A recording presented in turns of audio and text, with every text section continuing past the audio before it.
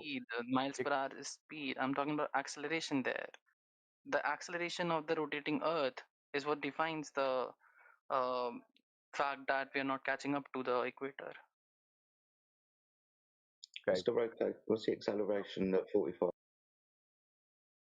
Acceleration is same. Also the What is on the equator? It's yeah, not the possible. acceleration is same on the equator. Same at the North Pole? Yes. The velocity on North Pole is zero because the radius is zero.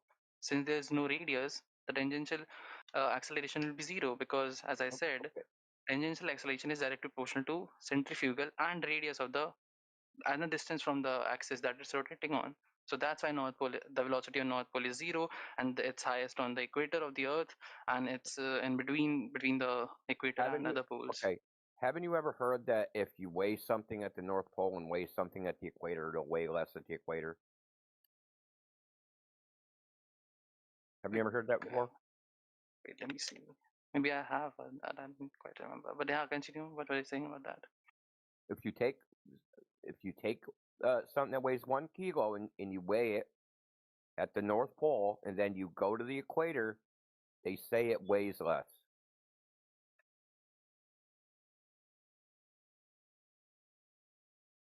Right? Mm-hmm.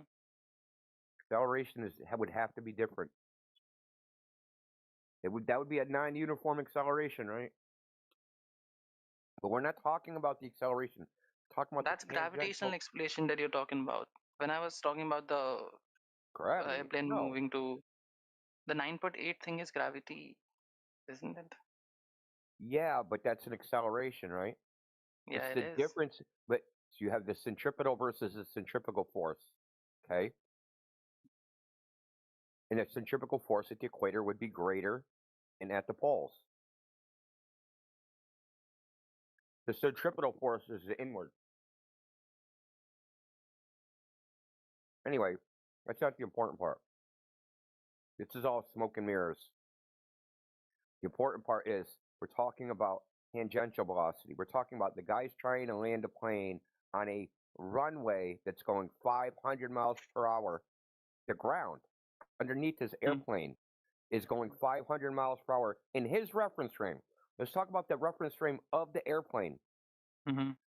Okay? So from within the reference frame of the airplane, the ground is going 500 miles per hour faster. Yeah, sure. He has the inertia. He has the inertia from New York City. He has its tangential velocity, its acceleration, whatever you want. But think about the Earth as like, say it was a giant spinning disc, and if you were in the center, try to walk to the edge in a straight line, right? What's going to happen? Can you walk to the edge in a straight line? From your reference frame, you can walk to the edge in a straight line. But from above it, you would have to take a curved path. Now, to take a curved path, you have to have an acceleration. So for some reason, the plane would have to accelerate to catch up in the absolute reference frame. From the external reference frame, the plane would have to accelerate to get to the edge. Can I just say that? I think that you're actually assuming, or I don't know, but the plane is also accelerating in that direction with the same acceleration of the Earth, rotational acceleration of the Earth. How? Where's this energy coming from? That's inertia. Inertia just doesn't just entails velocity. Okay. That's why I don't know what you're not understanding. How fast? If you had a radar speedometer, speed gun, right? You know, one of the how do I call it? Tachyometer. If you had a laser tachyometer, and you're in outer space, and you shot it at someone in New York, their speed would read 500 miles per hour.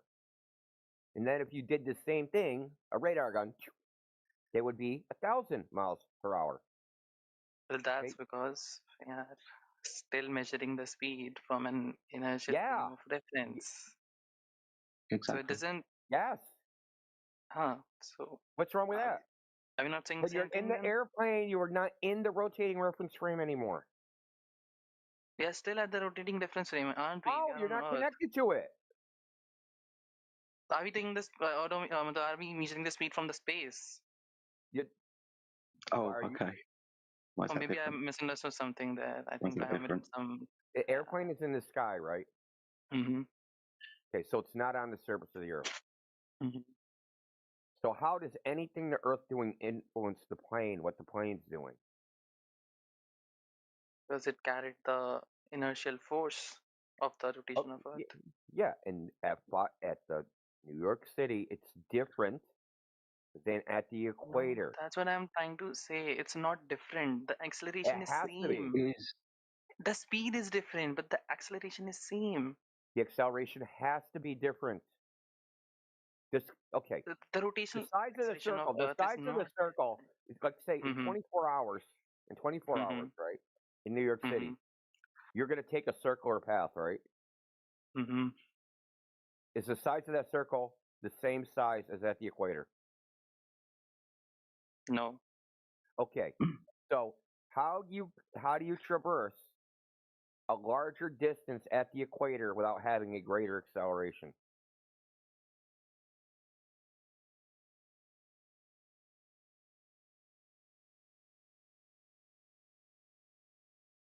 From what I understand is that the airplane Yeah, carries now you on the see. inertial force, which is the rotational movement of Earth, which When it was attached And what we're at telling you, 500 mile that's an hour, bullshit. when it was attached and then it accelerates in that direction how? because of that.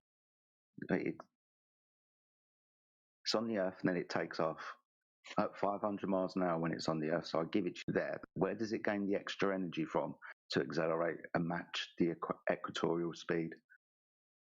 Guess I'll have to read more about that. It's a bigger circle. Okay, so if we drew like if you had a little tire, a little circle, and a big circle, for them to make a 360-degree rotation, right? The bigger circle, whatever, has to go farther. Like the arc length is a longer distance. So to stay in line with a smaller circle, like say you had like a spoke on a wheel on a tire, right? You have your inner hub and then the outer tire. If you drew a line on each, like a mark, a chalk on each one of them, and you wanted to keep them lined up, the outer tire has to spin faster. Not faster in the rotational as in like rotations per minute, not in that sense, but it has to travel across a further distance, right? Its arc length is greater. That would just be the measured length around its circumference, right? Mm-hmm. So if the circumference of the circle at the equator is larger than the circumference of the latitude circle, right? Then you have to travel a greater distance. You have to have a greater acceleration. You have to accelerate to catch up to the equator. There's no doubt about it. And we know what the standard answer is. We've heard 100 times, but it doesn't fly. It doesn't make sense. It can't possibly be correct. It's just a bunch of word games. There's no substance to it. And like I said, I was trying to tell you guys, CERN, if you know what CERN is like the Large Hadron Collider, right? They smash protons together. You know, they discovered the Higgs boson or whatever the crap that is. Okay, so a physicist from CERN has tried to defend this, and he can't, because there's no way you can make it work. You can't have a plane on a rotating ball land, fly north to south, because the actual path they take would have to be a curved path, right? Like, you know what? I'm going to post in the chat a video of it. Sure. It's just an animation of a plane and what a plane would have to do to stay over the same line of longitude on something that's rotating. That the path of the plane would have to be curved. So now you have a longer distance, right?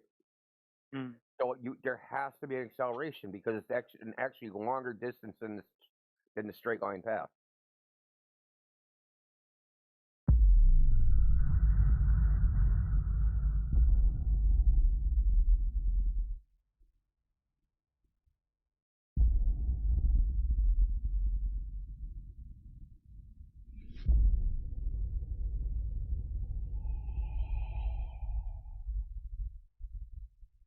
So what do you think 2026 is going to bring? Flat Earth, Indio? Is it going to be anything new? Is it going to be the old stuff? What's going to happen? I don't know. It's a good question. I mean, I know what I'm trying to do, like me personally, and I have to work on this. Get some of the trying to get observations together. Just get like as many as we can get, like long distance observations.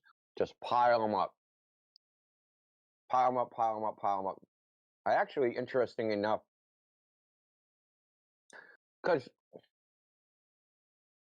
just looking at a lot of the observations that have already been done, and the globe Earth has a whole slew of claims about what refraction does to the horizon and objects and all these things. That just doesn't seem to match what's actually observed in these long distance observations. It just doesn't seem to line up. Like, oh, if there's an inferior mirage, and this is warmer and that's colder, and then if it's a superior mirage, it's the other way around. Like, it just doesn't seem to actually be the case. That it's way more complicated, and yeah. So I think this year should be the year of data collection. Because I also just, by some serendipity, it was called a paper that was published in, I think, 2023, where they went out and they did some surveying, and they assumed like this curving light right thing, and then they actually, this K constant, right, this radius of a ray that goes around the ball Earth. Well, when they actually went out and did the measurements, they had to conclude that there was upward refraction if there's a ball Earth, which just basically means that we assumed it's a ball, and the ray was actually flat, so it must be concave. You know what I mean? Because you're in a coordinate system. Yeah, so like flat lines are concave in their little in their paradigm, right? So that's what they actually went out and measured, and they had thermocouples, and they measured all this stuff. And it's just funny that this claim of this downward refraction, I just don't think it has any evidence for it. I just don't think it's like the textbook, whatever's in the textbook that says it's wrong. It's just wrong. Like what they say creates inferior mirages is wrong. What they say creates superior mirages, wrong. Fata Morgana is wrong. All this stuff. I just think it's all wrong.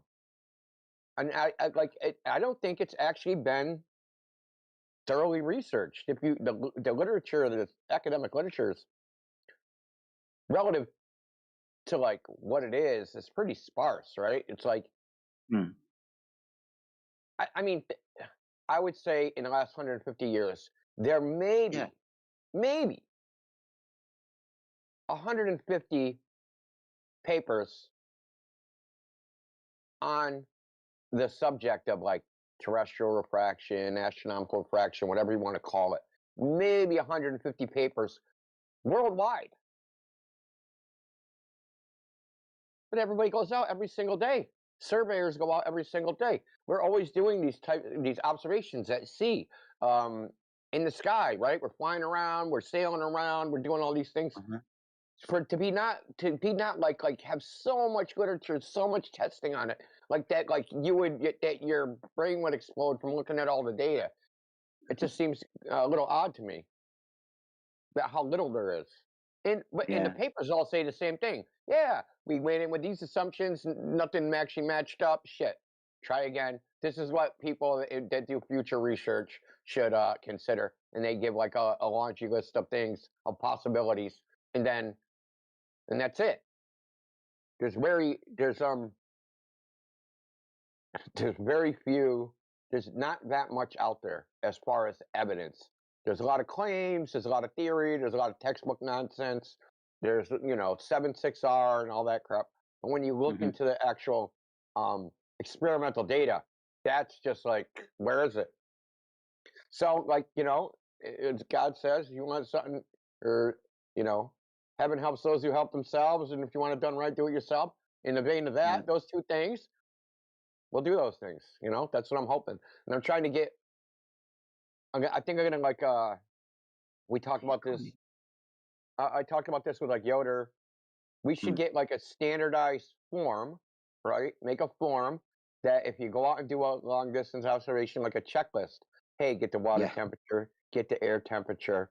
You know, put the camera in the shade. Don't have it in the sun. Don't go at this time of day, or if you go at that time of day, like you know, like a best practices document. Yeah. Right. Where's That the sun anybody in the can sky? get.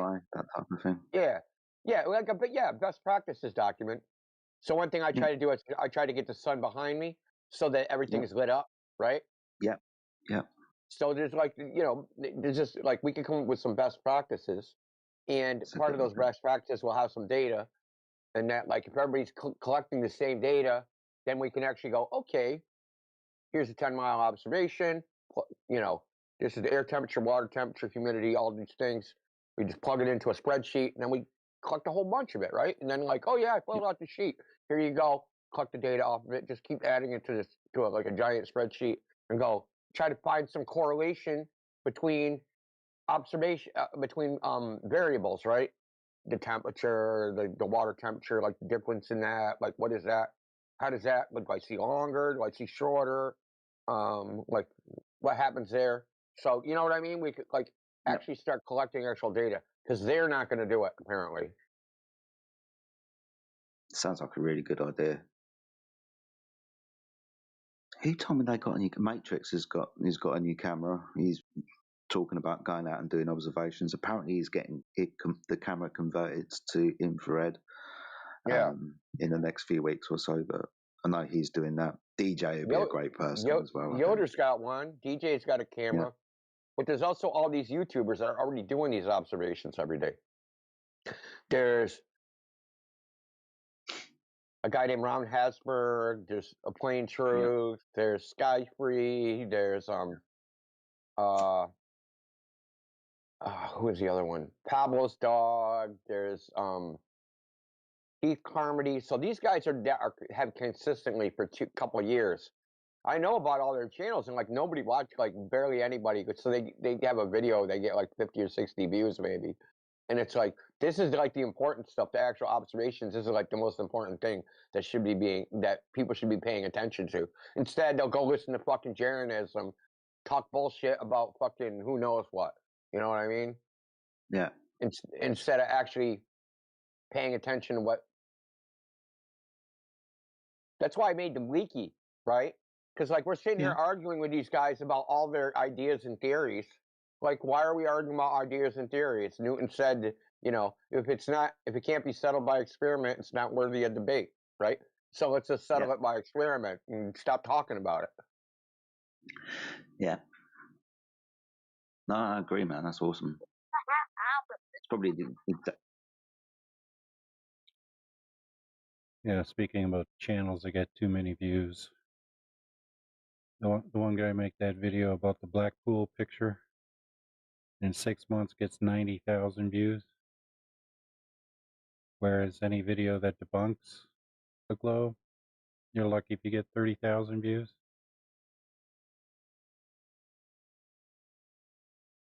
Are you serious? Yeah. Wow. Well, there's always what's his name? Simon Dan. He went from like 1,000 subs like over like 8 years or something, whatever, however long, and then just like Mr. Cheswick did a video on it. Yeah, some freaking he got like 12,000 subs in like a week, and it wasn't linked to like any particular video.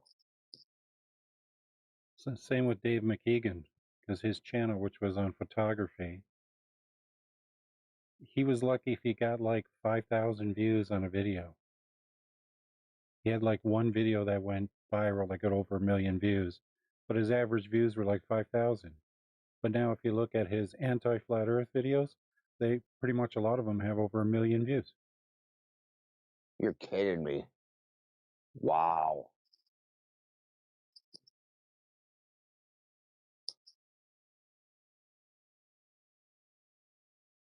Dude, his content is horrible too.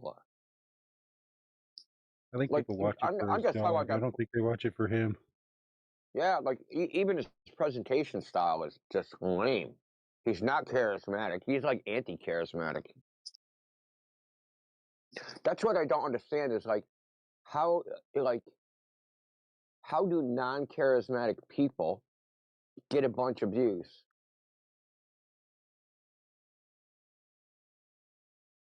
You know, like McToon, Simon Dan, Professor Dave, Dave McKeegan. They're like anti-charismatic. In fact, like looking at them and hearing them speak is like fingernails on a chalkboard. Doesn't even matter what they say. They could be talking about anything.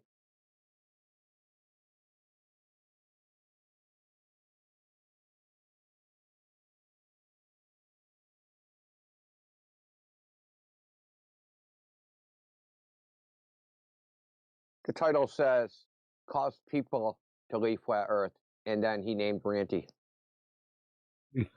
Yeah. I mean, person caused person to leave flat Earth. It's probably the clickbait title, and people are clicking on it, going, "Oh, it's definitive proof against flat Earth," and it's just trash.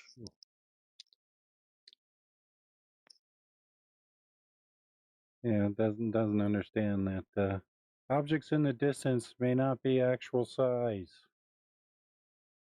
Yeah, amazing. Weird. It's weird how the street sign that's 10 feet away is bigger than that mountain 120 miles away. It's higher. It's not in the same line of sight. Why is that? It's so stupid.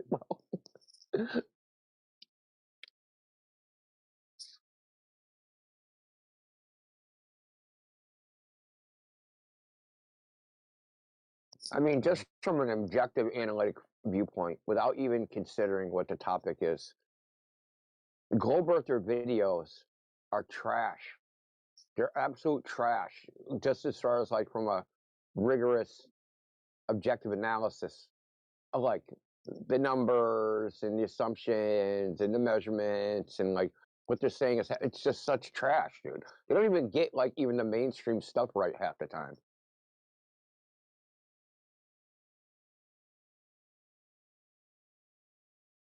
Well, ignorance is their superpower.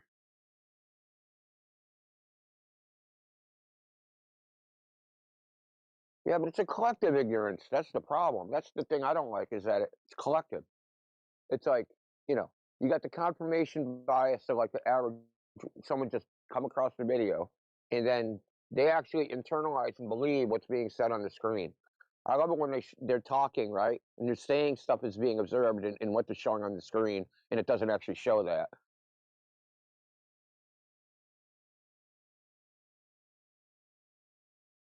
It's like saying, hey, this dude just scored a running touchdown when it was clearly a pass. But because they're saying he scored a running touchdown, people think it actually was.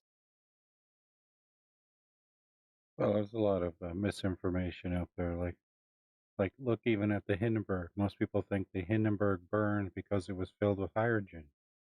Nope. Hindenburg burned because the material they used for the envelope there was highly flammable and it burned up like crazy.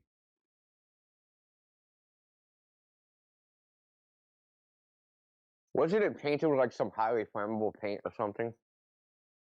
Well, whatever method they used to make that fabric, which was made in the United States, it was imported from the US, made it highly flammable.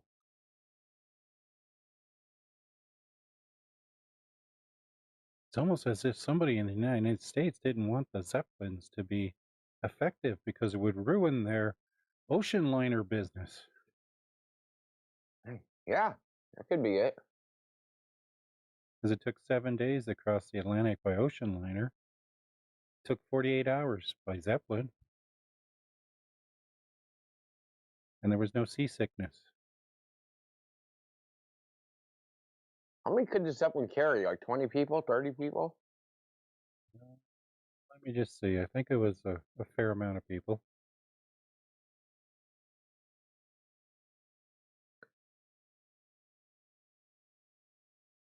Yeah, I don't know what the business model was, whether it was profitable or not.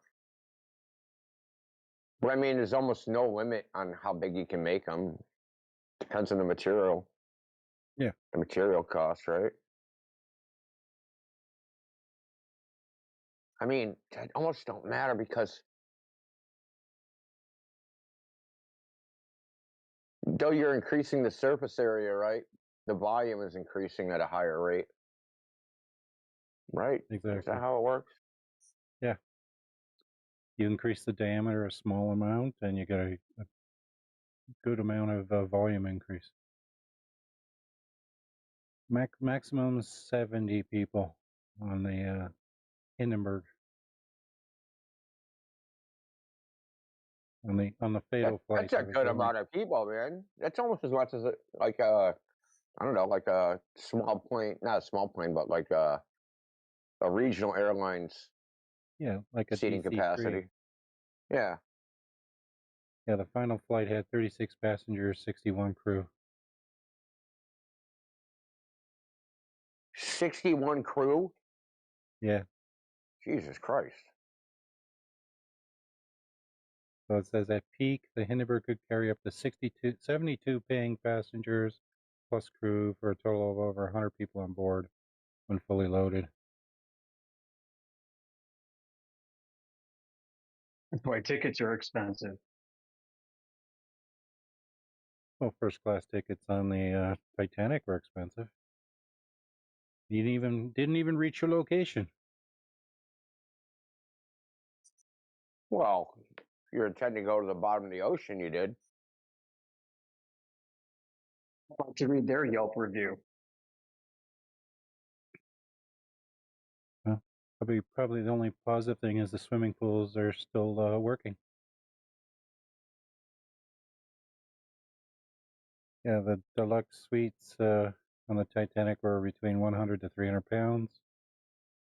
The biggest suites, 870 pounds. That's about $4,350 in 1912, and today that's probably close to almost $200,000.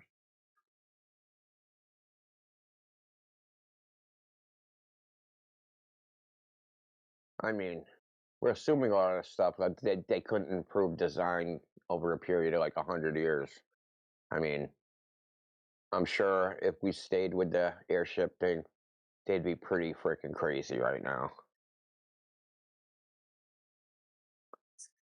Aren't they called planes, bro? No, I'm talking about we're talking about blimps like the Hindenburg. They were called airship.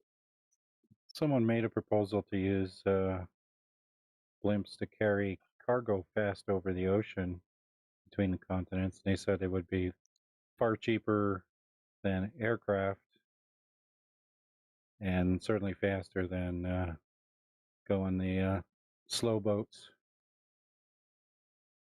Seems to be kind of hard because I feel like you're going to be affected by winds a lot, especially with the seas. You're going to have very rough currents.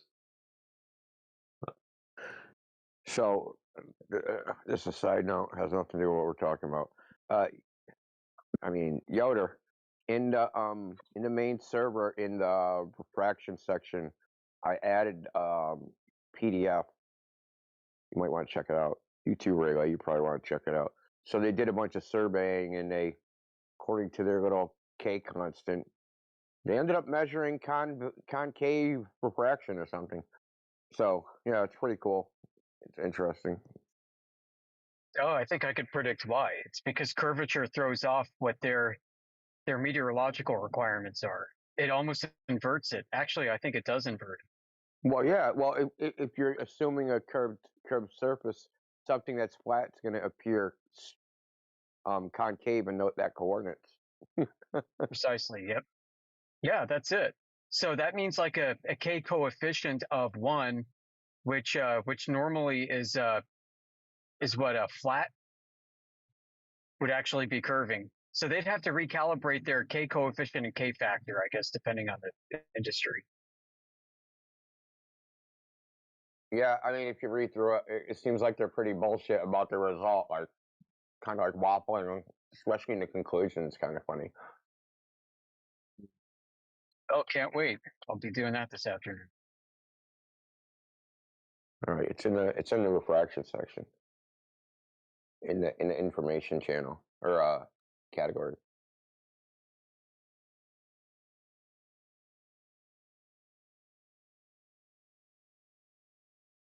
I gotta bounce. I gotta actually do something productive today other than sit on Discord and drink coffee.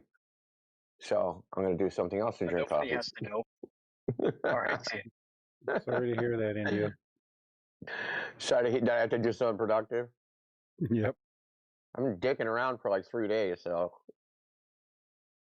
I mean I don't have to do it, but I should. This isn't a must, but you know. I did something productive yesterday. I regret it today. All right, I'll talk to you later. Bye. Peace, man. And I always find it funny how all these Globers talk about the K factor for refraction. Never seen them ever mention the T factor for transmission.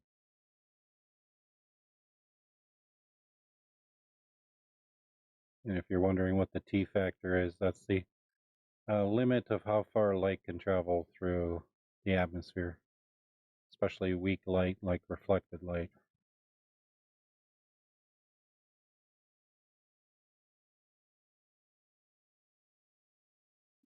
It can be a bit confusing when you read about this subject from different disciplines, because like the K factor that's used in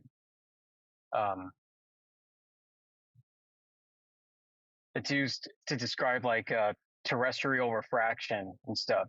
A K factor of 1 indicates a regular globe Earth with a regular radius, and anything that's above that, like 7/6 or 4/3, is making a bigger radius. So as that number gets bigger, it gets flatter. But the K coefficient is different, and you'll see this in like a surveying literature. They won't show anything with respect to like a 1. They'll show you like 0.13 or 0.27. And the higher the number, the flatter it is. But it's not the same. Like, it's not just like subtract 1. I forgot how it works. I'm gonna have to look at some notes I took on this.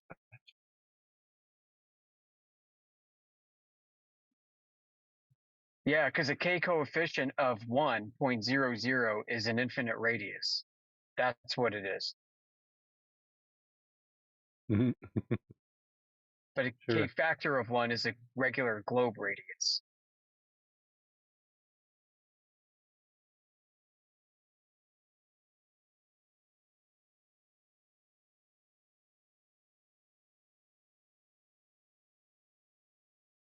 Now we have, what, T factor to contend with?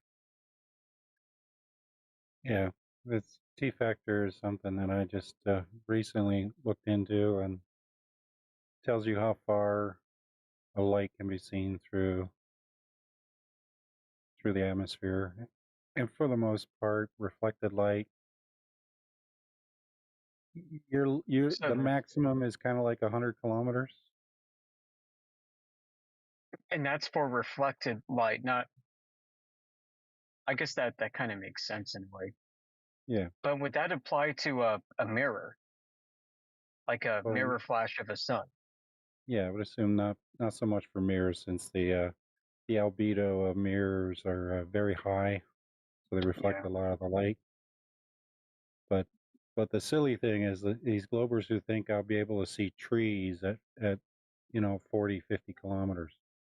No, trees are good at absorbing light. That's how plants grow. The only light they reject is the green light, so they don't dry out, turn into prunes. But their irregular shapes of leaves also diminishes how much light reflects off the trees. So no, you're not going to see them over great distances. That's how I'll be talking after I fucking bust a nut. Like, it's the same tone. What?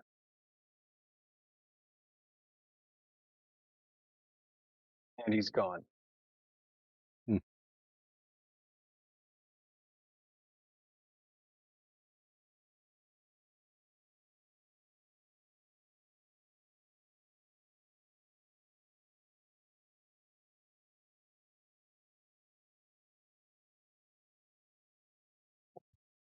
It's pretty handy though, having a T factor. That's really good. So it's all the absorption and scattering.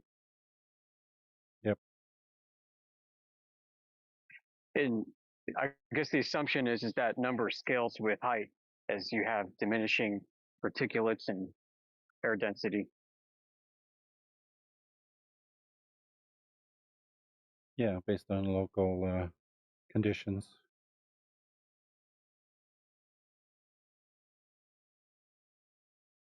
So I'd be curious to see how that changes from being like a foot off the marine layer compared to like 6 feet off the marine layer compared to 20, 50, 100. You know, are there observations that confirm this model or not? How was it derived?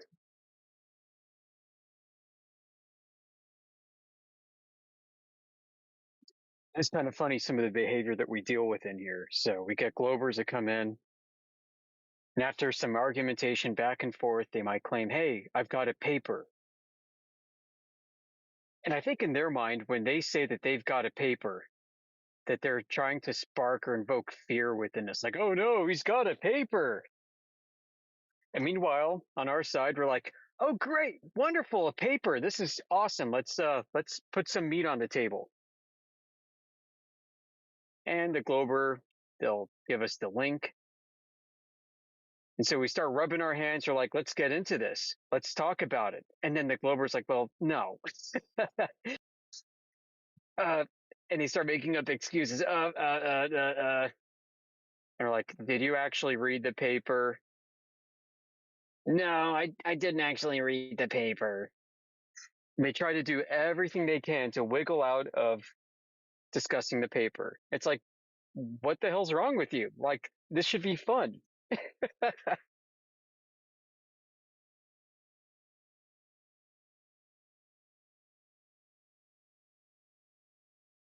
Man, that happens like 99% of the time as well. Like there's probably 1% where they've actually read the paper. Hilarious. Yeah, I really start to wonder, man. I think that they think that we're afraid of papers. And so they think that they can get away with it by just plunking one down. You know, they don't expect us to call their bluff, and we do every single time. And then they run away from it.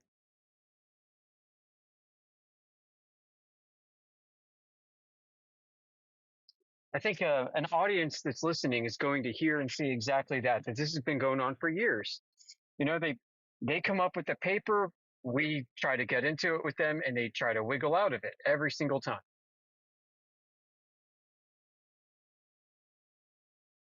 And they think that a paper is like some like magical piece of empirical evidence.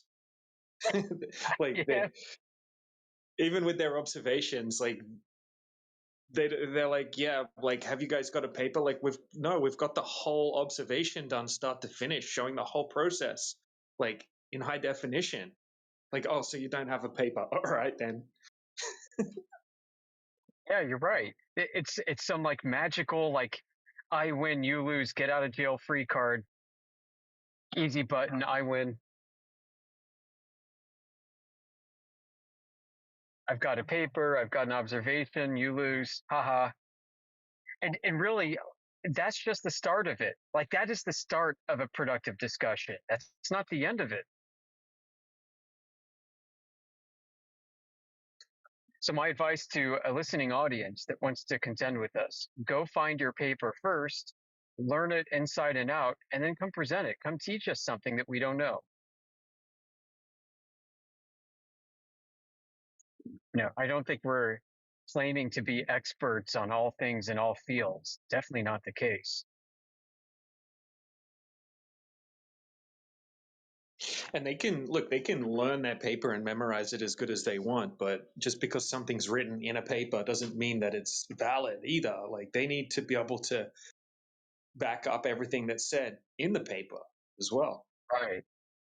Right. I'm glad you mentioned that. Yeah, just because the paper's written and you can articulate it doesn't mean you win. We're here to evaluate the claims. I mean, there's a lot of bullshit out there, a lot of bullshit papers. Everyone knows this. Anybody who's done some reading on like the problem of reproducibility for claims and the great replication crisis.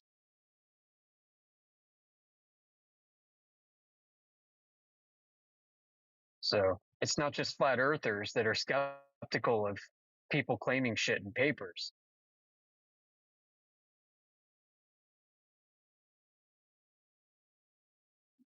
You know, and you don't necessarily have to be an expert in the field that they're writing about. You can evaluate their process and methodology without having that domain expertise, that technical expertise in what it is that they're investigating. You can look at their investigative method and their experimental design. And I would say 9 times out of 10, that's where they fail.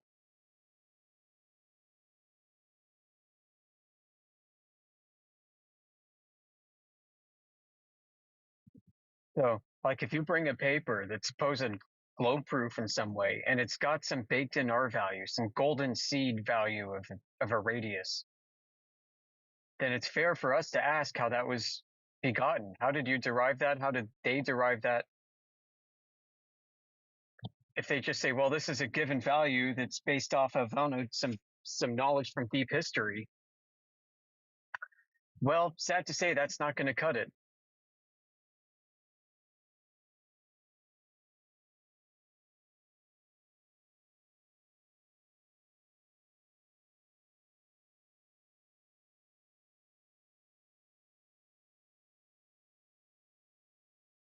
No. So it's not like we're saying you have to reinvent the wheel every time you come to this.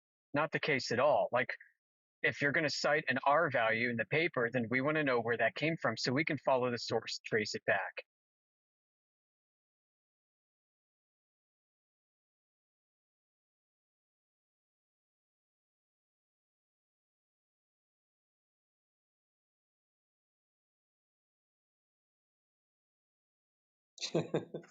Well, that's going to be a problem, isn't it? Yeah, it sure is, because we tried doing that. We can't find it. It seems to go back to Eratosthenes.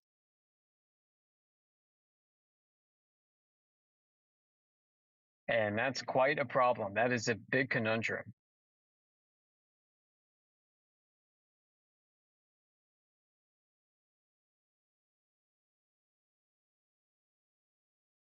And it gets really freaking weird in between like the 1600s and early 1800s, where there's like this pendulum madness where people are taking pendulums everywhere, pendulums in their labs, pendulums out in the field, pendulums on mountaintops, pendulums by the ocean side. Everybody's swinging fucking pendulums left and right everywhere. So when they're not taking sky measurements to try and ascertain the shape of a globe, they're swinging fucking pendulums. And I don't mean Foucault's pendulum. No, like a lot of this precedes that.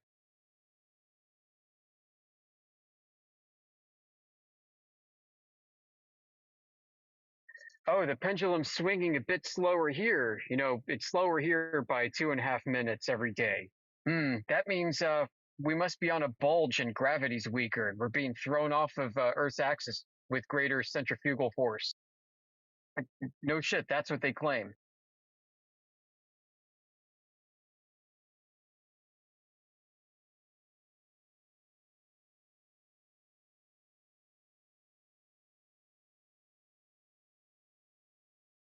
So you've got to assume then that Earth is a globe. You've got to assume a center of mass. You've got to assume the inverse square law for gravity from Newton. You've got to assume all this other shit.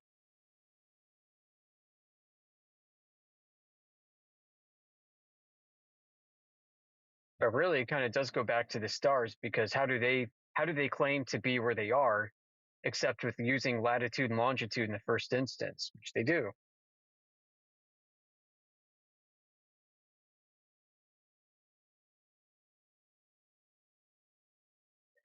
So even the pendulum swingers, right? They claim that gravity is less here near the equator or at the equator because, well, Earth must be a spinning ellipsoid, right?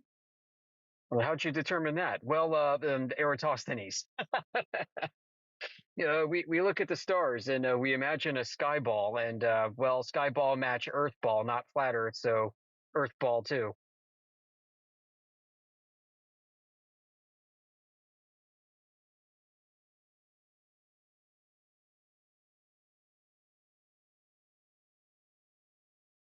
When I was brand new to this early on, and I was getting frustrated looking for this measurement, I'm like, if Earth is a globe, then I guess the excuse is they got fucking lucky at every step of the way, that they were guessing and guessing right.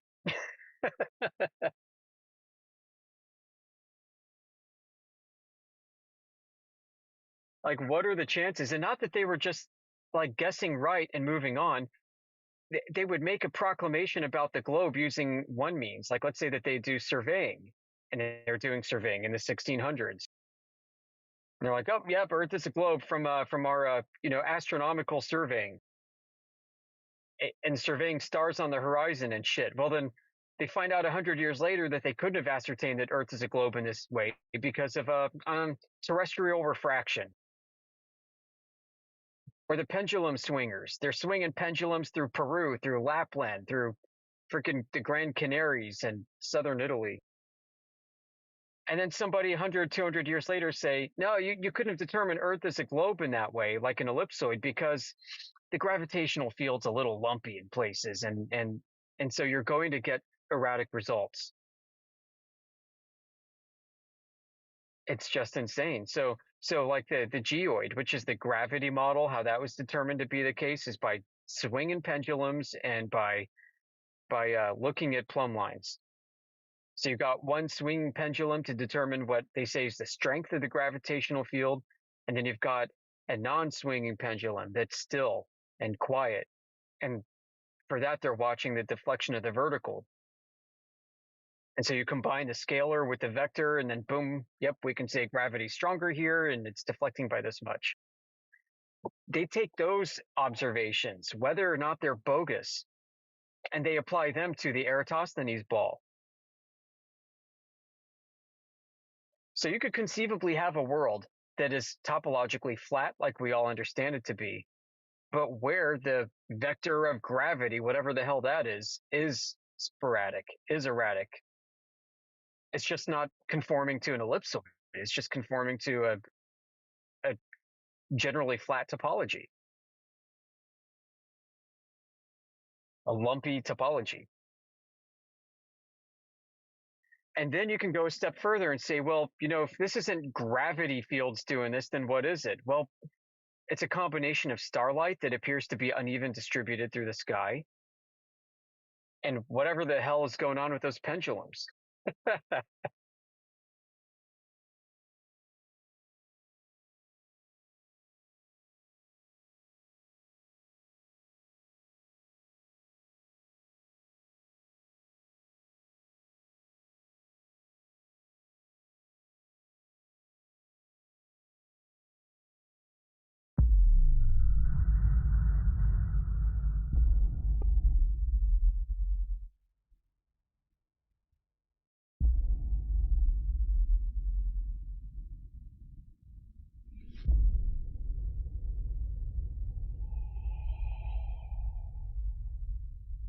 Listen, buddy, you said you just checked that today, the parallax thing, though.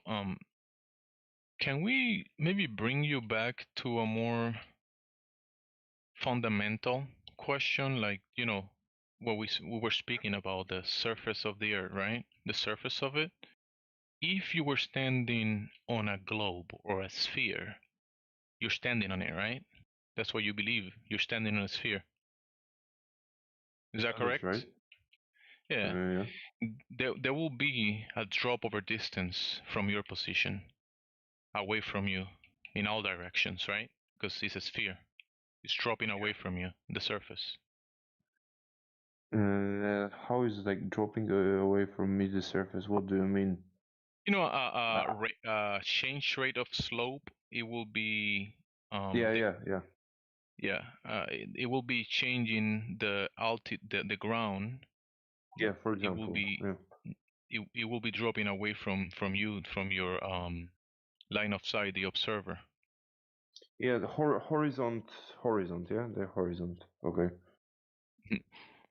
But that's the thing, though, that those not the sphere that you think that you're standing on, it will require a specific rate drop, and that can be tested. It has been tested for to check if it's there. Like people, you can go outside, you can go to a body of water, you can do either measurements or long distance observation. There's even laser tests that have been used, and you can come to the conclusion that there is no curvature because there is no drop over the distance that will conform to the drop of the sphere, the globe, the globe Earth that they claim. There's no, it's not dropping, it's not curving. So how can it be a sphere if it's not curving, though? You see? You Because see the it's issue like there?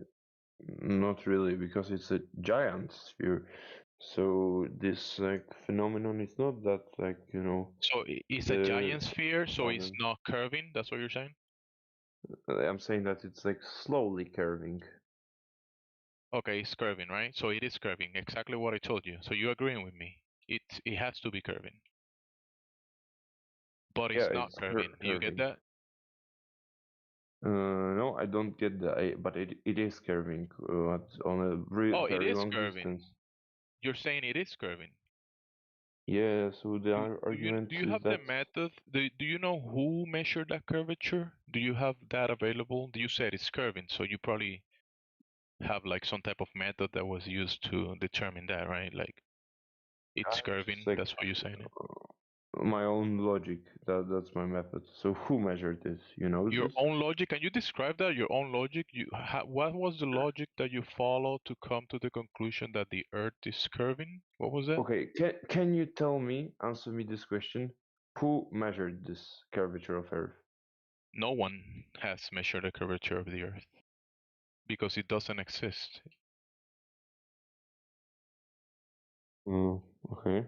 That's if that's the answer, then Yeah, but that's what you're saying. No one has done it. No one okay. has measured the curvature, but Okay. it has to be. Let's You're saying it has to be there, even though nobody has discovered it or measured it or seen it or showed it. You're saying it's still okay. there, even though I have nobody one more question. has measured it.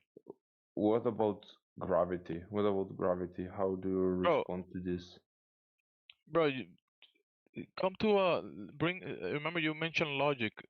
Dude, just try to come to a logical conclusion about this one, because if you can't figure out the ground that you're standing on or the waters across the surface of the Earth, how are you gonna figure out gravity, dude? I don't know. So let's maybe find out this one Yeah, let's find about out. Yeah, so let's do a Okay. long distance observation, right? We can look at many examples in the chat. I might jump in the text. Maybe people, if you look in the chat though, there might be people posting things now or before our conversation. There's probably people posting different observations from the surface of the Earth. And by you just looking at this stuff, you can safely come to a conclusion that there is no curvature, the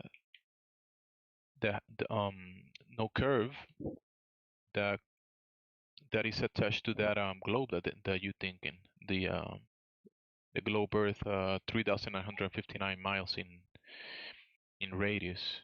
Because remember, it has a specific It's like variation, specific variables, and that stuff can be tested for, and it has been tested for, and the test shows that it's not there. So it's not that, because if it was that, if it was a sphere, that the curvature will be there, and we will be able to test for it, but it's not there after the test. Let me check the text real quick, because I got a I few don't know things here. what you're talking about, but can we talk about something I know what we're You talking don't about? So you don't remember the curve? You said it's a sphere. The yeah, sphere is curving, and but people can okay, test. yeah, bro, wait. So there are some like proofs about things that are like non I want to say non like fuck, I forgot the word, but they're like non-direct proofs. So, for example, like human is a human because it's like an animal because it has, I don't know, evolution, or it is Yeah, born now like you're from gonna a go claim female. stacking. Now you're saying about bro. No, Now I'm not claim stacking, you are bro. now you're saying we have evolution even though you don't have that.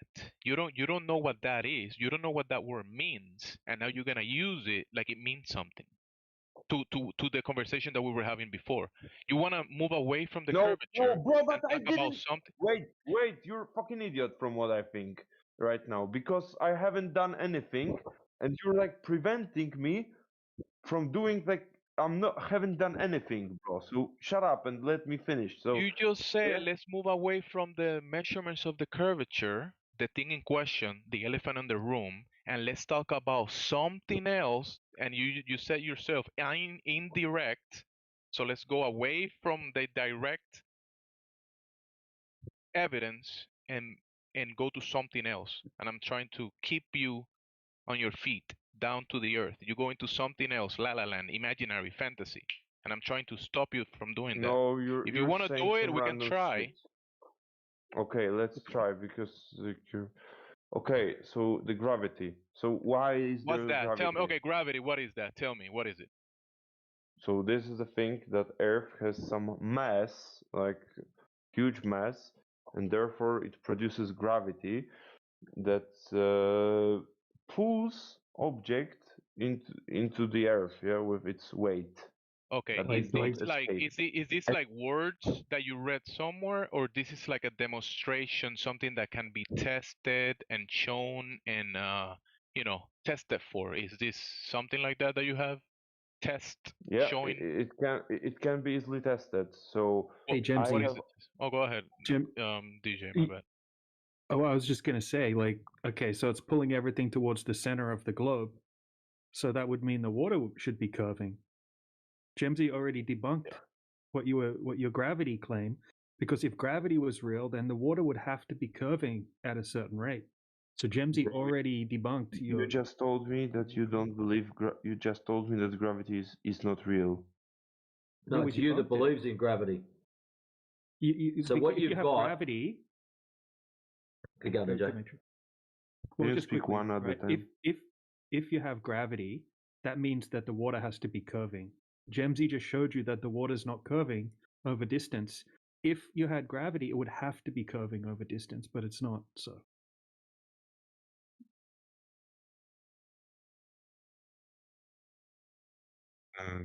Yeah, but I don't know. Is the water curving? Yeah, I mean, it is curving. It is curving, like slightly.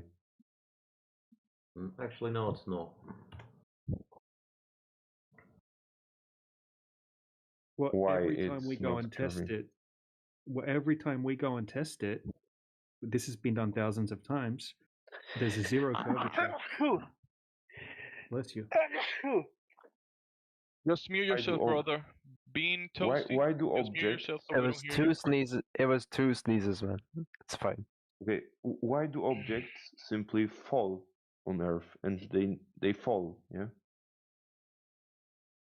So an object gets dropped, it goes down. So therefore, you've assumed we live on a sphere because of this action, this show. Here we go. I've got a pen. I let it go. It went down. So therefore, my table is curved. I hope not, because I like things to stay on my table. Yeah, that doesn't follow logically, bro. Like you're saying, okay, I see the water dropper, the pen dropping, like exactly the example that he gave you. I pick up the pen, I let it go, it goes to the floor, therefore I'm standing on a sphere? How does that logically follows? That Earth has certain mass and certain mass, so therefore, so object fall on Earth with some like speed, and the speed is equal to their mass times this g. Yeah, this what is this? 10 meters per second square, yeah, like this. So Except that that's not interesting. everything drops at that rate because, you know, helium goes up. It doesn't drop that way. We have hot air. We have many things that don't drop at that rate. And that rate, that's only an agree upon. That's a convention. That's people said, we agree that a lot of things drop at this rate. So we're just gonna say that everything does. But that's just people saying that. That's not, you cannot demonstrate that everything drops at that rate. That's not I don't reality. know, like you were telling me about elements, and they behave different way, the elements, yeah, Yeah. than like normal objects. Yeah, and we know the behavior of water, and we know that water doesn't attach itself to the outside of spinning spheres. We know the behavior of that. We know that water lays horizontal on the surface. We know that. It can be demonstrated. Okay, It can be so one more measured that the question. water is not curving to the rate of the globe. So the globe is just falling flat, falling apart. Okay, so let's assume that the Earth is flat. So why is it like this? When you go to the end of the flat Earth, why don't you fall down? Or when is the end of this? When you go to, okay, so you just made up an imaginary place in your mind, and you think that imaginary thing doesn't work, and you are trying to ask me about it. No, that is a model that is like flat Earth in my mind. So A it model has in to. your mind, yeah, exactly what I said. Something that you made up in your mind that doesn't No, work. but You just telling me that whatever you're imagining doesn't work for you.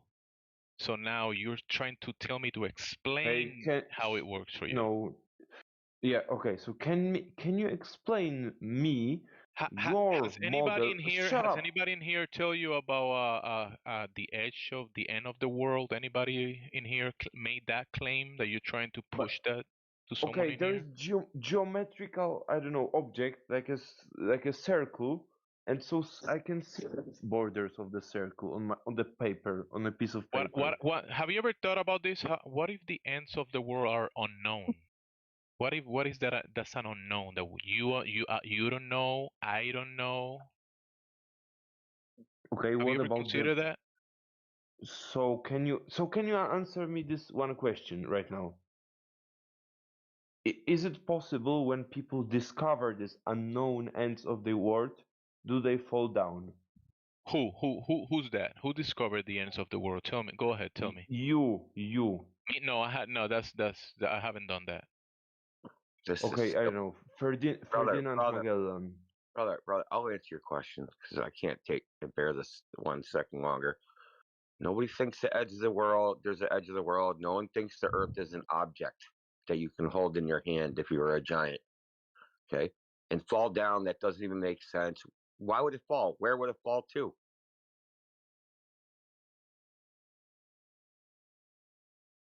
Yeah, Like it's like outer imagination, man. space, It would fall to vacuum. space.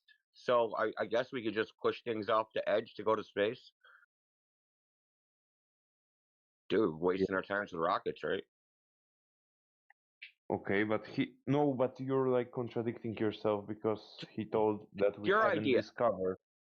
we haven't discovered the edges according to him. Indio, he thinks that the this I, in the internet that people label flat Earth, that's us. yeah, we don't think the Earth is a disk in space floating around. Does that help? So can you explain me what this is according to? Earth is not in outer space. It's not inside of something. It's just the Earth, and that's all there is. Above the Earth, we see stars, sun, and moon, and all the celestial objects. Phenomena. Yeah, phenomenon, whatever you want to call them. There is no outside the Earth.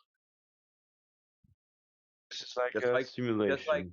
just to give you it's like saying, hey, what's outside the universe, right? Doesn't even make sense to even ask that question. There is no outside. It's all there is.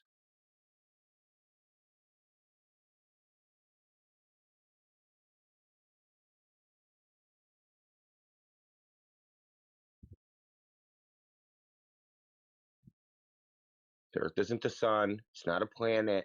It's not a moon. It's not a ball. Did you understand all that, pal?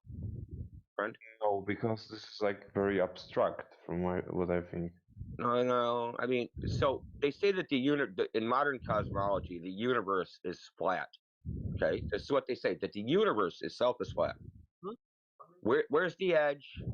Can I fall off? Can I go outside of it? Wait, we don't. Cosmology doesn't say that. It says the Yeah, it does. universe. Yes, they It do. does. They say What, it's an since when? asymptotically flat space-time. That's news to me. Okay, Google it. Flat universe. No, I'll trust you on that. Honestly, I'll just trust you. No, don't trust him. Don't trust him. Well, is he a little liar? Is he a liar or something? No, I tell the No. truth, but you guys still, in your head, you'll still think that the universe is not flat. Like, in their No, bro. cosmology. Oh my god, if I'm saying I trust you, I'll trust you, bro. Please, just trust me that I trust you. Okay. Well, all I'm saying is, I don't know what you're hey, saying. I don't think the universe is flat, unless you count just the Earth as the universe. So we know the Earth is flat from measuring it to be that way. And I heard you mention gravity, like why things fall. No one knows why things fall. No experiment can be done to determine why things fall. I mean, if you know the experiment, just tell us. I'm all ears. I think that's the best answer for that, because he sounds fairly new, but that's straight to the point. No one knows. That's the truth.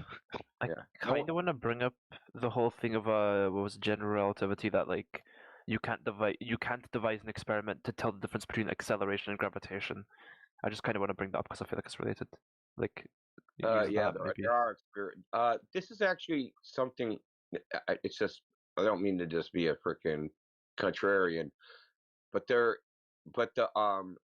gravity acceleration equivalence has never been actually proven, and there is actually a physicist working on demonstrating that.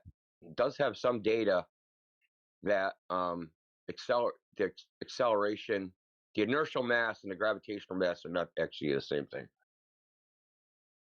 And he's been doing these experiments by dropping different elements in his, I guess you would call it theory, hypothesis is the number of neutrons within the nucleus of an atom determine its inertial mass. The guy's name is Sky Darnos. He's a physicist. You can check out his YouTube channel and watch all his experiments. I'm just saying. Mm-hmm. But within the framework of relativity, Einstein said yes, inertial mass and gravitational mass are equivalent, but that's never actually been proven to be true. But the difference would be very small anyway. So. Oh yeah, what do you guys think of the physicists who sold these ideas? Like, do you think they were just bought by the government or something? No, they're just wrong. Okay. Okay. Oh.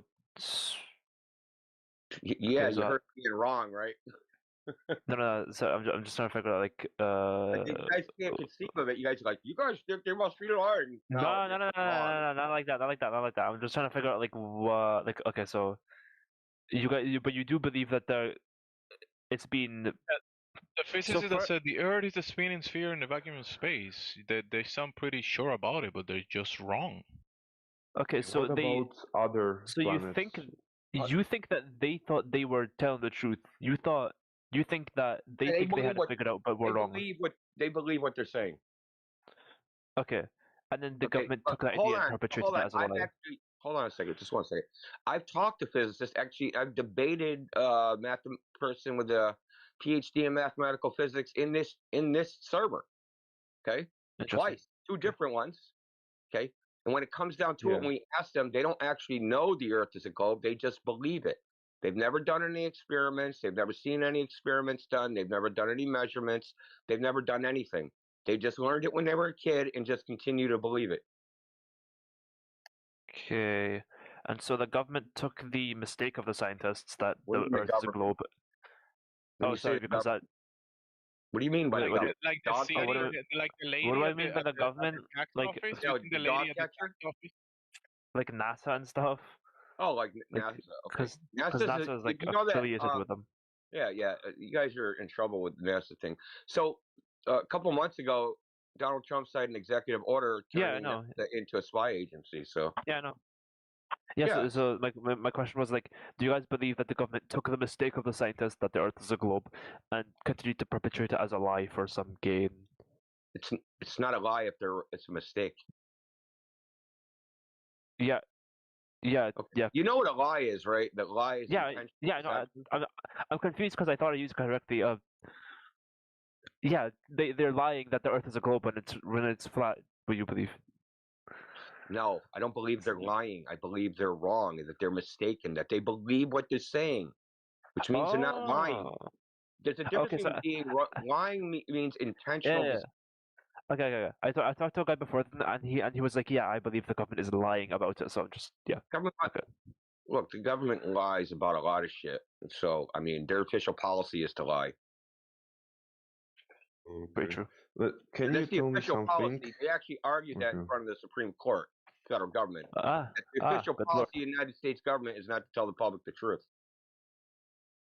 Hey, Oh damn. can you tell me what about other planets? Case was Because I don't Akaba know. versus Ashcroft. In case you want to know what case it was argued by Ted Olson, Solicitor General of the United States. Can you tell Back me after about that. other planets? Is Just there wait a anything minute. You're like gonna get a a reply big to the planet? other I planets covered, first. Okay. brother, Okay. I covered the other planet thing. Earth isn't a planet, so there's no other planet. It's not other. Yeah, the issue that you're having though is that you're in your premise. You're saying you're in your premise. You think the Earth is already a planet. What about the other planets? And that's wrong. That's a wrong premise. It's a false premise because the Earth is not a planet. And when you look up to the sky and see the luminaries, and some of those we call them planets, the Earth is like those things are nothing like the Earth, and the Earth is nothing like those things. So the Earth is not one of those things. Yeah. What about some like the like photos like we have? Is it Photoshop from How other do you know they're planets? photos? Well, no, the We problem with have those some is that photos. there's no way to test them. And they're not even consistent amongst each other, right? So you can look at any random so-called image of the Earth, and they don't look like any other image of the Earth. And number two, you can't even tell because you've never seen the Earth from that point of view. There's no even way to even tell if that's what the Earth looks like. I mean, for all you know, the Earth is a freaking giant egg. You'd have no way to know if their picture of a ball versus an egg. You can't tell. There's no way to evaluate them, and we know they have to be fake. You know how we know that? You know how we know that any image depicting the Earth as a ball is fake? Are you curious how we Because know? it's composite images. No, we know they're fake because they depict something that doesn't exist, and we know it doesn't exist because in those images claims to be the oceans of the world, and we can go out to those oceans and measure the surface and demonstrate that those oceans don't curve on their surface, and if they don't curve on their surface, the image must be fake.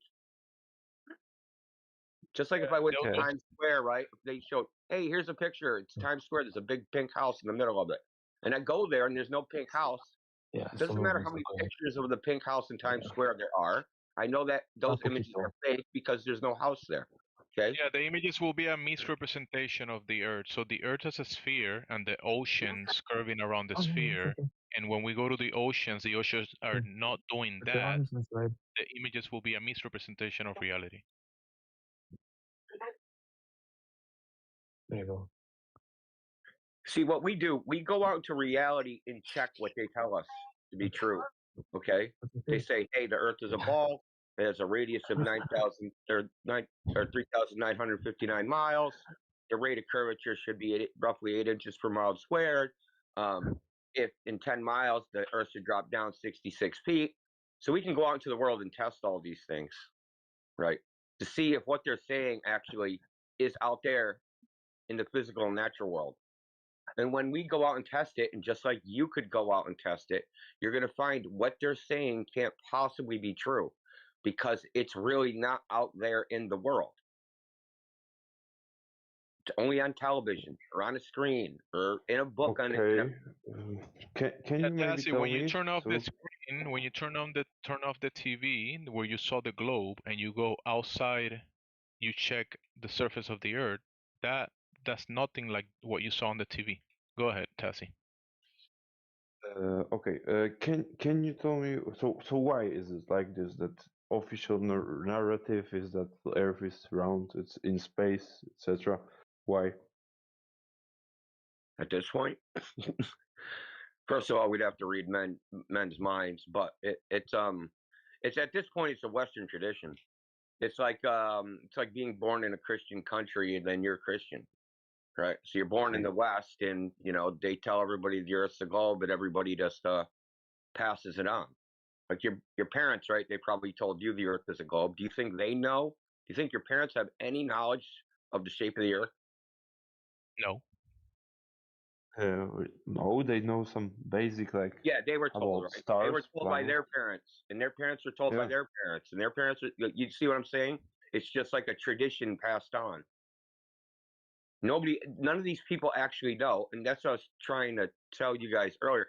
I've talked to the people, the scientists that you think know, and they don't know because I've asked them. I've talked to them. I've talked to people that are satellite engineers and pilots and surveyors and physicists, cosmologists, astrophysicists. We've talked to all these people over the last 10 years, and they don't have any information that's different than you. What about this like comets or like meteors? Do they? I mean, there are some stones that fall from above to Earth. Yeah. Yeah, there's also cats and dogs and fish and animals that fall from the sky too. So what? There's also fish that falls from the sky, though. You know that? No. What do you mean? Never heard of the reign of animals? It's been going this is documented for 2,000 years. There's sometimes No, there's I just had. rain animals out of the sky. What do you mean? Nothing like this exists. Okay. Anyways, real quick about the rocks in the sky, there is a difference between the phenomena that we see, like we call sporadic meteors or meteors, and then there is the cartoon version of that. Because remember, if you're standing on the ground and you look up to the sky and you see a phenomena, and let's say a rock falls from the sky, and then you go pick it up, right? Okay, cool. Yep. That doesn't logically follow that the Earth is a globe, though, because then you got someone, then you have the question, where did this rock came from, how did it happen? You're going to be asking those questions, and then you're going to have one of those guys showing you a cartoon, right? And then you're going to look at the cartoon, and the cartoon is going to show you the misrepresentation of the curving Earth, and that rock came from outer space. But that's just an explanation. They don't actually know that. That's So just what a is like? misrepresentation of what happened. Go ahead. Okay, so is the theory that we are like alien zoo? Is it good one? Eh? Like humans are alien zoo, yeah? We are like animals No, of the that's a alien. misrepresentation of the use of the word alien, because alien means foreigner, someone from other land. And alien, you can also use it in fiction. So whenever you speak about outer space, aliens, that's fiction. If you're speaking about people from other lands or coming from other places, sure, you can use the word alien. But what you're thinking about, the aliens in Star Wars that look like frogs, speaking different languages, no, that's just cartoons and fantasy. Yeah, there's no as far as other land, there's no land in the sky for people from other lands to come from.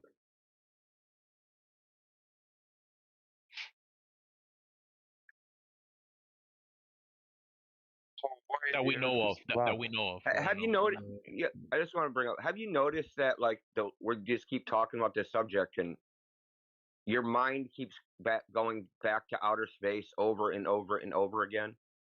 Even though we're talking about the Earth, you keep thinking about like what's up in the sky instead of what's under your feet. Yes. And then you're wondering why is it that you even think this way? Because imagine we were talking about your house, right? And you just kept talking about your neighbor's house. I said, dude, but what's your house made out of? And you're like, man, my neighbor's house has got frickin' vinyl siding. And they're like, what about your windows in your house? And then you said, well, my neighbor has gutters on, like, this is what you're doing over and over again. It's like a mental, like, bro, don't do, listen, I'm not like giving you shit, but it's like, but we observe this to happen all the time, is that when we talk about this topic, we end up talking about everything but the earth and talk about everything else in the world. Because this claim is like, honestly, because this claim is like, I've never even heard anything like this, so that's why. Well, everybody he sounds really right? new to the topic, though. Go ahead. Yeah, I am really new to the topic. Yeah, so brother, now let's imagine nobody ever told you that the earth was a giant ball. Would you have figured it out on your own without being told? No, I wouldn't, probably. And every single person I've ever asked has said that same thing. They said, I never would have figured it out. Okay, that means it's not obvious that the earth is a ball. It's not obvious. That's it's not obvious from your daily experience. If you go up a mountain, go in an airplane, go to the ocean, anywhere you go, it's not obvious at all that the earth would be a ball. It's like a mental construct that humanity is like constructed in our collective mind. Oh, shoot. But there's no evidence for it in the physical world. That's the problem. That really is the issue.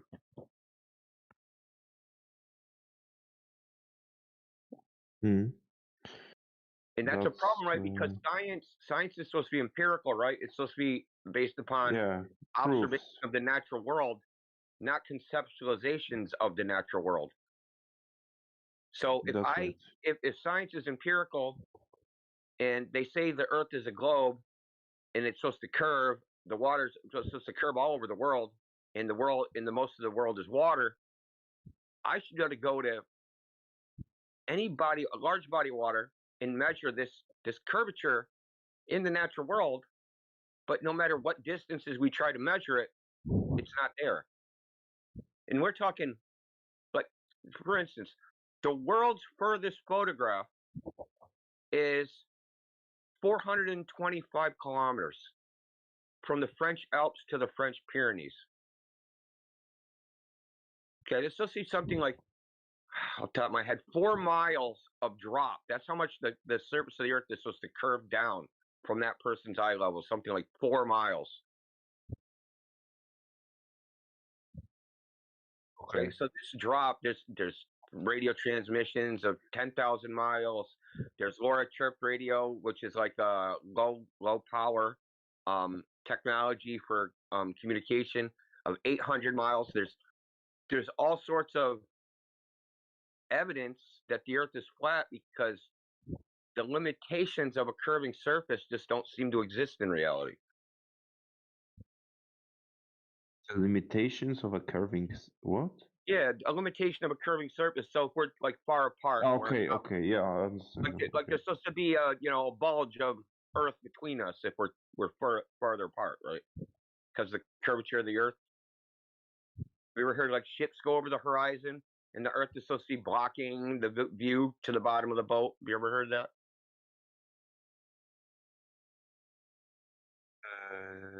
No, can you repeat, because I didn't get anything. What you? Yeah. So if a ship sails away from you, this is what they say: if a ship sails away from you, it'll disappear bottom first, then the mast, right, in that order as it sails away. And they say that this is due to the curve of the earth. The ship is going around the curve of the earth. Mm-hmm. Yeah, this is what they say. This is what I'm talking about. Yeah, that's what I also knew. Yeah, that's what I know. Like when you have the sun, the sun is setting. Yeah. Yeah. So this also considered the proof that it goes that disappears in the horizon. So this is where you cannot see no more. Like yeah.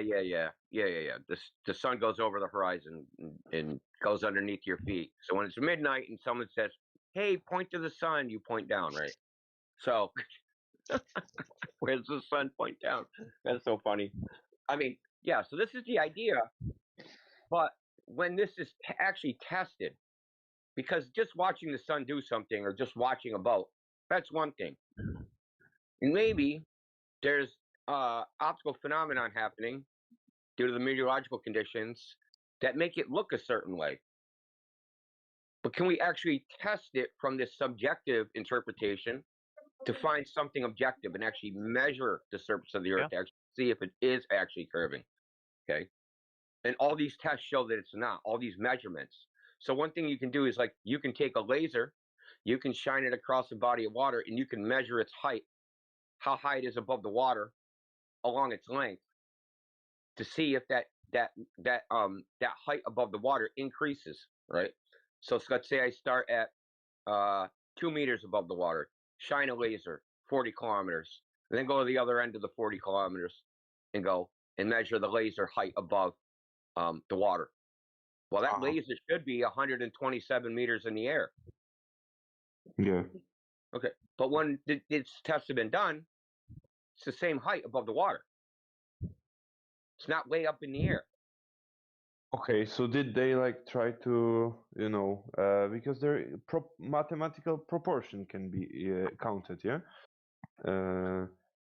So you like cover this distance, you divide this, what was this kilometers, the 40 distance? kilometers. 40, so maybe that's not enough, 40 kilometers, because Well, I just what is gave the... you what the globe says. I gave you, so the laser should be 127 meters in the air. That's what the globe predicts. Okay. Okay, but they measured the they measured the laser 1.5 meters above the surface. 1.5, and it was supposed to be 127. 127. So it went up a bit. So it's That's like 2 orders of magnitude. That's not a bit. That's not a bit, you're saying. That's the difference Okay. between having a penny in your bank account and $1. It's like a skyscraper building, like a giant skyscraper building. Yeah, 44-story building. That's its equivalent of a 44-story building versus a 4-foot man. Okay, yeah, I understand. Okay, but I'm gonna honestly, I'm gonna count this on on a piece of paper in a moment because I'm curious. And can you send me the link to this, like laser? Yeah, or sure thing. Okay. Just to give you a little background, I'll give you a link. It's a PDF. It's got all the measurement results. It was done in Lake IJsselmeer in the Netherlands, which is like a saltwater lake that they made out there. And they did a series of tests. And then they went back and did some of the tests again to replicate it, to make sure. And they had like meteorological stations. And it was a very thorough test. This was actually like the 4th or 5th time they did this type of laser test, because every time they did one, people would complain that you forgot this or forgot that. So this was like a culmination of like 5 years of attempts, basically. So I'll post it in the side chat without further ado.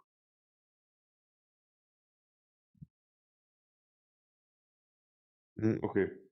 So maybe like one more question. So like, well, how is it like with North Pole and South Pole? Why does this magnetism exist on Earth?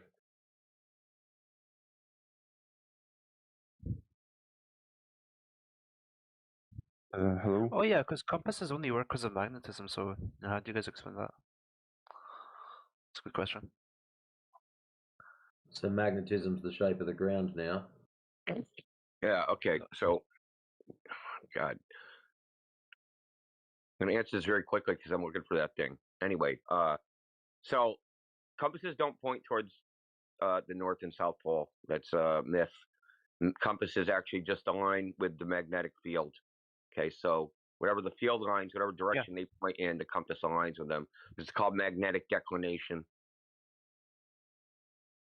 So magnetic declination in some places is 90 degrees off of what it should be, such as in the South Pacific. So if you were in the South Pacific and you were following your compass north, you'd actually be traveling east. Okay, seriously?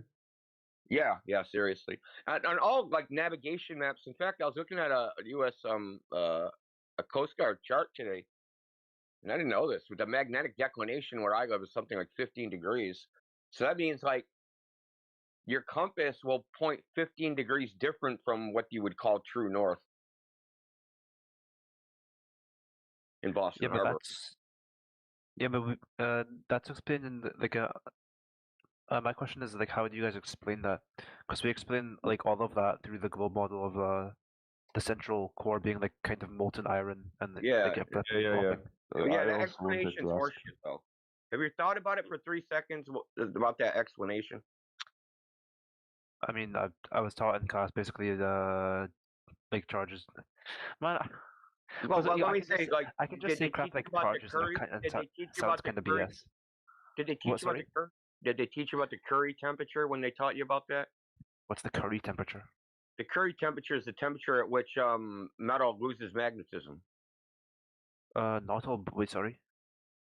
Metal loses iron and nickel, and any metal loses magnetism at a certain temperature because they can't align, right? Because the thermal motion is more random than its disorder from thermal motion is greater than the order of the magnetism, right? So it can't stay in an ordered state to actually create a magnetic field.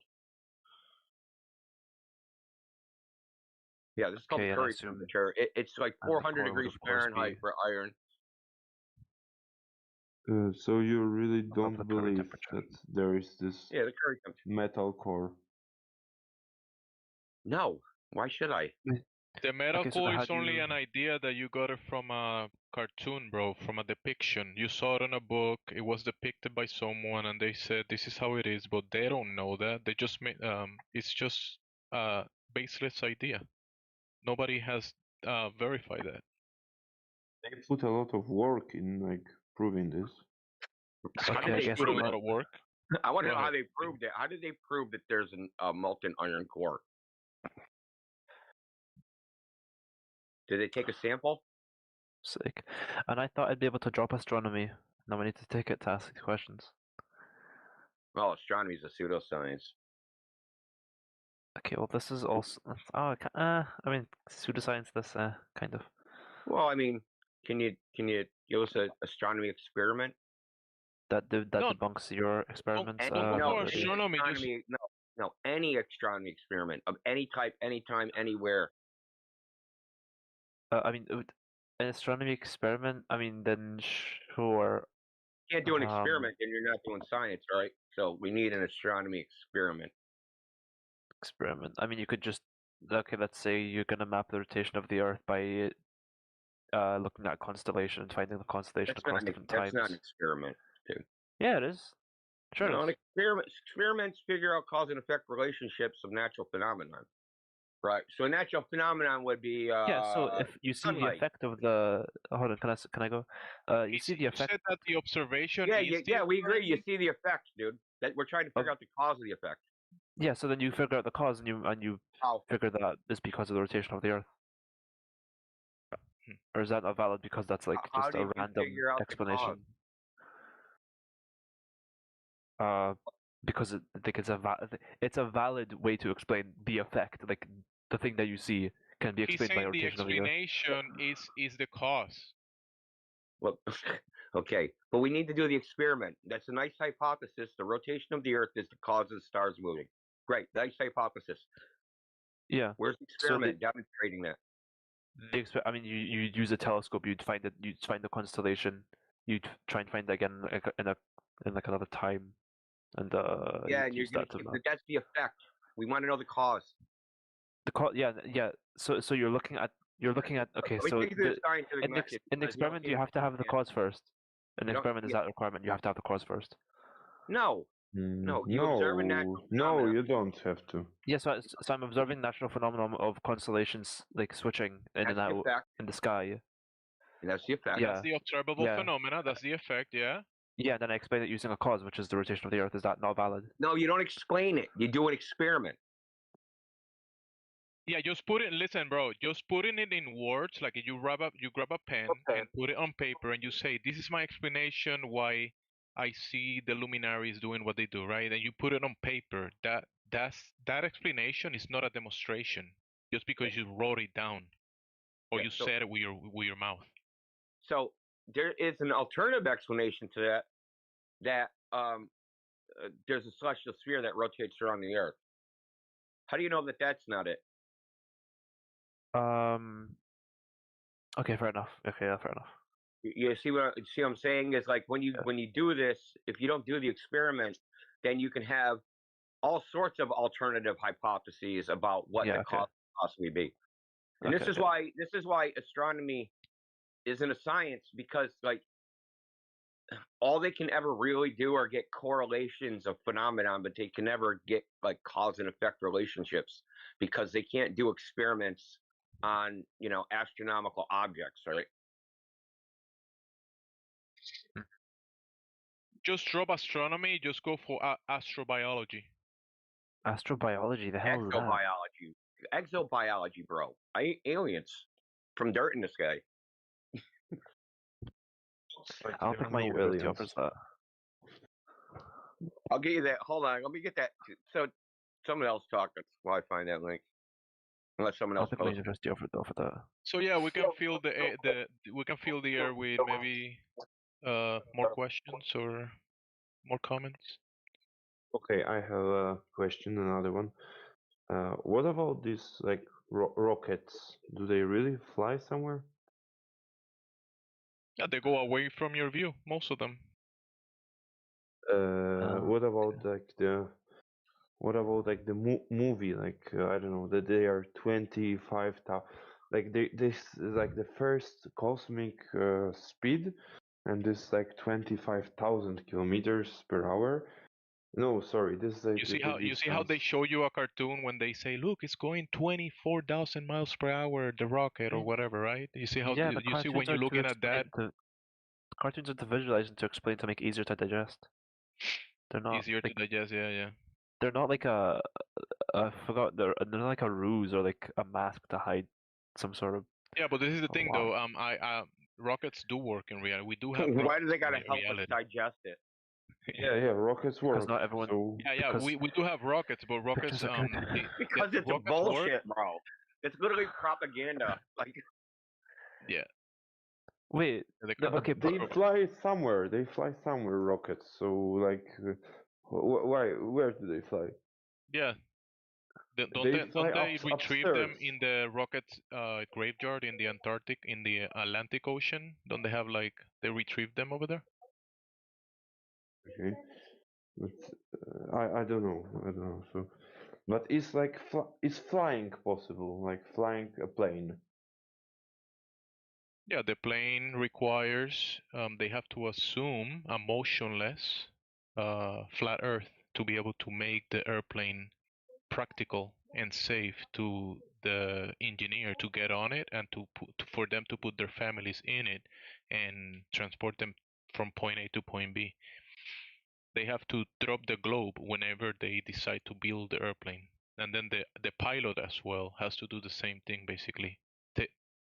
Throw the globe in the trash bin to operate the airplane. Okay. You know, the pilot never takes into account any curvature of the ground, any movement of the ground below him. Okay, I don't know. It maybe makes some sense. Maybe. Do you think it's gonna be like in the future? It's gonna be like I don't know, popular with you? What you're Well, in the representing? past, it was popular, right? All of your ancestors, all civilizations across the world knew that the Yeah. Earth wasn't this globe. It's just today's biggest religion in the world at the moment. Maybe in the future, people will just drop their religion and think about something else. Maybe acknowledge reality for a change. yeah, and you might think like, what's he saying? It's a religion. It really is a religion. It doesn't have a deity. No. No. I understand the link with religion. That this is like the shared belief that people like gather around. Yeah. That Well, also, it supports a bunch of other ideas, right? That a Big Bang. Yeah. Okay. Which is like a creation story, creation of the universe story. same as like the Lord said, "Let there be light." And then there's like the creation of man, right? That came from evolution, according to them, which came from naturalistic reasons. A man evolved from random processes of this Big Bang random universe, and which is Wait. like, So which like is just. Well, I mean, what I'm you saying is don't, that the you things also that don't believe religion in is. evolution? Why would I? No, you Yeah, believe in why? evolution, yeah? No, I do not. Why not? Yeah, why should I? But so what do you believe in? Do you believe in creationism, that God created humans? Yes.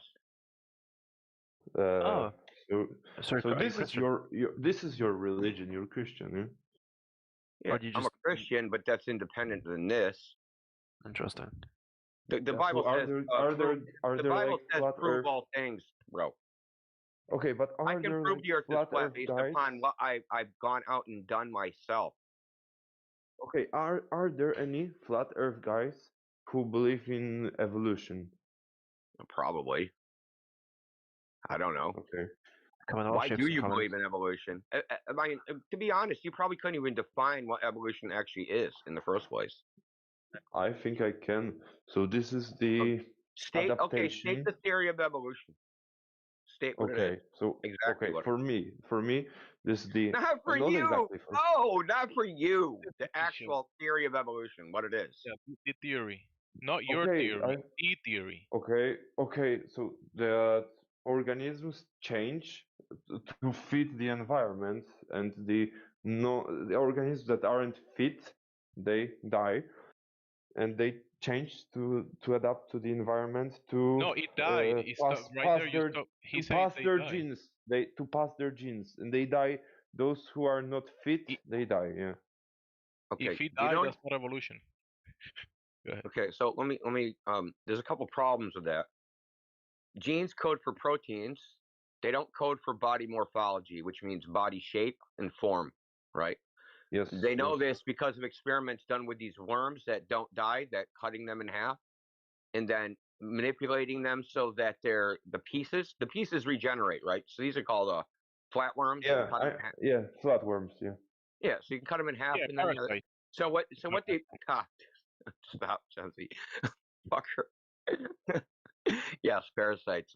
So what they've done is they've got these worms to basically, by using electric field, to cut it in half, and the head, instead of the head growing a tail, they get the head to grow another head, and the tail to grow a tail, and then they can cut that in half, and it stays a tail worm, and it stays a head worm, right? It's all genetically identical, but their body morphology has changed permanently. You understand? That's right. So yeah. Yeah, it's the work of Michael Lewin. Okay, I understand. Michael I Levin. understand. Yeah. Okay. Thanks. So that necessitates that the genetic material does not hold the body plan of organisms. It's something else. Doesn't it? Okay, something else. No, it doesn't. It doesn't hold the body plan. The DNA only codes proteins. That's all it does. Okay. So there's a big freaking Achilles heel, and then there's the problem of actually making proteins which would actually be useful. The space of proteins is so large, it's something like 10 to the 167 power. The probability of you finding any useful fucking protein in that space is well beyond how old the universe is. The universe would have to be something like a million times older. Okay, so from what I know, proteins are only on Earth, are they? yeah, but there's so else? many variations of proteins, right? Yeah. Did you know that the odds of a single protein forming by chance is 10 to the 167 power? Yeah, I know that this is like a very small chance. 10 to the 100 of 60 what? 167 Six, power. Okay. Power. Okay. That's impossible. That's not in a small chance. That's impossible. Okay. If you want a protein, if you want a particular protein and said, I'm going to do it by chance, you would wait longer than the age of the universe by that number is like 10 to the 23 power. But wait, I mean, there's these experiments with the primordial soup. Do you believe in this primordial soup even? I mean, No, does it got because onions? there. No, this is like these amino acids swimming in this like Yeah, something water or no? In water? no, it's not possible. What they saying happened isn't possible. Do you understand? Probabilistically Yeah, not I possible. understand. Well, I mean, So there's so an open challenge. I therefore mean, it's just an open so challenge. Like, therefore there is a God. Therefore there is a God. God. no, I believe in God for completely different reasons than this. Oh, okay. My argument for But God would be a logical argument that has nothing to do with evolution, or I don't have a naturalistic uh justification for God. anyway, okay, I think I consider myself like a thinker, like independent thinker, kind of. I would say so because I kind of think and I try different ideas, like your idea. I tried it for a moment. I don't have an idea. Uh, What is my idea exactly? My idea is I go out into the world. It looks flat because it is flat. That isn't much of a stretch of imagination. In fact, that involves no imagination. yeah, yeah. It involves like it's like simple observation. Yeah, okay. Yeah, and just take it for what it is and like stop adding shit to it. And other Okay. people have said that observation that we all see, everybody has seen, that's got eyes. They've told people, there's people that say that's an illusion, that you're just too small. That's actually a big ball, and you're just too small. You can't see it. You have to go to a special place, but you can't go there because you don't have the right stuff. Only these anointed people can go there and see the ball in its full glory, but not you. Everybody Why? else. So And then they also so say, why is like also hold on. They also say the Earth is spinning. You see the sun and stars move, but that they're not moving. You're moving. They're basically telling you that your entire perception of reality is some sort of illusion.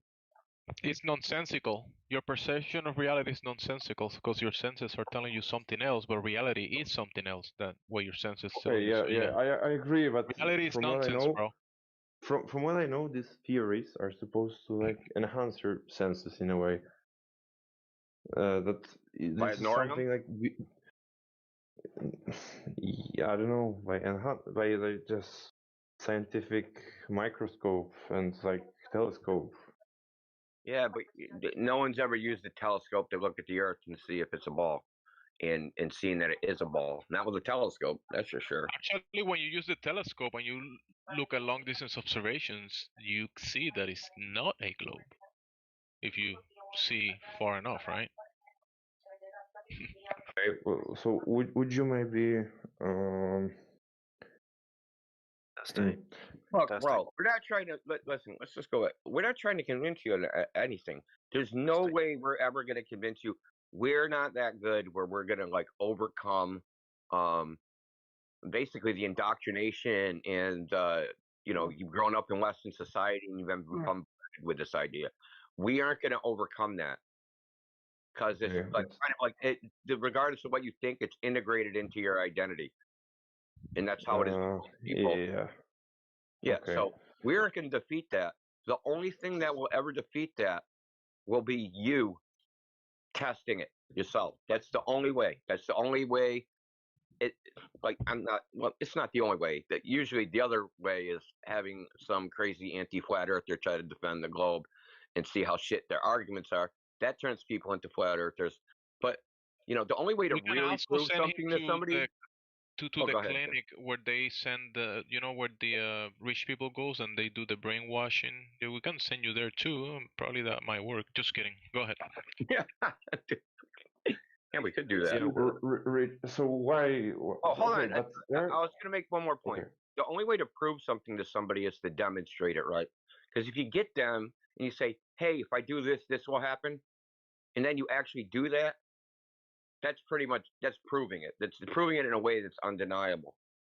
So what I'm telling you is, if you want to prove what the Earth is, you have to demonstrate it. It's not here on the internet. It's not in a book. It's out there in the world. You have to actually go test it. So what about other like? That's actually what the about difficult other? part for a lot of people to go test it. That's where a lot of people just don't go and do it. Like going to Revere when it's 45 degrees and do an observations for an hour or Raise so. your arse A off. lot of people cannot do that. I mean, they're too lazy. Okay, what about like other like I'm asking you some other question, not about. Can you answer me other scientific questions?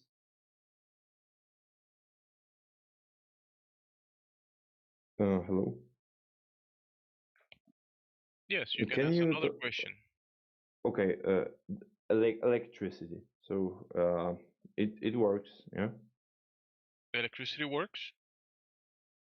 Yeah. I thought it was unemployed. What unemployed? Just kidding. Go ahead. What works? What was that? I missed it. Electricity, he said. Yeah. About it. Yeah. I mean, I can switch the light bulb on and it lights. Okay. So I have electricity, and that's like great phenomenon. So it works. Okay. Is there more to this?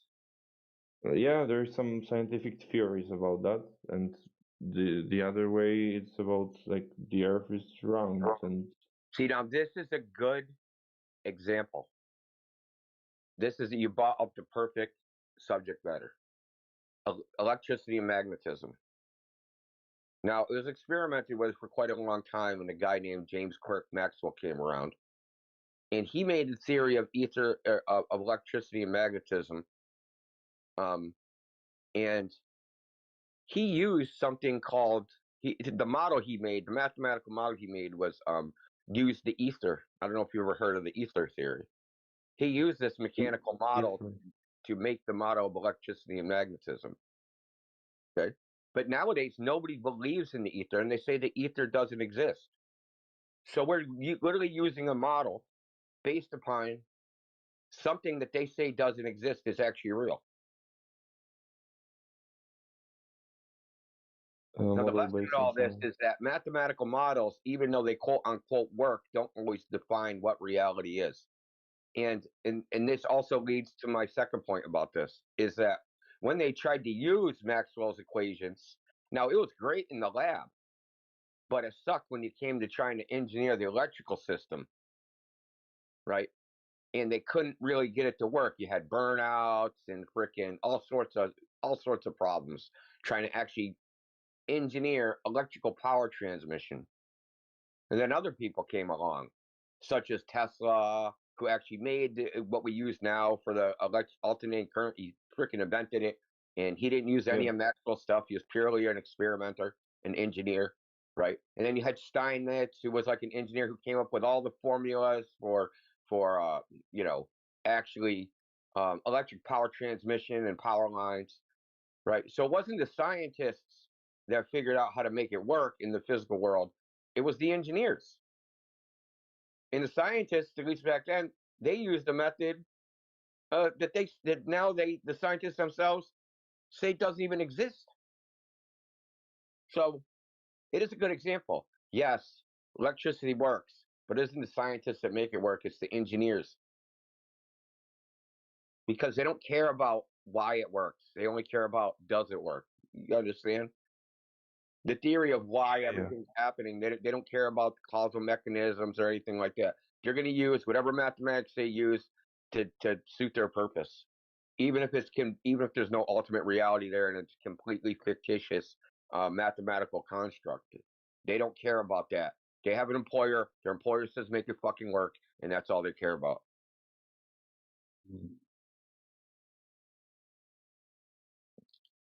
And the reason their employer says make it work because you say make it work, right? My electricity's Yeah. out. I want electricity. I want electricity in my house. Yeah. Yeah.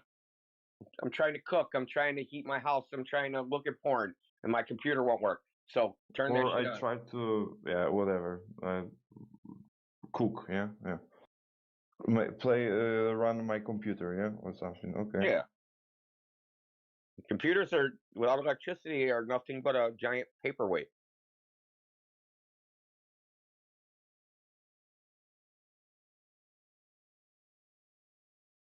Yeah, that's very interesting.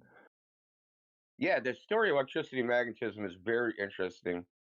Oh There's shoot! a guy on YouTube. His name is Eric Dollard. There's a presentation he gave called "The History of Electricity and Magnetism." It's really good. Like he's not even a professor, man, but he goes through the history from the beginning of from Benjamin Franklin to Gauss to like all the people, all the original people, and how electricity and magnetism, its understanding of what it is and how to use it, developed over time. Is very educational. It's really like everybody that's like pushed the field to ends up going a little crazy, which is also kind of weird. Yeah. Another question, like different. So would you consider your like views to be like kind of obscure or like dangerous? Like dangerous? Yeah, would you consider? I don't know if I say this at my work. No, The Earth is flat. Like my no. views are not dangerous unless like look. Yeah, I don't know. Dangerous. Just personally, my view is not dangerous because I don't give a shit what the government does. I don't give a shit if they fucking make fake space programs. I'm not going to protest them. It's their gig. Let them do it. I don't care if everybody follows it. I'm just here giving information. Hey, they're saying it's this. You go out into the real world, it's not that. It's this other thing, and that's all I'm telling y'all. Like, I mean, and you can take it or leave it, do what you want with it, but you can't say you didn't know because now at least you know. I mean, listen. I grew up in the '80s when the space shuttle first, flew, Yeah, and You're I know all 40? the bullshit that they were telling us back then is the same bullshit that we're going to the moon, we're going to go again. All this stuff, it's to me, it's just nonsense. They've been just saying forever. Like, I mean, we were actually talking about this in here last night. How long is it going to be when people because they keep saying so they keep saying like, hey, we're going to go back to the moon, we're going to go back to the moon. How many more years of not going back to the moon before people start being suspicious? Right. I mean, it's another already 80. Suspicious. Yeah, I agree. I know, but I mean, I for the agree that normal it's people. suspicious. I agree that it is suspicious because there was only like one successful moon landing, and it was in the 70s. Yeah, it was in the 70s. Yeah. What I'm saying is, so it is people suspicious that it's been like 50 years and the technology has improved. I mean, computers have improved, and they have this like Actually, the only rockets. technology that has gone backwards is space technology. Moon landing technology has been going backwards compared to everything else. Yeah, they can't even make space. Okay. I honestly believe that moon landing could be fake. Because I've seen a lot of like analysis on YouTube that prove that it is a fake. Yeah, and I was more convinced that it is fake, this moon landing. So I believe in this for sure. That it You was were fake. fighting me earlier, but that's good that you kind of like hold on. conclude But that. Go ahead, I really want to. I'm talking about the whole space thing. I was just using a moon landing as an example. They've also said there's going to be space tourism, and just like random people can just like buy a ticket to space. When none of this stuff happens, like, is it going to be like 50 years from now, 100 years from now, 200 years? We're like, hold on, dude. It's been 200 years. You're still not doing space tourism. Like you must be lying. Like how long is it going to take before the normal people just go, these guys must be lying.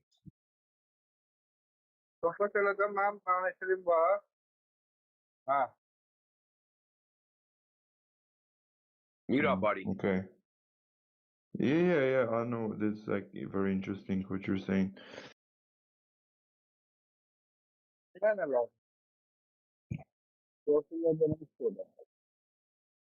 Okay, so that may be a lie, but apart from this, do you have any other like beliefs that are counter like that counter what generally people believe in like this. Do you have any other beliefs like this?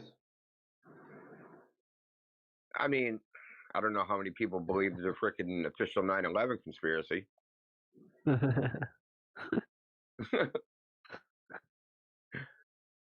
Do you believe in the what do you official think? 9/11 conspiracy theories? What do you think happened in 9/11? Let's hear it. Do you believe in the official one?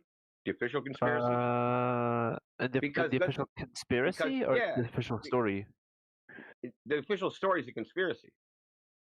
I mean, I honestly, Loki, I think it might have been Israel. Honestly, at this Well, I point, mean, it just didn't. You just got to admit, though, the official story is a conspiracy theory. or the Al Qaeda one, like the terrorism one. Well, yeah, a conspiracy of 19 hijackers, right? Okay, yeah. I mean, it's a I just don't know what conspiracy to of believe 19 anymore. hijackers, brother. I just Regardless don't know what to believe anymore. Well, all I'm saying is, even the official story is a conspiracy theory. So when they say 9/11 conspiracy theory, they're talking about any theory. Because no one thinks Okay. one person did it, right? Because your thing is conspiracy or solo. Nobody thinks 9/11 was a solo job, like the lone gunman on the grassy knoll. No one thinks there was a lone pilot. Okay, so there's no lone pilot. It's conspiracy theory. We're just quibbling about what the conspiracy actually was. Uh-huh. So yeah, what do you think happened? I don't. I know what didn't happen. Okay. Because it's really simple, just from the laws of physics. In like simple things, dudes demonstrate there was not planes smashing into that building and frickin' exploding. That could not have possibly been happened for a I've never bunch of known a building. I've Number never known a one, building to fall down. Sorry, Indio. I've never known a building to fall down because the ones next to it apparently got hit by planes. That doesn't happen. Yeah, that is flip's sake. That is Billy awful. Seven. Billy Awfully Seven was like, suspect. I'm lonely and just committed suicide. Did Building 7 get lonely and commit suicide, bro? What's Yeah. the official explanation for why building 7 fell? Fire. External Fire. damage. Good lord. That's Fire. the official story. But it's telling the same way that the other two did. All right. Interesting thing about Blue Jumper, those what do you- buildings that have fallen down is that event, fires knocking down concrete, steel girder buildings, has only happened 3 times in history. And you wouldn't believe it, all 3 of them happened within a very short amount of time. Yeah.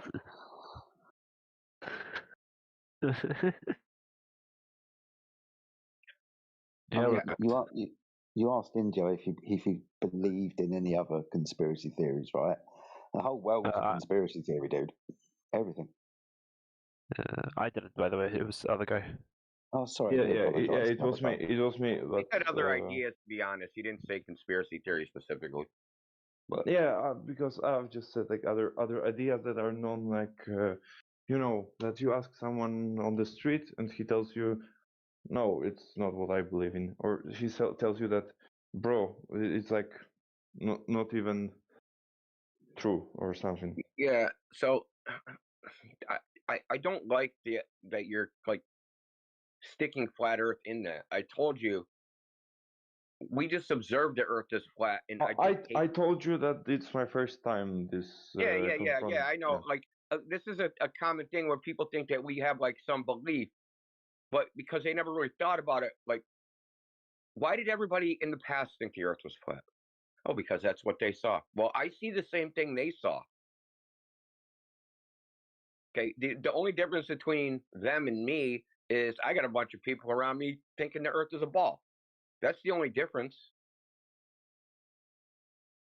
Yeah, There's when TV it comes sets to now, this, yeah. in movies, in Yeah. picture books, and that's the only difference.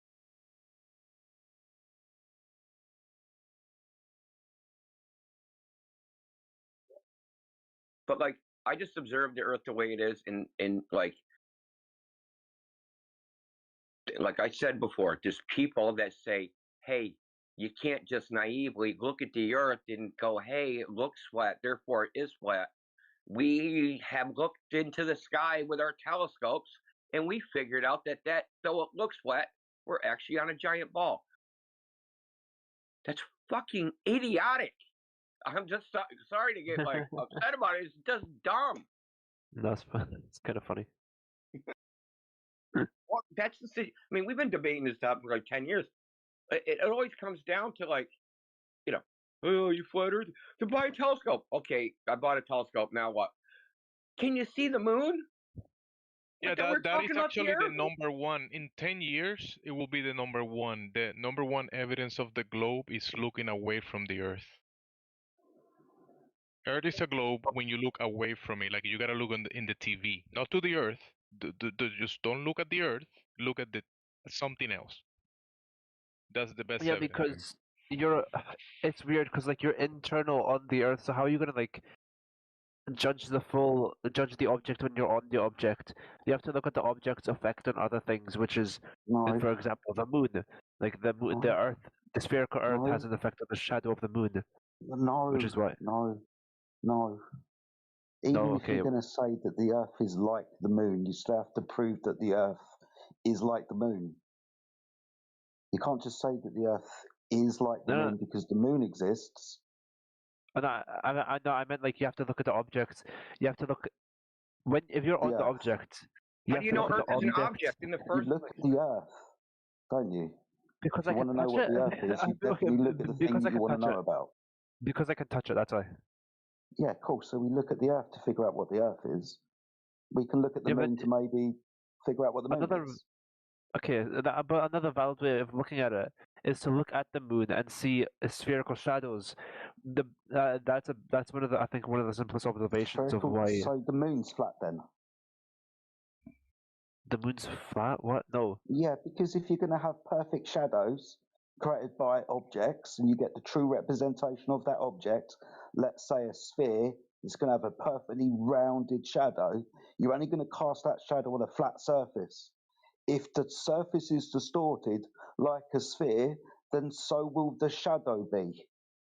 So for your example to work, the moon must be flat. We gotta. Have you ever created shadow puppets before? I have. They're fun. Cool. Try and do that on a distorted surface and note how your shadow is distorted by consequence of the surface. Eclipses make the moon turn red. How do you know that's a shadow? Shadows aren't red. I don't know how eclipses work, or that the blood moon. I don't know how the blood moon works. Yeah. But you see, I don't think you need to think. You need to think about your shadow example. Is the moon the only you need a flat moon for that, dude. I don't think the GIF on shadows is fair because we're looking at the moon substitute at an angle, which would make the shadow look not proper. What? It's a curved surface. It's a sphere. Like As the shadow passes over that curved surface. Yeah, I can see a curved. I can see a curved shadow on the moon. He's going to talk through me because he's getting upset about his moon shadow. Oh wait, my bad. I was talking to you. That's my bad. That's fine. As I was saying, as the shadow passes over the curved surface, you'll notice how it continually distorts. I.e., you can't have a true representation of a object shadow on a curved surface. It won't be a true representation because the surface will distort it, right? Not so insanely that you wouldn't be able to not so insanely. There could be a slight distortion, but it wouldn't be insane. Dude, it's really. I ask you to go and do this. Go and get a flashlight and some balls. See what shadows you create. Okay, what you will create, I'll give it away for you. As you make the shadow move across the object, you'll create what's known as a sine wave.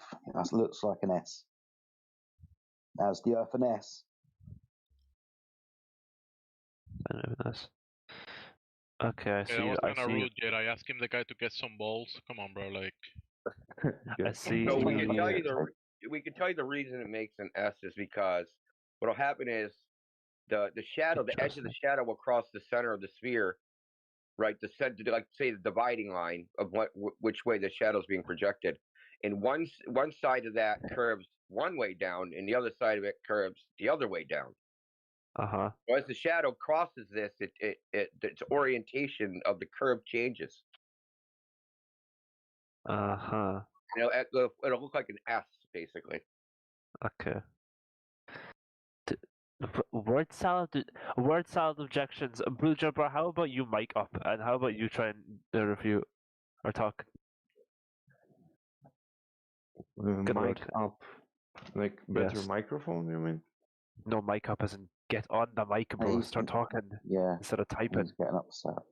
Instead of going clack clack clack on your keyboard, go talk on the mic. Well, listen, he's allowed to okay. type. Just mute yourself so we don't hear the background noise, and that's it. You're allowed to type whatever you're gonna type, and then speak to us in the VC if you want.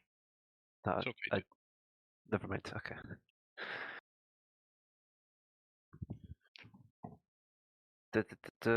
Okay, I see the GIFs provided. It's just something that you can try and recreate yourself. I have. What is this trying to show? What is that one trying to show? The top What, straight lines can be distorted by curved surfaces No, when the they mostly cast a shadow on them. The mostly black one. What do you think that's trying to represent, dude? Have a You look know, at you the know that you shadow can on the little concede. white wall in the background. But my bad. But what they told you, you can concede that seeing this phenomena of the moon being opaque, that doesn't prove the globe. You can concede that, though. The point that he's giving you that if it was a sphere, you wouldn't see this round shadow like you're saying. What do you think about that? That was a direct reply to you saying we see a shadow on the moon that looks round, therefore the Earth is round. Yeah. Why isn't like flat Earth popular? Wait. We still hold that question. Okay. Let the other guy reply to what Jada told him about what will happen on the surface, depending on the surface orientation, if it was flat or a sphere. What do you say about that? What will happen to the shadow? Pretty much. I actually can't think of anything to say because I think I'm getting tired. It's like 9:45. Quarter to So 10. you're gonna go to sleep? Go ahead. To be fair, this topic. It's Friday. My bedtime's in like an hour. Okay, so this topic is very thick. It covers like actually a lot of different things. It covers history, sociology, psychology, science, measurements. It covers parasites, brain worms. Freaking, it covers everything. It covers a lot of things. So it will mentally exhaust you in the beginning because a lot of these things they're hard. They're not hard to comprehend. They are in a way, especially when you're just talking about it. If we had like whiteboards and diagrams, it'd be easier to show you. But don't feel bad. It is mentally exhausting to deal with this topic. We're just used to it. So I mean, me it's hard because you guys are throwing out literally everything I've been taught. Yeah, me too. Yeah, I mean, you've been taught the wrong thing. I mean, the people. To be fair, the people that taught you, they didn't know either. Yeah, probably. Yeah. They got the textbook. They said, teach the kids this. And they're like, okay, just give me money. They weren't even given enough money. Have you seen teacher salaries? Oh, yeah. It's a living. Have you seen teachers? Yeah. Have you seen teachers? It's a living. It pays bills. People just go to it as a job of work. People like this think Honestly, they're benefiting the community. I am a teacher, by the way. Of course. Oh, yeah. So you think that you're benefiting your community, educating the younger and next generation, right? I'm educating them about English. I don't have anything in common with science. Whatever the subject, it's beneficial. You have some kind of pride in your work. I would hope. I would hope some teachers at least do. Right? There's no. Yeah, I mean, I do like. I teach them like necessary stuff, like how to speak English, how to write English. That's it. Yeah, that's fine. In a public school or just like? Yeah, in a public school. Yeah. Can you just teach them whatever you want? No, I have like a textbook, and there's like present simple, present continuous, past simple, past continuous. Now, it's like say you open the textbook one day and it said, "Teach the kids the Earth is a globe." Would you do that? No, I wouldn't. But they don't tell me to do this. Yeah, look, you're an English teacher, of course not. But the science teachers or the other classes, they're told, teach the kids the Earth is a globe, and they just do that. They don't know that. They don't fact check the textbook and say, I refuse to teach this. The textbook's wrong. They don't do that, right?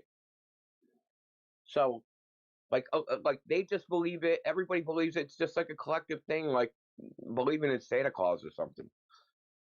Everyone just believes it because they think everybody else believes it.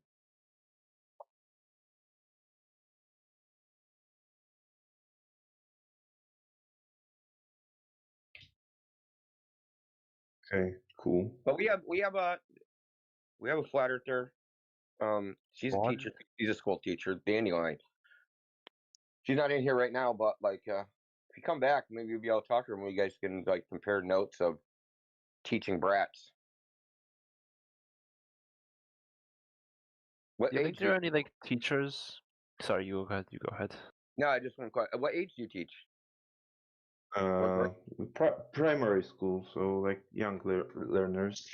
I mean, age, yeah. So specifically like 9, 10, that's young. 11, 12, 13, 14.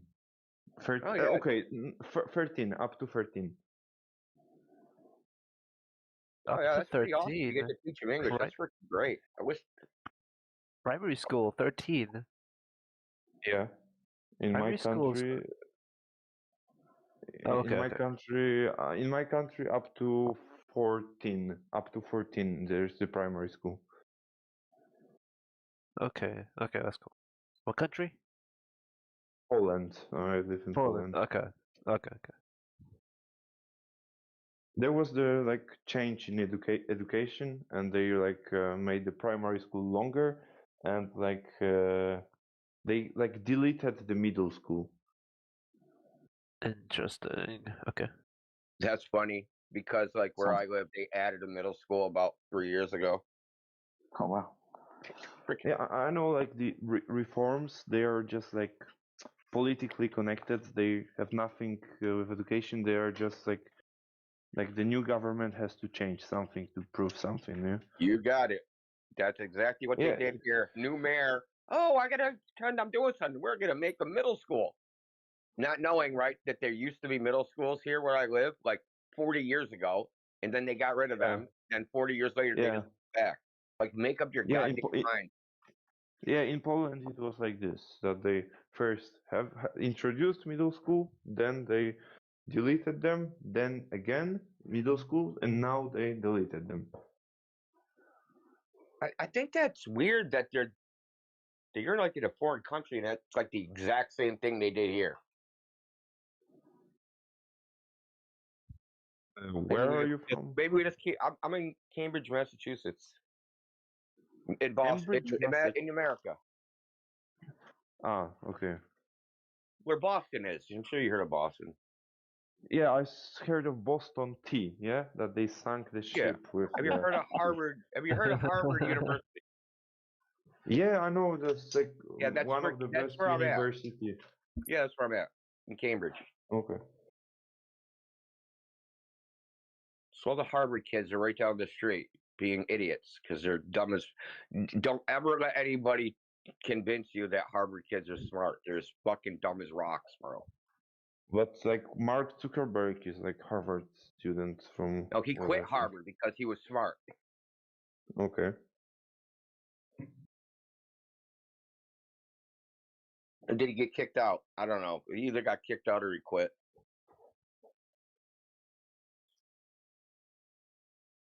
Yeah, quit Harvard. She quit. I think there are other like smart kids from Harvard, like like billionaires. There's one other billionaire from Harvard Harvard. is kind of like a place to do like networking, really. So you get an education, you meet people, and like you have this like Harvard degree network of people that get into places of political power and on boards of directors and in industry, and you're basically forming like I don't know what type of network you would call it, a social network, not in the sense of social media, but it's basically like a boys club, social network. That's kind of what people go to Harvard for. it's not really for the education. It's more like, it's not what you know, it's who you know type deal. That's what you know, not who you know. Okay, I get this. But Facebook is real, and they programmed it, so Yeah. it involved a lot of work probably to program this. Zuckerberg didn't do the work. I mean, I don't want to get in the controversy of Zuckerberg. I'm not saying there aren't smart people at Harvard. There are, but they're not. They're pretty fucking dumb too, man. There's a lot of dumbass ones. Take my word for it. You got to live here and see it for yourself. I mean, I can tell you, but you just got to see it for yourself. Like the people that live here make fun of them because they're so like intellectual yet they're idiots, right? Intellectual yet they're idiots. So you mean that they know the like theories, but they don't trust their senses, as you said, yeah? More like they can't walk and chew bubble gum. They know their theories, but have trouble tying their sneakers. Okay, yeah, you mean this? Okay, yeah, okay.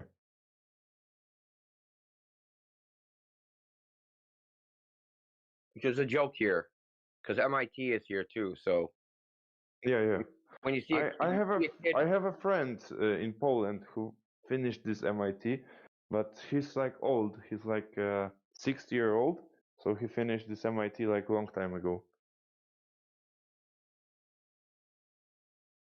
Yeah, my stepfather graduated from MIT in '76. Anyway, so there's a joke here. It goes like this: if you go to the grocery store, right, and you got 10 items or less in line, and you see someone with 20 items in it, you say, "Are you from MIT and can't count, or are you from Harvard and can't read?"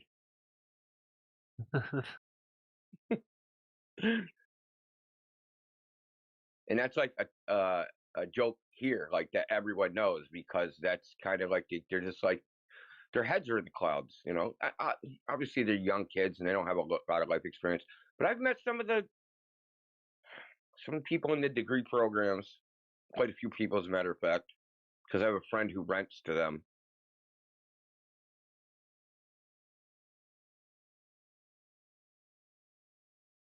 So I've met some like economists, mathematicians, I think there's computer science, one astronomer. Because people come here to get their graduate degree, PhD. They do postdocs here. Just occasionally you meet some of them.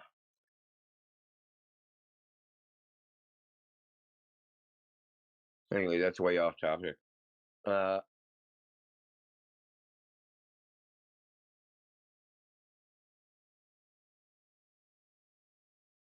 DJ, you live in here? It's Sunday somewhere in the world, India.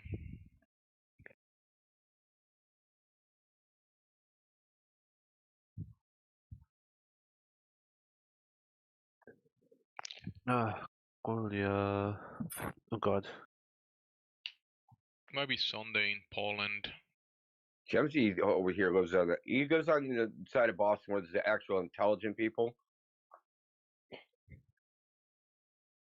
If there's like a tidal wave, they'd actually survive. Like everyone would die in Cambridge, literally everyone. They'd sit there and watch it. You ever meet Richie? Richie from Boston. Oh, Richie from Boston. He doesn't actually live in Boston. He lives in Dedham or something. Though his mother lives in East Boston because he's done streams from his house, and I know exactly where he is when he's doing that shit. Okay, so he's not Richie at Boston. He's Richie from Boston. I get it now. Yeah, Richie from Boston is not. He's from Boston, but he's not in. But he's Boston. not in Boston, yeah, or at.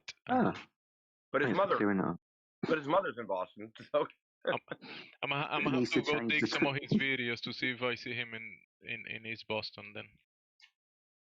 You mentioned something about people in Cambridge that they all died. I'm sorry, India, I couldn't get the joke. if there was a tidal wave, they would all die. All the MIT kids would be like, "Well, there's no tectonic plate out there in the Atlantic Ocean. That can't be a tidal wave. That's an illusion." And all the Harvard people would be like just taking pictures and selfies and shit with the tidal wave about to kill them. Like, so everyone here would die. For science. For oblivion, because they're just oblivious to reality. I know how East Boston, like, I know there's a lot of Spanish people in East Boston and like working class. So it's like, they actually interact with the real world and shit, as opposed to out here where they're just in fantasy land all the time.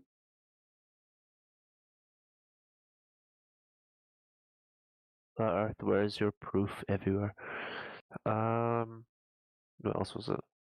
Oh yeah, Brian Cox has something not so friendly to say about you. He says to disprove a flat earther, he would hit you over the head with with Newton's Principia. Well, obviously he did. What? Obviously he didn't read it. Yeah. I'm just gonna read what he says in the video. Imagine every time you get on a plane and fly somewhere, then the person who's in charge of the plane is part of a vast conspiracy that's trying to deceive you. And imagine that. How nervous would you be on the plane if the people that are flying it are actually just keeping you in the dark about the real nature of reality? How does that make you feel? You never get on a plane again. That would be great, because then when I go on a holiday, I'd never bump into a flat earther because they don't travel. Funny guy. That's stupid. Craziest. The fuck. Brian Cox also said in an interview on an Australian daytime show, said that no one ever actually believed the Earth was flat ever. Yeah, that's ridiculous as well. Okay, that's he just did say that. His 3 hours worth of interviews with pilots from commercial level, military level, in the side chat. Who are flat earthers? Ouch. Let's play. I actually want to play this. Let's play Spot the Straw Man.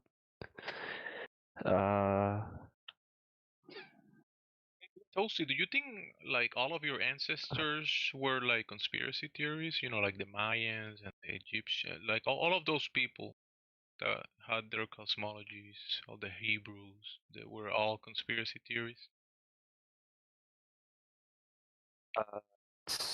Not really. No. Also, actually check this, because I want to know because if I get these right, then I know what a straw man is. So actually check this. I'm gonna type them.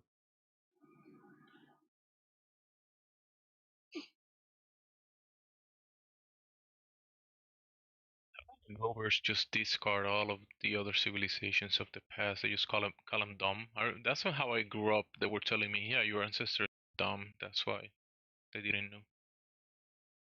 Didn't Christopher Columbus's crew fear that they were going to sail off the edge of the Earth?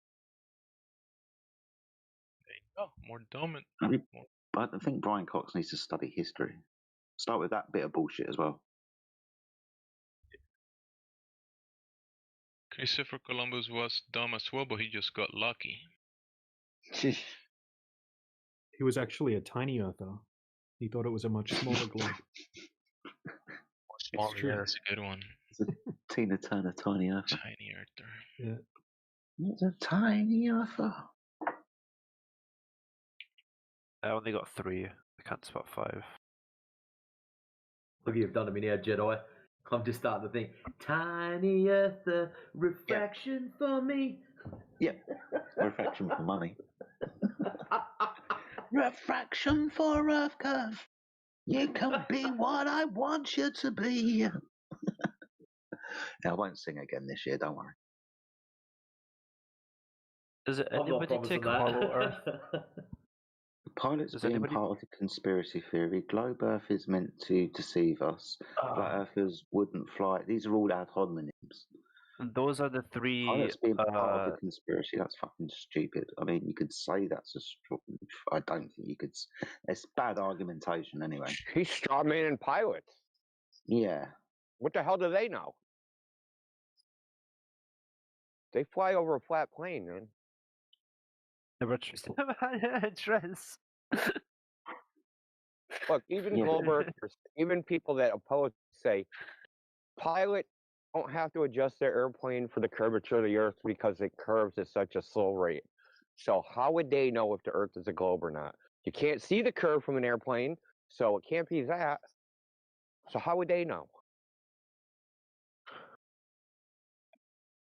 Well, just follow the globe logic. You know they know because they don't know. You know it's curving because it's not curving. You know it's moving because it's not moving. That's the globe. You know it's real because it looks so fake. Yeah. Legends of Islam series. What is this? You can tell it makes sense because it's complete nonsense.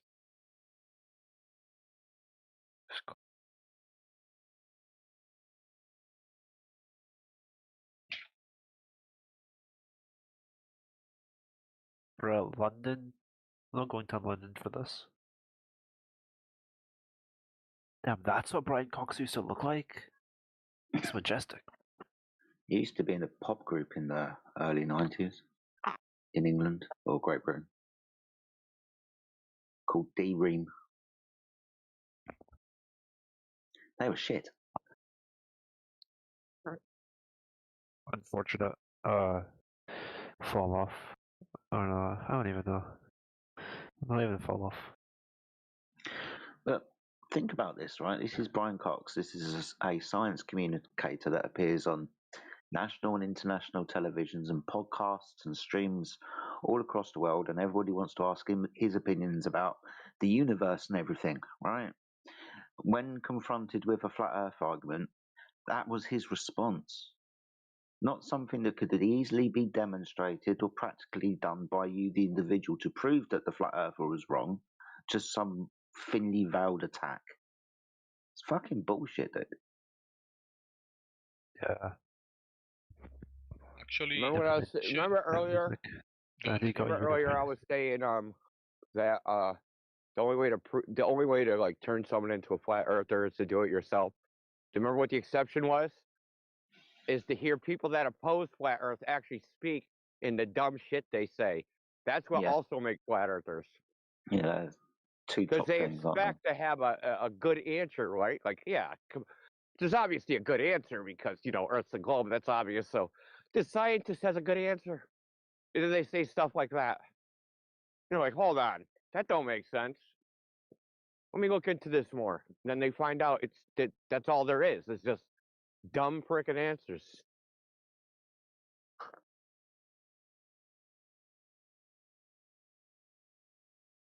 His degree's actually fake.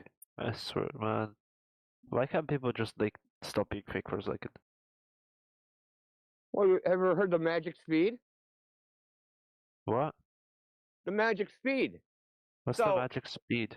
The magic speed is why all the craters on the moon are round. The magic, bro. What? Yeah, this is what PhD astrophysicist Neil deGrasse Tyson said when asked, "Why are all the craters on the moon round and why aren't some like oblong because the meteor hit it at an angle or something?" Oh right, he said it's because there's a magic speed, that's his words, that the meteors travel at, which always make a perfect circle. Okay, that could just be easily explained as him trying to do like some sort of just like easy to digest analogy. So he just calls it magic speed, like as a substitute, Well, there's another thing he said for 4 decades, that if you weigh something on the North Pole and then go to the equator, it weighs less. Yeah, because the Earth bulges out at the equator, which means like slightly less gravity, like slightly, but it would weigh less The because of that, rotation of wouldn't it? the Earth, right, and there's a centrifugal force throwing the thing off, right? Yeah. So it weighs Yeah. less than the equator. Well, Yeah. he's recently recanted that and said, well, because there's a bulge, there's more mass at the equator, so then there's more gravity, and it exactly cancels out the rotational centrifugal force. So after fucking saying bullshit for 4 decades, he's retracted it. So people will still parrot this nonsense. Things way west at the equator than at the poles. Well, they've updated and revised the lore. That's what we call it. We call it like space lore. It's like they download the DLC and then they update it. And the shit they were saying before is now not true. And the stuff they're saying now is true. Yeah, I can see how that's frustrating. Yeah, we can point like there's example after example after example. We can run through all the things that we've noticed of things they've changed, right? That The atmosphere. like were true. Sorry, I there was you going to go. start listing off. The atmosphere used to be just around the Earth. Now the atmosphere encompasses the moon also. That changed about 7 years. There's loads of them. Yeah, did you know the moon is now inside Earth's atmosphere? No, what did someone say that? Who said this? ESA, European Yes, Space Agency. Why would they say this? Because the moon's inside. Why would they say it? Because that's what they get paid to do, is say stupid shit. Yeah, it's People, called oh my god. ads and click. You know, they just say stuff and people click on it, and you know that kind of stuff. Just making stuff up. People eat it Earth's up. atmosphere stretches out to the moon and beyond. Okay, that's kind of stupid. Makes perfect yes, sense. technically, yeah, see, space is fake. No one could have possibly gone to space because they were always inside the Earth's atmosphere. It makes perfect nonsense. I mean, Da, da, da, da.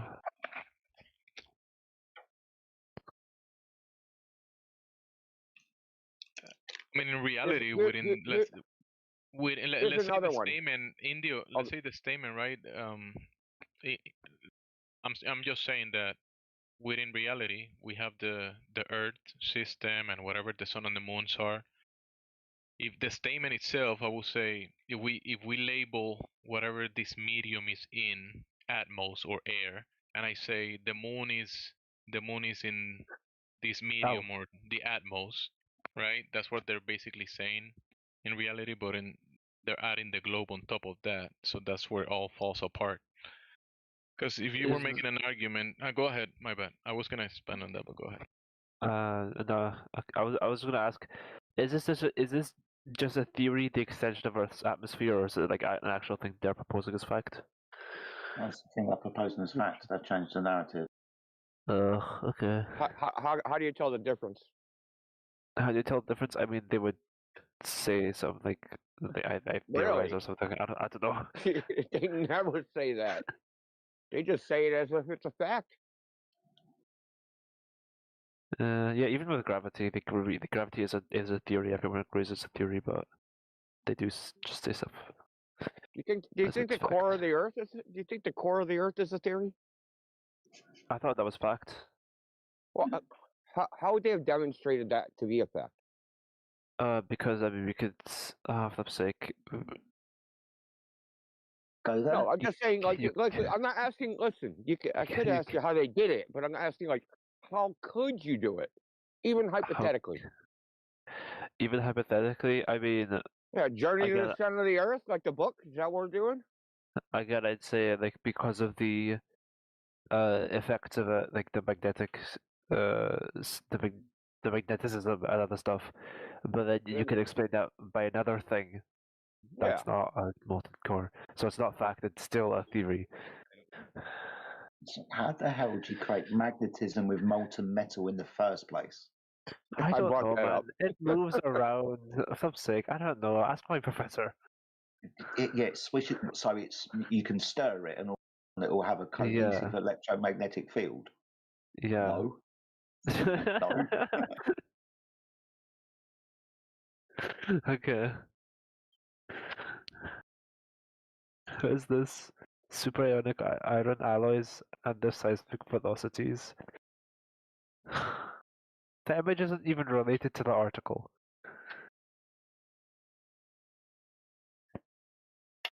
Who is this? PubMed? Why is PubMed doing an astronomy internal Earth paper? Well, I just want to point out is that we still didn't get the methodology for proving this fact. Even what you said, that would just be an inference, and it wouldn't actually prove it because you could have alternate explanations, right? So yeah, it's not even provable unless you could journey to the center of the Earth and take a sample of the core. That would be the only way to actually prove it. Wait, so how do you get things as fact then?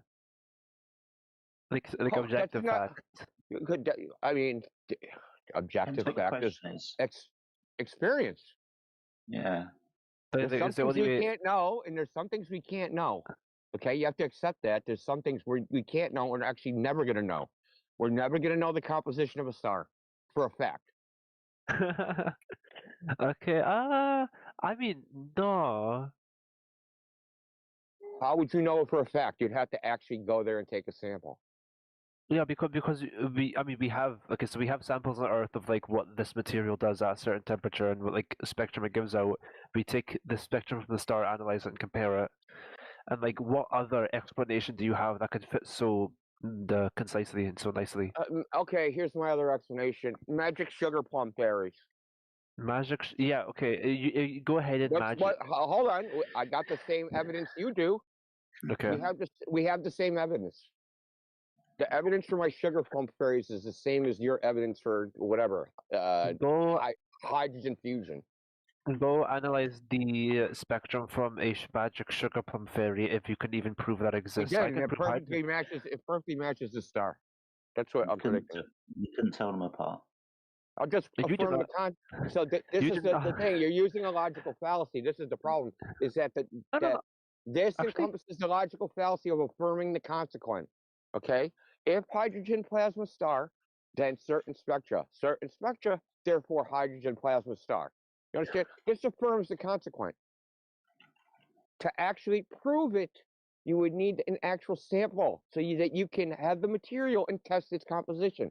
That'd be the only way to actually prove it. Until then, you never know. No matter how much you convince yourself, all that is a statement about your credulity. It's not really a statement about what you know.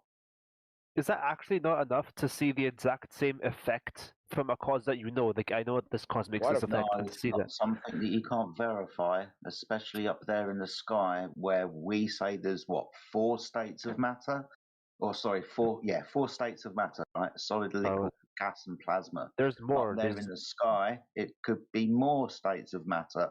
You could have you could have the same elements in different phases, giving you the same color spectrum. You wouldn't know until you went there, though. Right. Okay. And it's also not that simple. The evaluations of the spectrum are probabilistic because you have things like Doppler line broadening, Raman scattering, and all these other things which shift and move and obscure the actual spectrum. So they infer a spectrum from how they think through some theory-laden filter, basically. None of this stuff is as straightforward as people think. It's all theory-laden. People still argue today about the solar spectrum, right, and what it actually shows. Some people say, "Oh, that shows plasma gas, at high temperatures." Other people say, "No, it's a metallic liquid." So even people today argue about what the sun's made of. We just get taught a narrative, right? It's a gaseous plasma fucking hot thing.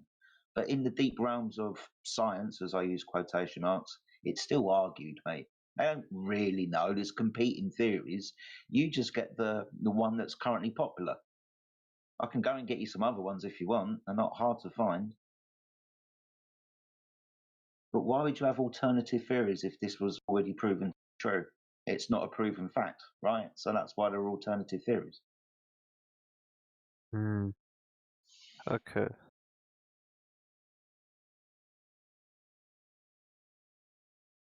I also because I just want to mention this, there is another state of matter. I think it's called a Bose-Einstein condensate. It comes after plasma. There's different phases depending on temperature and pressure differentials and all types of stuff. Even like I said, like metallic liquids and so on, like really like dense hydrogen that's so hot it's turned into a metallic liquid. I can go and find you stuff on that, like research papers and shit. There's loads of them, dude. That's why I said there are for us here on Earth primarily four states of matter. Really, when you really start fiddling around with stuff and change the variables to the nth degree, and stuff starts changing. It's not straightforward, dude. But yeah, like Injo said, you'd have to go there anyway. Whatever your idea is, fanciful not, with all the evidence that you think you can get, can't prove it till you go there.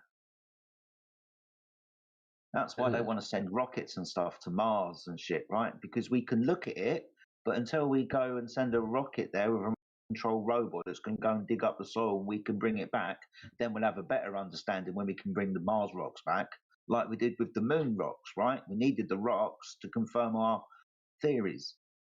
That's how the narrative goes, dude.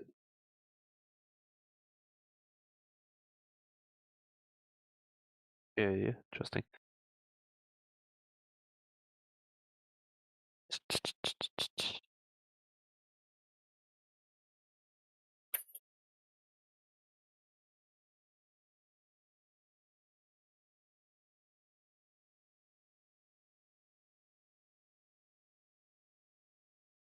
You know, I mean, the moral of the story is there's a lot of stuff we're told people know that they actually don't know.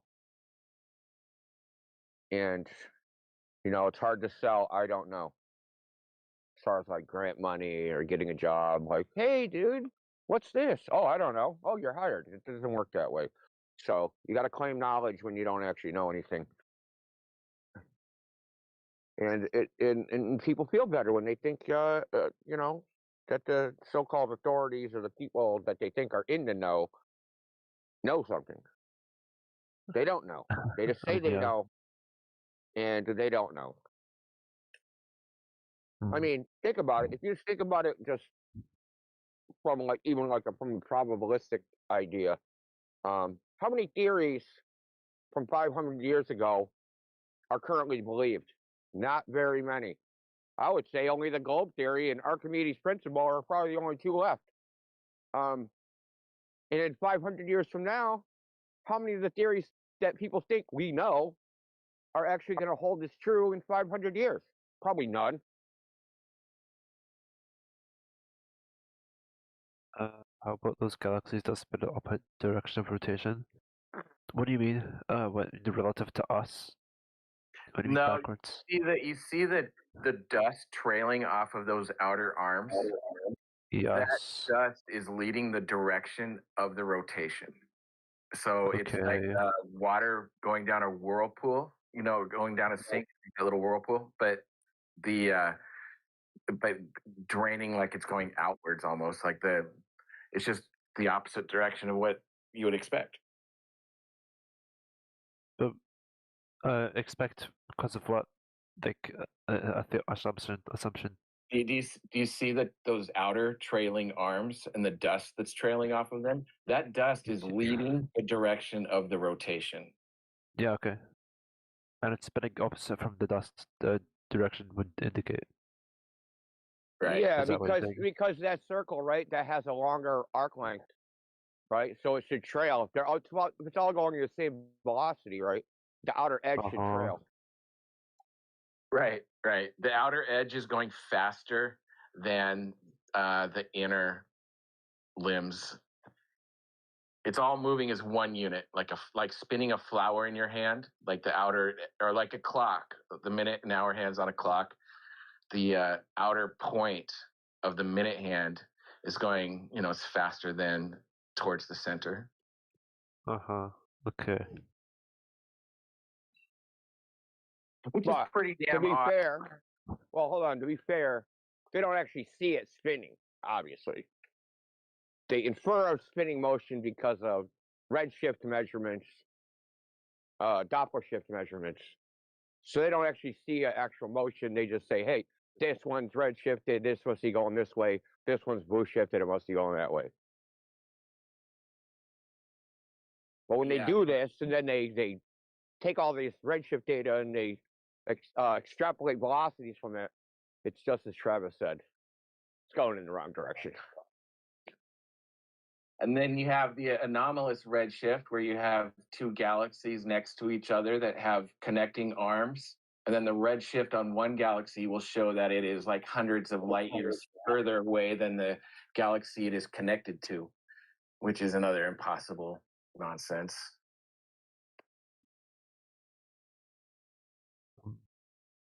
It'll show the one galaxy is hundreds of light years behind it, but they're connected via the same luminous arms. Okay.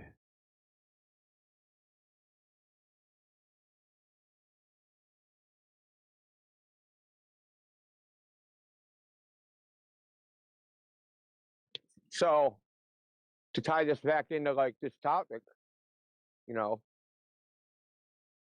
all these distances and speeds and velocities, they all come from the radius value that's never been measured.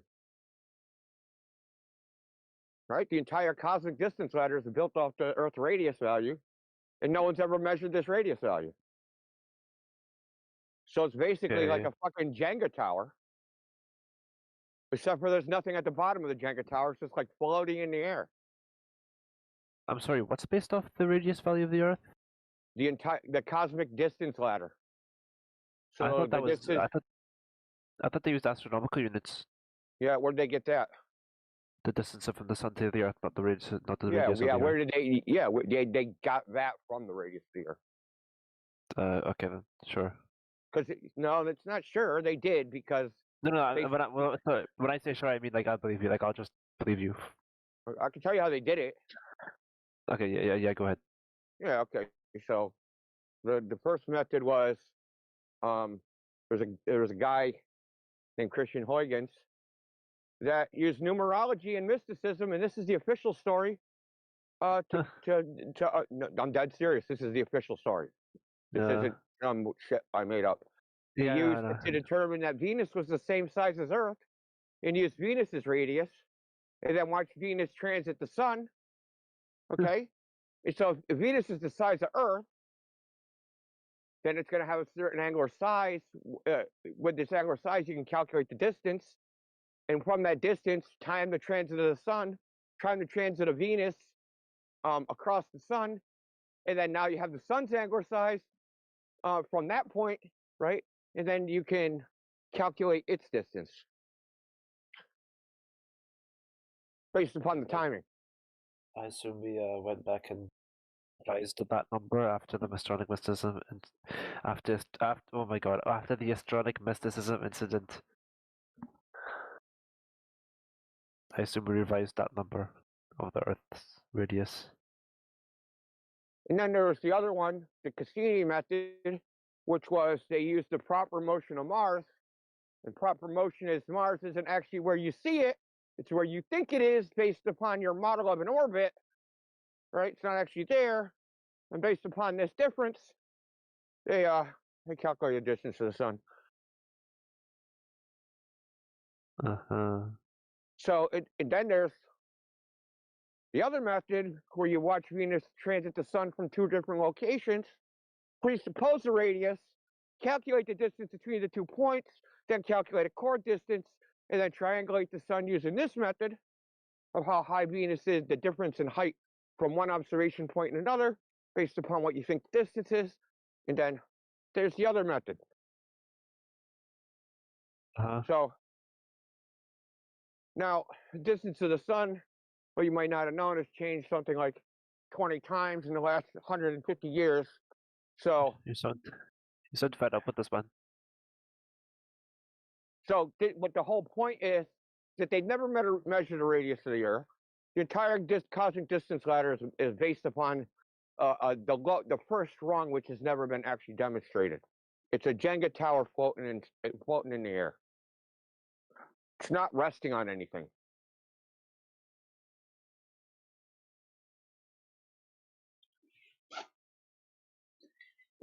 You need a sphere Earth. You don't have one. Everything else falls down after that.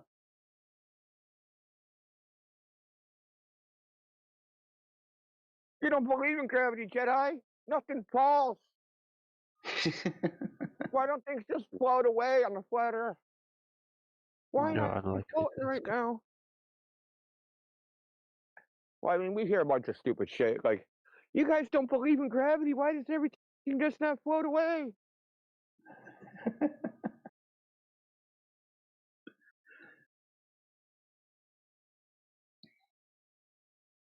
We hear this from people that think they golfed on the moon and rode around in a dune buggy. No curve, no rotation, no planet, no source, no Big Bang. Here's a question. How long was Yeah. Voyager 1 and Voyager 2 supposed to have lasted? Was it like maybe 20 years? Okay. They're not long. Yeah. And the fact that that thing's still going is just magnificent masterminds of human construction and engineering, right? I mean, It's yeah. lesser than power than the Game Boy has managed to last this long in regions we're told are extremely dangerous.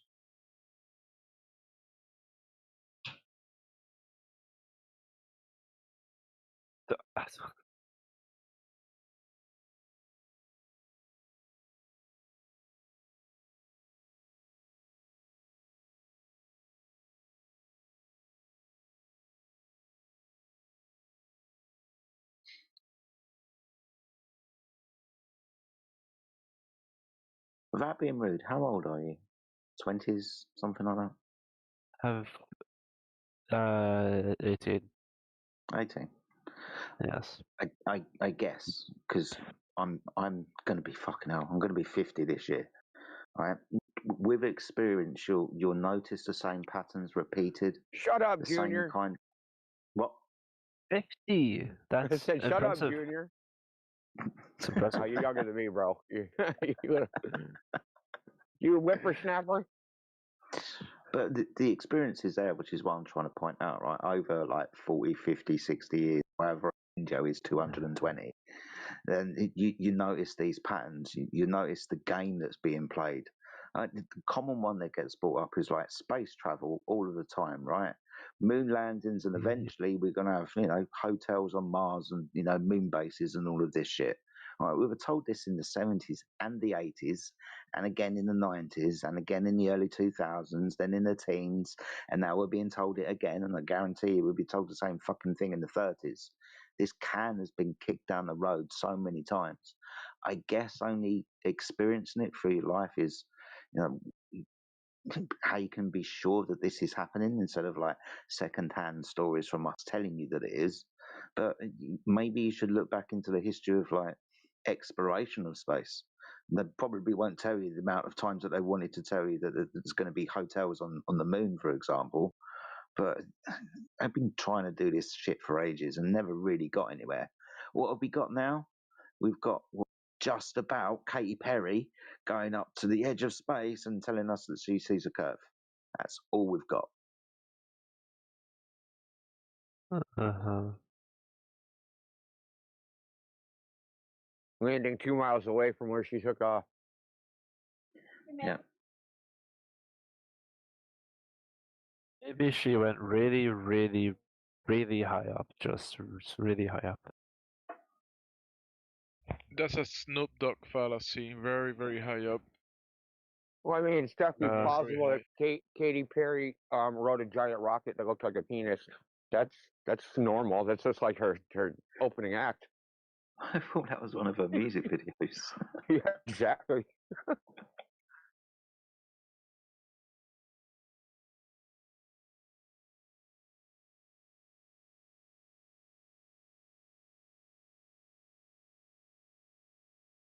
You're 18 years old, dude. You got, without being disrespectful to you, but you should probably know this yourself. You've got a lot to learn. I figured out about 10 years ago that most of the stuff that I thought that I knew, I definitely didn't. I've got more questions now than I had, say, 10 years ago. Right? So you're not going to know everything at the moment, but I would suggest, and we would suggest, that at least critically think about the information that you're fed, especially if it's repeated over and over and over again. Propaganda exists, mate. You must be aware of that, right? Okay, fair enough. Yep. Yeah. Sales techniques, right? Yep. Advertising. It's all the same fucking game, dude. And do you know how they sell you something you don't want? Are you familiar with Edward Bernays? Nope. Not you, Jedi. The other guy. He's the father of modern advertising. He's a grandson of Sigmund Freud. They make you think you need. They make you think you need it, or they give you like a certain time. Yeah, but, you only have 10 hours. You only have 10 hours to take the deal, and they put like a fake counter, fake time. No, Big time. what they do is they sell an identity. So this Okay. is how they like. So I'll give you an example. This is a good example I heard. If I said Nike sneakers is going to start a hotel, it's easy to imagine what that hotel would look like, right? Yeah, MX. Yeah. Okay. If I said Hilton Hotels is going to start a sneaker company, you have no Okay. idea what those sneakers are going to look like. Yep. Because Nike sells an identity. It's a brand identity, and that's what they sell. They want you to identify with their advertising, right? They typically advertise runners wearing running sneakers, or maybe basketball players, right? They want you to identify with the brand. So like when he helped advertise cigarettes, Torches for Freedom, Torches of Freedom, they wanted women to identify with being liberated from the yoke of the patriarchy, etc. Right? So the globe Earth is also an identity. Believing in the globe Earth, and people identify with it, which is so hard for us when we talk to them because it's integrated into their personality as part of their identity. Global warming, global village. I'm a global citizen. Fly around the globe. Global weather. The whole space idea that we're an technologically advanced civilization, and we can solve all these problems because we're so freaking smart, right? And You are smarter than your ancestors.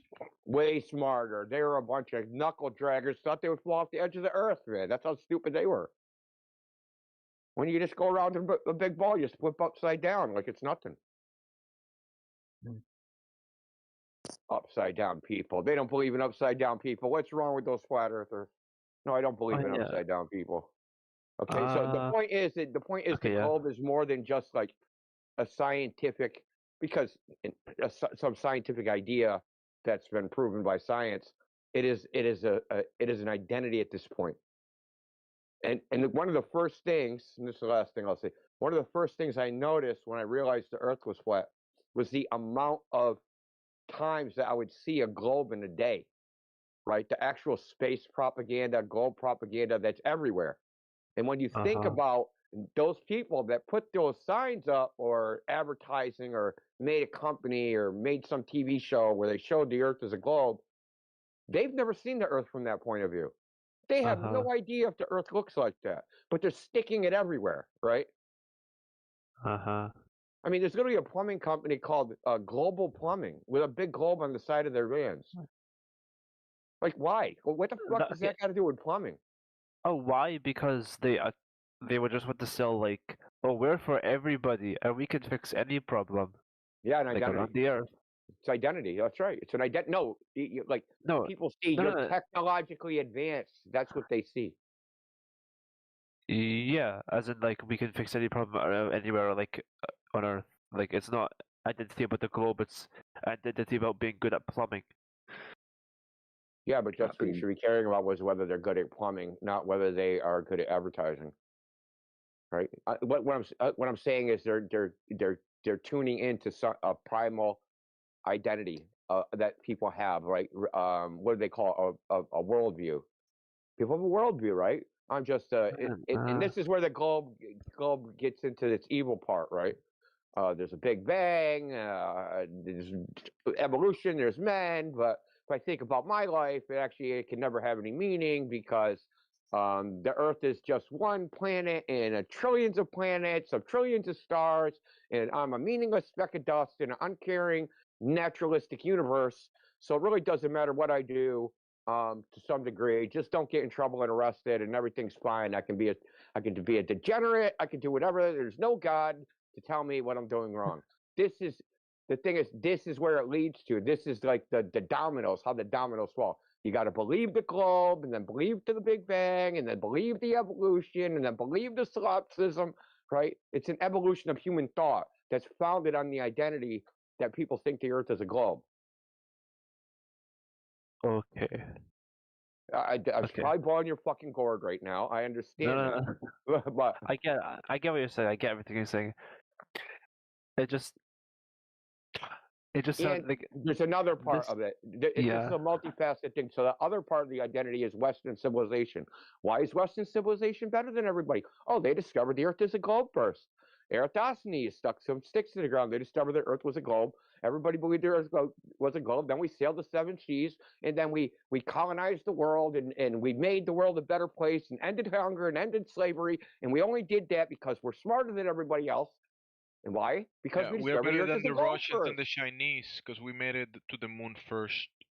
Yeah, we're better than the Russians because we went to the moon, right? So there's like, this is a multifaceted idea with tentacles that go in every part of society, of Western society. I don't know how it is in other countries, or like not the non-Western world. I'm sure in the Congo they don't believe any of this bullshit that we talk about. But it has permeated Western thought because it's really our claim to fame. Who's the smartest people? Oh, it's Newton. It's Galileo. It's Copernicus. Oh, what did they do? Oh, they discovered the heliocentric model. They discovered that there's gravity that formed the Earth into a ball. So these are who we consider and idolize as the smartest people in the West. Einstein, what did he do? Oh, he talked about space and how there's black holes and yada yada yada, right? So there's a foundation here that not just you personally, but the entire Western world in a societal sense, its foundation is on this globe idea. Which is why people get triggered by this topic and don't know why they snap out and get so emotional. They don't even know why they're doing it. Because they're just like, they have Stockholm Syndrome. That's all there is to it. They have Stockholm Syndrome. You know what Stockholm Syndrome is? Yes, I know what Stockholm Syndrome is. Are you in Stockholm? Okay.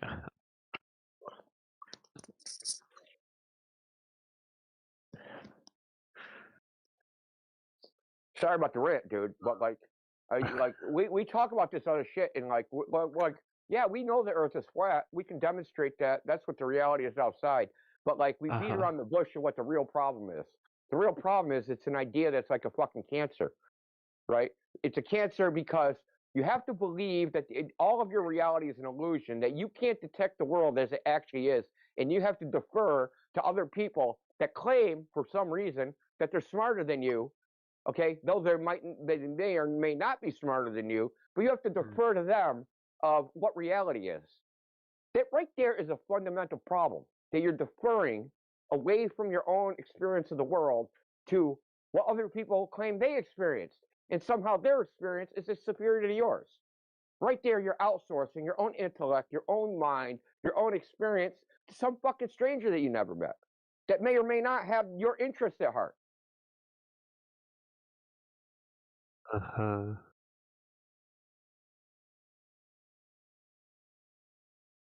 Okay. You know, flat Earth, it's obviously flat. I mean, we don't even have to, at this point, we don't even consider this a debate.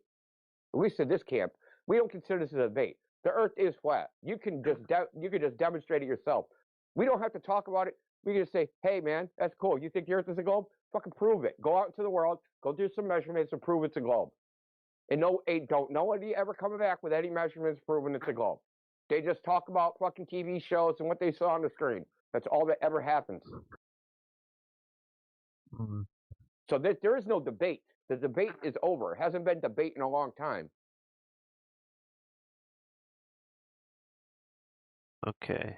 It's more like, what are the consequences? What are the consequences of this idea?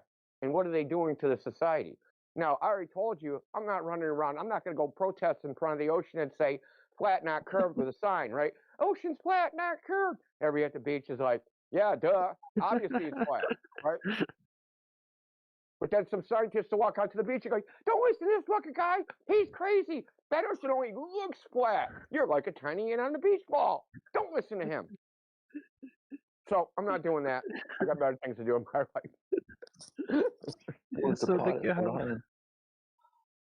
Good lord. You want to go down to the beach and protest with me? We're going to protest that the ocean's flat. Okay, That's a a lie. bit. The ocean's flat. We're going to go protest. See, this is what I'm saying. Like, people ask us, what are you guys going to do about the earth being flat?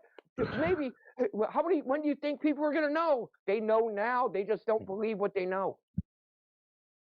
Everybody knows the earth is flat. Some people don't believe it. They don't believe their own eyes, man. That's what I'm trying to tell you. People don't believe their own eyes. the globe, the subliminal messaging comment, that's a bit of an overreaction. Not just because, like, yeah, the modern world believes that the globe is like is the truth. So obviously it's gonna be everywhere. 'Cause it's just taken as a concrete fact. It's not like not every recurring thing is subliminal messaging. There's a good word for this. Prolification.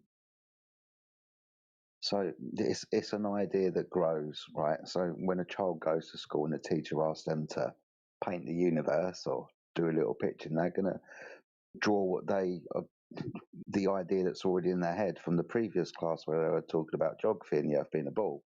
So the artist will build upon these ideas. The author will write about these ideas, right? And we can look back in history into certain authors who've speculated about what the sky is about. And these ideas keep growing until you get to like the 50s and the 60s, where we've got films and movies starting to develop and comic books, all based on these ideas.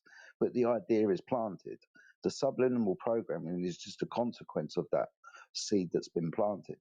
You find it everywhere, though, like Indio says.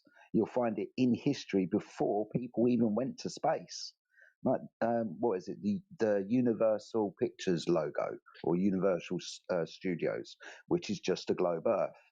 I think that came out in the 1920s, maybe just before, just after, but well before we went to space to confirm any idea that the Earth was a ball. Right? Oh, This hold on, idea dude. What was about the first movie? The very first movie is called A Trip to the Moon. It's by French. It's a silent movie. So there's a bunch of wizards, and because they're Luna, like, yeah. movies were new, so they're doing it on a stage, like a stage that people do acting on. So there's a dividing wall. They're wizards. They're all dressed in wizard stuff. They walk through a door, go to the other side, and they're in lab coats. And they take a rocket and they launch it to the moon. And the guy goes up there, does whatever, and then to get back to Earth, he just jumps off the moon and lands on Earth. Right? So this is the very first film. Was about a rocket going to the moon.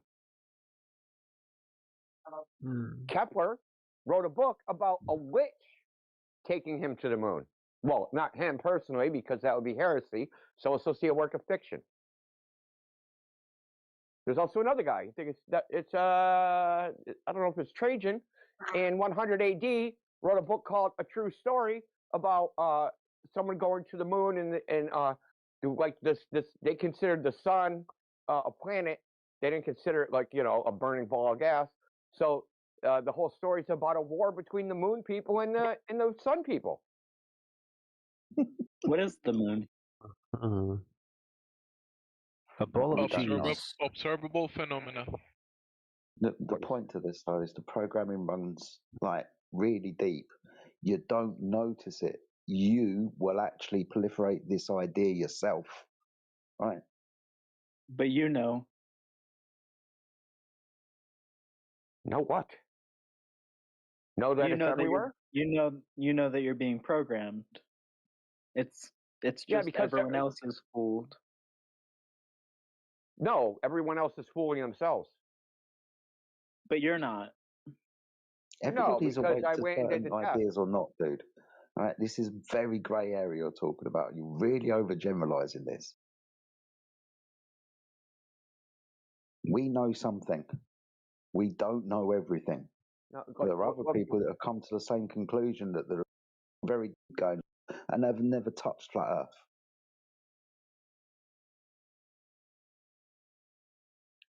Look, all of us in this chat, whether you believe it or not, you know the Earth is flat. Period. There's no denying it. It's impossible to deny. Well, knowledge comes from experience. The only thing you know are the things you actually experience. Now, you can believe other things, right? So you believe that you're going to wake up tomorrow morning, but you don't know that. And you can read a book that says, hey, cats are mammals, right? But you don't know that? But you don't know that, no. You don't know that a cat is a mammal? No. Why not? Okay, well, yeah. Look, you'd have to look it up in the dictionary, the word mammal, and then see if a cat. You wouldn't just know that? You wouldn't just know that a cat is a mammal? No, you wouldn't just know that, dude. You're saying that you don't know that a cat is a mammal? No, Not that why you don't So know, why should I you believe wouldn't you about know by anything else yourself, you're but that no Mark. one. stupid? Mark. Are you really that desperate that you're gonna do that weak ass attempt Yes, at a he straw is. man? Really So, that Mark, desperate? no You're the one's one ever who said you told don't you know what a anything cat about is. cats. No, I didn't Mark, say that. nobody's ever taught you anything about cats. You're walking along the street one day. Oh, look, a cat jumps out in front of you. Are you going to go, that's a fine-looking mammal? Or are you going to go, oh, wow, it's a cat? You're saying that you don't know what a cat is? What's No an one animal? said that. Why are you Have you straw taken a man? biology You're class? gonna get muted and kicked out of the channel. Don't do it again. It's your only warning.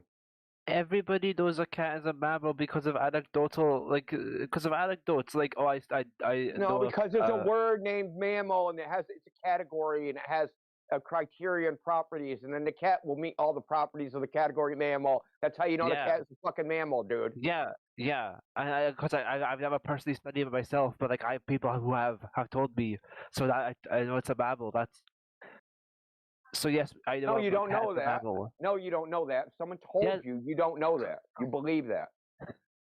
Until you go and do it Okay. yourself. Okay, It's so just a nothing. belief. So nothing anyone ever tells you, you can say you know.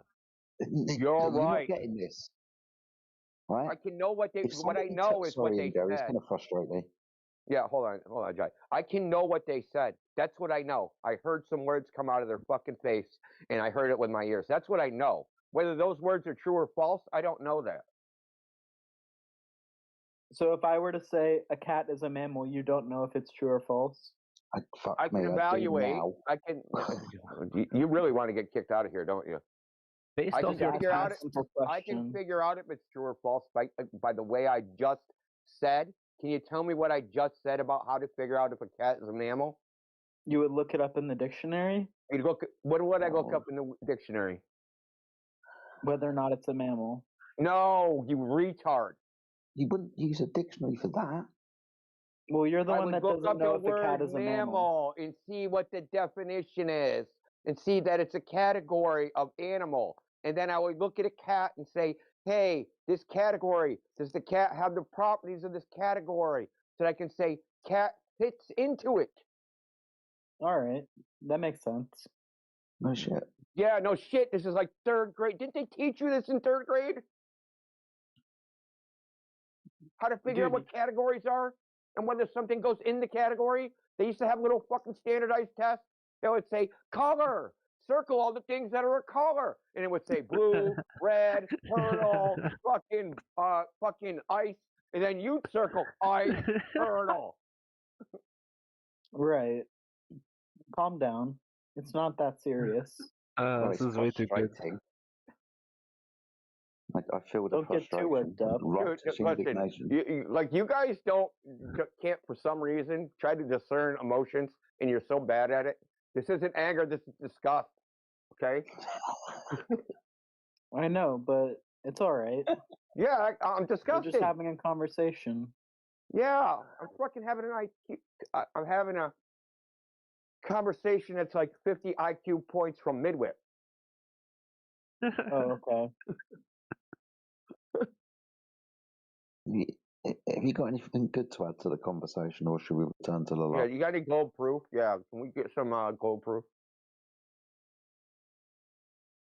Well, what would change your mind? Measurements of curvature. Right there, it's really easy. Measurements that the surface of the Earth is curving. Well, how would I present those to you? You'd measure the surface of the Earth and demonstrate that it's curving. But let's say that I've done that. How do I show you? Okay, I got it. Show us the You data. can make a video. You can do show and tell in the side chat. That's up to Doesn't you, gotta my be a friend. video. Just give us the data. Yeah. You want a YouTube video? No, I want data, dude. We want data to evaluate. That's what we want. Okay. We want to evaluate the methodology to see what was actually measured, the technique. You know what I mean? The same as you do with any, like reading any type of academic paper. They have the experimental layout, and then you evaluate whether that experiment was rigorous, what the assumptions were, what the sources of error were, what the output data actually was. You know, that you evaluate the experiment. And you think people haven't done that already? I know they haven't. Why do you think they have? Well, because I've talked to you. PhDs in physics, astrophysics, cosmology, pilot surveyors over a period of 10 years, anti-flat earthers whose whole fucking purpose of life is to oppose us have never presented such a thing either. And they've never gone out and done it. Well, there's plenty of people that have. Okay, show us. Okay, I'll post you a link. We can look. Post in the chat. This will be funny.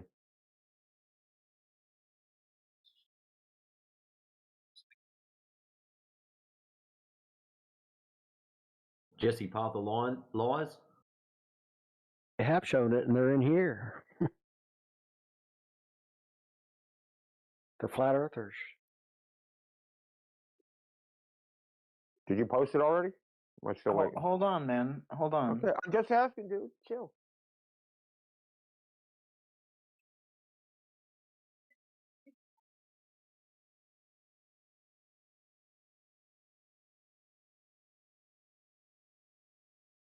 Sorry, I zoned out for a second. We are waiting for measurements of Earth curvature, right? I mean, he said it's been done plenty of times. He probably, I guess it's probably has so many that he can't pick. So Okay. just make like a roulette wheel of like Earth curve measurements and just like spin the ball and whatever it lands on, present that. Because you got so many. I bet you the video he presents is going to have a 23-foot tall Jaren. Well, I was going to post scientific and empirical evidence. Oh, sweet. Yeah, post that. Post that. Do that. That'd be fun. All right, this is from Wikipedia. Oh, Jesus Christ almighty. Wait a minute. Did he say scientific? Because that's not going to work. This is geometry, This bro. is empirical evidence for the spherical shape of the Earth. So let's go through these. Yeah, hold on. Is that what I asked for? I asked for measurements of curvature. Are there measurements of curvature? So first of all, the I asked visibility for of measurements of distance. curvature. Shut up. I asked for measurements of curvature. Is it in that? Yep. Okay. Which one? Well, we can go further than that. I mean, we Which can talk one about in there is the measurement of curvature? the first one. Okay, hold on. Let me see. So the first paragraph, the roughly spherical shape of Earth can be empirically evidenced by many different types of observation, ranging from ground level, flight, or orbit. The spherical shape causes a number of effects and phenomena that, when combined, disprove flat Earth beliefs. Yeah, These keep include reading. the visibility of distant objects on Earth's surface. Well, us seeing too far proves it's flat, so that was a fail. Lunar eclipses. Wait, what? What did you just say? I said lunar eclipses. Is this Appearance of the moon. Observations of the sky from a certain altitude. Observation of certain fixed stars from different locations. Observing the sun. Surface navigation. Grid distortion on a spherical surface. Weather systems. Gravity. And modern technology.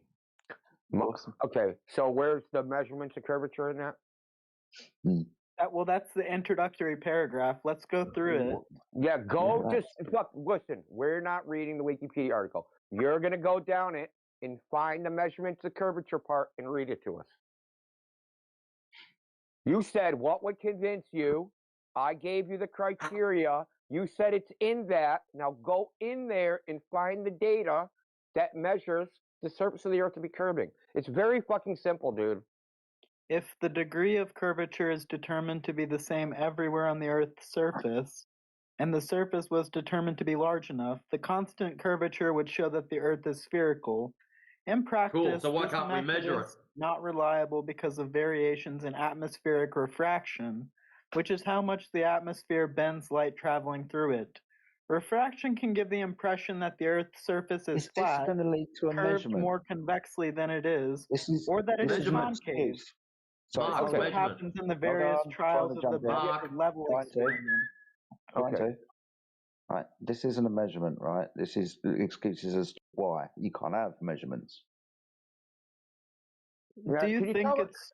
Do you think it's never been done? No. Before you move on, I'm going to ask you about this refraction thing. What's the evidence for this refraction thing happening? I'm not sure. You'll have to do the research yourself. You should. Oh, I think know for what I know yourself. what the evidence is. I know what its evidence is. The Oh, evidence okay. of globe Explain it for yeah, us. yeah. I'm gonna tell you what the evidence is. So the evidence for globe refraction is that the Earth looks flat. That's your evidence. Right, but just because it looks Yeah, flat right. doesn't mean Yeah, that it right, is. right. Yeah, right. So my evidence is the Earth looks flat, and that's my evidence of a globe. Think of how That retarded doesn't you make sound any right sense. now. I know it doesn't. I'm well aware of that. So why are you saying it if it doesn't make sense? That's your position. What's my position? That the evidence that there's globe refraction, and I asked you what the evidence is, and you said you don't know, and I told you what the evidence is. The evidence for the globe, for refraction, bending light around a globe, is that the Earth looks flat.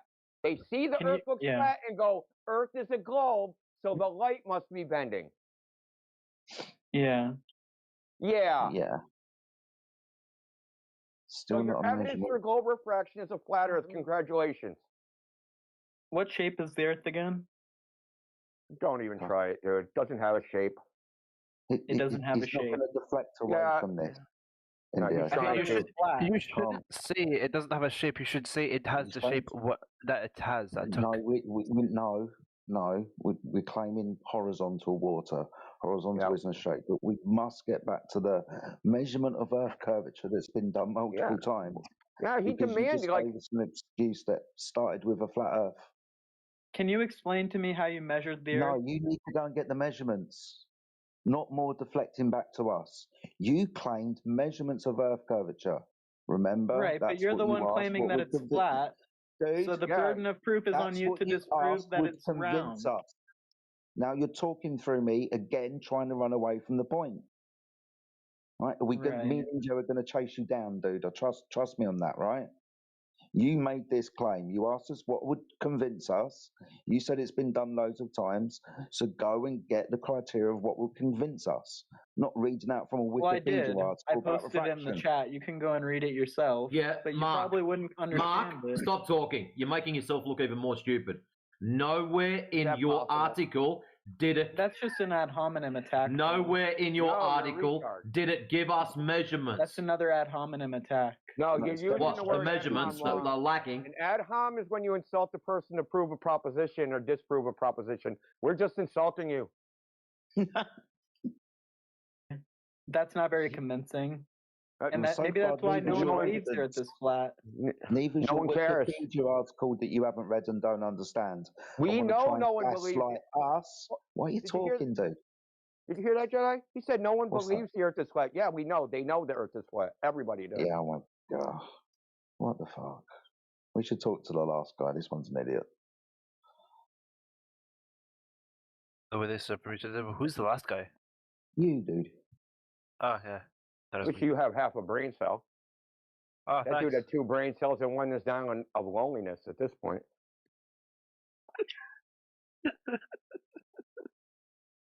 We will have it stated for the record, though, that the gentleman did fail to provide measurements of Earth curvature. I second that motion. Okay, man. I forgot I existed. Okay. Without objection, the motion is Yeah, it's passed. irrelevant. He did not present measurements of Earth curve.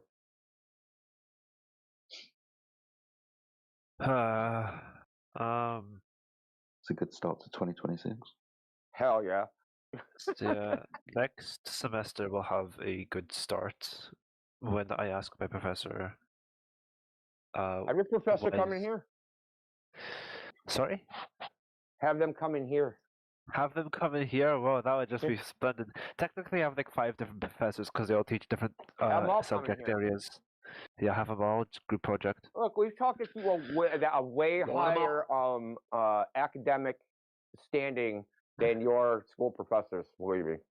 Oh no, university. University. Okay. Line them up, dude. So- Just bring them in, line them up, feed them to India. It's going to be great. We've can all had sit back people and with watch. PhDs in physics, mathematical physics, that wrote their dissertations on direct detection of the dark matter and all sorts of crap. So we've talked to people in academia of lots of different, lots of different professions. Okay. Yeah. So just bring them in here. That's all I'm saying. We if I like ever get the academics. We treat them. Typically, academics act normal, so they don't get what that other person just got. That other person's kind of like an anti-flat earther, and we're actually familiar with him. He's in the politics server, so he he does this all the time. and he's a mod for this channel, which is great. I think, or was I looking at the wrong person? No, I was looking at the right You person. probably looked at the wrong person. Oh yeah, I did. Matrix. I was looking at Matrix. He's definitely a mod, and he Yeah, is the right Matrix. person. Alright. Matrix is the right person for any job, especially for trolls like him.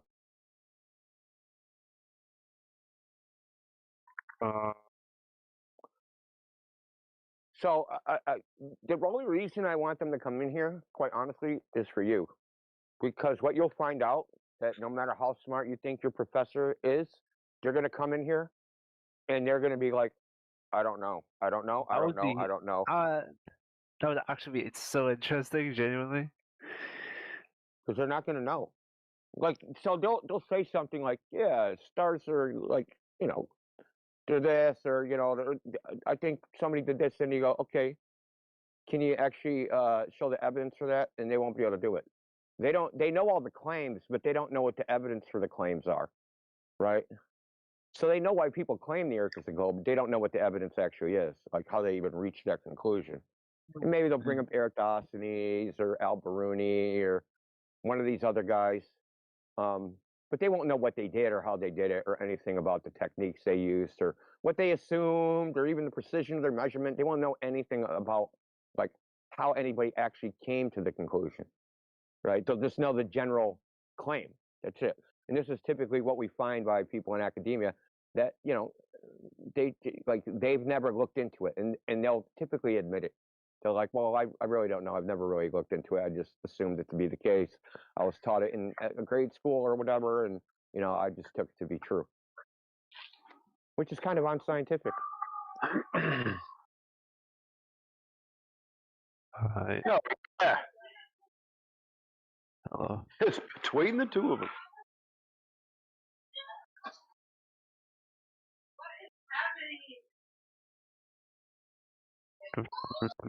Yeah, so this guy, he's like 18 years old. We've been kind of dropping the shit on him.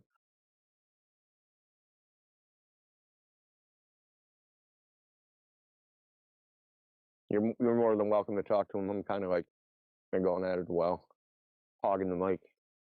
Who are you even talking to? You. No, you were talking. You were saying to someone I else. was talking to Says Who. Yeah, Says Who makes great arguments about this topic. Well, a lot of people do, but he's particularly good at working with people that are very unfamiliar with it because you're a newbie. Okay, go. Well, I mean, most people Yeah, are. I mean, there's people that have varying ranges of experience with this topic. Typically, most people do like through internet memes or, you know, nonsense, some TikTok video maybe. But then there's others that like they've got into it a little bit. What do you even do for work? Me? I'm retired. Yes. You're retired? Oh yeah, because you're 40. I'm way over. I'm older than 40, dude. I've been 40 in a while. 50. I'm older than that. Good lord. Okay. 200. You know, when Huygens was doing his numerology and mysticism, I'm the one that cut open the chicken so he could look at the guts. What was your work? Network engineering, computer science, IT, Okay. dude. I shouldn't even say network engineering. I did a lot of stuff in IT, so I'm multi-talented. Okay. Multi-skilled, whatever you want to call it. Okay. I'm pretty much retired. Good job. I work when I feel like it. If I want cocaine and hookers, that's pretty much the only time I work. Okay.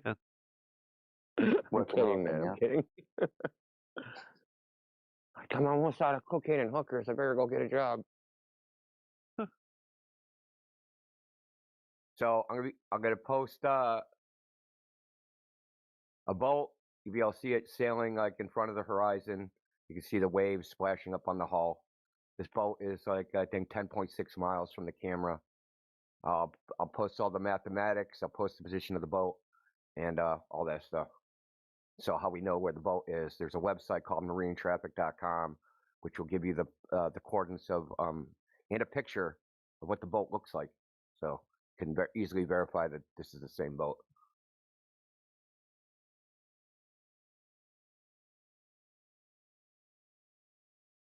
Okay, so that's a give in just a clipped MP4 in case you want it that way. And there's the boat at the bottom. It has the coordinates of the boat at the bottom of this screenshot.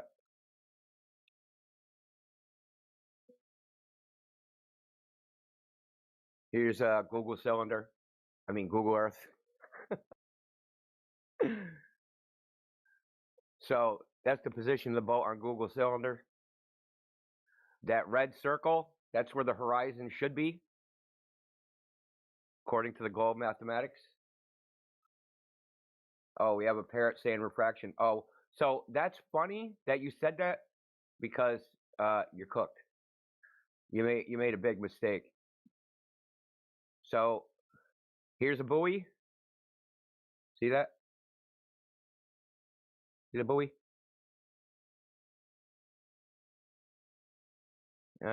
And here is, and there's the air and water temperature. They're within less than 1 degree of each other. So you can forget about any refraction because there is no mixing. The air is mixed, right?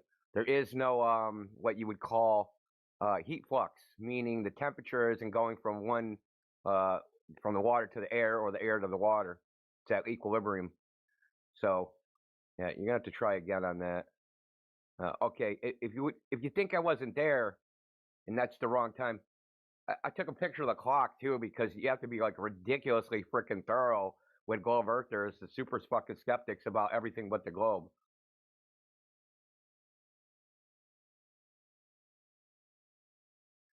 Gotta take a picture of everything. I even have to take a camera to take a picture of the freaking camera because you guys are ridiculous. So now I'll post the map. And you're using infrared as well. That's 950 nanometer infrared. So that also, so you got the water temperature, the air temperature similar, and infrared. That's freaking awesome. Dude, I've like planned this for like 2 weeks. It's very rare that the water temperature and air temperature are the same. Like only a couple times a year it even happens. So, and then there's the mathematics. That boat should be 20 feet under the horizon, but it's obviously in front of the horizon. And the horizon's at least 10 times or 2 times farther than what it should be. So, like he was saying, if you look at this, the surveyor drop at 10.6 miles is 74 feet. That means that boat from eye level should be dropped down 74 feet. And the horizon, if it was dropped down, the boat should be blocked by 19. It should be 19 foot of the boat should be missing behind the horizon cutoff. So yeah, I did this on the 18th. I actually have a post on Twitter, like from the same observation of like a lighthouse and another boat, which you can barely see because the boat's only like has like a 4 foot water height above the water because it's like a speedboat. Now, I took a flight the other day into Boston because I was away, and I got lucky and actually got the flight path and took a picture of this same freaking lighthouse from about 2,000 feet.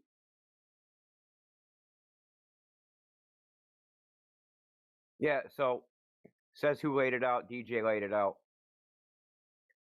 The surface of the water of the Earth should be curving, and all measurements show it's not.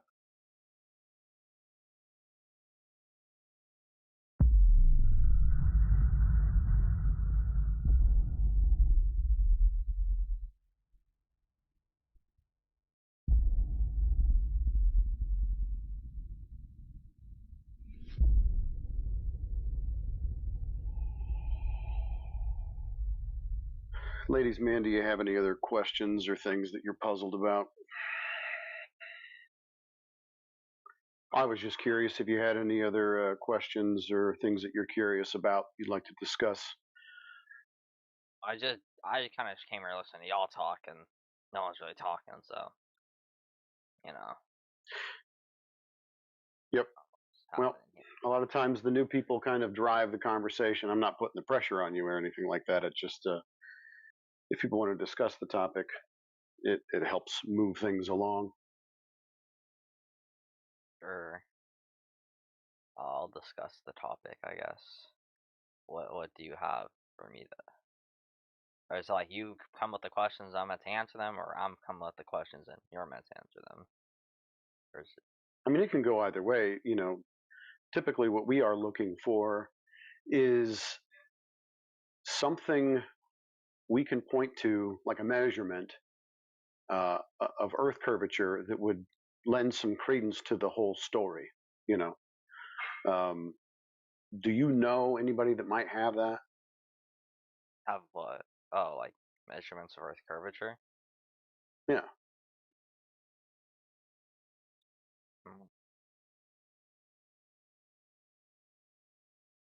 It's an interesting question. I can't name off the top of my head, but also on the top of my head, I don't know anyone that's a flat earther besides Discord usernames, so you know. Oh, fair enough. Yeah, that's what we're after. If anybody's actually measured this place, you know, to see if it's curving. Because I have some friends that are surveyors, and they all measure it flat. My brother-in-law, he's a mechanical and civil engineer, so he does surveys of rivers, you know, and their elevation profile, where they start in the mountains and end up, you know, in the oceans, and he measures it flat. So, no, not at all. He, you know, he drinks the Kool-Aid just like everybody else, but it is interesting that, you know, even he confesses, along with my surveyor friends, that yeah, we always measure the Earth, or the distances, or you know, the areas that we survey is always according to a horizontal datum. And so they take that data and they plot it, and they have an elevation profile that is completely horizontal at its base, you know, at its destination. We'll call that sea level. But everything, you know, the fall rate or the descent, the elevation of the rivers, and the topography of the Earth is always flat. You could say, well, okay, so they measure areas flat, but maybe the whole Earth is still curved. Well, okay, well, where is that? You know, if we're measuring it flat but it's curved, where's the curved bit? It's kind of a problem. I see.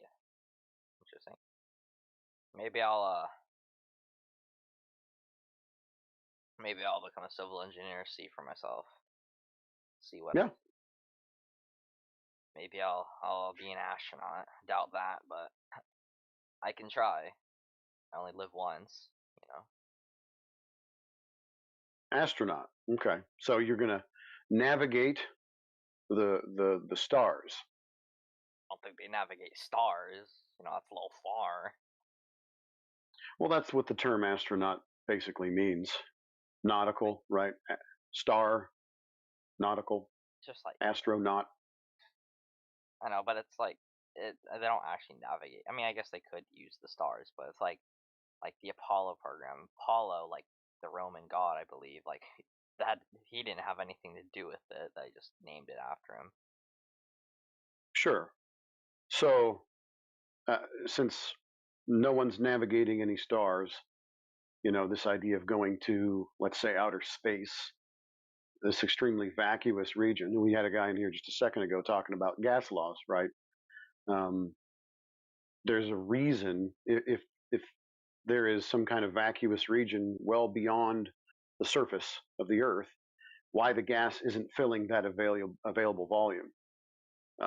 Because there is no gravity to keep the gas here, so it should be filling the space to, you know, come to an equilibrium state.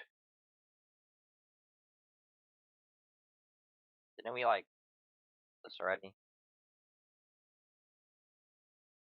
Like, Sorry, say again. yeah.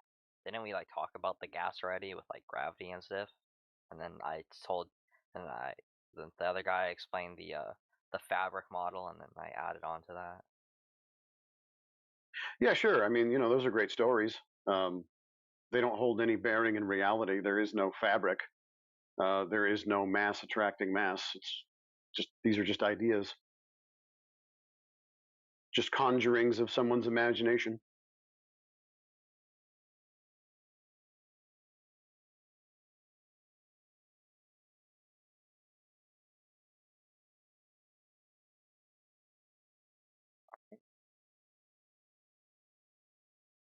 So I'd ask. I mean, I'm guessing like I want to ask like. I mean, I think I already know the answer. Like the obvious questions. Like is the most common question you guys get why would they lie? It's one of the more common questions. Yes. Fair, but to categorize it as a question is being too charitable. It's actually a cope.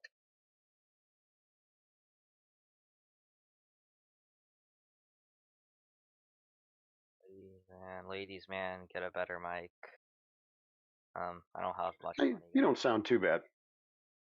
It's just the volume. It's hard to hear on the YouTube stream, apparently. Maybe if you could talk just a little bit louder. Yeah, I can talk loud. That's better, man. That's good. All right. So you guys said why would they lie is like the most common question.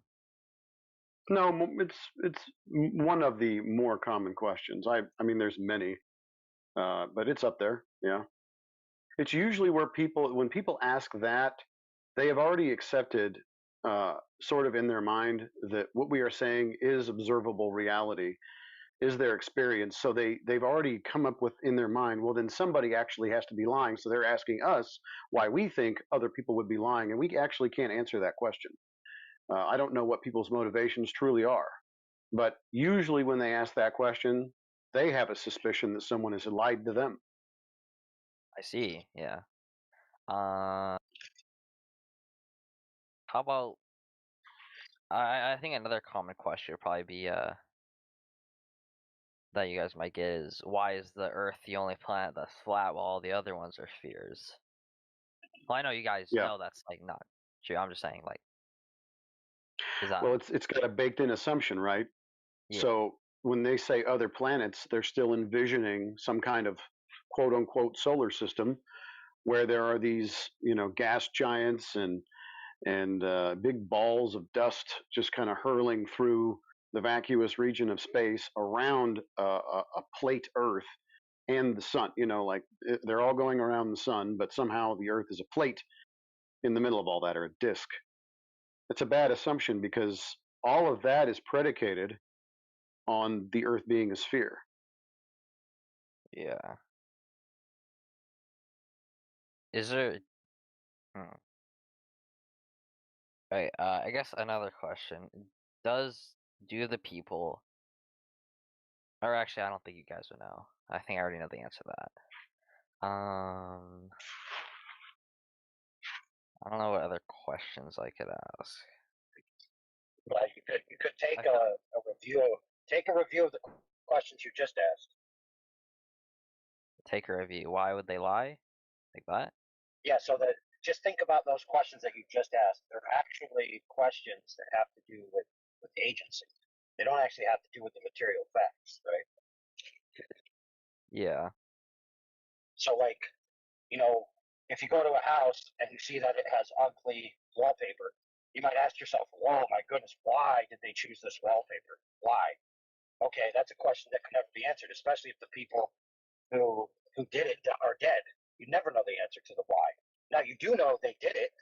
You do know that the wallpaper is the wallpaper. You do know that they bought it at Home Depot or whatever. You can know all the material facts, but the why question is irrelevant to any of those facts. Yeah.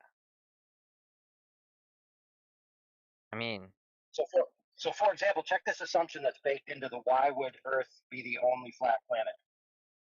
One of the big assumptions that they have is a creation story about how everything came into being in the past. And they assume that everything came into being by naturalistic processes. And so there's no specific agency between any of the structures we observe in the cosmos, which they include the Earth as one of. Now that's interesting. That means they're having a presuppositional metaphysical bias before they even ask the question.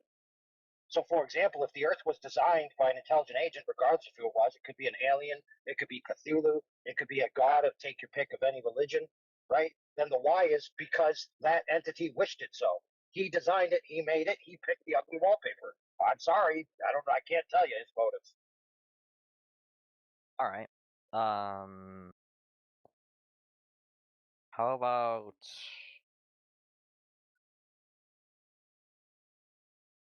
I don't know. The biggest thing I've always wanted to do is just like see with my own eyes for myself to like truly like at least for me to know. Like if let's say I try if I become an astronaut and they say you're gonna have to fake it, I'm instantly telling everyone. But I can't be the only person. You think it's that easy? You think it's that easy, brother? No, it's not. I know that, but that's why I put "if" in the beginning of that sentence. No. You're missing it. You're missing it, brother. It's not about if you become an astronaut. It's about if they allow you to be an astronaut. You see the difference? If they allow you. Well, yeah. So, for example, nobody's allowed. Check this out, brother. Nobody's allowed into the club without being vetted and insured against. If you know what I mean by that. So, for example, they're not going to let you be an astronaut when they've got nothing to hold over you. They're not going to let you into the high ranks of the CIA when they got nothing to hold over you. It's not how it works. You don't get into those positions unless they have leverage against you. Blackmail? Yeah, or credible threat. You know, like for example, you may not know this, dude, but one of the so-called astronauts before they went to the moon said, "Hey, we can't go to the moon, and hey, we can't communicate because the technology we have doesn't even work on Earth. So how do we expect it to work in space?" And he said, "The stuff we have." Dude, I'm talking about Gus Grissom, who, for all intents and purposes, was assassinated. He was assassinated because he was against the program. And there's evidence that his wife has and other people had that they witnessed with their own eyes that he was planned against and killed. Right? And now, interestingly enough, the other astronauts, guess what? One of their moms died in nefarious circumstances. About Buzz Aldrin? Yeah, apparently she committed suicide because she was so nervous about her son being famous. Now, you put everything together, dude, and you think about all the clandestine nature of everything, it's obvious to anybody with 2 cents in their brain that they killed her. I mean, now, can I conclusively prove that? No. Is it highly probable? Yes. But the point I'm trying to tell you is it's not simply the case that you arrive at this elite position of power where you know things that nobody else knows, and then you're just free to speak without consequences. And those consequences, if you're a man of any integrity, you know, they're going to be a hard burden to bear. It's like, listen, we're going to kill your whole family, and we're going to peel your kid alive and make you watch. What are you going to do about that? I mean, think about it. You'd have to get a whole army on your side before you pull the trigger on telling the truth, wouldn't you? And then you'd have to have your family safe from all the organizations, and all, you know, it just the list goes on and on. It's not as simple. But even then, it's like, who's going to believe you? Think about it that way. Like, what credibility do you have? Even if you have photographic evidence, they're just going to discount your photographic evidence. Guys, believe me? Well, if you went up high and you said, "I saw the Earth as flat," and you came back down, you'd just be saying the same thing that actual astronauts have said. Actual astronauts, the people who went up high, have actually said that the Earth looks flat from their position already. So you'd be doing nothing new. All right. So, ladies, man, can I safely assume, and you can tell me, that you believe you do already live on a sphere, Earth? Okay, I want to say like the truth of that question, which is yes. I'm afraid I'm just gonna get like into another debate with you guys, which I know is not gonna end well with me.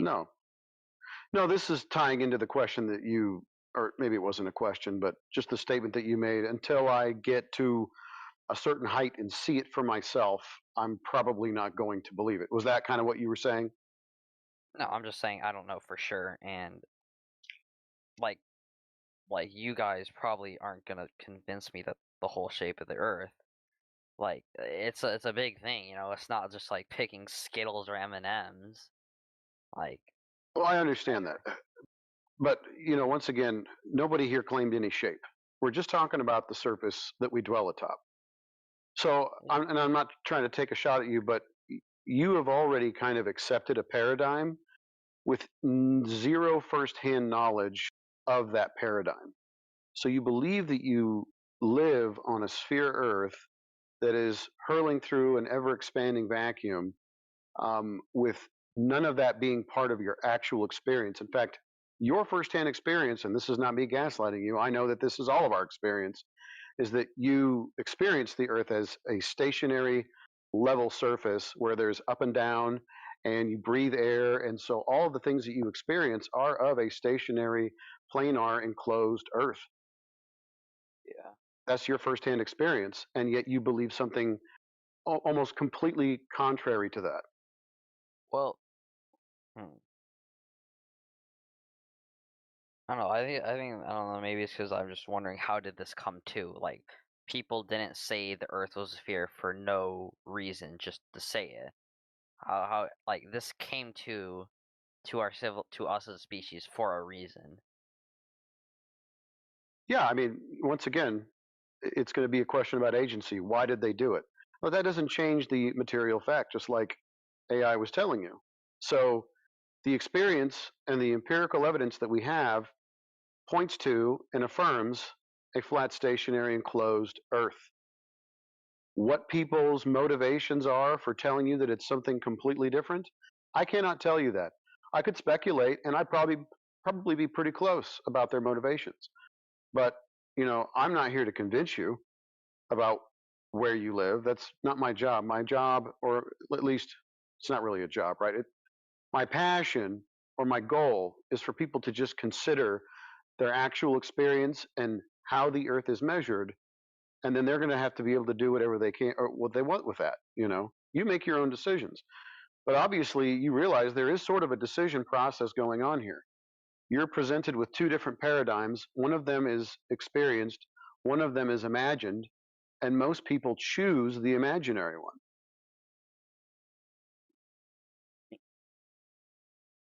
I mean, even if I become a flat earther, let's say by some chance I do, like, I can't tell anyone really. Why not? I mean, I understand. Listen, I understand what you're saying. People reject people who leave the flock or believe something different than the herd, right? So there's a problem where people go, well, if I live by this particular paradigm, which is not the norm, then I'm going to maybe be ostracized or looked at differently, and it's much safer within the herd, right? Well, listen, we got a problem here. Let's go back to one of your earlier statements, friend. You said, I don't know any flat earthers except Discord. Now, that's not a true statement. You don't know that any people that you know are flat earthers or not. That's the actual truth. You couldn't tell me out of the 17 people, let's just say you know 17 people, you couldn't tell me for sure that they're not flat earthers for the very same reason that you just said. Well, if the earth was flat, I couldn't tell anyone. Well, what if they already accept the earth is flat, but they feel the same way? And they're just waiting for someone in their circle of friends to speak up and not be afraid of being shunned. Well, within my friends,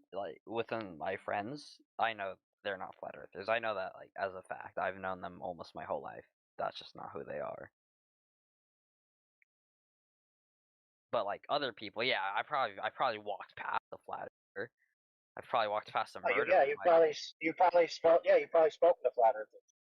The hot chick that you were thinking about last week when you got your coffee, she was probably a flat earther. And you know what? When you talk about her about flat Earth, she's going to give you her number next week.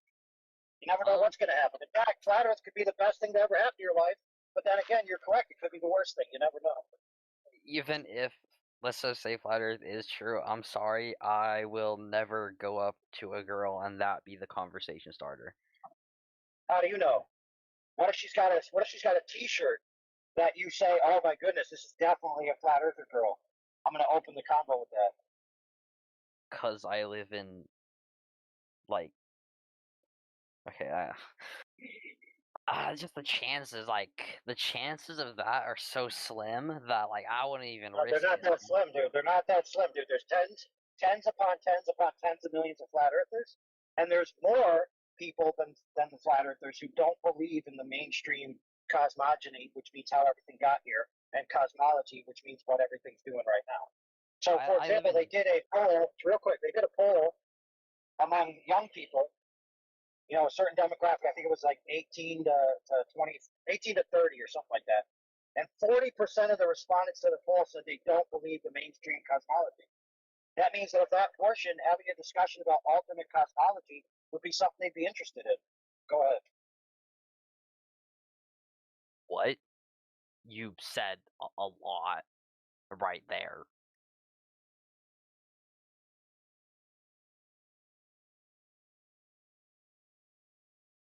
Yeah, dude, it's the same with any topic, like mainstream politics. Like probably 30 to 40% of people that you meet are not interested in mainstream politics. They have alternative ideas.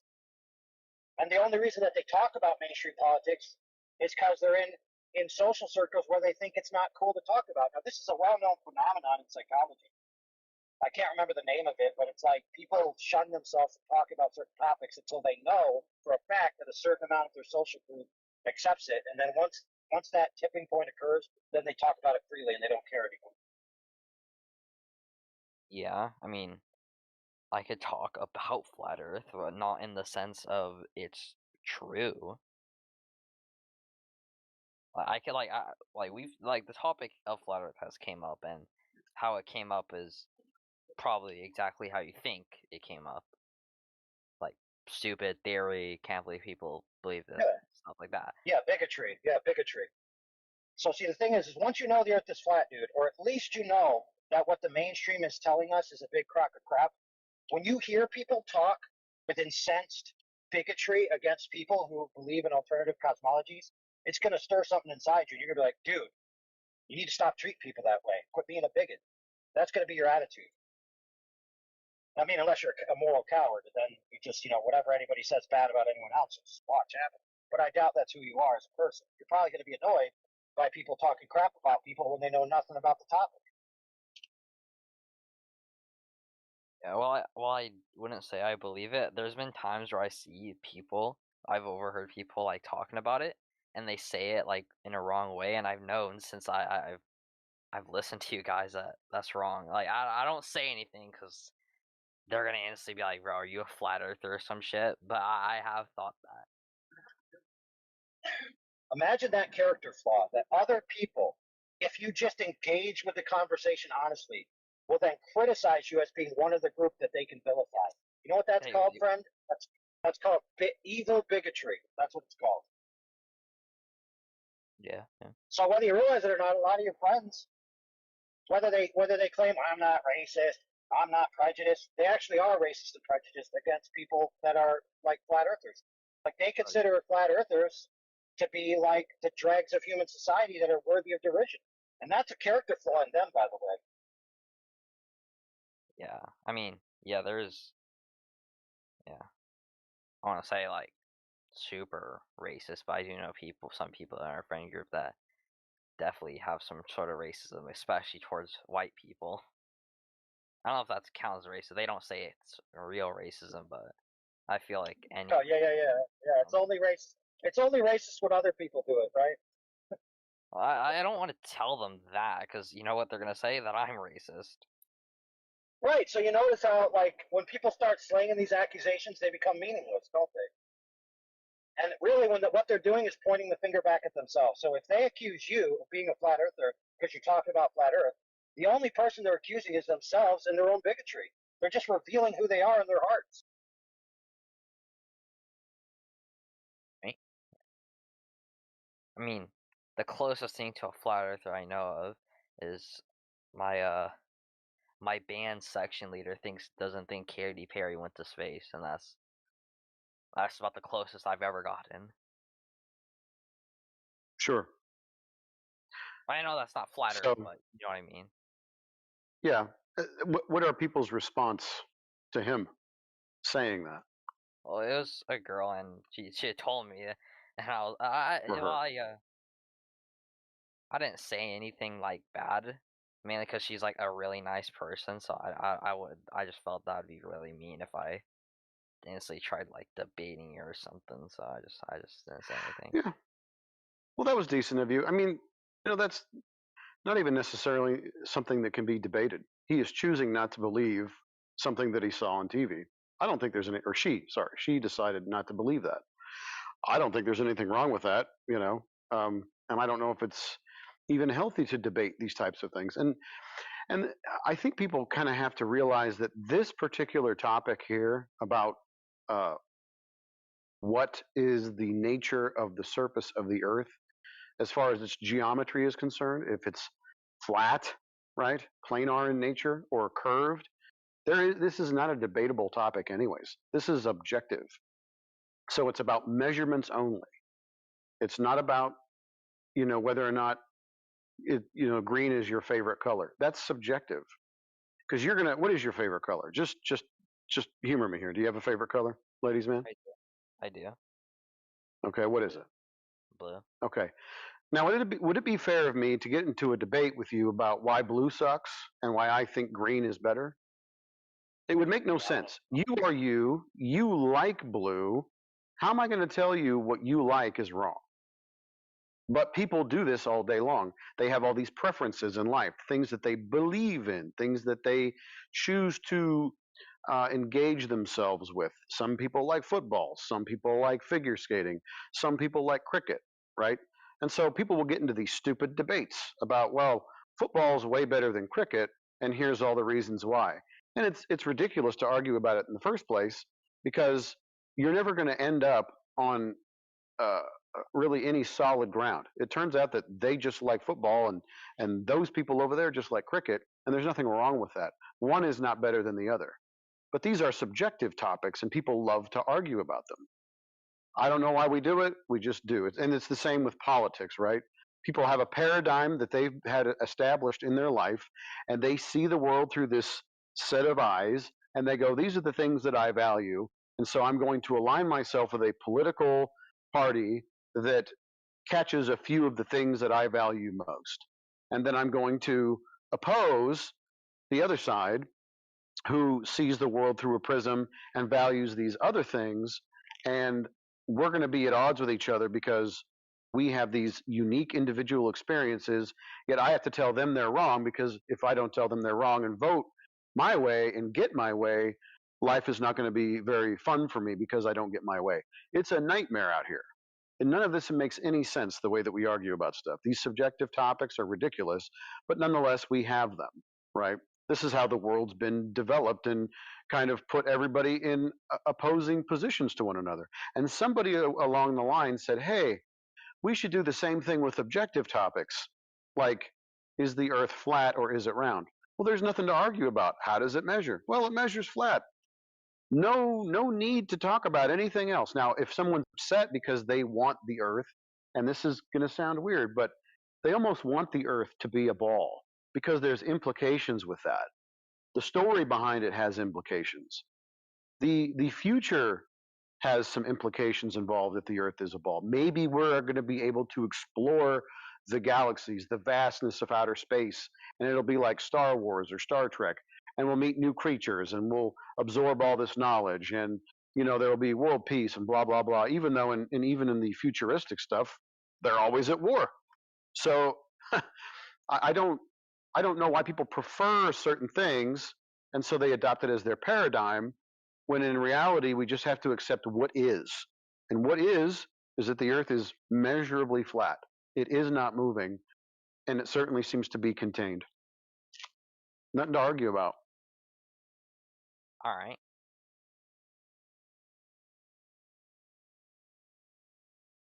Sounds cool.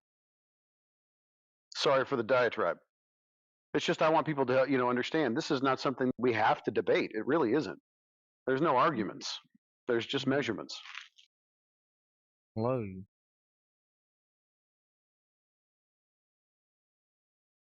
Can I ask you a question? Sure. Do you agree the Earth is flat? It's not really an agree-disagree topic. It's just measured flat. There is no curvature that we can find. So I know the Earth is flat. How you know? Yeah.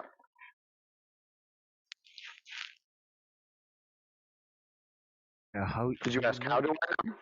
How do I know?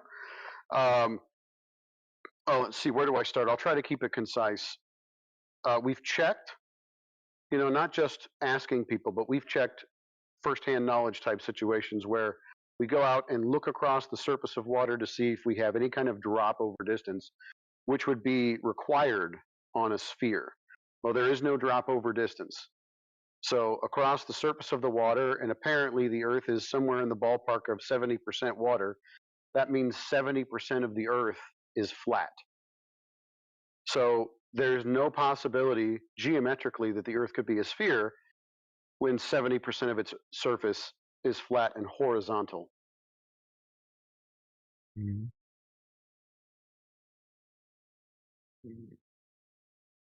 Okay. Hmm? But why the whole world is accept the Earth is low? It's not flat. Well, because most of the people on the Earth have been run through the state-run education systems where the curriculum mandates they teach the children that the Earth is a sphere. And so everybody is grown up at a very young age to believe in the globe Earth mythos, and then it just propagates from there. That's why most of the people believe that. And it also doesn't help that there is a constant barrage of globe propaganda everywhere that you look. So that means that humans don't have technology to see that how Earth is look like in the actual world. Like Yeah, we don't actually. Yeah. China don't have, America don't have, Russia don't have. They're just lying that Earth is closed. Well, it would appear that way. I can't really prove that they're lying, but that's what they're telling people. People choose to believe it. So, is it a lie? I don't know. I mean, they sell fiction novels at the bookstore all the time, and people pick those up knowing that it's not true, and yet they read it anyway. So, is it a lie? I guess probably not. Okay. And that means that you are not claiming the Earth is flat. You are just imagining that there is something that you don't know actually what is that. Damn correct? No, I know that the Earth, the surface that we live on, the surface of the Earth, is flat, planar in nature. It's horizontal, it's flat, there is no sphere. Now, the overall nature of the Earth, the construction of it, what it looks like as a whole, what the Earth is, and how that looks, I have no idea. Go ahead.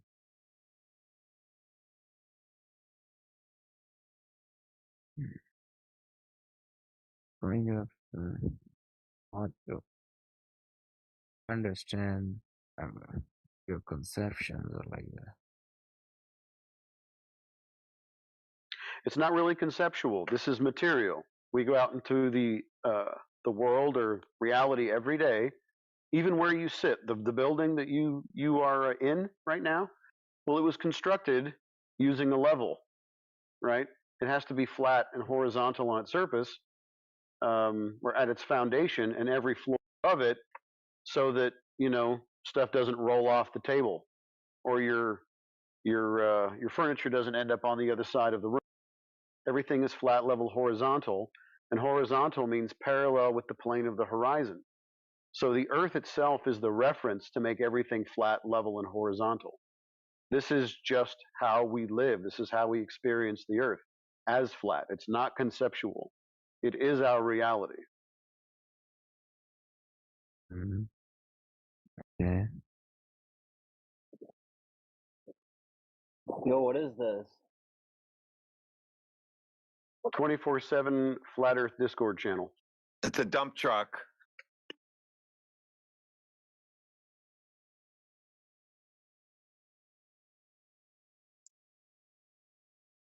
Yo, says who? Hello.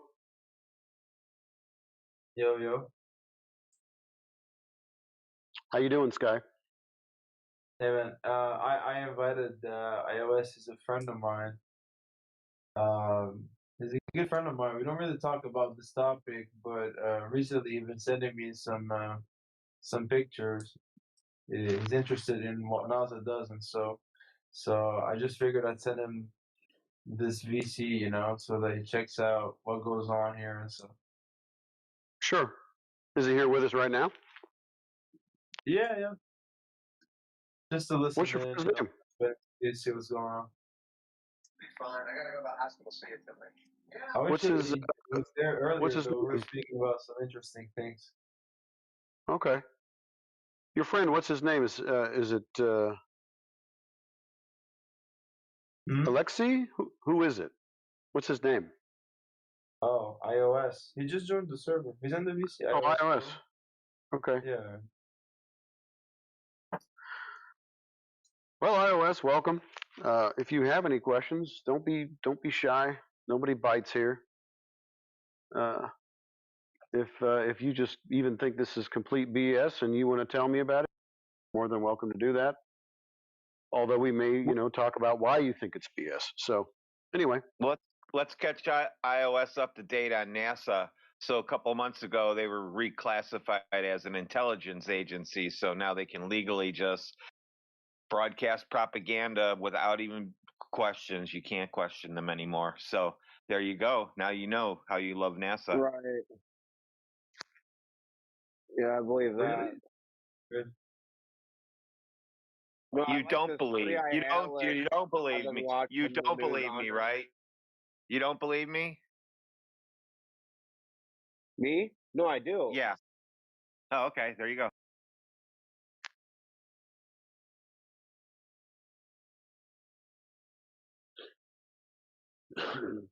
Yeah, I have a what NASA question. stands for What, to see one is second. Yeah, iOS and Sky, I got a question for you guys.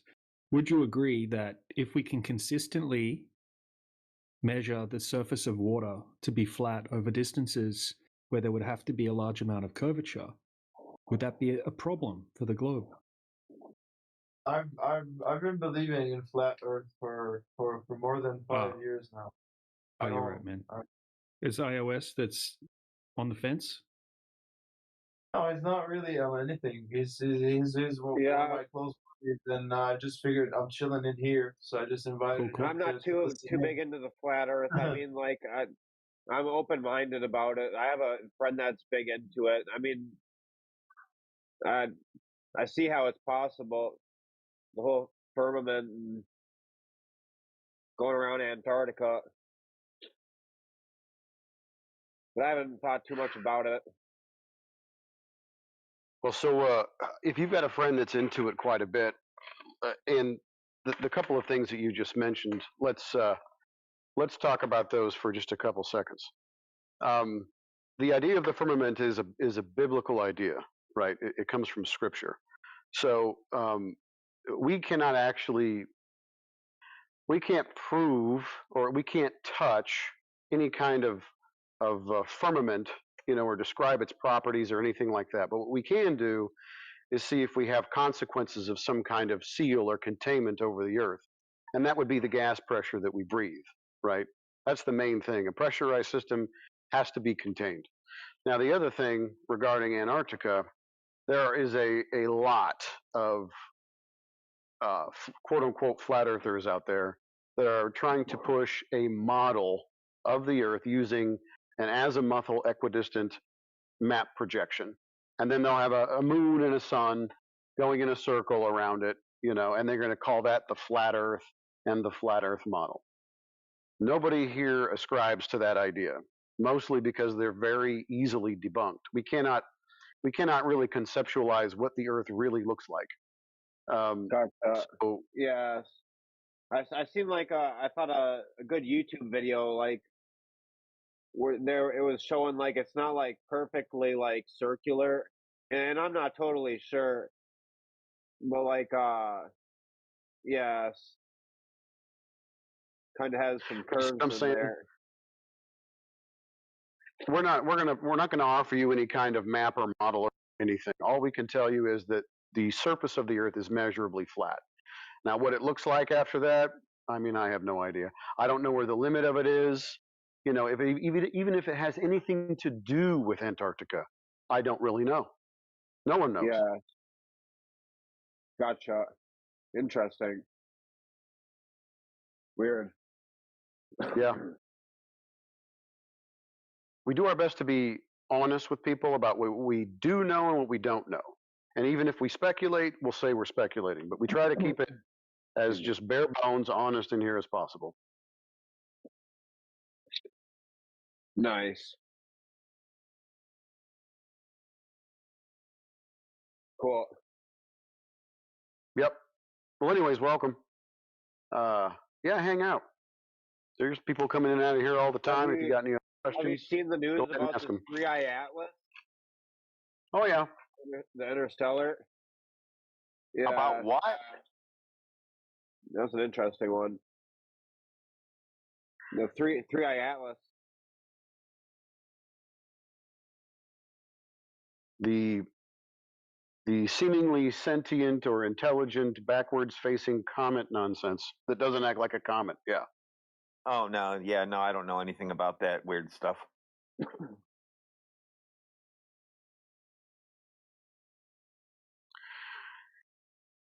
Yeah, apparently there's a comet that's just randomly changing its course, seeming as if it's Right, not a got that random non-gravitational ice rock. acceleration. Yeah.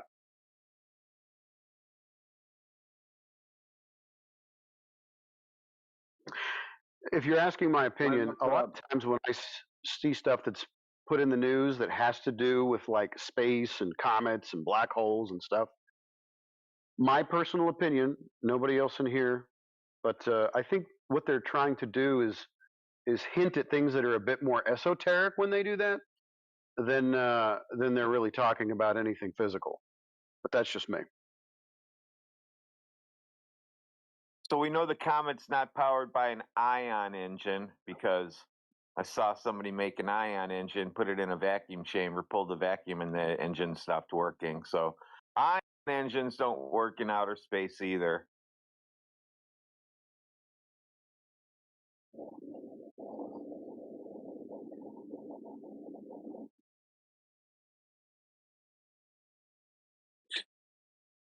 I'm an idiot. What's an ion engine? You gotta tell me.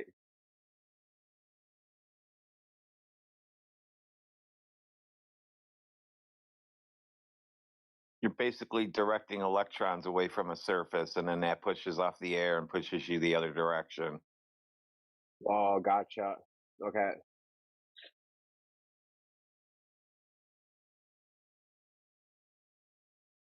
But it requires air to work, so it's got something to push off of.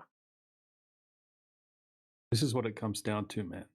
Right? Like, if we get a large body of water, let's say, for example, we have a 10-mile lake or a 10-mile section of the ocean, there would have to be a certain amount of curvature over that distance if the Earth were a globe. It has to be there. Okay, and there would be about 60, yeah, there would be 66 foot of curvature over 10 miles, just according to the globe Earth math. Okay, just based on gravity and the size of the globe. 10 mile, anywhere you are on the Earth and you have a 10-mile body of water, there should be 66 foot of curvature over that distance. So what we've done is gone out and actually, gone looking for that curvature that would have to be there, because it's pretty easy to detect 66 foot of curvature over 10 miles. And yeah, every single time we go and test these distances, even longer distances, we can't find any curvature. We can zoom in, like with a camera, right? Let's say we have a 10-mile lake and I'm standing on one side of the lake and I just set the camera up just above the surface of the water. And then I zoom in across the lake, the 10-mile lake. Okay. Yes. I shouldn't be able to see my buddy over on the other side of the lake. He should be hidden behind over 50 foot of curvature, like behind the horizon. It should be hidden behind the horizon by 50 foot or more than 50 foot. but we can zoom in across, and you could see his feet standing on the beach, right? You could you can test that over and over again. Then you could go to a 20-mile lake and do the same thing. Whereas over a 20-mile lake, there should be 266 foot of curvature on a globe. Right. So, I get what you're saying. yeah, That's really man. interesting. It's Yeah, thinking a little bit differently. Yeah, we can shoot lasers across these distances as well, like really high And powered lasers. it shouldn't be possible because the curve. Exactly. So it's Crazy. stacks and stacks Yeah. of different tests that have been done. We can't find any curvature, and then you go looking, throughout all of history, and go, okay, who went and measured the globe? Who went and found the curvature?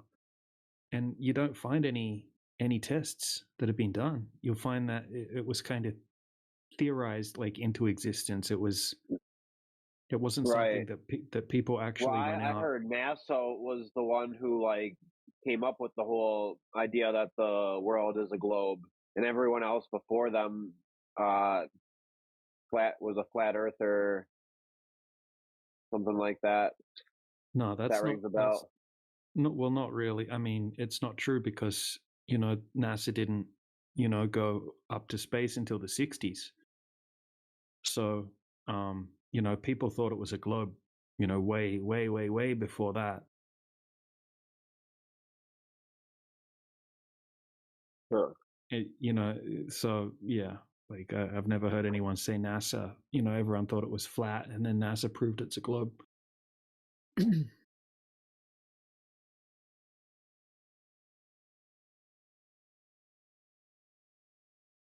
Yeah, so I thought I read something about that. Like all the ancient people, apparently thought Earth was flat, and then NASA was the first one to come up with it was a globe. I thought I heard or read. Yeah, well, that's correct in a bit. Like all of the ancient cultures knew that the Earth was flat. They all had very similar depictions of the system that we live in, right? Being like a flat plane that's not moving within like a contained system. And yeah, all different cultures all over the world that apparently didn't have communication with each other all came up with the same thing, right? A flat, stationary, enclosed system. Yeah. And then about 2,000 years ago, apparently, okay, there was some Greek guys like Pythagoras, okay, and people like that who first suggested that the Earth was a globe. And it wasn't based on any experiments that they did. It was just based on philosophical reasoning, basically. And they thought that spheres were the most perfect shape. And they kind of worship spheres. Pythagoras and his cult kind of worship spheres. And they thought, oh, because spheres are the most divine shape, the Earth must be a sphere. And then, it didn't really catch on, right? Because most people were flat earthers back then. So they were the first people apparently to suggest that the Earth was a sphere. Oh, And then it wasn't until much more recently in history, I think it was about 500 years ago or something like that. That was when it fully caught on, right? And the Jesuits went around the world pushing the heliocentric model. And they basically went on like a crusade around the world, pushing, telling people, oh, the Earth's a sphere. This is how it works. Heliocentric. Yeah, but no one ever went out and actually measured any curvature.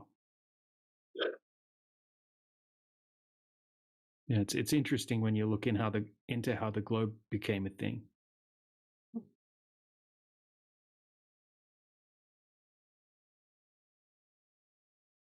Yeah, if you have a look in the side chat, old dude posted some of the depictions that I was talking about. Got the Norse, the Hebrew, the Mayans, Navajo, Japanese, Sumerians, Incan, Egyptians, Hindu. Yeah, all the ancient cultures had a very similar idea of this system that we live in.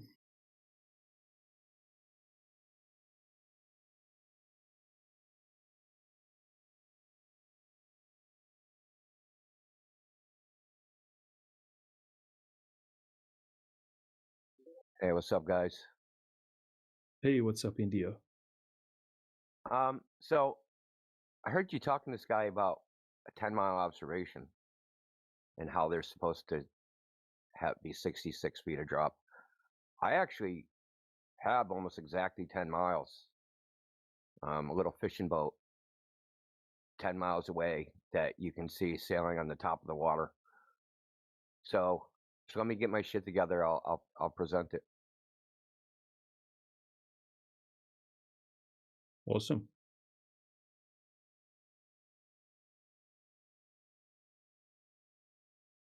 And to answer your first question, Indio, that will be the sky is up. You asked what's up, so yeah, the sky.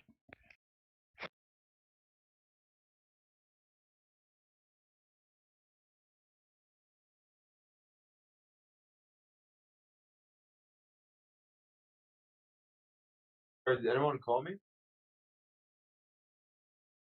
Yes, yes. Oh, Oh yeah, yeah. Sky. Yeah, what's his up? name's. Sorry, We were I thought talking you were about the talking sky. about something. The sky.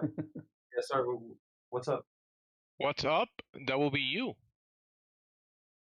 Well, he's actually down on the list, Yeah. Jamesy. Yeah, I'm up. Down below you. He's below you. Below Sky me is is down there, like down near the bottom. Below me is Sheol. There's help. Now below you is car. But yeah, sorry. What was the actual question though?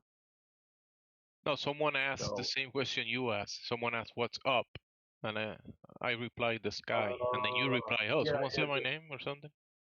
yeah. Because that's what I heard, but I thought maybe I heard wrong and someone was just calling me, so I got confused there. All right, Indio is back to whatever he was gonna post, right, No, Indio? I'm not back. Give me a second. Just killing the air. I Well, love you that get your Jensi's stuff. killer on his Xbox. That's so dope.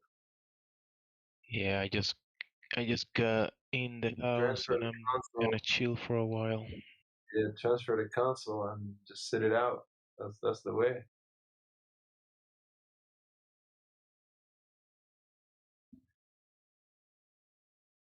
Yeah, the connection in the console is pretty decent, and the sound and the headsets are comfy. So Can you see the side chat and stuff, Jamesy? no, the side chat. No. Yeah, I'll save my brain from the brain rots in the side chats. Saving memory space. All right, I'm good. So I'm gonna be posting like 4 different things. Can people just like refrain from posting anything for a second? So I'm gonna post a boat. You'll be able to see it sailing like in front of the horizon. You can see the waves splashing up on the hull. This boat is like I think 10.6 miles from the camera. I'll post all the mathematics. I'll post the position of the boat and all that stuff. So how we know where the boat is, there's a website called marinetraffic.com, which will give you the coordinates of and a picture of what the boat looks like. So you can easily verify that this is the same boat.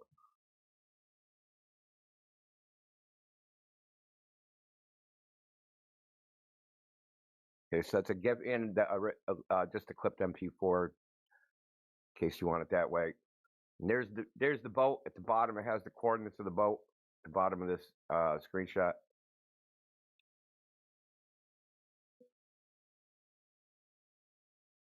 Here's Google Cylinder. I mean Google Earth. So that's the position of the boat on Google Cylinder. That red circle, that's where the horizon should be, according to the globe mathematics. Oh, we have a parrot saying refraction. Oh, so that's funny that you said that because you're cooked. You made a big mistake. So here's a buoy. See that? See the buoy? And here is, and there's the air and water temperature. They're within less than 1 degree of each other. So you can forget about any refraction because there is no mixing. The air is mixed, right? There is no what you would call heat flux, meaning the temperature isn't going from from the water to the air or the air to the water. It's at equilibrium. So yeah, you're gonna have to try again on that. Okay, if you think I wasn't there, and that's the wrong time. I took a picture of the clock too because you have to be like ridiculously freaking thorough with globe earthers, the super fucking skeptics about everything but the globe.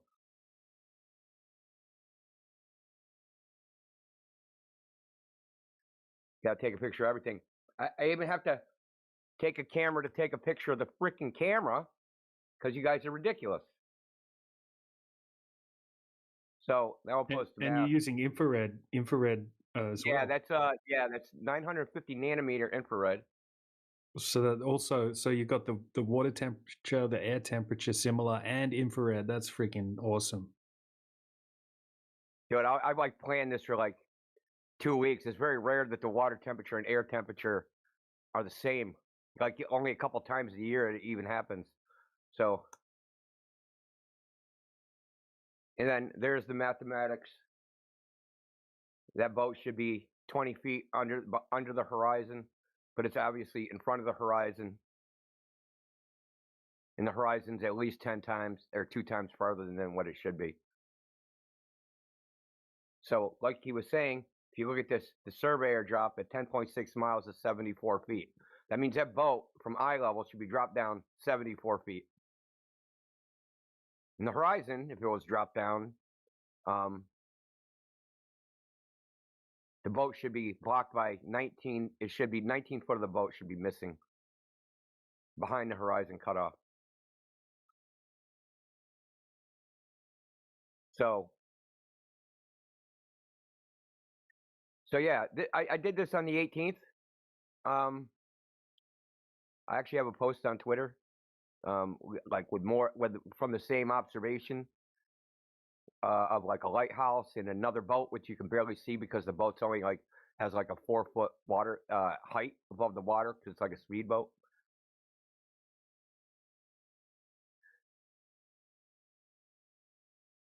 Yeah, so hold on, I'll post the lighthouse. Why not? I'm here. Let's freaking do it. Let's do it.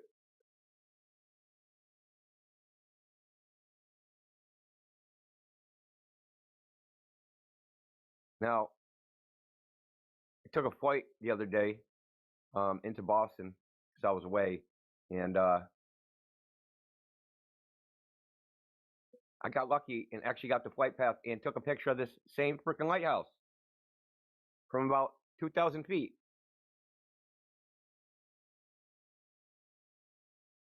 Yeah, so says who laid it out. DJ laid it out. The surface of the water of the Earth should be curving, and all measurements show it's not. I love this observation. Awesome.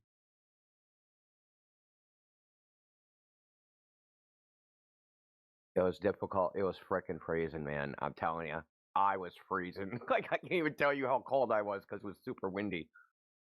Oh yeah, 45 degrees and windy. That's gotta suck. Yeah, it was like 16 knots or something, which is like 20 mile per hour, and it was like constant. You know how the ocean is, where the breeze is doesn't let up, and like you can't operate a P1000 with gloves on. That's just not even possible. Like, so yeah, it was rough, but like I was determined. I pretty much I think I started planning this. I started looking at the weather. I had like a window of like 3 days I could do it, and I'm like, freaking first day it was like snowing or raining, and then the next day, I could have went, but the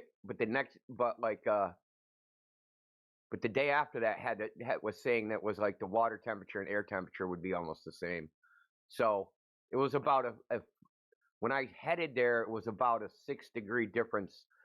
But after I got there and set up, because I was taking screenshots of the buoy, like every 15-20 minutes, But that by the time I set up and got all this, it was like the difference was like less than a degree. So I'm like, hell yeah, got lucky. And then the plane, dude, I'm like, I'm on the plane, and I'm like, that's a fucking lighthouse. I was taking a video of down there. So I took a picture of it. Because it's like the only runway that even faces in that direction. They have to like fly out over the ocean and then fly back into Logan Airport. But normally they just run like parallel to the coast. So it only like I just got so lucky that they happened to land on that runway.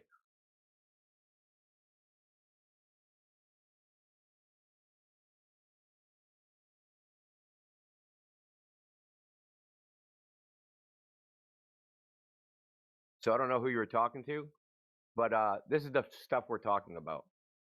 Now we go out, we do an observation, we test the goal of mathematics to say there's supposed to be curvature of a certain rate, and it's just not there. It's just never there. Now, knowing this, what are we supposed to do? Are we supposed to? So we have observations on one hand. We have a bunch of people that, when questioned, don't know how they know the Earth is a globe, but they know it's a globe. Are we supposed to go with them? People that don't actually know anything and have never done any tests and have never done any observations, and the best they can do is like, I watch TV and saw pictures from space. Well, I didn't watch TV. I went out and observed what the Earth is, and I'm going with that. I'm not going with the television set. We know how that went in 2020, man.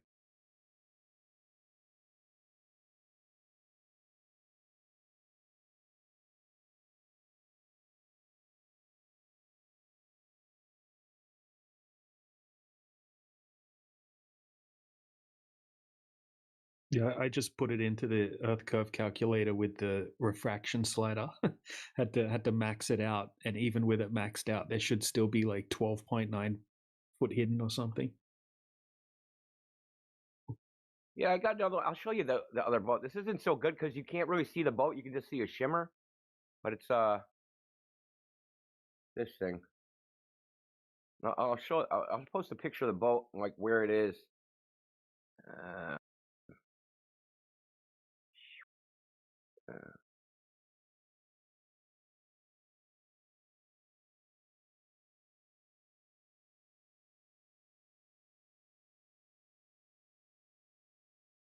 That's this little thing. The only thing I can tiny see them boat. picking on is how do we know the camera height?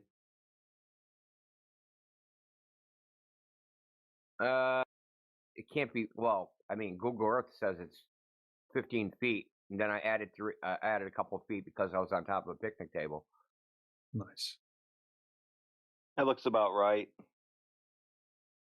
I was gonna say 12 feet because I've been to that exact same spot, Indio. I know where you did that. Yeah, I know you know, bro. I know you know.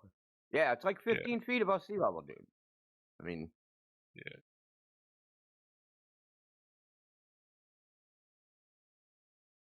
This is a pretty good observation. Good thing that you have all the variables in there. Pretty cool, dude. you know, This I was is thinking one like of the we top. should come up. Yeah, we should come up with a checklist, dude. Like an actual like best practices checklist of like what should be included in an observation, right? If it can be done, right? Air, water temperature, humidity, wind, right? Time of day, maybe tide height, stuff like that. You know what I mean? Yeah. Definitely important.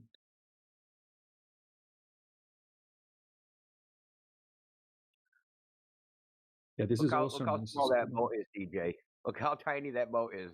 How like its height above the water. It's like not even. It's barely as high as a pickup truck top. So in that video, you can see that shimmer. That's that boat. So I got the thing for it. Hold on. Is that it? Yeah. I think this is it. Yeah. Wow, that's This nice. is its, yeah, this is its position. So It's about 8 miles, I think it was, 7.3 miles. I also got some other stuff because I took about 2 minutes of video, and I got some other stuff. I haven't been able to like parse it out, but I do. I definitely have like buoys in the water. Like they have navigational buoys that are like because there's a shipping lane, right? And at the it's like a road, So I mean, so on each side of the shipping lane there's buoys, and all those buoys are supposed to be past like the horizon. Like I shouldn't even see them, and I see like dozens of them. So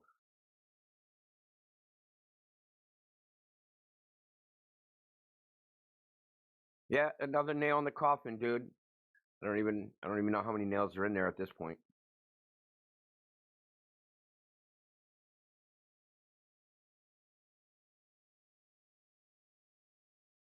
Now, says you said, what about wind refraction? There was some turbulence from the wind that I got in other clips I have,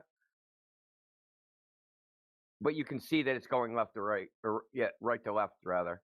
You can see basically the wind blowing, like the turbulence, but instead of it being like a turbulence, like a hot road, it's basically going left to right. It's pretty easy to distinguish it.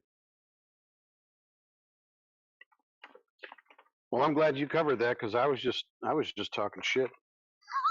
Yeah, I know. Well, I mean, wind does cause like turbulence and stuff. It causes turbulent effects, but this was just left to right.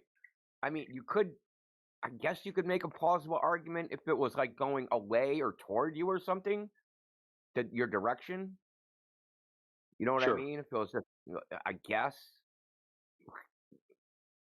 that would I think be a if stretch. anything, a strong wind like that is just going to cause spray near the surface, and that's going to make it even worse.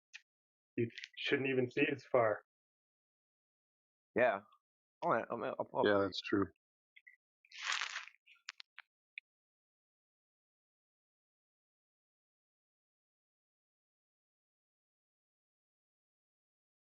So I just uploaded another an infrared, but instead of the black and white, it's the it comes out purple. If you I turned it to monochrome after this, so this is like magenta or something. But anyway, you can see the wind like turbulence going like right to left easily.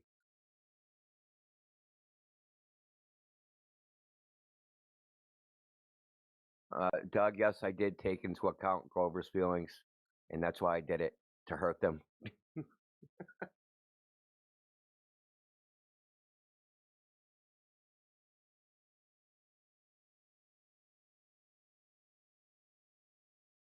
Dude, Setsu, I really, really, really appreciate that.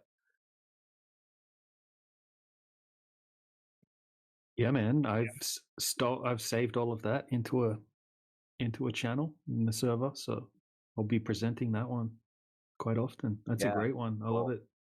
Especially because it's right at the 10 miles, and we always talk about 10 miles, 66 feet. So that's just like really convenient. When he said that, I'm like, oh shit, that thing I did is 10 miles. I'm like, we actually have an example now. You know what I mean?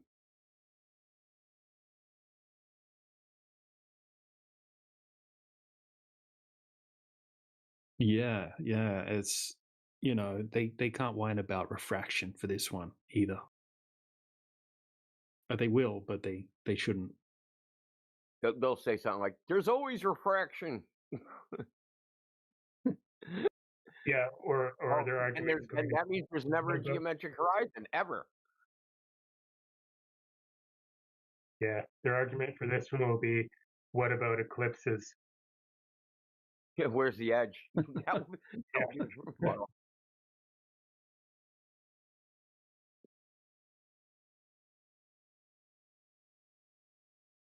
I like how you can see the turbulence moving in a direction, though. I haven't paid attention to that before. It's a really good example. Yeah, I got really. I mean, other than the pain I suffered, yeah, I got lucky. Dude, like, listen, I'm very weather don't bother me. It's true. I mean, like seriously, weather really doesn't bother me. But that shit was cold. I actually like when I finished, I like went into a coffee shop and like warmed up. That's like unheard of, man. Usually I just do my thing and just tough it out. But I was like, damn, I'm cold. I need to fucking take a break from this shit. It's cold on the water when there's a strong wind.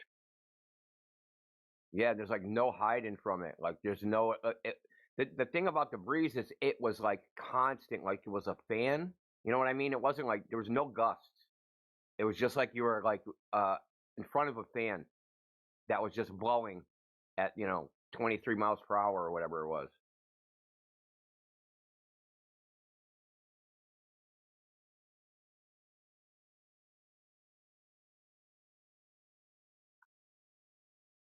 I also got this from the plane. I just thought it was interesting.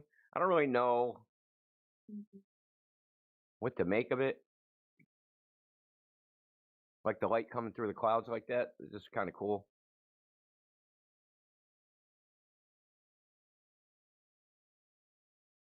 Because they're always like perspective. Like, where's the perspective in this? Like, I'm not seeing it, bro. The perspective rays.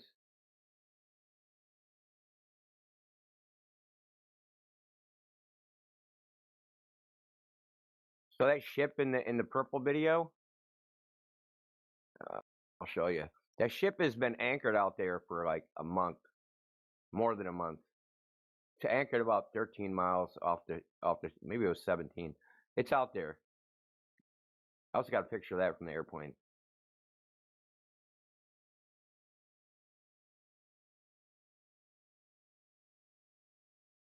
That is let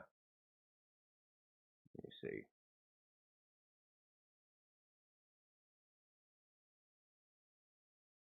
That is this ship here.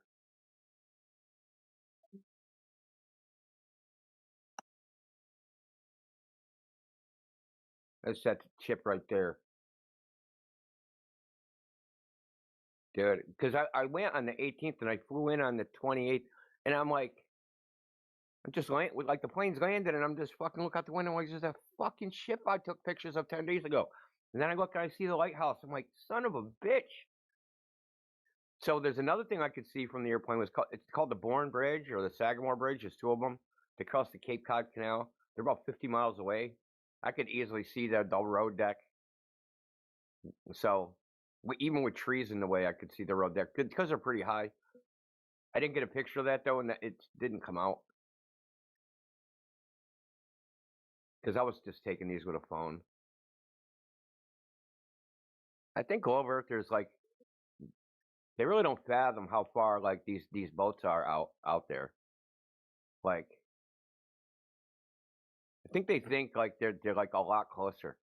10 miles is pretty far away.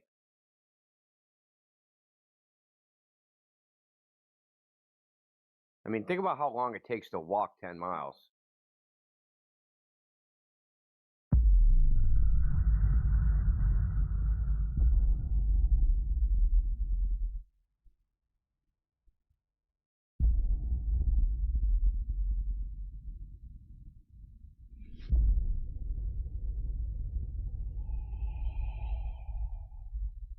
Ladies Man is back. Welcome back, Ladies Man.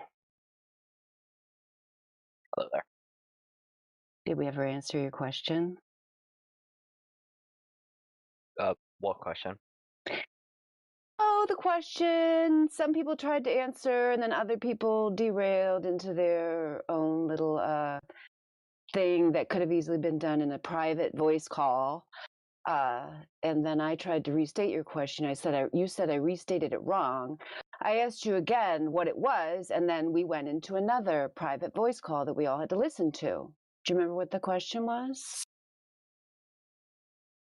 No, not at all. It might have been something like, what is the flat Earth map? Or, I don't know.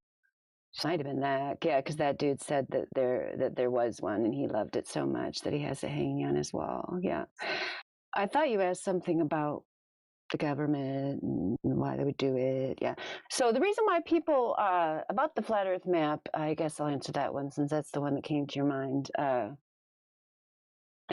Okay, so the thing of it is, Ladies Man, you and I and everyone else, unless you had some very special parents, grew up being told that even though we experience the Earth as flat and stationary, and we've never had any first-hand experience of a globe, that actually there is a globe and that we're just dumb and we don't know what we're talking about. So, if we went outside as a child, like I did, laid on the ground, watched the clouds moving, felt like the Earth was stationary as it appears, and never observed a globe anywhere or never detected any kind of motion of the Earth beneath us, that it was just because of our, insufficient knowledge, but these wonderful spacemen in the sky have determined that it is actually a globe, moving, spinning, doing all these things that you never see.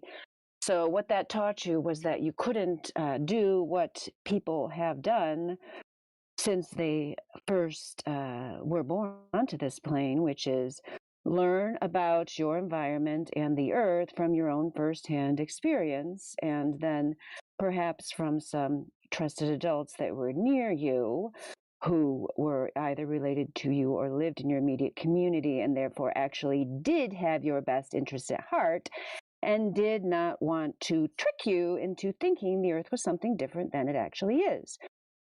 So, therefore, you got that brain, that globe idea implanted into your brain at a young age, and it wasn't just that the idea was there; it was that the idea supplanted and took the place of your actual lived experience. So then, as you grew up, you thought, "Oh, I can't actually learn from doing or observing or even reasoning, because my reason would lead me to think this was flat and stationary realm, because that's all I've ever experienced." So you were taught that you were unreasonable to trust these observations and that you can only trust authority.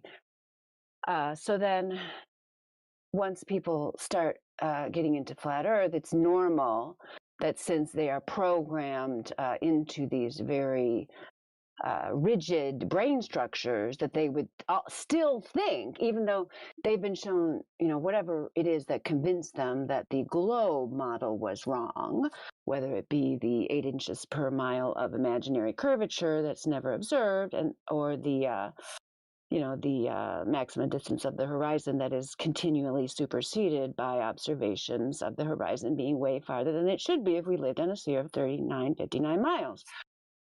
Once you're intellectually convinced of that, due to thinking that you, one, needed to know everything and needed to have this kind of God's eye view of what the Earth was, you might then, as a new flat earther, be tempted to jump onto, here's a new thing that explains everything that you can look at, aka the flat earth map that explains all things, that's defined, that you can now have a new model. So we here at the 24/7 Flat Earth server are different than other flat earthers. So since you came in here telling us, ladies and man, that you were observing our behavior and attitudes, you might be interested to know that our behavior and attitudes are different than other flat earthers, because we do not want to produce a replacement model for people. In fact, we have found that it is a 24/7, 365 days a year job just to debunk the failed fantasy globe. So that's what we do. And so, the map thing, it's like, yeah, we like maps. Like, ladies, man, maps are best. The smaller area that the map represents, therefore a larger scale, meaning, like I could draw a map, of my house or something. And then I could make 1 inch be a much larger area than I could if I was trying to draw a map of my whole town, and so on and so forth. And then, so every time you go up, you're going to have a less accurate map. That's why topo maps, topographical maps are very helpful maps if you're actually trying to navigate in the world. So having a map of the entire area of the world is not only unrealistic and impossible, it's also unnecessary. So that's why we're not into it. Does that make sense to you? Ladies man 217. Yeah, that made some sense. I mean, Yeah. Okay, what part didn't make sense? 'Cause it only made some sense. That means it didn't make total sense. So what part didn't make sense? No, I was just saying that some parts of that, it kind of felt you were going on a rant, like when you were saying, like, when you're talking about some people grow up in different households or their parents teach them different things. I was kind of confused. I was like, this isn't really what I was asking, but then you tied it in to the map. Oh, okay. So you thought I was going off topic, but then you realized at the end that it did have to do with the map. Yeah. Good news. Yeah. People think about maps completely wrong. They have no idea what they are, other than the most rudimentary understanding. There is no accurate map. They don't exist. They've never existed. They never will exist. Even cartographers say this. It isn't us.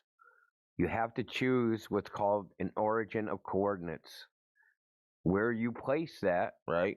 So now imagine like a Cartesian map, right? You have the x-axis and the y-axis. Where you choose to place that origin of coordinates determines what the map quote unquote looks like or how it's used. Right? Do you agree with that? Yeah. Okay. So this choice is completely freaking arbitrary. Now, if I choose Cartesian coordinates and go, hey, I want this map to now be in polar coordinates, the way the map appears and is used and what it can do and what its limitations are, it's determined by the transformation and how you transform it from one coordinate system to the other and what you're using it. But when we go and say, hey, now we're going to apply this this conceptual mathematical framework, and now we're going to apply it to the real world, right? Which is another mapping. How do you do that? So, for instance, north, south, east, west. East on a globe is a circle. West on a globe is a circle. East, west in a like a Mercator map is not a circle. Could be a circle because it's a cylinder, but on the map it's like a Mercator map properly used is rolled up into a cylinder, like a tube. Right? So people get fixated on maps and just they choose an arbitrary coordinate system, right? And they go with it, and it's good for whatever use they made it for, and they chose that coordinate system. So, for instance, we choose if you use the compass as your coordinate system, it isn't going to match any other coordinate system. It's not going to match the celestial sphere. It's not going to match the sunrise sunset. And if you choose the sunrise sunset as your origin of coordinates, then it's not going to match the other two. Because there's actually 3 sets of north, south, east, west. But a lot of people don't know that. So, like, the demand for a map it's just silly on its face. What they're really saying, what they really want to, and they just don't know how to say it or they don't have the balls to say it, is what's the Earth look like from space? Because that's what they really want. They want you to show them a picture of the Earth from space. So they go, hey, what's the flat Earth map? Oh, what do you mean by that? Well, what does the Earth look like? Oh, look like from where? From space, obviously. Or the distances are wrong. How do you know they're wrong? Well, because the globe says the distances are this. Well, how do you know those ones are right? What do you think? We can't measure distance? No, they don't. You can't measure the distance between New York and Australia. You can calculate some distance, but you can't measure it. So maps aren't what they seem. The way people conceive of them in their mind, they're completely different.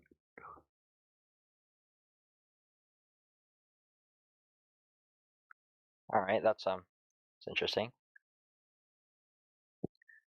I mean, I got a clip on my YouTube channel, a clip of people. So they did something very interesting. There's a lot of old maps, and so for instance, in Russia, there's a map where they mapped accurately every town, city, village, everything like their boundary. But the thing is, they made each one the same size in the book so that it took up the full page. Well, the scales are all out of whack, right? So, because like, Moscow isn't the same size as some little podunk city, but in their book, they can't just rip out the pages and just stick them all together and make a map out of them. Don't work like that. So anyway, she's giving a presentation on her project where she does this. It's like a Harvard anthropologist or something. So she even says that there's no such thing as an accurate map. They just don't exist. And this is what she does for a living. I don't think we would ever get access to an accurate map anyway. I think if this lie is as big as we are told, that would be incredibly like some above top secret kind of thing as well. Well, I mean, think about the UK, right? Their survey system is called the United Kingdom Ordnance Survey. Ordnance is freaking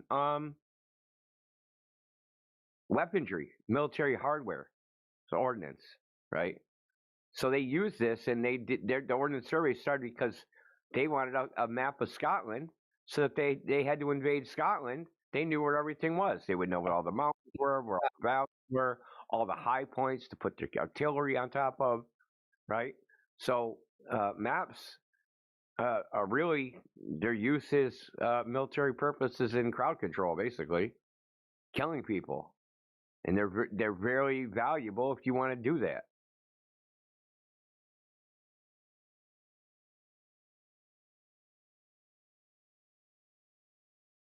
See, we invented bloody everything here, even the art of war, how to map the landscape so you can fight somebody.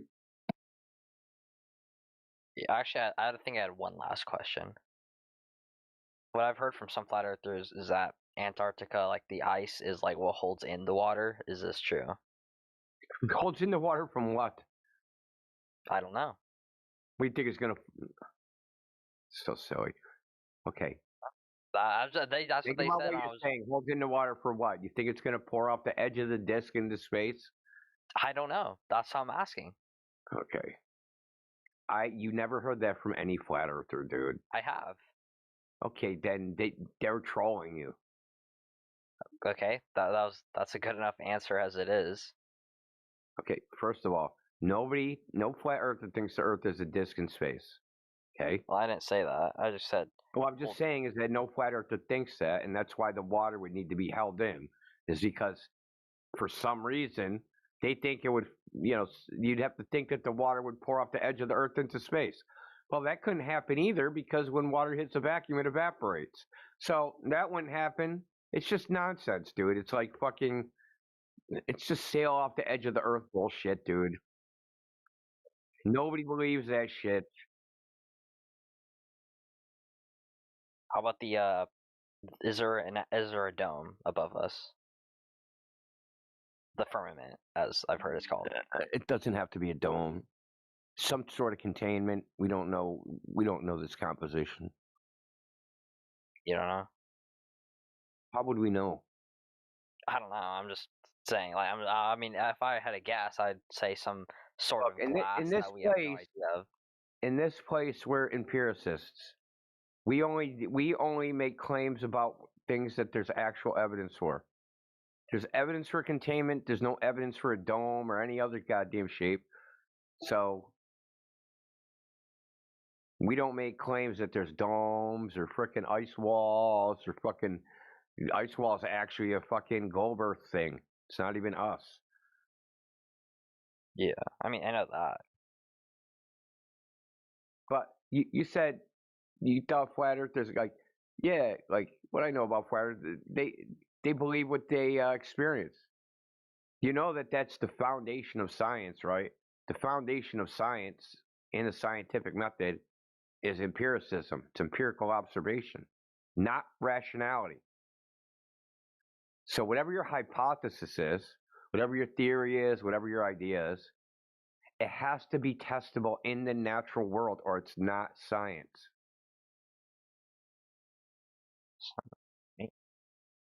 So we had a guy come in earlier. He said, I heard flat earthers don't believe in gravity. Oh, gravity, what's that? Oh, things fall, like you guys don't believe that things fall to the ground. No, brother. So I told him, we know things fall to the ground. Everybody knows that. We don't believe that mass attracts mass is the reason for that. So, well, then what else would it be? I don't know. It doesn't matter. There's no experiment that's ever been done that proves the reason things fall is mass attracting mass. To make a scientific claim about the phenomenon of falling objects, right? Your natural phenomenon, hey, I saw something fall. To make a scientific claim about that, you need to do the experiment. You don't just get to make it up in your head. If you make it up in your head, it's not science. It's not science until you do the experiment.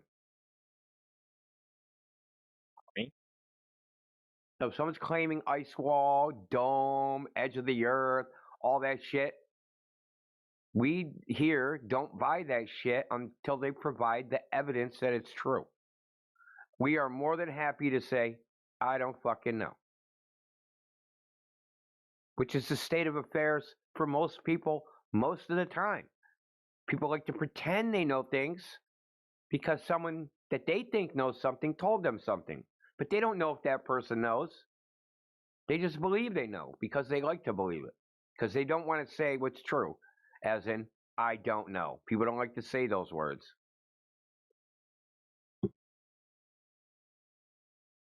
All right.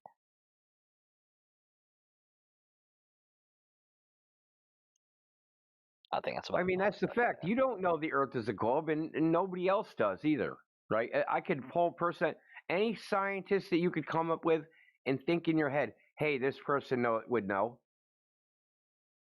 We've talked to those people. They don't know. They don't know anything. Very small segment of people even claim they know the Earth is a globe. Like the Apollo astronauts. Other than that, everybody else is a bunch of believers. They believe what the Apollo astronauts said. Because nobody, other than them, claiming to have seen the Earth in its totality as a ball. How about the maybe upcoming Artemis astronauts? Okay. Well, yeah, I'll believe it when I see it. Where are they getting those 15 rockets? What 15 rockets? They need 15 rockets to go to the moon. That's for Starship, and that's because that's like a single stage rocket. And then the thing that stages has enough. No, that's for the fuel, brother. The fuel. Yes, that's for the fuel. They have to fly fuel up, so they can fuel it up enough for the flight of the moon. Yeah, they do. That's correct. Yeah, so they had to do that for the Apollo too. Why didn't they do that? Because Apollo staged the rocket. Well, were the stages the size of the Empire State Building? Saturn V was massive. Giant. Well, von Braun said it would need 3 rockets the size of the larger than the Empire State Building, to go to the moon. He said that in like the 50s or 40s, like. So what? Why does that matter? Because technology changed over time. The government funded. What changed? The technology of rockets. They figured out more. They figured out staging. They figured. See, this is what I'm talking about. You just believe something. Hey, they just said that they. What was I meant to say? Like, you just figured it out. Hey, Elon said it again. The same thing as he said in the 50s. I don't know how they figured it out, brother. I'm just saying the reason. What did they figure out? How to stage. Or not really how to stage. They kind of do. How did they get more thrust, dude? How did they get more thrust and more fuel and more efficiency? A rocket scientist. Where they could shrink the rocket basically down from the size of 3 Empire State Buildings down to 1/10 of one. Oh, you're asking the wrong guy. How would I know? There is no right guy. It's a bullshit story, dude. There is no right guy. Hey, then why are you asking me? You asked about Artemis. Yeah, I was That's saying another bullshit story. No, because you said the Apollo astronauts were the only ones that quote unquote knew, and I was like, isn't there more people upcoming that might see it? Might, quote unquote, might, because you might. Okay, so what are we going to be up to? Frickin' 30 people? I mean, how many people are on the Apollo missions? 27 in totality. How many of those went to the moon and back? Well, like orbited it back. 27 in totality went far enough away from the Earth that they should have seen it as a ball. This upcoming will be 4. Okay, so we'll be up to 32. So 32 people versus 9 billion.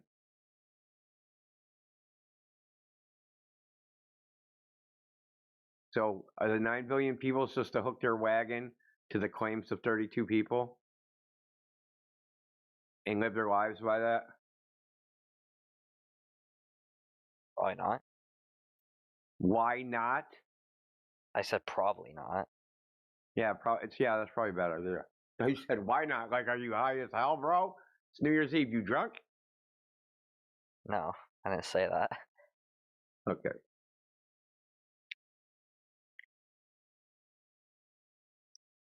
See, there's the fundamental problem. There's a large, the totality of the population of the Earth basically has to believe, like an elite group of priests, the claims of people that basically people in the military. So, ladies and gentlemen, did you see one of the categories? The NASA category, that NASA is now a spy agency? Oh. You were that? The NASA is now a spy agency? Oh. So Trump signed an executive order? I thought that was like meant to be like the new like branch of the military. What was the new branch? Like Space Force? I thought that's what they were meant to do, spy and shit. No, he signed an executive order, I don't know, earlier in the year, Trump this year. is a guy. He's a person. Yeah, I know that, but he signed an executive order that said the primary purpose of NASA is intelligence, counterintelligence, investigation, and national security issues. That's their primary function. All right. Okay. Doesn't have anything to do with me. Well, no, what I'm saying is now like, the masks are coming off. If they're saying our primary mission is counterintelligence, you can't believe anything they say. All right.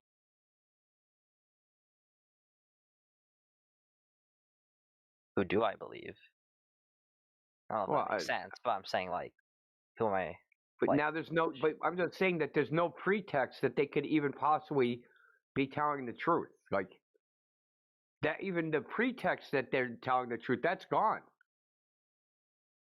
Now you have to assume that everything they say is a lie, and they can't tell you if it's a lie. They have to tell you, okay, are you lying or telling the truth? That's classified.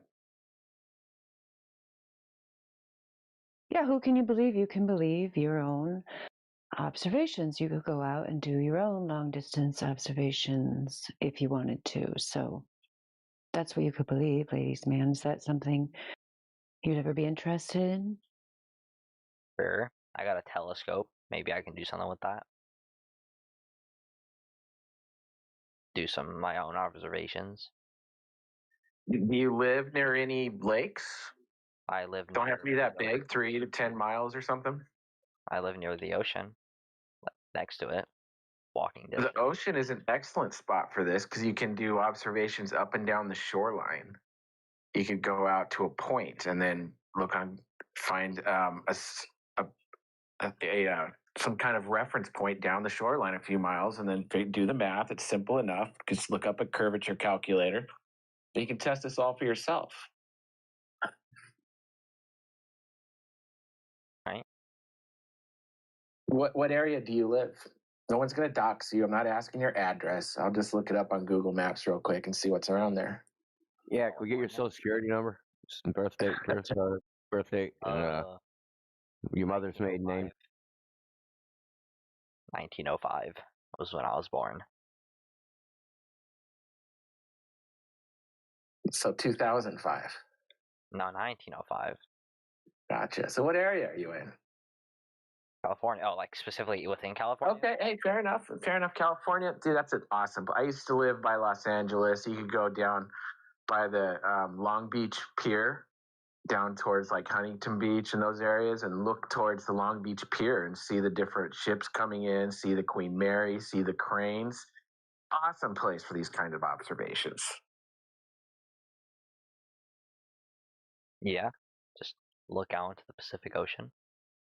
Well, I mean, I'll real quickly what I did. I can't remember the name of the pier now, and it was about 20 miles away from the port of Long Beach, down towards Huntington Beach, and I was able to go out on the pier. They have telescopes on the pier that you can rent. You know, you put a quarter in or whatever. You can use them for 5 minutes, or you can bring your own. And then just look towards the Queen Mary sitting at the port. Look at the cranes. You can literally see the Queen Mary bobbing around well, not bobbing, but you can see the whole line of where it's sitting in the water. I mean, and the horizon, you shouldn't be able to see 1 inch of that ship, but you can actually see it sitting in the water. Yeah, I've seen it. I mean, and all those cranes. Yeah, that's a good one. Go down the pier, like I think the Balboa Pier, the Huntington Pier. There's you know those piers are. They're every few miles going up and down the coastline. Those are great places for this. Yeah. And the math isn't super complicated. I mean, you look up Earth curvature calculator, or you can even put it into AI. You'd be like, hey, this is my viewer height. This is my distance to target. How much should this target be hidden by Earth curve? Just something simple like that.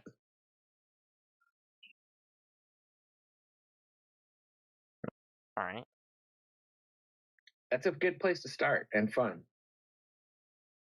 Yeah. Yeah. I was planning on just looking at the sky, but yeah. Well, if you wanted to find out if there was 66 feet of curving drop over a 10-mile wide distance, how would you do that by looking at the sky? Well, I don't. My plan is just to look at like stars and like maybe see if I could like see the ISS because I've like track it and like see time when it's above me to like take a shot of it through the telescopes. And I mean, that sounds. See if I. That sounds fun and all. Sorry, I didn't. Go ahead. Didn't mean to interrupt. No, I was just gonna say like to see if I see anything, to see if there is something there. That sounds fun and all. There's no reason why you can't have objects in the sky doing circuits above a flat Earth. Okay. But you still will never get a ground measurement. You'll never be able to figure out if a 6-mile wide lake has 24 feet of curving drop across it by looking up at the sky. You need to measure the ground. You want to know if the Earth is curved or not, you got to look down. All right. That's just being real about it. You can't look up to figure out what's below your feet and get specificity with, like that frozen lake video you watched. Yeah. I mean, what's your thoughts on that? I thought I thought it was very interesting. And it's, you pretty much you can do that. You can replicate all that yourself across lakes. I mean, I don't have a frozen lake, but I can sure try. Maybe. There's some good videos I'll link. People doing this at the Salton Sea. Like doing mirror flashes across like 17-mile sections of the Salton Sea where they're getting right on the shoreline on a hot day, flashing a mirror, and people 17 miles across the water. That place is flat anyway. It's like if you're on the shoreline, then you're right at the water. And these guys are like 2 feet above the water, and should be like 180 feet of curve or something blocking that mirror flash from the observer looking across at the other location. Yeah. Thank God. All right. I have another question. I don't know if is this topic over or you want to stay on it or. No, keep them coming. All right. This one I don't know if you count as off topic or not, but I understand why you guys hate like people like Professor Dave because he's kind of an asshole. But how about like what's another one? I know there's more that are like nicer. Like Dave McKeegan. Like, do you Do you know of him? And if so, like, do you hate him? I have no reason to hate him. I've never met the guy. I think he's putting out bad information, but I don't hate the guy.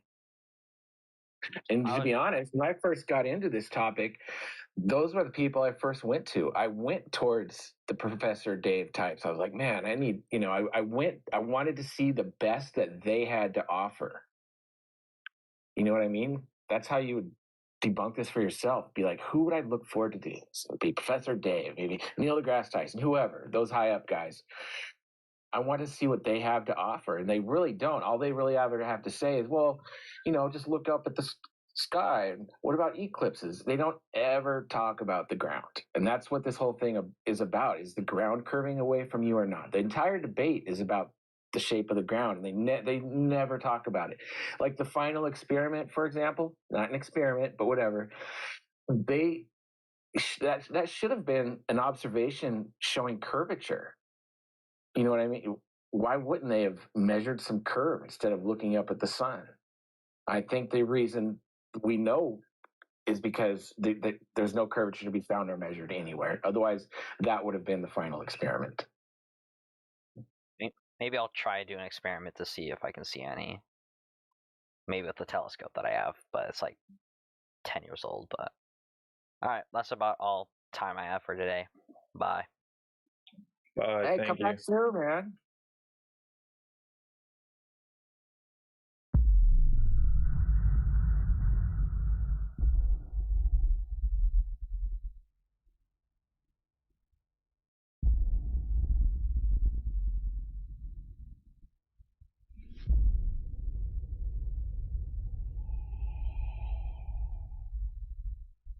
So, I'm aware that flat Earth does not believe in gravity. And what does make things drop to the ground? Because I've heard like air mediums, which You're confused, buddy. You're confused. When they say they don't believe in gravity, it means mass attracting mass, not that things don't fall to the ground. yes, because mass attracts mass, which means Okay. How do you know that? Yeah. How do you know that that's why things fall? It's a mass attracting mass. What else is going to make it fall? That's not. That doesn't tell me how you know that. Hold on, so But we were I'm talking not- about something, and now this random guy chimes in. I'll tell you. Gravity. I'll tell you. Well, hold on. No, he was talking before, Peter. I don't know if you're here. He was. We're waiting for his evidence. He was in limbo, and so he didn't find it. I'm just asking. I'm asking. Nobody knows you why believe things in. fall. I'm asking what you believe. Yeah. No, I don't have a belief. There's no belief here. You believe that things fall because mass attracts mass. You have no evidence for that. That's the problem. You believe something. So I'll ask again. Also, what's the who's evidence you, that bro? mass attracts to mass Cynthia is a and I causal believe mechanism? different Why I things. think? Yeah, hold on, Peter, dude. So what's your evidence that mass attracting mass is the causal mechanism for falling objects? Can you give us an experiment, for example, that shows it? Should be simple, because you think it's a foregone conclusion. I'll give you an example. I know y'all don't believe in the open space, and you believe there's only the Earth, the Moon, and the Sun. But let's go into open space. Boots void. No one believes it. Okay. Shut up, dude. Don't start, dude. Don't start. Don't straw man us. Straw man you? Yeah, we don't. I'm saying what Just I've carry on. observed. Okay, I will carry I on. don't know your ass from your elbow, bro. What? I'm sorry, I can understand you. You don't know your ass from your elbow, okay? Just saying. So, ass from my elbow. Let's see. You don't know your ass from your elbow. Appealing to space to tell me why things fall on Earth doesn't help us. We want to know why things fall on Earth. And unless there's a big mirror in space that somehow shows how things fall on Earth, is mass attracting mass, I don't know how that's going to help you.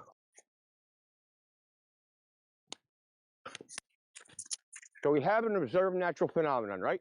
I let something go, falls to the ground. Boom. Right?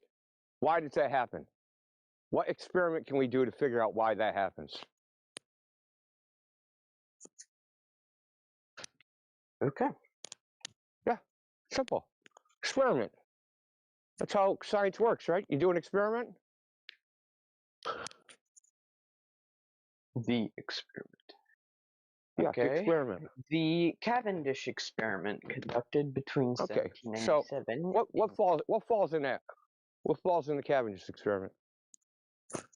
The experiment measuring the force of gravity. Okay, first of all, yeah, but we want to know why things fall. It's gravity. Mass attracts mass. Yeah, that's your claim, dude. I want the experiment that shows it. Okay, I'll explain you the experiment. I don't need the explanation. I need the experiment. I don't need a story, dude. I'm trying to explain you the experiment. I understand. Oh, the experiment. You the said experiment itself. Okay, so how does I know the Cavendish. Can I tell you the experiment now, or are you going to keep on cutting me off? I know.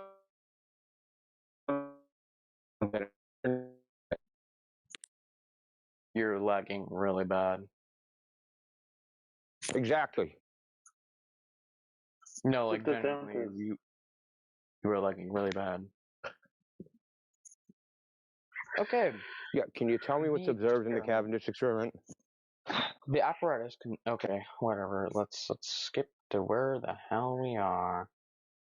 Hey Glover, this is the first time you saw the Cavendish experiment, right? So I have to talk to ChatGPT now. Fantastic. I don't know how I deal with this shit. This is the funniest thing in India. Yeah. There's a baby glurf comes in, never heard about it before. He just Googled it real quick, and he's trying to explain it. Okay. The apparatus consisting of a torsion bar made of a 6-foot wooden rod horizontally suspended from a wire with 2-inch diameter, 1.6 pound lead spheres, one attached to each end, 2 massive 12-inch, 348 lead balls suspended separately could be positioned away from each other to either side of the smaller balls, 255 millimeters away. The experiment measured the faint gravitational attraction between the small and large balls, which deflected the torsion bounce rod about 0.6 inches or around 0.03 inches with a stiffer suspending wire. So what is falling in the experiment? Sorry, what? My sister was being annoying. What is? I know. She can't be like that. What is falling in the experiment?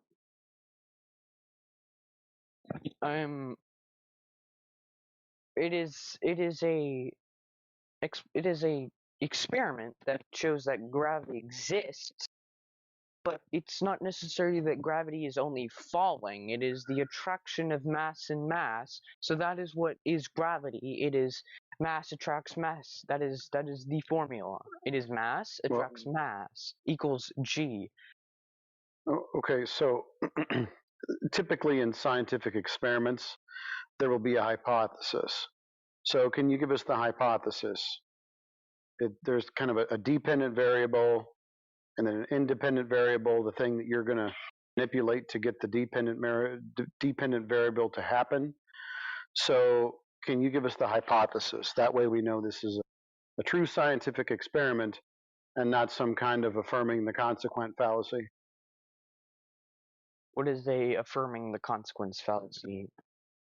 Well, it would go something like this. If gravity exists, these balls will get closer. These balls get closer, therefore gravity exists. It would be something like that. It's circular reasoning. So what I'm reading from, it doesn't necessarily go, like, it doesn't necessarily tell me the hypothesis, but I can infer that the hypothesis is that yes, gravity does exist, because if I set up the experiment, the balls should, in theory, move together. They move together, therefore the gravity exists. So that would be affirming the consequent. This would be basically a fallacious test or a way to rip off the masses by showing them some kind of parlor trick and then declaring that gravity exists. Do you want me to send you what I'm reading from? If that would No, I help already you? know the entire. No, bro. I already know the entire lore behind this particular non-experiment. It's not an experiment, first of all. In fact, the only thing that you really could be observing, because this is not natural science that they're doing, they have an apparatus. They built it, so it's a synthetic or an artificial thing that they built. And so what they did is they said, I know. We'll tell the people gravity exists if these balls move closer together. The balls move closer together, therefore gravity exists. By the way, that wasn't the intention of this particular apparatus. It was supposed to be detecting the mass of the Earth. And in this case, they had already presupposed that the Earth was a large sphere with an unknown mass. So there's a lot of things, a lot of nuances about this that you probably aren't aware of, but just a surface level read like you're doing right now would have you convinced that because two balls moved closer together, all of a sudden gravity is a thing.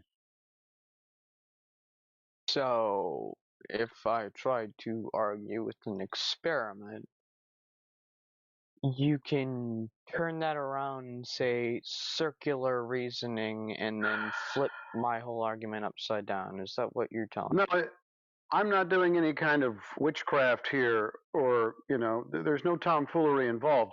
I'm pointing out to you that what you're dealing with isn't actually an experiment at all. Do you think that because men build something, all of a sudden it becomes a scientific experiment?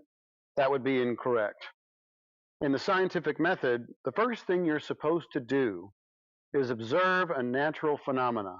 That's why, the lore is that old Isaac Newton got hit in the head by an apple. An apple fell out of a tree and hit him on, right? That's how the story goes anyways.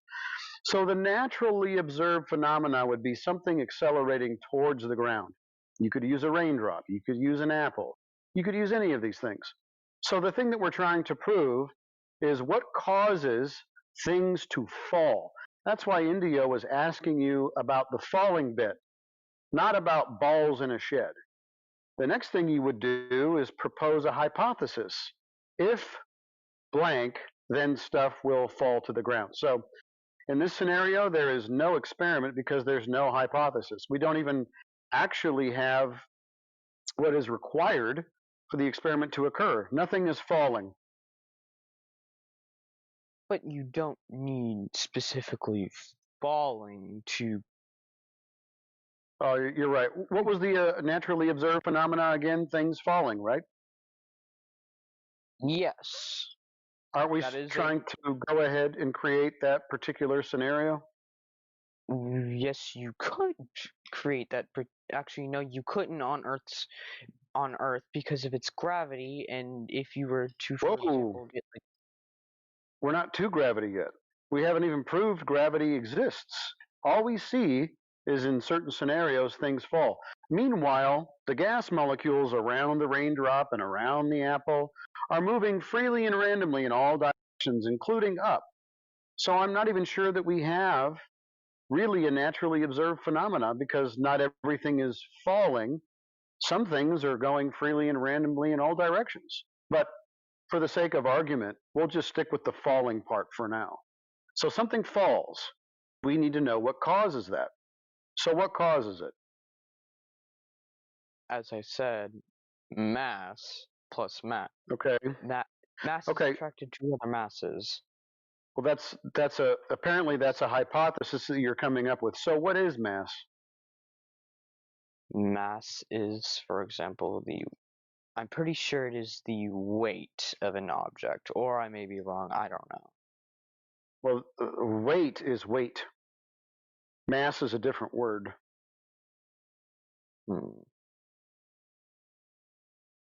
So, mass refers to a fundamental property of matter measuring inertia, resistance to acceleration. Okay, so now mass is resistance to acceleration? Is that your final answer?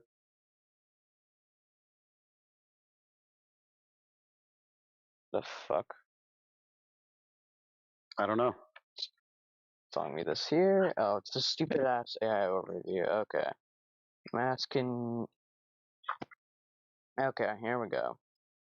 Mass can be experimentally defined as a measure of the body's inertia, or basically, I think that means potential force. I don't know, dude. I have like an 80 in science. A measure of the body's inertia, meaning the resistance to acceleration when a net force is applied. The object's mass also determines the strength of its gravitational attraction to other bodies. Okay. So it's two things. Which one are you going to pick? It is the second one, because the first one is the fuck-ass AI overview that is very commonly incorrect. Okay, so now mass is apparently an attraction? No. What does it say? What was the second part? Mass can be experimentally defined as a measure of the body's inertia, meaning the resistance to acceleration when a net force is. Can this stupid thing stop being annoying on me? Measure of the body's inertia, meaning the resistance to acceleration when net force is applied. The object's mass also determines the strength of its gravitational attraction to other bodies. Okay, so it determines that. So the resistance to acceleration, how would we measure that? That also happens to be the same definition of inertia, but we'll just keep going. Could you repeat that? Well, interestingly enough, depending on what website you go to or what source you pick, mass essentially has the same definition as inertia, which is resistance to acceleration. Okay. So mass and inertia are now conflated, but I would like to know how we would measure that. Okay. So how do we measure it? What value can you give me for something's mass? So you can use the formula of m equals weight over gravity, which is mass. Mass equals weight over gravity.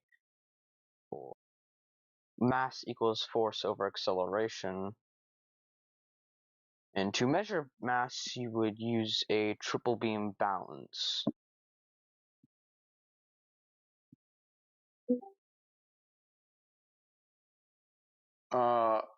Right. I hear the formula. Can you just give me the value? The value? What do you mean by value? Well, if you're going to measure something at the end of the day, you're going to end up with a certain amount of volts or inches or kilograms or Kelvin, right? So what units determine how much mass we're dealing with? What value? I guess homeboy bounced. El Hussein is here. Welcome. I don't think I've talked to you before. It says you're VC verified and Nitro Ghost VIP. I feel like that's a combo we don't see very often. Just those two roles. Hello. How did you find us? I know I've been here for quite a while. Like I keep joining and leaving and joining and leaving. Like first time I've been here was like 2020. So 2020, yeah. I know, I'm the same way. It's kind of upsetting. Like I'm kind of mad at my past self because my account doesn't really show like my actual history of dates and stuff. Yeah, exactly. But yeah. But it's all right. You're incognito as a new person. What is your position regarding the globe? Like not much to say, to be honest. More into the flat Earth, I guess.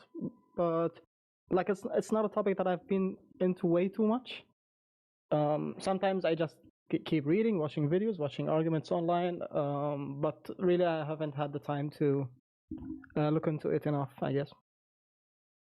Yeah, so you haven't made up your mind, and you might be seeing bad information because there's a lot of bad flat Earth information No, I'm out aware there. of that. Yeah, like the Twitter guys, I forgot what they're called. Like that Twitter account that's very known and is assumed to be the flat Earth community. I think that's what they're called. Oh yeah, I don't know who that is. The Flat Earth Community, is that what they're called? The guys with like the disk profile picture who used to talk to Elon Musk on Twitter, I think. But I really can't recall what the username was. Oh, that's okay. Yeah, I don't really know that much about what goes on there on Twitter. So, what are arguments that you've heard for Flat Earth that made you lean in that direction? Well, not really arguments. It's just looking at photos that are supposedly from space, and you can kind of tell that curvature seems to be changing from one photo to another. And that kind of raises questions, right? So I keep looking into it. That's how I ended up here. Nice. Yeah, I like that. I wish we had a globe believer, like a true believer in here, because you could tell them how pictures from space indicate the lack of consistency of curvature, like you just said, that they show a widely varying degree of curvature, which makes their story inconsistent and incoherent, both of those things. Because the people who say pictures from space make them think it's a globe, it really should be the opposite. That should make you question. Yeah, because if it were, then all these images should show a consistent level of curvature, and they don't. Yeah, as Elon Musk said, it has to be real because it looks so fake. Yeah, what about the measurements? Have you seen those, like the long distance observations, the laser tests? Oh, you haven't seen those? Oh, great. Well, we have to show you then. Sure. Yeah. The ones like in the channels below, like there's a lot of channels where there's quite a bit of evidence there, the additional info category. Yeah, that's right. Yeah, there's the long distance observations channel. Oh yeah. I have been there. Yeah. I just looked and I remember. Yeah. I've seen those before. Oh, okay. So, like, did you watch the videos? I don't really remember. Let me see. I probably did. Like as I said, I just keep joining and leaving over and over. So probably might have seen some of them.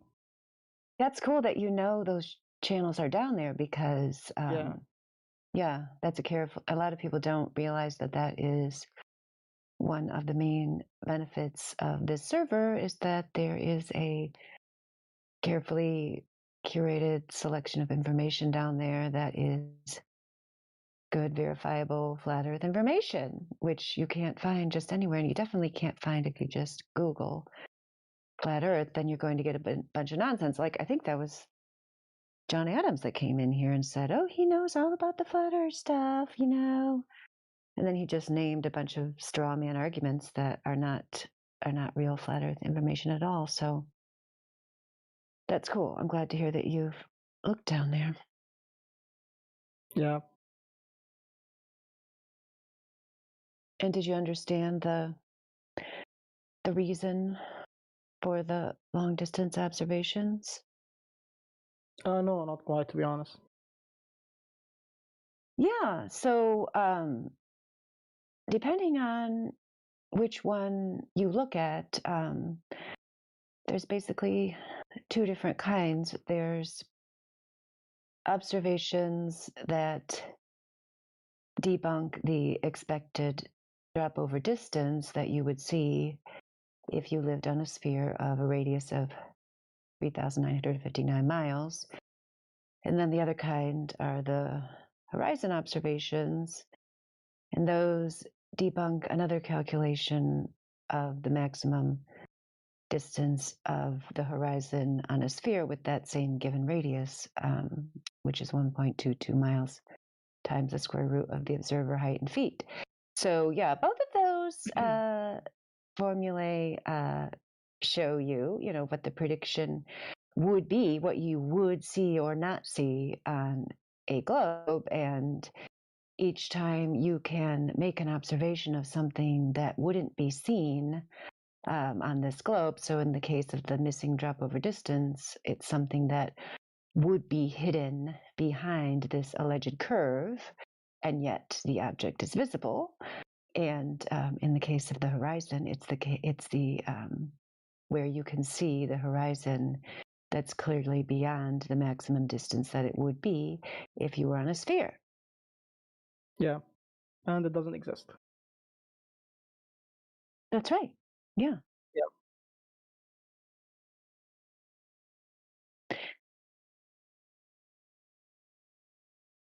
Yep, the only sphere we can see is what Professor Triangle has put there, the not even perfectly spherical, but slightly spherical nature of the dandelion ready to spread its seeds. Do you remember any of the ones that you looked at in particular? I'm actually looking because, like, I remember being here before, and one of the channels was like something I'm quite interested in, but I can't quite find which one was it.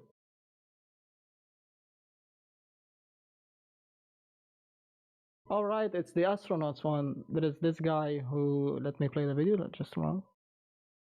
Yeah, it's the guy who keeps saying like we can go back to the moon and like we destroyed the technology and we can't go back anymore. Was one of the videos. Don Pettit, yeah. He's the best hostile witness for the flat earth. Yeah. Yeah. Because if those are the brightest and the best we got, and these are the guys that are trying to convince you, that you live on a globe, that we went to the moon and all that, it's kind of like, yeah, good job, guys. That's your best team you got there, Don Pettit. Good job. I mean, that's the thing. All of these things are kind of, just side notes to the main conclusive evidence debunking the curvature, which is never measured, never observed in reality. But all these other things, they're just icing on the cake. Like, these are your best of the best. Yep, these are your astronauts. Yep, Don Pettit. Yeah, we can't go back to the moon. Yeah. It's too hard. Yeah, we destroyed the technology.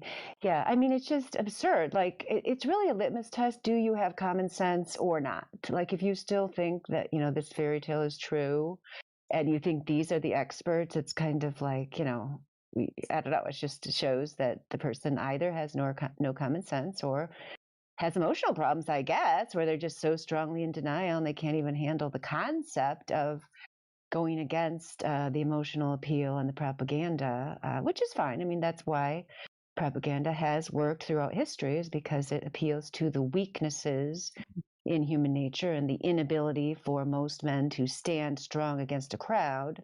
If Don Pettit convinces you guys, like just go back to the globe. Like we don't even want you if you think Don Pettit's an astronaut. Please. I mean, an astronaut in the sense of what astronauts used to be when they started, their fake space program, when they were like military guys who were very, intelligent, had common sense, like the one they murdered, Gus Grissom, those kind of guys. Like I would have called them astronauts and that would have been fine, because when it was, just conceptual, we were hoping to do this, they deserved the title possibly the best and the brightest. That's why they had to kill them. I guess they miscalculated, like, we can't have guys that are too smart, because then there'll be whistleblowers. There might even be some who, after we burn the first one alive, decides he's even going to still be a whistleblower because he thinks it's important enough to prevent all mankind from being deceived. So we better just get dumb guys that we can easily bribe and coddle and blow smoke up their ass, and they'll do what we want and make stupid videos like Don Pettit does. Good idea, guys. You got the help. That's all you get. You get the help. Yes. Thank you. That was beautiful. That was beautiful. Oh my gosh. Which one were you referring to? Like the people who got killed or something? Like, I didn't catch that one. Oh, yeah. I'll find you some information about it. The most interesting information to me is how he was an Apollo 1 astronaut, Gus Grissom. He was one of 3. The second one was from Grand Rapids. The third one was from somewhere south of here, like either southern Indiana or somewhere down there, southern Ohio. I can't remember where that guy was from. They have stuff named after him down there. I feel very bad that I don't remember the name of the other 2. It's very bad. But Gus Grissom was the one who really put his neck on the line. So I can find the other information for you. But anyway, so during Apollo 1, I'll just tell you the story, and then after I'll tell you a short version, and then I'll find some links and document to back it up. So Apollo 1, first mission. They Yeah. said they were going to go to the moon. Gus Grissom, former military guy, was I don't know if he was the head of the three, but he was definitely the most gutsy of the three. We'll put it that way. He came to think that it was not going to be possible, for them to go to the moon. That this technology was not going to work the way that it claimed. And so he not only thought this, he was doing his own research. He had papers at his home. No one knows exactly what they said because I believe it was before they even informed his wife, they came to the house and took all his papers away. They confiscated all of his papers, before he died. Then they confiscated the papers, and I'm pretty sure they told the wife. I'm pretty sure that's the order that it went, those three things. But anyway, he not only did he think it, he made a public statement. He held a lemon up in front of the shuttle. There's a picture of that, saying that it was a lemon. Do you know what that means in vernacular? Like lemons, like in terms of automobiles would be like, cars that don't work, because that's why we have lemon laws. We're not allowed to like sell a car that doesn't work well and pretend that it does. But so anyway, that was the significance of the lemon. And he said, we can't even communicate with the next building. How are we going to communicate with the moon? So these are public statements he made in addition to the private papers. But basically they came to realize, oh, this guy's on to us. Like, he's not going to go along with this. And so what happened was they were doing a test, and they all three burned alive inside the capsule. So they all died, all three of them. And so after that happened, Gus Grissom's family, sons, actually the sons didn't get involved until later when they were adults. They were children at the time. But as time went on, they made public statements that they thought that this had been done on purpose, that they thought their husband and father had been murdered. So they took it to court. That's the article I'll find you. I think it's from the New York Times, where the mother sued. The wife sued. I'll find you the details in case anything I'm telling you, I'm not remembering it right, but this is the basic outline. And then, and I also have his obituary, which contains some of those details.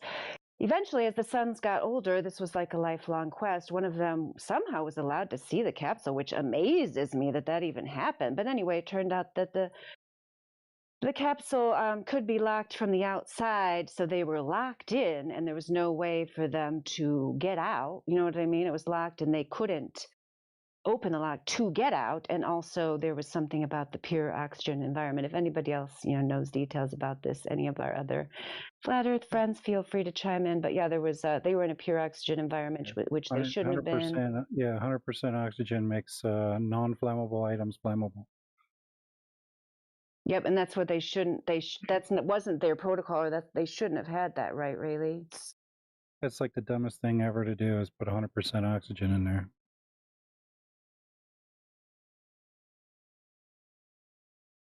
Yeah, so so people ask, like, why aren't there whistleblowers? Oh, okay, well, could be because they murder them. Could be that's why. And then they just pick dumb people who aren't even going to be whistleblowers anyway after that. You know what I'm saying?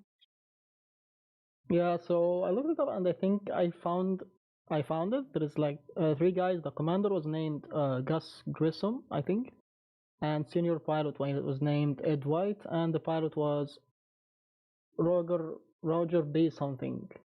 Can't quite see it. Chaffee, I think. Oh yeah, yeah, Chaffee. I think that's the one from Grand Rapids, Michigan.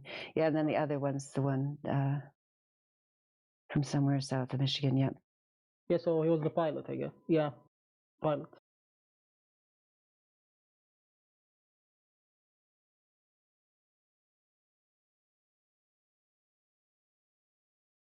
Oh yeah, I guess he was from Texas, but there's some it says Ed White was from Texas, but there's something when we were driving to Tennessee, I saw something named after him in between here and there. I can't remember what it was. I should find that.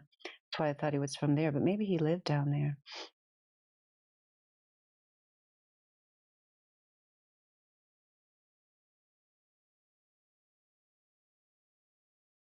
Roger B. Chevy, born 1935, Grand Rapids, Michigan, died January 27th, 1967, Cape Canaveral, Florida. Yep, only 32 years old. R.I.P. R.I.P. Cause of death for Ed White asphyxia, aka burned alive in a locked capsule locked from the outside by the U.S. government.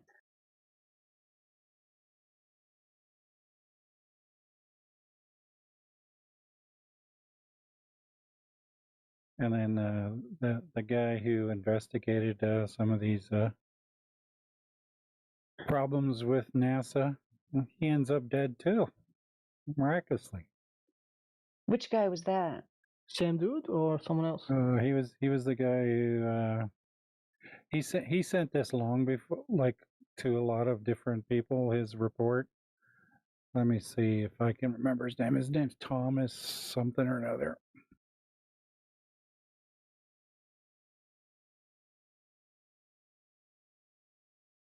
Yeah, Thomas Ronald Barron.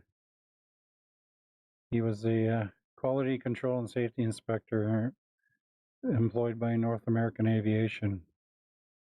They were the ones who were building the Apollo command module.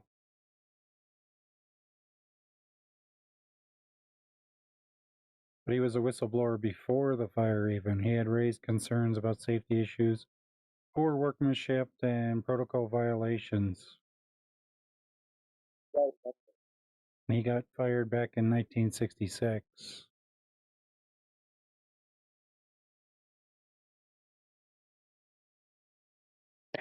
He testified before Congress in a subcommittee once the accident happened. I guess New York Times, I guess they make you pay for articles, but this is the one I was thinking. It was Betty Grissom's obituary, yeah, who sued an astronaut husband's death. She was shunned by the space community after she sued North American Rockwell in the launch pad death of Gus Grissom. She won a settlement. Can you tell me that name again, Rayleigh, that person you were just talking about? Yeah, he's Thomas Ronald Barron. Oh, that's interesting. Yeah, because when I look him up, died in 1967 in Florida. It says movies, conspiracy theory, did we land on the moon, 2001. What's that one? Have you heard of that movie? Not specifically. I wonder what its conclusion is. I guess they talk about him in there. And I have a copy of a Twitter post in which one guy says, my father worked on the Apollo program starting with Saturn V. And he said the workers at NASA, he goes, at least 50% of them were running their own little side hustles, either on or off the clock. And then most of the other 50% didn't do very much at all. Yeah, that's why we've got on our top 10 voting list, we've got of moments of 2025, we've got NASA being officially rebranded as a spy agency. I mean, it's pretty amazing. It's funny because I was looking for a link because that was Sheepdog's contribution. I'll get it. Okay, yeah, because it was like it wasn't like I didn't find a lot of news articles. I guess it was kind of like just kind of people didn't really hear about it because it seems like people didn't even know. Even today, when you brought it up, Indio, I think some people didn't even know that it happened. I found out because someone on Twitter was whining about it. Trump is destroying NASA now, and he made it a spy agency. Now they're not doing space. Like, yeah, cool, thanks. They never were. That's right. At least they're done with that claim. Oh, yeah, that's interesting, Riley. My dad worked as a NASA engineer for 30 years, starting with Saturn V. Close to 25 to 50% of his coworkers had other business ventures they were running both on and off the clock. Of the remainder, one half of them did almost nothing. The 80-20 rule on display. So yeah, El Hussein, if you've got any other questions, you know, we've got a great panel here, a group of people that can answer questions about flat Earth. If there's anything you want to know. No, not much really. Just joining to listen if there's any interesting takes being made here, and also to attend the countdown for 2026 since I already missed it here. Oh, good. Yeah, which time zone are we actually going to count down? I don't know. Because we got people from different ones. So I'm sure we'll end up counting Yeah, down it's here. 3 a.m. here, so. Yeah. I mean, we really should, I guess, count down at the top of every hour. I don't know. I don't know if there's anywhere that we have representatives from that would be celebrating at the top of the next hour. Probably not. Effie Batman's already in 2026, I do believe. Loggy's already there. Old dude's there.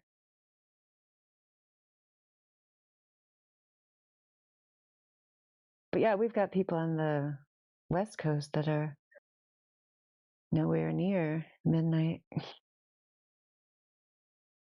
So I posted the executive order in the relevant text in the chat. So I'll read it for ha-has. Determinations. The agencies and agency subdivisions set forth in Section 2 of this order are hereby determined to have a primary function: intelligence, counterintelligence, investigative, or national security work.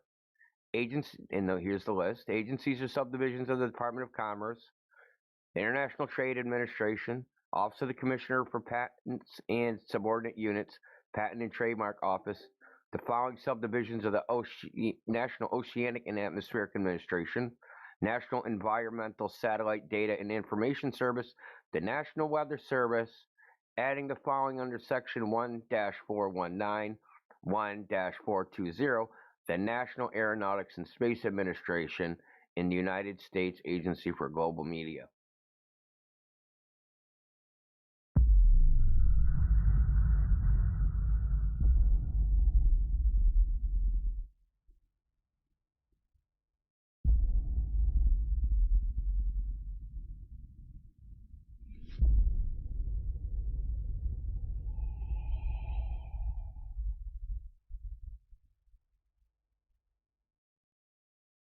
Ayush, welcome.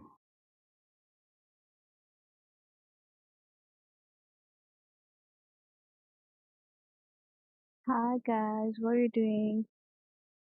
Not much. We just started an event, New Year's Eve event. Oh, yeah. So yeah, we're just gonna be chilling out, talking about the flat Earth topic. Okay. Have you been in this channel before? No, I'm very new. Okay. Have you been in the server for a long time, or are you new to the server? I'm new for the server. Ah, okay. Well, welcome to the server. It's a very good server. And yeah, in this channel, we discuss the topic of flat Earth versus globe Earth. Have you heard about flat Earth topic before? No, I have not. I guess this will be interesting to hear. Okay. Well, yeah. So you've heard of flat Earthers before, though, right? Yeah. Yeah. Yeah. So what's your opinion on the topic of flat Earth? Like, what do you think of when you hear flat Earth? Hello, world. You have background noise, my friend. Please put yourself on mute.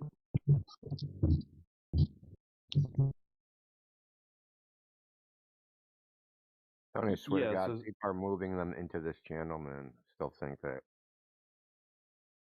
happens so much in this server, man. Crazy. So Zorro, yeah. So when we talk about flat Earth, we're not talking about a flat pizza Earth. We're not talking about a flat disk Earth instead of a globe Earth. Mm. Okay, so when people think about flat Earth, quite often they just replace the globe with a little flat planet. And they think that that's what flat earthers are claiming, but that's not true. We're not claiming. So where is exactly the flat Earth according to you? Well, it's where we are. It's where everybody is. It's where we all reside. And I would consider it more like the foundation of the system that we all live in, or the floor of the system that we all live in. Right? Okay. Just like we experience, and then everything else that we experience is above us in the sky when it comes to the the celestial bodies in the sky, the sun, the moon, the planets, the stars. Mm-hmm. So the ground is a flat plane, obviously with mountains and hills and valleys, but most of the known surface area of the ground is covered in water. And then when we go out and test over huge distances over the surface of the water, we don't find any curvature. So what I would say is that large bodies of water need to have a container. You can't have a large body of water without a container. So if you have a pool or a pond or a lake or an ocean, that would be a large body of water that's contained. And then the surface of the water is not curving over distance.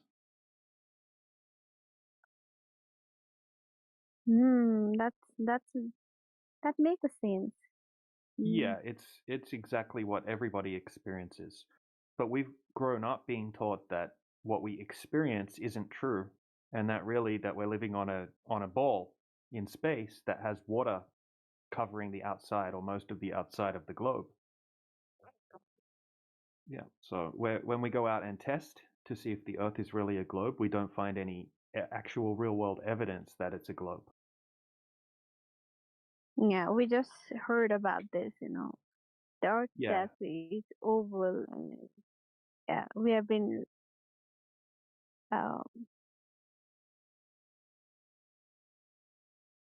Yeah, it's something that we're all taught from a young age. And most yeah. people have never questioned it, and they've never tested it, and they just believe it. Okay, so we flat earthers decided to go out and put the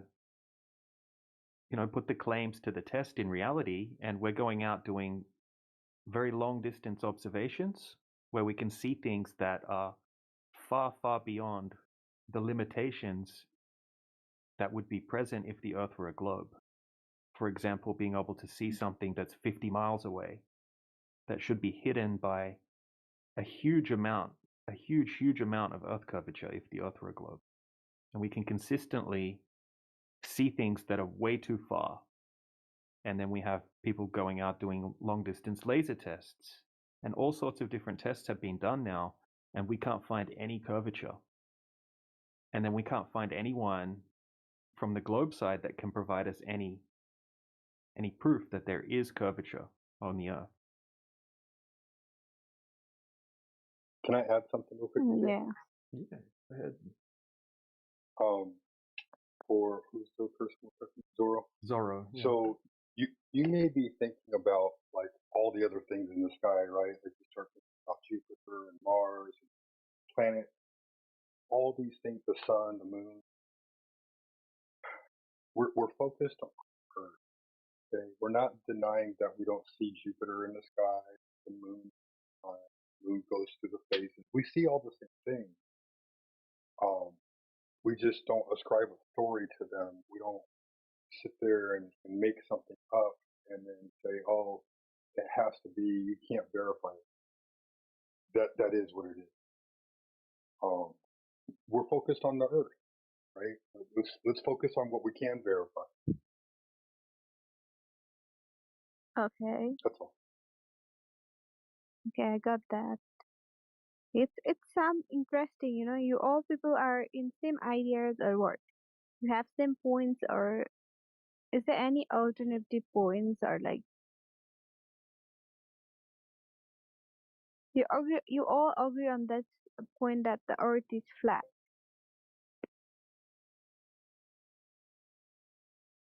Father doesn't, or yes, that is most of us who know this. Sorry. Yes. Yeah, there's The surface of water measures flat when at rest everywhere. So if the Earth is made up of 70% of the water on the surface, and the surface of water is flat everywhere, then the Earth can't be a ball. Okay, yeah, that's that's something interesting and makes sense.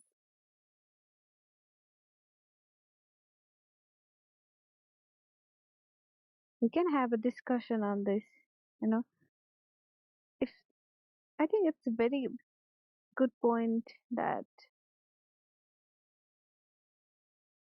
You may think you have some silly questions, but please feel free to ask any question, and we'll be honest. If we don't know the answer, we'll say we don't. It's not a big. Sheepdog, your mic's a bit low volume and a bit choppy.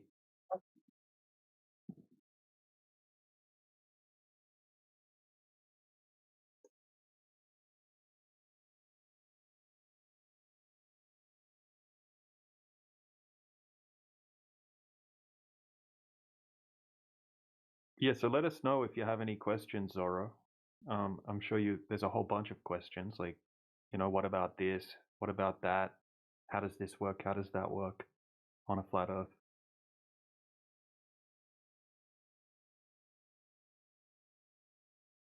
It's like a good observation that Indio has. I'm looking forward to seeing what the numbers are on it.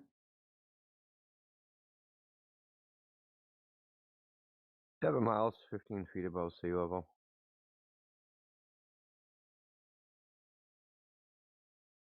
Is So that the an horizon infrared? should be like 4.5 miles away, something like that.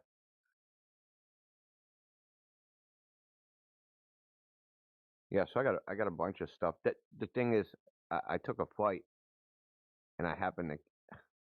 So I also have there's a couple ships, and they've been anchored out there in Boston Harbor for I don't know, at least a month. I got the ships in the photograph, in a couple photographs and some video. But I also got them from the airplane, dude, and they're fucking, dude, they're way out there. It's really hard to conceive of how far these distances are. But when you're 1,000 feet above and you're looking, you're like, holy moly, dude, those ships look like they're way the hell out there. I just happened to be on a flight that took I don't know why they took that way, because I've landed at Logan before, and I've never landed on that runway, but they took it's like a looping where they have to fly out over the ocean and then come back around. So I got some pretty good photographs. So I didn't know this was going to happen. So on the 18th, I went to the beach because the water temperature, the air and water temperature were pretty much identical. I planned it it's hard to get especially in the Atlantic Ocean, that the air and water are the same temperature. It's pretty difficult. So I'm like, dude, jackpot. I got a good weather day. Well, good enough. It was freaking freezing. It was pretty windy. So that did mess up some observations because actually, people don't realize that wind makes shit move around itself, just the wind itself, not even like a shimmering on a road. You kind of get a sideways shimmering because of the wind's direction. There was probably a 20, 30 mile an hour wind that day. But I got some good stuff in infrared, so that shot's in infrared. It's not black and white, it's infrared. That's 930 nanometer infrared. The lighthouse there. So I shouldn't see any of that shoreline or anything. Oh, that's awesome. Yeah, you can see the choppy part of the waves, the foam from the waves at the bottom of the. Yeah, this is a screenshot from a video, so I got like a whole video. It's like two. What I'm finding out, because I've never really used like a camera like a P1000. What I'm finding out is like because it was windy. It was really hard to keep that freaking thing still, and my tripod kind of sucked. But I'm finding out it takes way better video than it does still shots. Yeah, that shouldn't be true though. Yeah, I mean maybe it was because of the wind that day, because it was really, like I said, it was really freaking windy. If you look at the buoy, it might have the wind speed on there.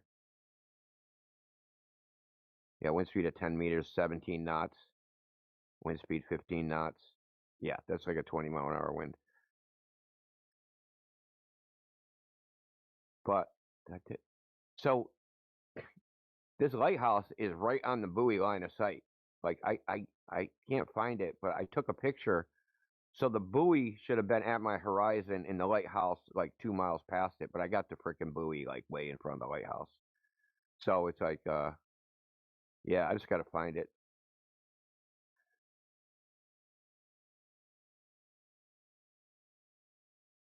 I also got, but you're right. It shouldn't. The still shots should be better. I don't have a lot of experience taking photography, so it's just still a work in progress. Yeah, I know what you mean. It's really difficult to keep it steady when you zoom out, unless you have like a really high end, like a gel head tripod or something like that. Yeah, that's the thing. Like, my friend has a bunch of tripods, and I'm like, man, let me use one of your tripods. He's like, yeah, okay. And I told him like 3 weeks in advance, like, bro, I gotta come get that tripod. Then when I get there, he's like, oh, I don't know where that is. Like, you motherfucker! Like, I've been playing this for 3 weeks now. You don't know where that shit is. So he did give me a tripod. It was like really crappy.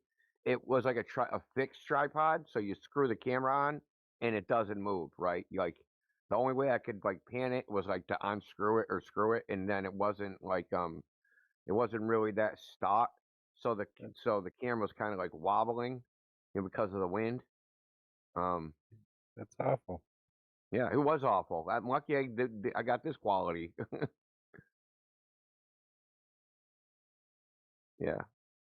So yeah, I mean, like I said, work in progress. This is my this year is, as far as I'm concerned, is the year just doing observations. That's all I'm doing all year. So this is Let me ask you this, Indio. What? Would you be willing to spend money on a tripod?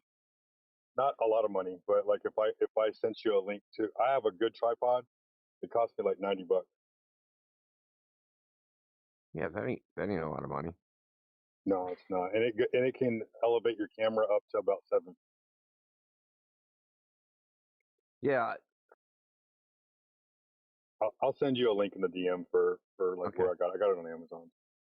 All right. I want to get one. Do you ever see a tripod where it's got a hook on the bottom? Yeah, I'm assuming the hook is for like a I've seen counterweight, those, right? and I've Aren't those? seen the stems invert too. Yeah, so that's why I want to try and get that, like, so I can like hang a counterweight to keep that, keep it like anchored, so it doesn't. It's very stable.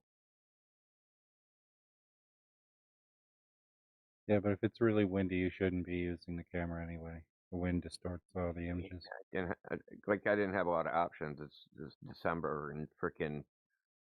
It was just a freak. Because typically our water temperature varies between, I would say, 37 at the coldest and only gets up to 67 the warmest, right? So finding a day, and that's in August. It's never 67 degrees in August, right? It's freaking 100 something or 90, right? So finding a day where the temperatures are the same, so I don't have to like listen to any bullshit. That's a mirage, like So I was like, this only day, like where these freaking two temperatures are going to intersect, at least until like spring. So I'm like, gotta take my chances. That's awesome. I like it that you got the temperatures, and it even works against the Glober's argument for looming, because it says the water temperature is even a little bit more than the air temperature. So yeah, and I got more. That's not the only one I got. I was like, taking screenshots like every 15 minutes of the water. This is active buoy data, right? It's like updating like every 8 minutes, right? And the buoy is in my line of sight. Oh, that's awesome. Yeah, I like this. Yeah, I probably can get an exact shot with placement of the buoy.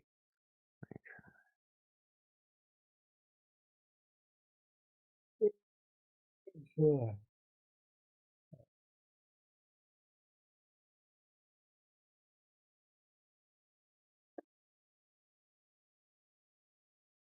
So what's it called? Graves Light Station or Lighthouse? Graves Lighthouse? Graves Light Station, yeah.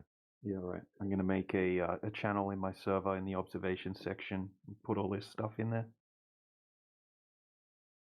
Oh, sweet. Now I also saw. So when I was coming in, I could see what's called the Bourne. It was either the Bourne or the Bourne of the Sagamore Bridge. They cross like the Cape Cod Canal, and I was only like maybe at 1,000 feet. That's like 50 miles away, easy. Hey, what's up, Amina? There you go. And it's like blocked by trees. You know, there's like trees and rolling hills between it, and I could see like the road deck. That's when I was coming in with the plane. So I took the photos on the 18th. Well, photos from the plane were yesterday. The fucking photos from Revere Beach were on the 18th. But I got more. I just really haven't had, because I've been busy. I haven't had time to like go over them super crazy.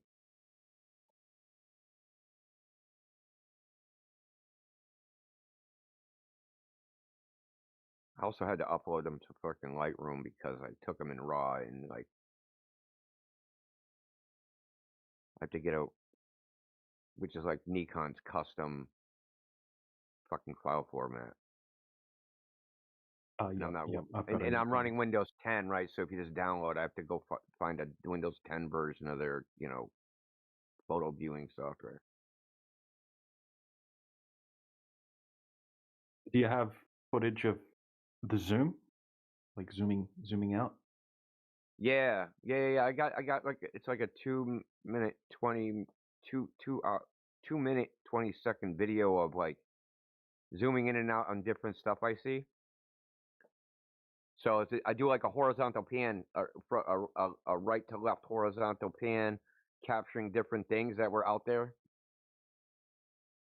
I mean, like it wasn't like it was very hard to do anything because I was freaking freezing.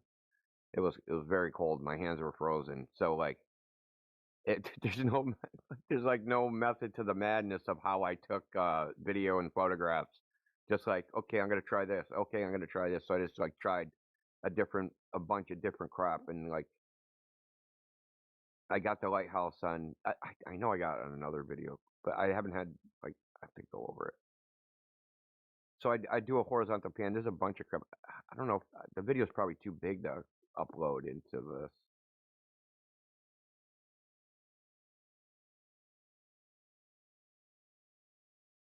So anyway, anyone interested? So the screen, the photo, the video I posted, the photo is in visible light. The second one is the video is in infrared light.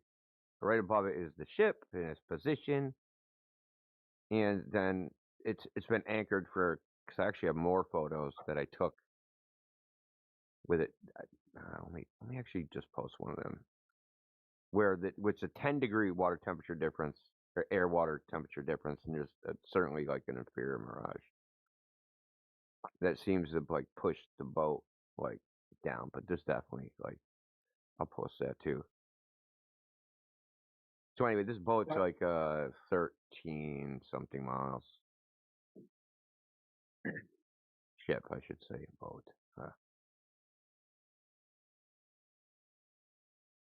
I think it is a common misperception that infrared negates the effects of miraging, because I think miraging still shows up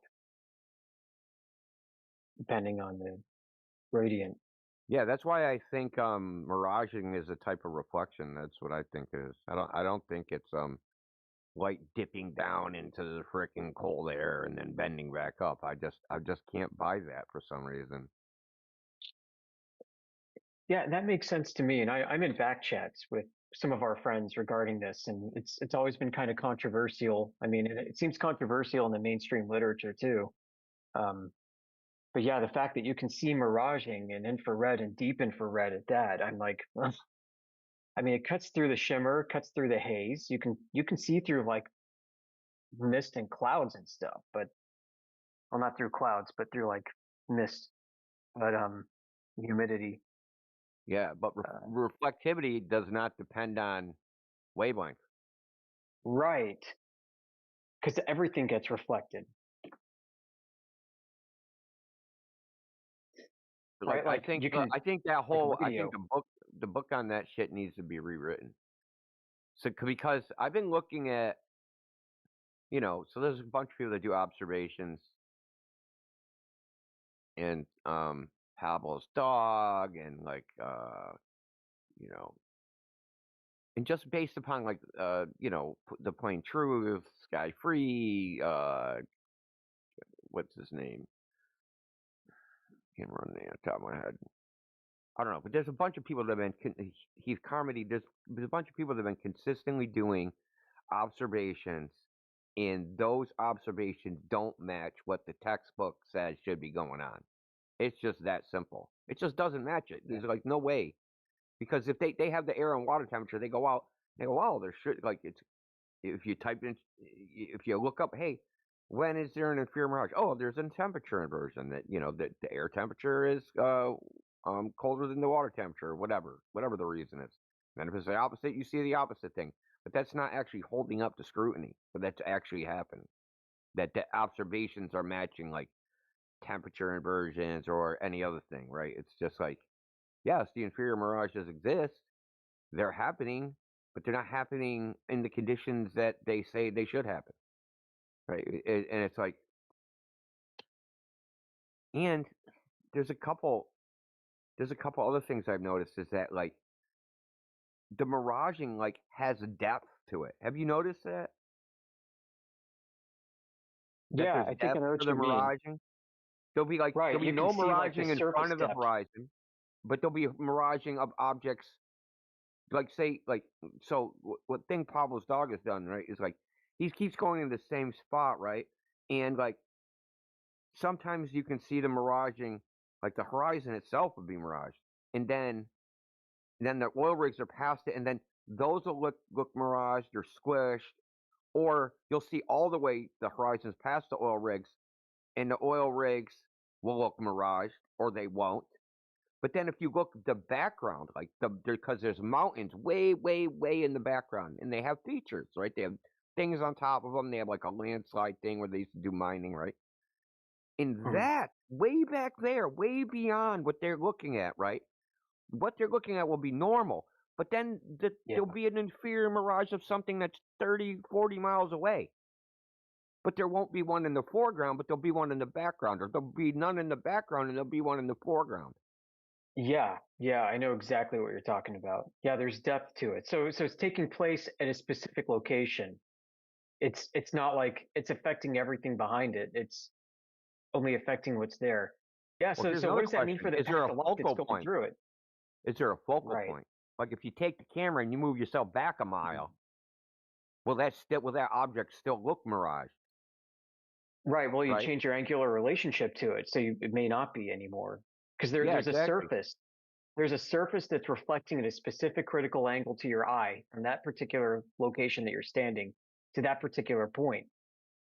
And if you change that angular relationship, then it disappears. So what would be cool is like find a location, an ocean spot, right, where there's a road or something that goes right, that points right at the ocean, right? It's perpendicular to the ocean.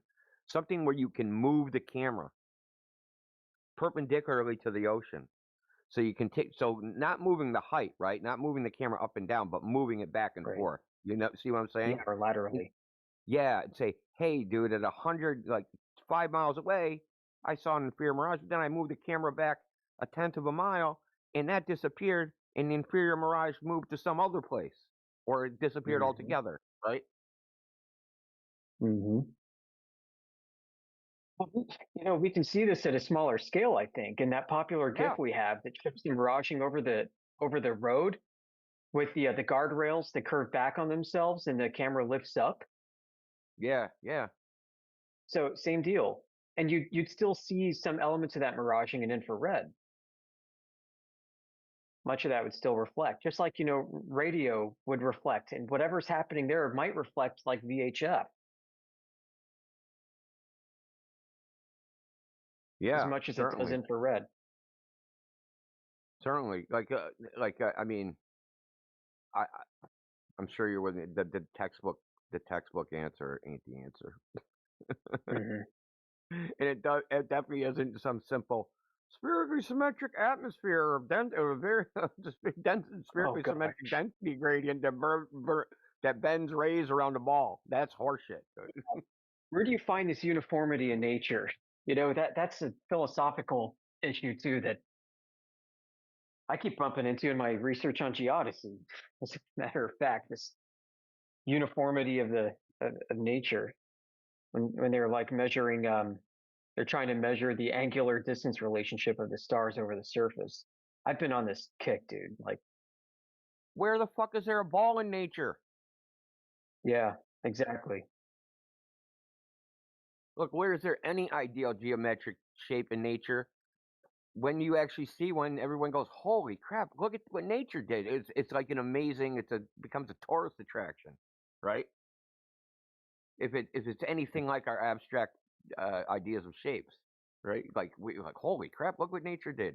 And in fact, usually when we see something like that, we go, "Oh, that's actually man-made. Nature didn't make that," right? So there's actually controversies about this, where people are like, this rock has to be man-made because it has 90-degree angles. Like the Bimini Highway, right? You've heard of that? The Bimini Highway? Yep. Bimini Road, yeah. Yeah. So they're like, well, man, this has to be man-made. Nature doesn't do this. Gosh. So I've come across a book. I need to grab a copy of it. Maybe you've heard of this. The Measure of All Things, The 7-Year Odyssey and Hidden Error That Transformed the World by Ken Alder. It's a book that basically tears apart the history of the meter, how the meter came to be. And the guy goes in and talks about all the doctoring of field notes that happened, how they used math to average out anomalies and threw out data that didn't match what they expected. Kind of like when they went to go survey these arcs of parallels, like in the Himalayas, and they expected a deflection of the vertical, and it didn't happen in the Himalayas like they wanted.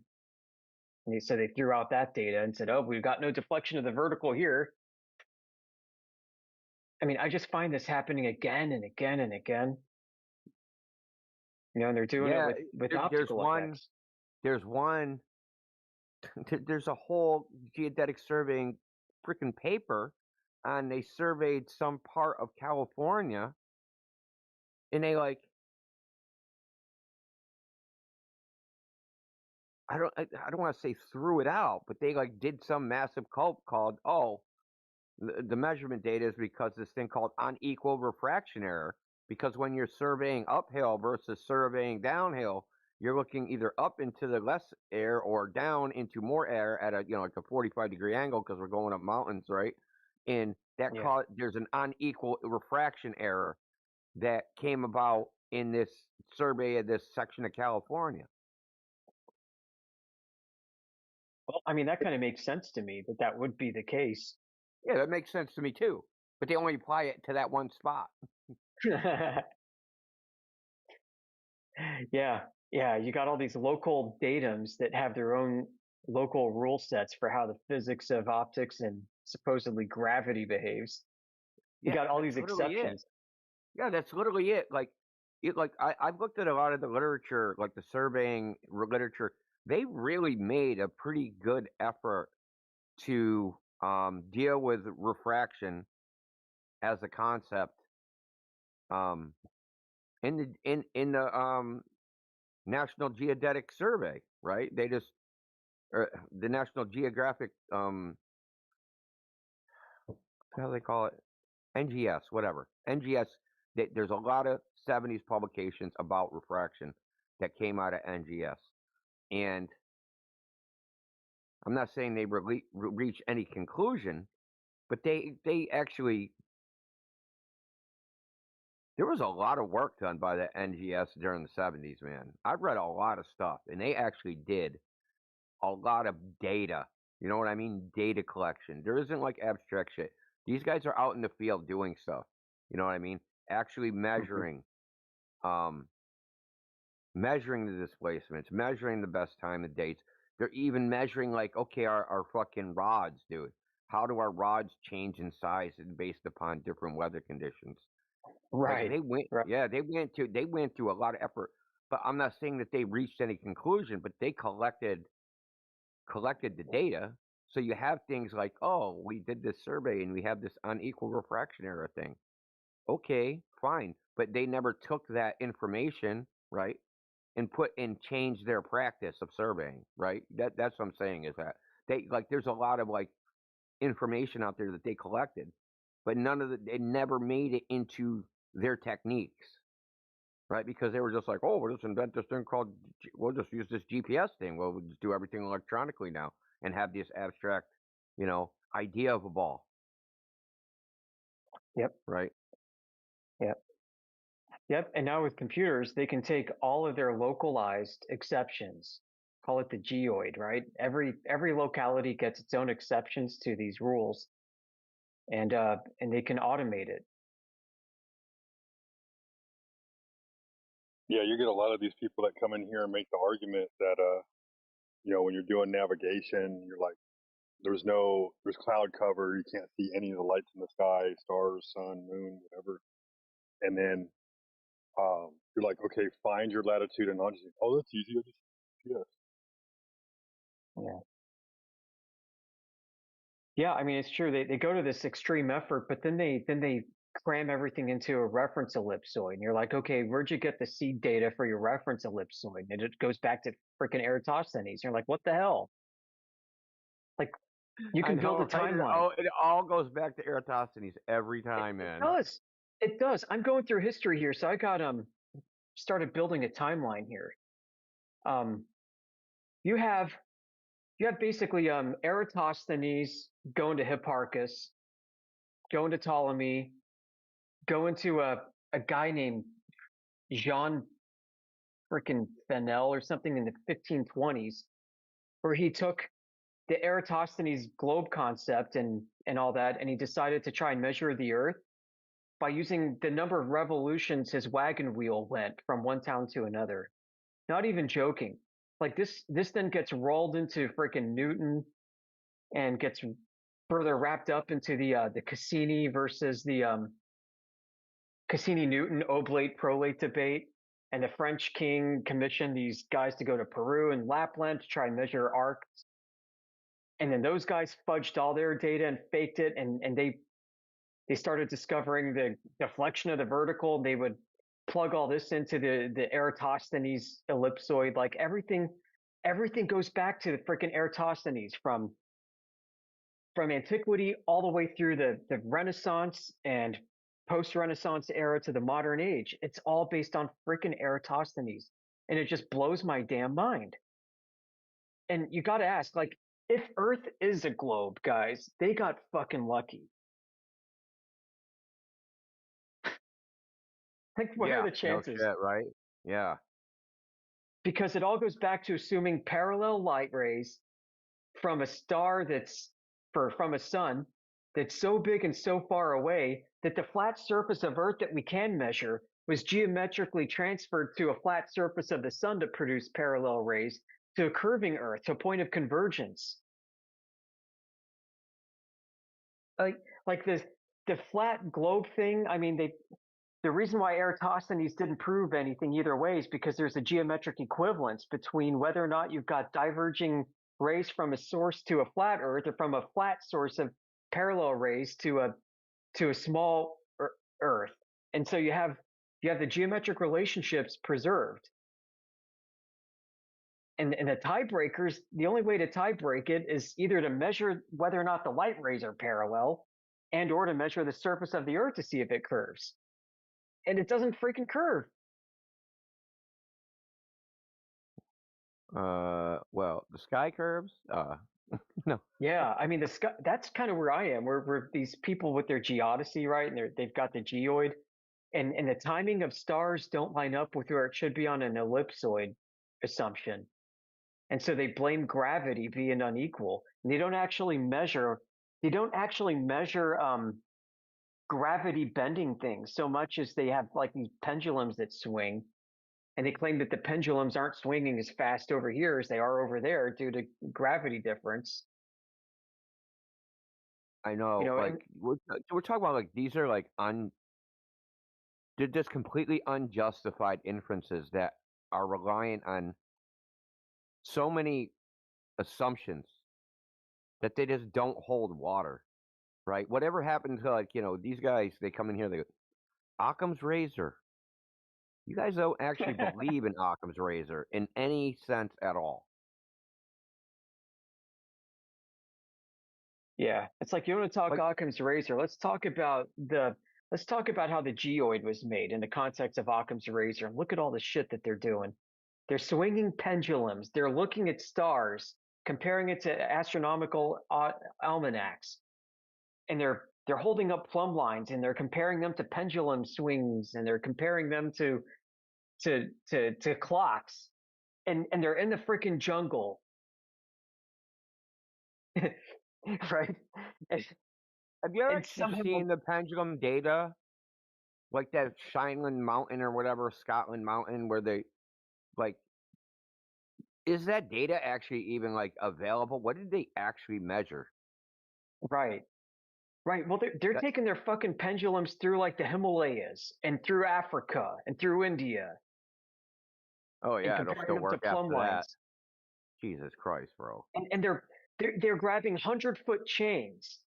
Like, so when they did, I think the India, that famous India arc measurement in, what was that, like the early 1800s? Yeah. When they went from like north to south, they used 100-foot freaking rusty metal chain. And after like several thousand leapfrogs of it, because they'd have to take the chain and stretch it out and measure each link and make sure that it's accurate. And they'd have to then disassemble it and then pull it tight again for another 100 feet and then do the same thing. After doing this like 1,000 times or two, a new guy came in and said, this is too much. It's easier if we use a 10-foot chain instead. So then he goes like 10,000 iterations of this. And I'm like, really? God. Like, how much accuracy? Yeah, this is like what Globers bring to us is the best evidence for measuring curvature of the Earth. You got a team of people going through like the freaking hinterlands of a relatively unexplored part of the world. They did this in India, and they did this in Africa, and they did this in Peru, in the Andes. And well, how about like so how do they control for elevation? Well, they use trigonometry, and Yep. Anyway. Well, EDM, you got electronic distance measuring, right? Yeah. You're like, okay, we're gonna measure the distance between the two theodolites, right? Using EDM. Now they have a max range, and the other technique is like using like a scintillometer. You haven't looked into that closely. But they're trying to measure an arc length. Yeah. Yeah. How are you doing that? What are they making like like I don't even know what you call it. Like how many sides to that polygon out there? You know what I mean? Because between each EDM spots is a straight line, no matter what. Yep. Yeah, so it's like and that's the same thing with the chain, right? Suppose they pulled the chain straight, which we know they can't, right? So they're actually measuring a convex surface with a concave surface. Like, how cracked up you have to be, man? Do you even think that you're doing that? I know you're taking flat segments and you're bending them at discrete angles, and then calling it an arc. Well, I mean, when you pull the chain, it's going to have the catenary curve, right? So, like, that's the concave surface, but they're measuring what they think is a convex surface with it. No, that's funny. I think they just keep it on the ground, though. Yeah, but then what about the topography? So they actually measuring the actual surface distance, like. Right. So they have a way to control for that. I was reading about they basically they do They do trigonometry, so they measure elevation heights using theodolites, and they take a sample rate, and then they use, like RMS or whatever to smooth it out over longer distances. That can't work. No, I know, but it's so fraught with error margins, so wide you could drive a school bus sideways through them. Is the point? And then they claim that they've got like centimeter or millimeter accuracy, and then they claim that they've got sub-arc second accuracy with their observations, and I'm like, this is such bullshit. You guys are taking 100-foot chain through the wilderness, disassembling and reassembling it thousands of times over different elevation and different weather because it takes years. The chain's rusting, the chain's expanding, the chain's contracting, the chain's curving up, the chain's curving down. The people are getting tired. They're getting lazy. The chains are stretching. Dude, I love the one the arc of the parallel where they supposedly measured whether the Earth was like an oblate ellipsoid or a prolate ellipsoid or whatever. Yeah. And they went down to freaking Ecuador, right? They did all this like in the South American jungle in the 1800s. No, they didn't. You can't get through that place now. Yeah. You think you're freaking dragging a theodolite through the South American rainforest in the 1800s? Dude, I'm with you 100%. No, you're not, bro. That's what I wonder. Bro, and like, you can barely walk through the brush in the northeast freaking forest. You're not walking through the freaking rainforest down there with something. Well, get this. In the 1730s, when the French king commissioned to figure out whether or not it's prolate or oblate, and sent two teams, one to freaking Lapland and the other to Peru in 1730s, spending years isolated and somehow coming out with proof that Earth is in fact an oblate spheroid, because the distance angle relationship changed the further north you get, and you had to cover more distance in Lapland to get an angular rate of change than you did in Peru. It's like, I want to see the freaking data. Yeah, that's probably classified. They probably invented classified data back then. Yep. I mean, how rigorous could they have been with their methods at the time? I mean, I'm surprised that they didn't get freaking, eaten by Native Americans in the 1730s down there.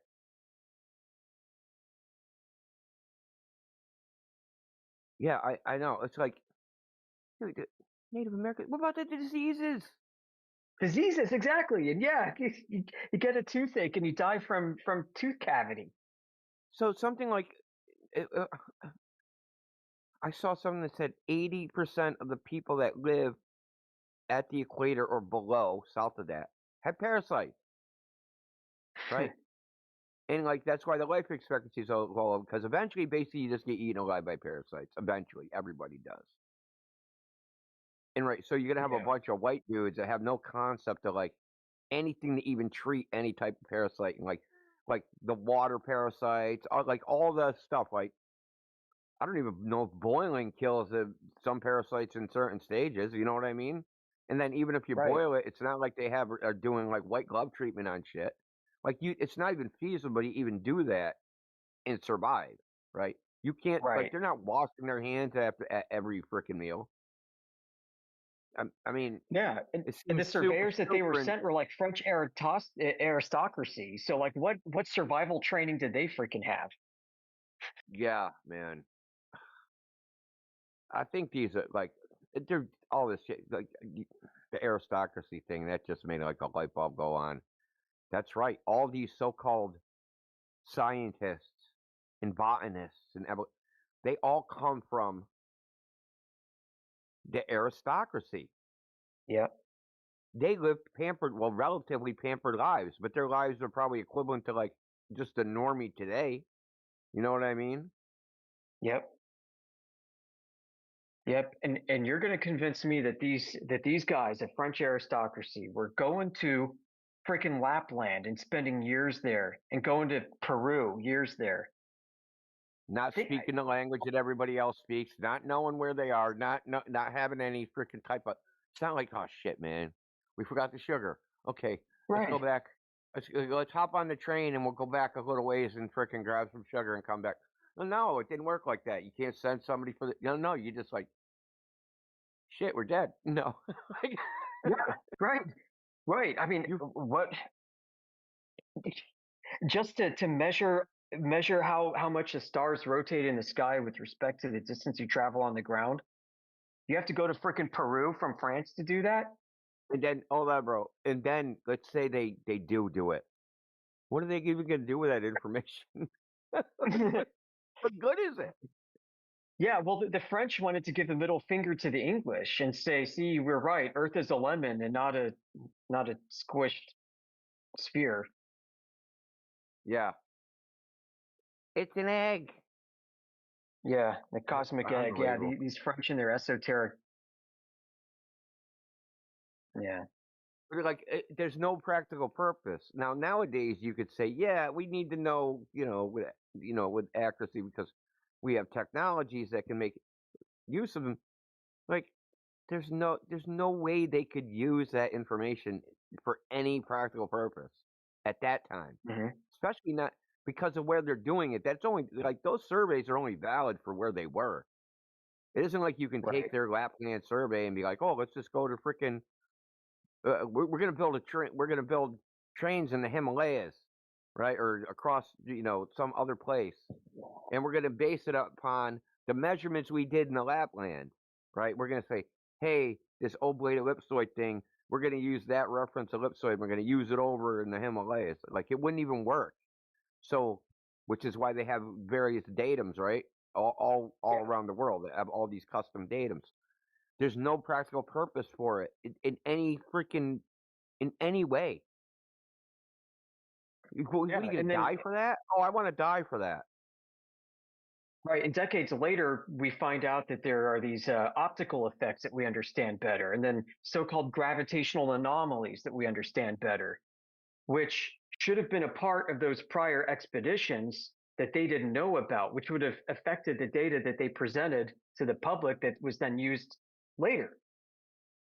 So, in other words, when they're out there like measuring horizontal using plumb lines and they're in the freaking mountains but didn't know about the deflection of the vertical that came decades later, then how good is their data? So, I mean, it's just so bad. I've seen so many now lectures on geodesy, history of geodesy. They all go back to these fundamental stories. Eratosthenes, Ptolemy, Newton, and then these French expeditions to settle it once and for all that 69 degrees or 69 miles are traversed for a 1 degree of rotation in the sky on average. Yeah. Like, it goes back to this shit. And I'm like, really? That's the bet you're relying on? So did NASA rely on 1730s French era freaking dubious expeditions to Peru to conduct their rocket experiments and factor into their orbital mechanics equations and all that stuff? Because if they did, they got freaking lucky.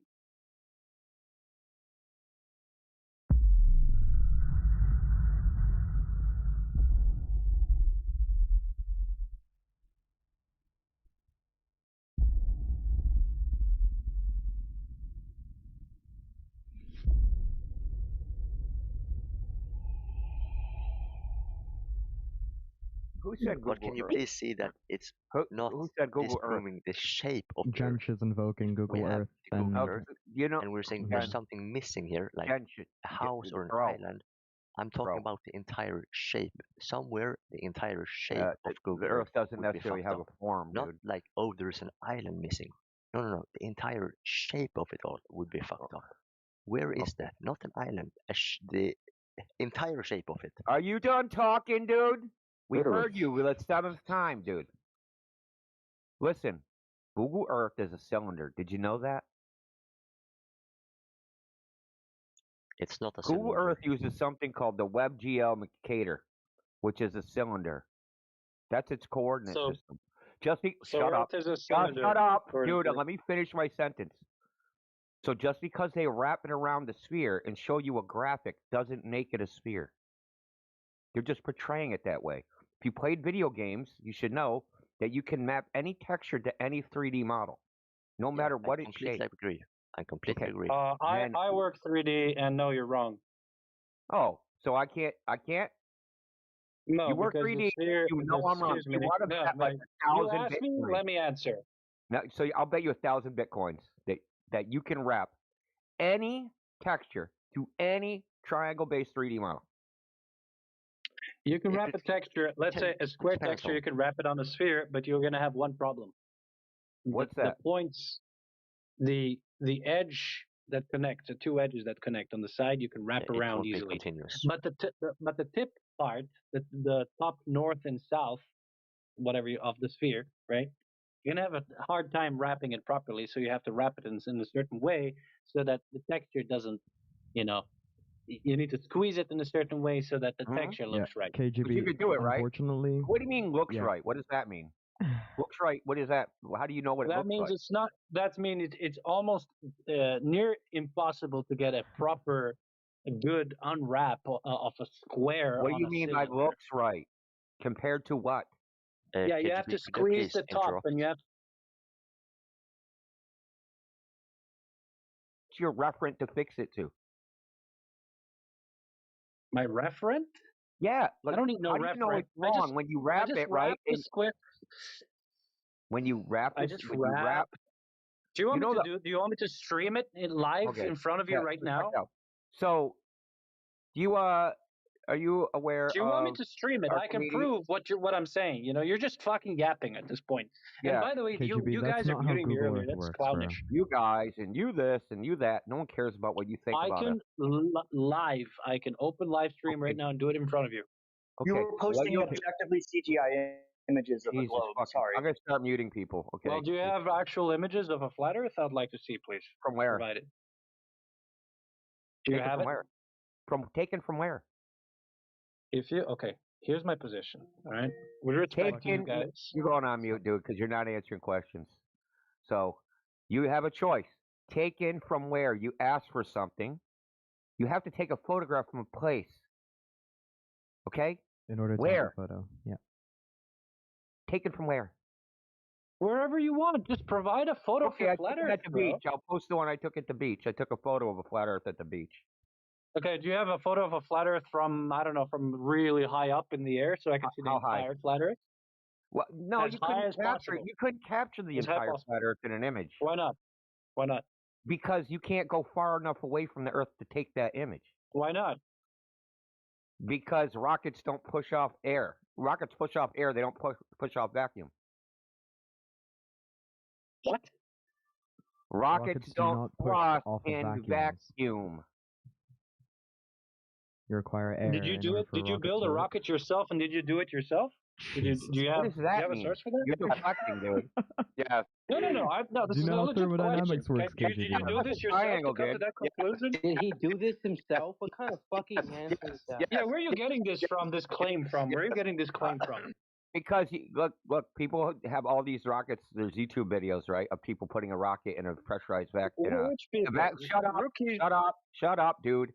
In an evacuated vacuum chamber where they ignite the rocket and the rocket doesn't move until the container pressurizes due to the exhaust of the rocket. That's where I'm getting it from. Experiments. What does this have to do with the request? Where did you get your information I from? posted it for you. You can see it goes all the way to the back of the wall and actually comes back, and it's actually pushing off the pressure wave that's reflecting off the wall.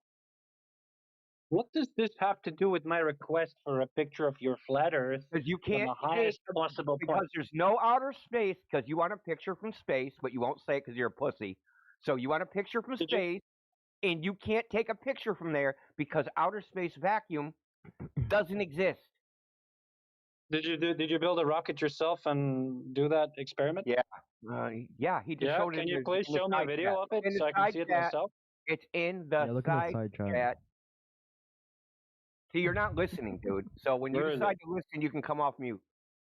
So let's get back to the actual person that thinks Google Earth is a something. Gench 29. Yeah, dude. So why are you referring to Google Earth? Like, how would you even know if that's what the Earth actually is or looks like or anything like that?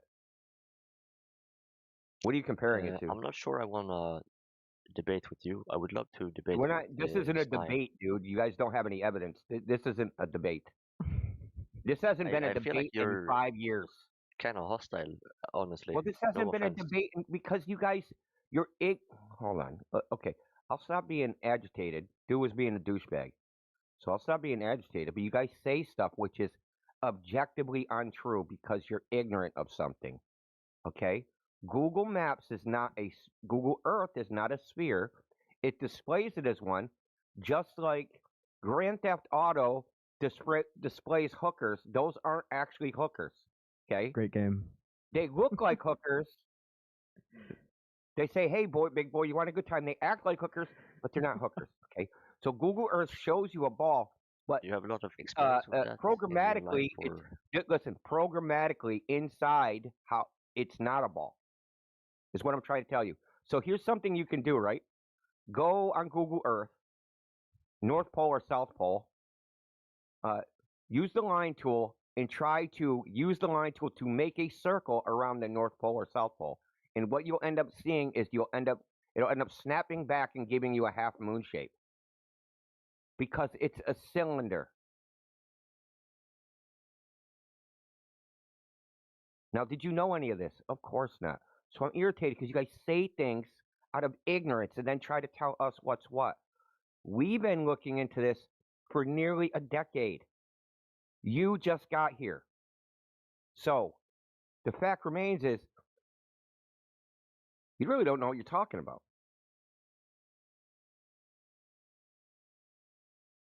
And neither does the other guy. I feel like you're kind of repeating yourself. I don't care how you feel. In order to answer, I would love to talk with Why don't you Sly, actually address actually. what I said of substance? I would love to talk with Sly.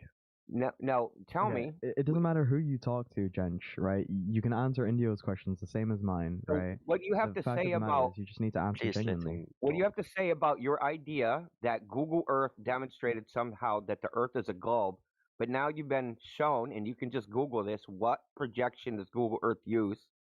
And that map is a cylinder. Why did you think that it supported the globe? Why did you think that? Did somebody tell you that, or did you just make it up in your mind?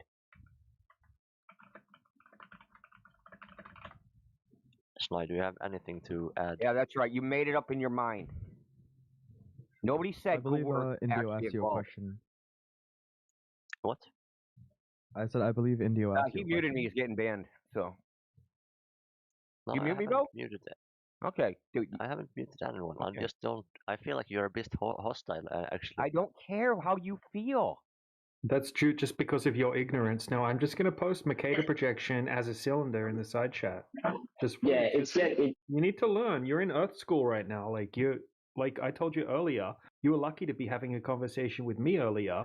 Now the big dogs are in here. You need to listen to Indio and what he has to say. He's been researching this for a long ass time, right? Dude, literally, there's people in this topic who know more people than surveyors, right? Professional surveyors. I asked them questions about geodetic surveying. They don't even know. They don't know how any of this stuff was created, where it comes from, what coordinate systems are, how these maps are made. Did you know that there's 3 different sets of cardinal directions, for instance? You know, north, south, east, west. Did you know that there's 3 different sets of that?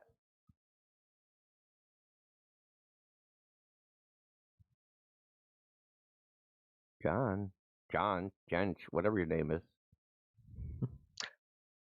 3 sets of coordinates. Cardinal directions.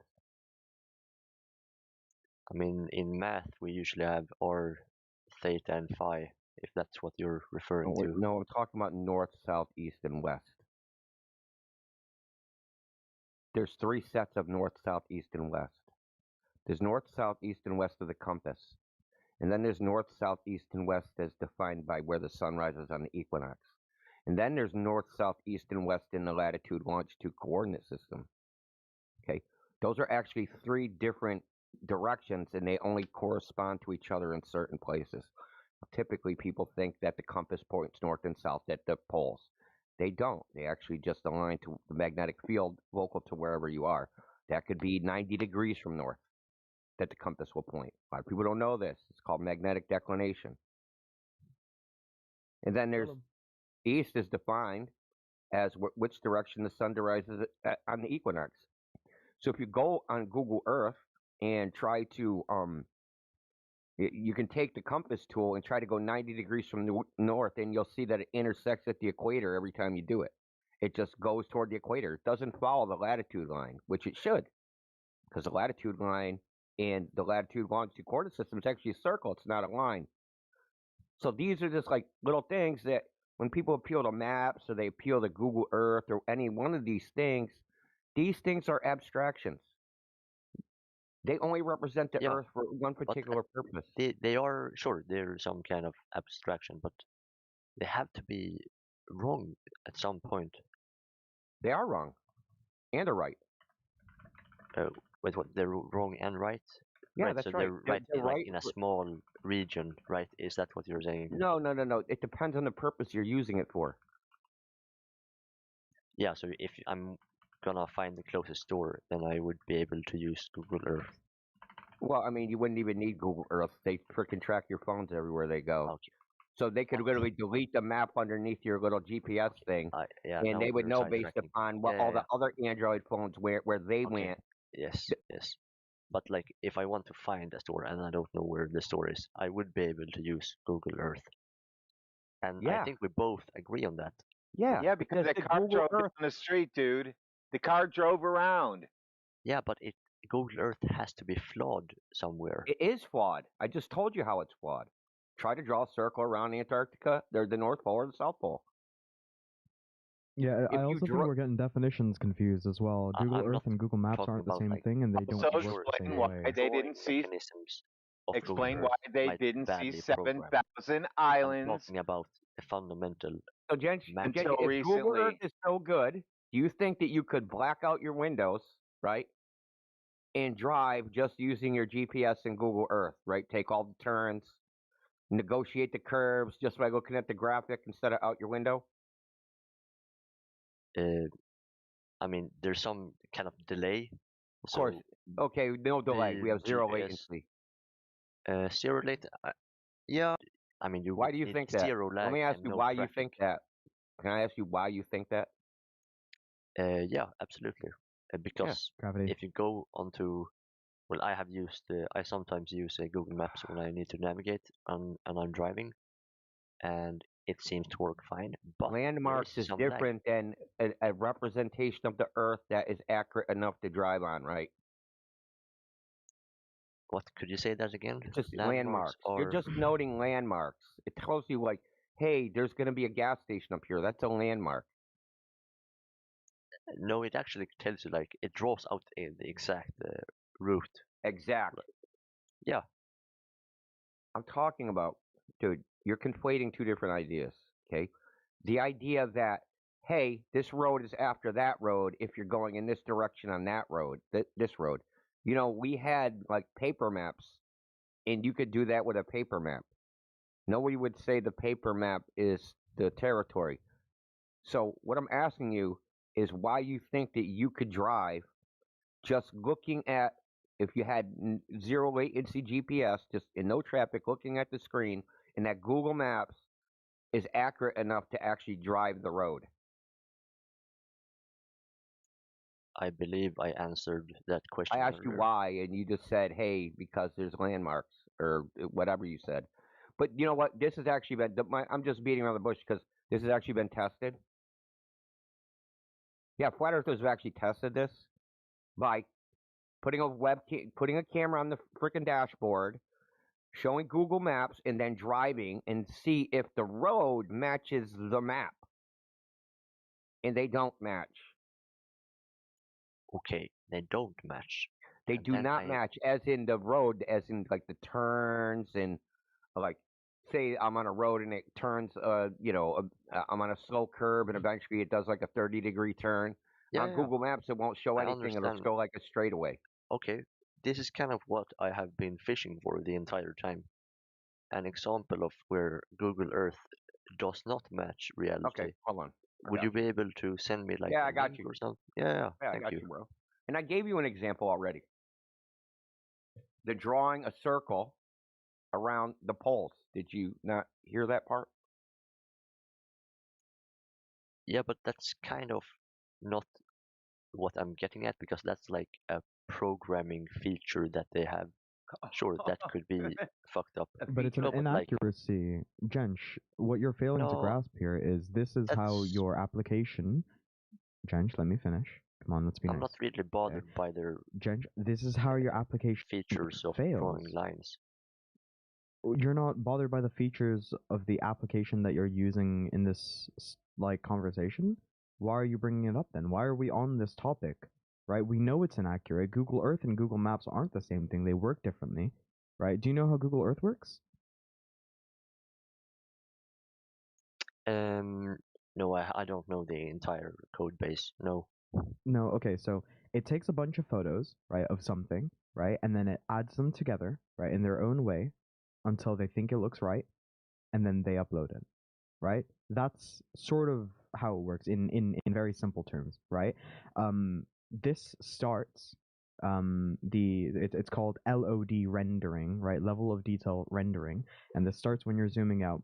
The terrain becomes progressively smoother, buildings become simplified and they disappear, and coastlines become less precise, right? So if you were to zoom out, you would have a hard time driving around, let's say, a coastal area, or driving around relying solely on your Google Earth, right? At 0 to 2 kilometers, you'll see 50 centimeters to 2 meters, right? And at 2 to 20 kilometers, you'll see 50 centimeters to every 2 meters per pixel, right? This means it's like throwing a bunch of pictures together, right? And then arranging them until it looks right, and then uploading it. Okay? So if you're curious on how they managed to get that curve, right, for the sphere, it's just them throwing things together, just like KGB was, just like the conversation that we had earlier on with KGB, talking about 3D wrapping layers around shapes, right, in video game design, right? It works exactly the same. You can design something and then upload it. It doesn't have to be true. It doesn't have to be accurate. Why are we talking about this? We should be talking about something that we can physically test, rather than a faulty piece of software. Evidently, right? It's an inaccurate piece of software. The fault in the software can be tested. It's not a fault. They designed it that way. It's not a fault. Stop characterizing it as a fault. It's because they used a cylindrical coordinate system and wrapped it on a sphere. It's not a fault. You want to see a ball, and they made the cylinder look like a ball. No, but like you said, yeah, I know it's hard to comprehend. Would you like right? to talk about something that you can test, Jench? Would you like to talk about we are something talking to do with about the physicality? Which is Google Earth. You can't use an application to test reality. You're reifying a piece of software as if the software is real, bro. Using reality. I'm looking at the software saying, can this be real? I just but the software isn't real, so... Hold on, dude. He asked for something. It's in the chat. It's a 1-hour video of him testing the accuracy of Google Maps while driving. He drives 100 kilometers. Yeah, I'm gonna look at this. Okay, so until then, shelve it, dude. Because you don't know what you're talking about. You're completely in conjecture land. You're just you're telling us what you believe to be true. You don't have any evidence it's actually true. Okay, yeah, so this looks like, I haven't obviously watched the entire video, but it looks like he's basically driving, as you said, and then he says, oh shit, there is a deviation between Google Maps or Google Earth, whatever he uses, and reality. Yeah. And what I'm saying is that there will be a problem, but not like, oh, it deviates some couple of degrees. No. There will be like a massive fucking problem. Like, what are you basing that on?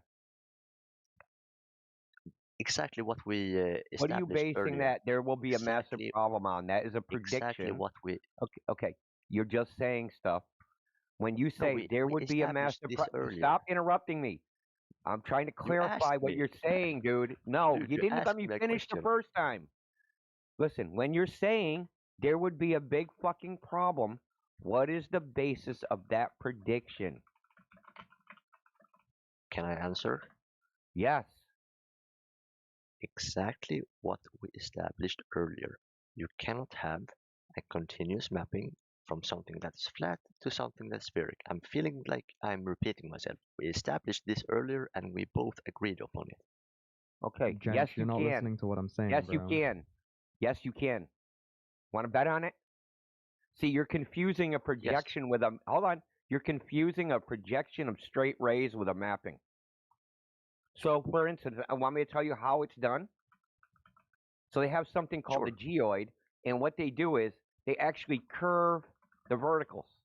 So the verticals, like from the center of the Earth, right? So you have the surface of the Earth, right? And if you have a line, right, on a sphere, you're assuming that, hey, they're drawing straight lines through the sphere, and they're projecting those lines onto some flat surface. Yes, there will be a distortion if that's the case, okay? But that's not what they're doing. They're curving the lines. So they're doing a mapping function and not a projection. It's called a projection, but it's a second order projection, meaning you have the celestial sphere, which is the latitude, longitude coordinate system, right? That's what the actual coordinate system is, because you can't find them without the stars. You have no coordinate system.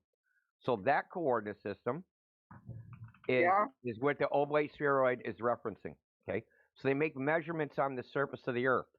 But those measurements don't match the celestial sphere. So what they do is they say, hey, we have lumpy gravity, we have deflection of the vertical, and when I hang a plumb line, it's actually not pointing down, it's actually a curve. That's right. They say that a plumb line, meaning if you take a weight on a string and hang it, that line is actually curved and not straight, which is retarded, okay? Okay, but that's what they say when they map actual measurements of the surface of the Earth to what's called a reference ellipsoid, okay? But that reference ellipsoid is distorted by something called a geoid, which is the amount of deflection of the celestial sphere versus their reference ellipsoid, as in the actual measurements versus their idealized what they think is going on. And what they do is because you could possibly have distance errors, but because you have topology, you can interpolate the errors between the measurement locations, and you smooth out the error across the whole surface of the Earth. This is how it's done. Okay? How you think it's done isn't how it's actually done. And there are errors. Lots of errors all over the place. In fact, they use over 100 datums, right? So, for instance, Australia has their own datum. If you use the WGS84 reference ellipsoid datum, if you took Google Earth and went to fucking Australia, it would be way the fuck off, because they're on their completely own datum that has nothing to do with the WGS84. I'm gonna go You're in what's called a reification fallacy. You think the map is the territory. You're in a reification fallacy. You think the map is the territory. Would you like to just? I understand you have your strong beliefs. This is your beliefs, dumb fuck. Okay, please. This is your beliefs. This is all mainstream geodetic surveying, mapping, cartography. Bro, this is your beliefs. What are you on about? Why are you so Exactly. You don't angry? even know your own beliefs. How Google Earth was constructed is I'm telling you how it was done. Bro, I'm trying to give you a compliment and you're just going bananas. Because I respect that you I don't have need a compliment. your beliefs. It isn't my idea and have here. Done, okay, dude, I don't understand how anyone can talk to you. Like, I don't. How do you manage to find people European. to talk with? Yeah, that's what happened in the last 5 years. Like 5 years ago, they made everybody super timid, and now they're afraid of everything and sensitive. And if you raise your voice to them, really not trying to be feel if you raise your voice to them, they think you're yelling at them. Yeah, it's look, really bro, it's really weird. Weird, dude. No, it's not. Just you're interrupting me. That's because look. Listen, if you start a sentence with a false premise, why should I let you continue? Why would we keep going? and we let you Well, talk in for that 30 case, seconds, so I you can go wouldn't be back. able to say a word without me interrupting you. That wouldn't be nice for you either. Did you listen? Listen to me. If you start your conversation with a false premise, right? You answer me, and then you start with this false premise or a straw man. Why would I let you continue and listen to you talk for a minute and a half just to go back to the very first sentence and go, well, this thing was a false premise, or it's a straw man, it's not what I actually said. Why waste time? Why just you just want to talk, or do you want to get to the bottom of this? If I apply that logic, I would be talking continuously while you are talking. Name one false premise that I made, or straw man. Go for it.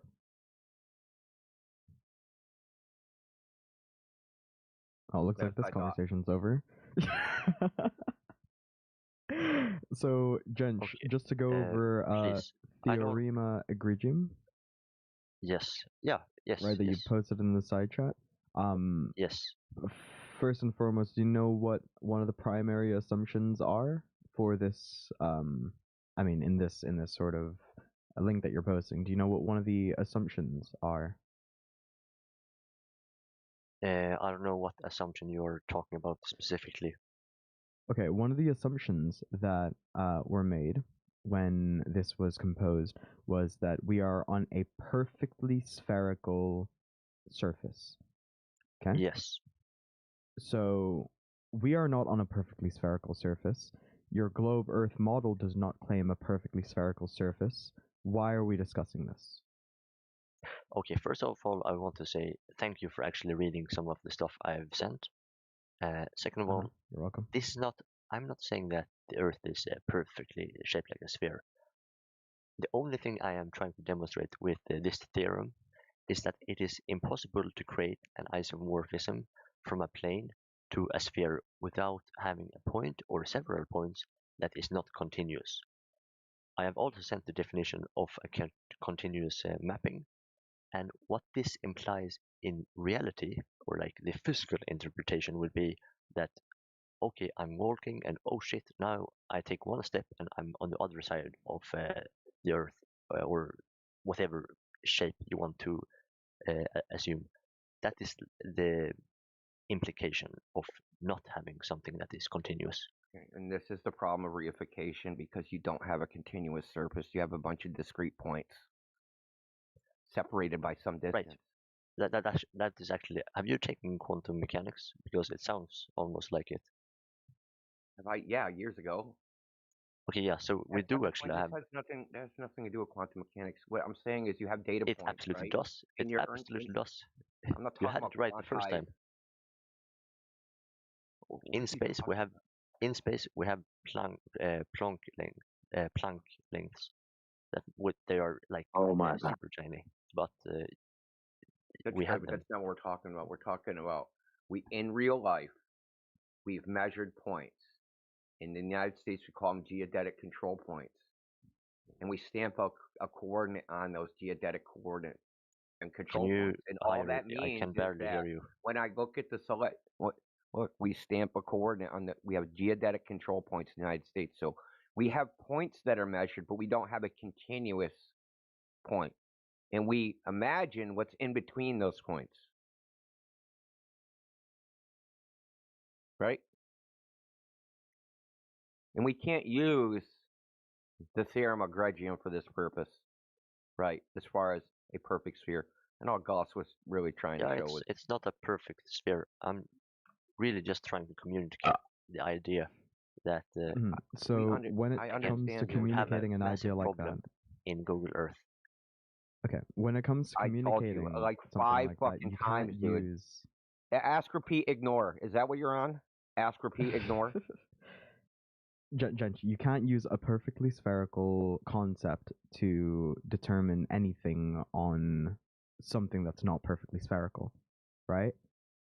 If the claim is that it's perfectly spherical and the the story is that it's an oblate spheroid, but our natural observation is stationary and flat, like what is, you know, what is, right? We need to Okay. figure out what Yeah. we're Yeah, actually on, Jench. that's a good point.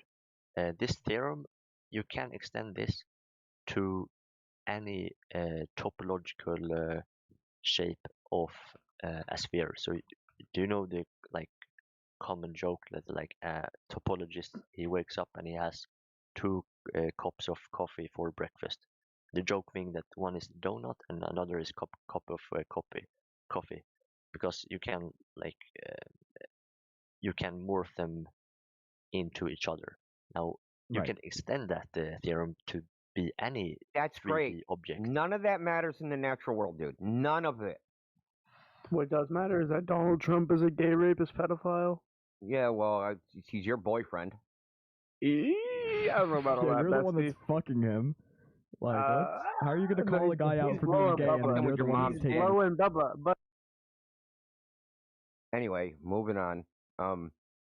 None of that matters because in the real world we have to take measurements of actual. So where are you getting the variables for quantities that you're inserting into your abstract mathematical models? See, that's the point.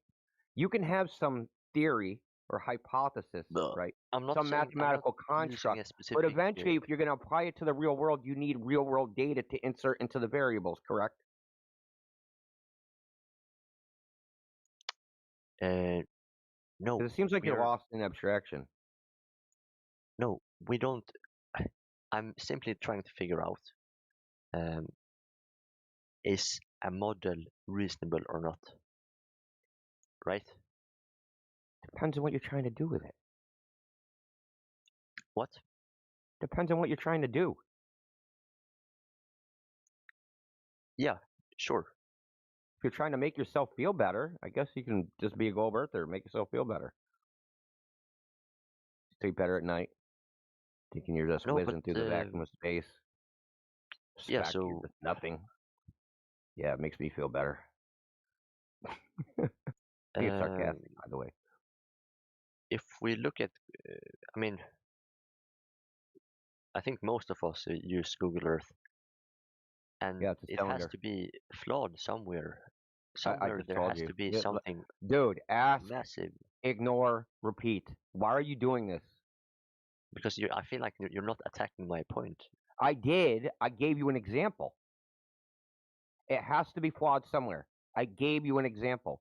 If you take Google Earth and you draw a line around the poles, yeah, it makes a moon shape because it's actually a cylinder and it's only being displayed as a sphere for entertainment purposes. Now, as far as driving, we know the relative locations.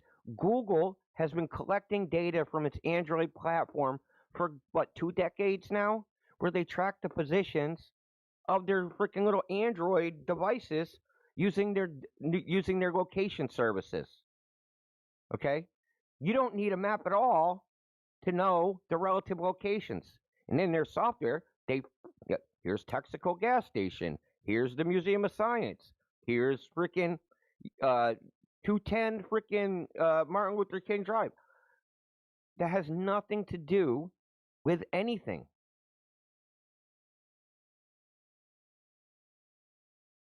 It's just being displayed as a globe.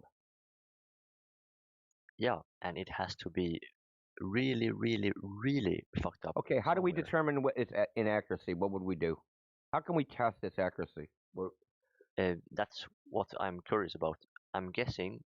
This would be a you problem, not a me problem. Yeah. You think that Please somehow don't this is going to be interrupt me. dispositive about The first how we're going to figure out whether the Earth is a globe.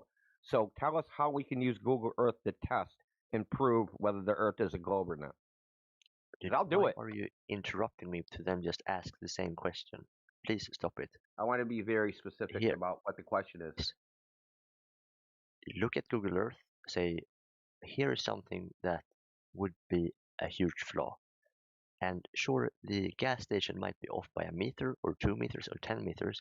I'm not talking about that kind of flaw. I'm talking about a discontinuity. You will not have a continuous mapping. I'm talking about like something massive, like, oh shit, this map says that if I take a step over here, this will be something here, but it is actually like completely off, like on the other side of the. Okay, now actually I don't be want to say globe. specific. Now actually be specific. Instead of these nonsense generalizations. Specific? Okay, Yeah, so a you had this specific 2D map example. that someone sent earlier in the chat. I'd forgotten the name. If I stand on the rightmost side of that map, I will see, oh shit, there's empty space on the other, on my right side, and there's water on the left side. Are you being fucking retarded? Please. No. No. Google Shut the Earth, fuck up. Don't. on Google You're just taking the piss, bro. Yep. I don't understand. The map is a fucking goddamn rectangle on a piece of paper. Oh, yes, oh my god, you could go off the map onto the table. Are you a fucking retard? I really don't understand why you're using that Because kind you're of talking language. about Google Earth. It's a fucking piece of software. I Okay? think you need help. I think you need help. Yeah, no one cares what you think, dude. So you are talking. I asked how to test Google Earth to see if it matches, if we can prove the globe using Google Earth, and you started talking about fucking maps. Google Earth, dude, which is supposed to be a 3D ball that you can't step off of. Okay, yeah. I don't understand what your problem. There's a lot of shit you don't honestly. understand, obviously. Okay, so your question is, how can we use Google Earth to determine that it is false? Right? Yeah, there's a big error that you said must exist. How do we test for it? You look at Google Earth. You look at it, and yeah, you look at it. Earth, That's what we're going to use as analytics. We're going to look at it. Okay, dude, can you stop it, please? No, what you remember I said about false premise? That's idiotic. You look at Google Earth. Is that how we do anything? You look for something that is a jump in continuity. When you find that, you go to what would that look like? What would that what look would that like? What would that look like? That is exactly what I said that earlier, and KGB. If you take a piece of paper and you try to wrap No. Fuck your piece of paper. What would it look like on Google Earth? If I'm on Google Earth and I'm using it, and I go, hey, here's the discontinuity. What would that look like on Google Earth when I'm using the software? How do I know it's there by using the software?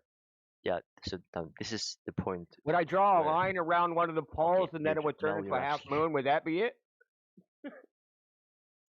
Yeah, would so that be a discontinuity? This is okay, dude. You're just doing it for fun. This is the problem. You're not listening. Okay, dude. You're stuck in your fucking gotcha. It failed. Get over it. Dude, I can look at Google Earth and I can say I cannot find that problem. The argument from ignorance is not an actual argument. It's flat. That means that you should be able to. All you're doing is making an argument from ignorance. No, you're saying where's the I flaw in can't Google find Earth? it, therefore it don't exist. I'm saying there is no flaw, but you should be able. How do you know that? Have you looked? You should be able to find the flaw. I told you the flaw. Now you're just lying. I'm not talking. Yeah, you showed me a guy who had driven a couple of miles. And No. The flaw of drawing a line around one of the poles and it turning into a half moon. That's a flaw. Dude, that is a fucking feature in their website. It's not a part of their. Okay, why did they feature? I don't want that feature. So they have a line tool where you draw a path, and it'll tell you the distance on the path. And when you draw that line tool and make a hexagon and try to make a hexagon around because you want to circumnavigate Antarctica. Hold on, let me finish. And you say that the tool is fucked, so the map has to be fucked. You are just completely out the of tool is basing its distances on the coordinate reference system that the globe in Google Earth is using. Dude, forget about the fucking tool. You have a tool and you say the tool is broken. How does the tool? Where does the tool get its distances from? The thing the tool is used on needs to be broken. The tool might be broken. I don't give a shit about the fucking tool. Do you understand that? The tool's not broken. The map is broken. Shut the fuck up about the map is broken. Yes. You asked for the discontinuity. I just gave you one. And there's plenty of places you can zoom in on Google Earth where you'll see fucking lines. Do we have? Where you'll is it see not lines where the continuous? textures don't align. There's plenty of them. Fantastic. Give me a screenshot. Give me something. Oh. A screenshot of the half moon? Is that what you want? Hold on. What do you think? I'm just waiting for your evidence that Google Earth is actually accurate. No, but like this is my evidence is that your evidence is a claim. Evidence. Your evidence is my your claim. Evidence is that you don't have any evidence. Your evidence is that real. I can't fucking. That's a burden of proof reversal. No, but it would be so easy for you if the Earth really was flat. It would be super easy for you to just say, Google Earth. Here's a point where it's fucked up. It would be super easy for you. I did. I want you to do it. I want you to fire up Google Earth and take the line tool, which measures distance on the surface of the Earth. Again with the fucking tool. Stop. Linear distance. Tool. You don't. Do you understand? Listen. How does the line tool measure distance in Google Earth? I don't give a shit. It uses the Haversine formula. Listen. It uses the Haversine formula, which is a calculation based upon the 2 points, right? The great circle route of latitude and longitude. That's right, great circle route. So if I draw a line and a line and a line and a line and a line, I should be able to get a full distance, right? Because it's a bunch of intersecting great circles. And I can get the arc segment at each one of those great circles and come up with a total distance. When you do this on Google Earth, if it was a fucking ball, you'd be able to do this and get a distance. But you can't, and it'll make a half moon because Google Earth's a fucking cylinder.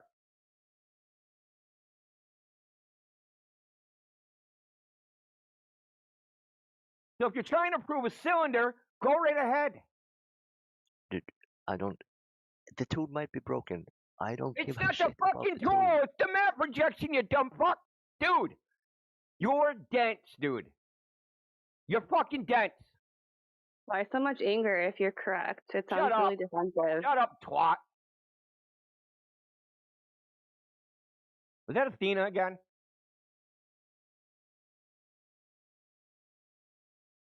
Now our army of Simpsons are going to come in here. Why'd you talk to Athena like that? It's a fucking little game she plays. It's really simple. Google Earth is a cylinder. You ask for a flaw, a discontinuity. I gave you one at least 15 fucking times. Okay. If you're wondering why I'm screaming at you, it's because you won't acknowledge the fact that what you asked for, I provided. What you asked for, I provided, and you can deny all you want. Anybody in this chat, listen on YouTube, Twitter, and fucking do it yourself, dude. Okay, now you're do it yourself. You can do it right at. You just appeal to Google Earth. Fire up fucking Google Earth and do it yourself. I'm really convinced now. I'm not trying to convince you. Where did you get that idea? I'm giving you information you didn't previously have. You, previous to this conversation, thought Google Earth was a ball when it's a fucking cylinder. So you just have information now that you didn't previously have. And you made a whole bunch of assumptions based upon your wrong assumption about how Google Earth works, et cetera, et cetera. But now you know you were all wrong. You made all that shit up in your head. And you don't want to cope with that. I'm sorry, dude. You filled in the blanks. Send me something. Send me something that, just something. Do it yourself. I want you to do it yourself, dude, so you can't say I doctored it or I did something special. Go do it yourself. You refuse to send me any evidence. I want you to do it yourself. Are you on a cell phone? Or on a PC? Are you on a cell phone or a PC? It's almost like he doesn't want to hear you. He doesn't want to do it. He doesn't want to bust his own fucking bubble. Literally. I could look at Google Earth for ages and I wouldn't find any flaw. That is bullshit, dude. Then show me where it's bullshit. We're circling back First of all, that's an argument from incredulity, okay, which I already pointed out is a logical fallacy. Your ignorance doesn't prove non-existence. Okay, this is the same problem with the black swan, white swan. All swans are white, as a theory. You don't look for white swans; you look for black swans, right? No matter how many black swans or white swans you find, it only takes one black swan to falsify the theory. Yes. And the reason you haven't found any flaws because you didn't try. Dude, I'm gonna listen. I'm gonna literally type in Google, and I'm gonna type in mismatched textures on Google Earth, and I'm gonna get thousands of fucking. And I'm gonna get thousands of hits, thousands.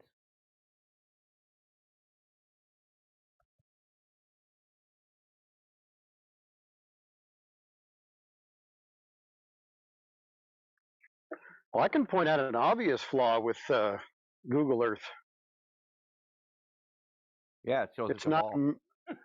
Yeah, it shows it's a ball, and it's also a cylinder, a Mercator projection. I've told him that 72 times already. It's not getting into his P brain. So there we go. That took all 15 seconds right there.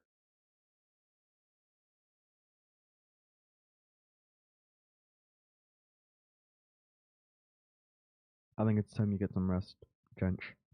You know, yeah. Okay, I'm trying to. You're Dude, just go. Okay, go there's another. You're in Sweden, and it's 2 a.m. right now, right? 2:04. Yeah, so the reason that those kind of deformities look like that is simply because you have a satellite picture, and the satellites keep circling around, and they're not updating all of the places at the same time. So some places will be sort of lagging behind, but there should be a way bigger flaw than that. Shouldn't it be because it's a bunch of rectangles being pasted onto a sphere? Shouldn't that be the reason? Yeah, I You're already just answered this. full earlier, of shit, dude. Jench, you got wrecked today, bro. It's okay. Lick your wounds, take a nap, come back. Look, I didn't mean to yell at you, bro, but you're being dense. Like, you guys come in here with a gotcha, and you have no plan B. So you just dig in. Gotcha. You're digging to be. Gotcha. Dude. Not anymore. Globe busted. Look, you're like, hey, man, Gauss's theorem of Grudgium says, hey, dude, you can't project a sphere without distortion onto a flat surface. Yeah, we know that. Yes.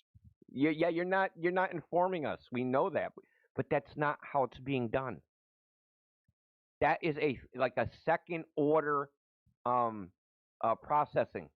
Okay, it's a second order reduction. They're going celestial sphere, ground measurements, projected onto oblate ellipsoid. Then that referent oblate ellipsoid is then being projected onto a flat surface with rays, right? So they're going curved lines. They're going curved line mapping function filtered through the oblate. No, it's not, dude. You have perfect you sphere. You didn't even hear me finish. You didn't even hear me finish. You said it's the same. It's not the same. Isomorphism, you can represent that as a one isomorphism. Oh my it's pretty God, simple. dude, you're not getting it. There's the celestial sphere, which is a perfect sphere. Then you have the oblate ellipse. You have the geoid, which is filtering the projection onto the reference ellipsoid, which is not a sphere, which is I don't even know what you call it, oblated spheroid, right? So then they're taking that and they're making a projection from that. It's a series of steps. It's not globe to projection. You understand? Do you realize that a series of steps can be represented as one step? Isomorphisms that go into each other when you map F to G to H can be represented as one isomorphism from F to H. Dude, no. Listen. Yes, the geoid. Look. Your normals are changing because the geoid is an hold on, dude. Let me finish. The normals of the surface are changing because the geoid is an undulating surface. It's not continuous. I feel like you said is an undulating surface a continuous curve? Mechanics. It is an undulating surface a continuous curve. That's why I said lumpy gravity. It's an undulating surface. And I'm not talking about the topography. I'm talking about the direction of the normal. So doesn't the direction of the normal determine whether the surface is continuous or not? The direction of the normal? No, not at all. Oh, so you can have converging normals and then the fucking it's converging and then diverging normals This is so and strange two because different sometimes you're two throwing adjacent in segments and buzzwords then that it's are still continuous. actually mathematically terms, but sometimes you're just completely off.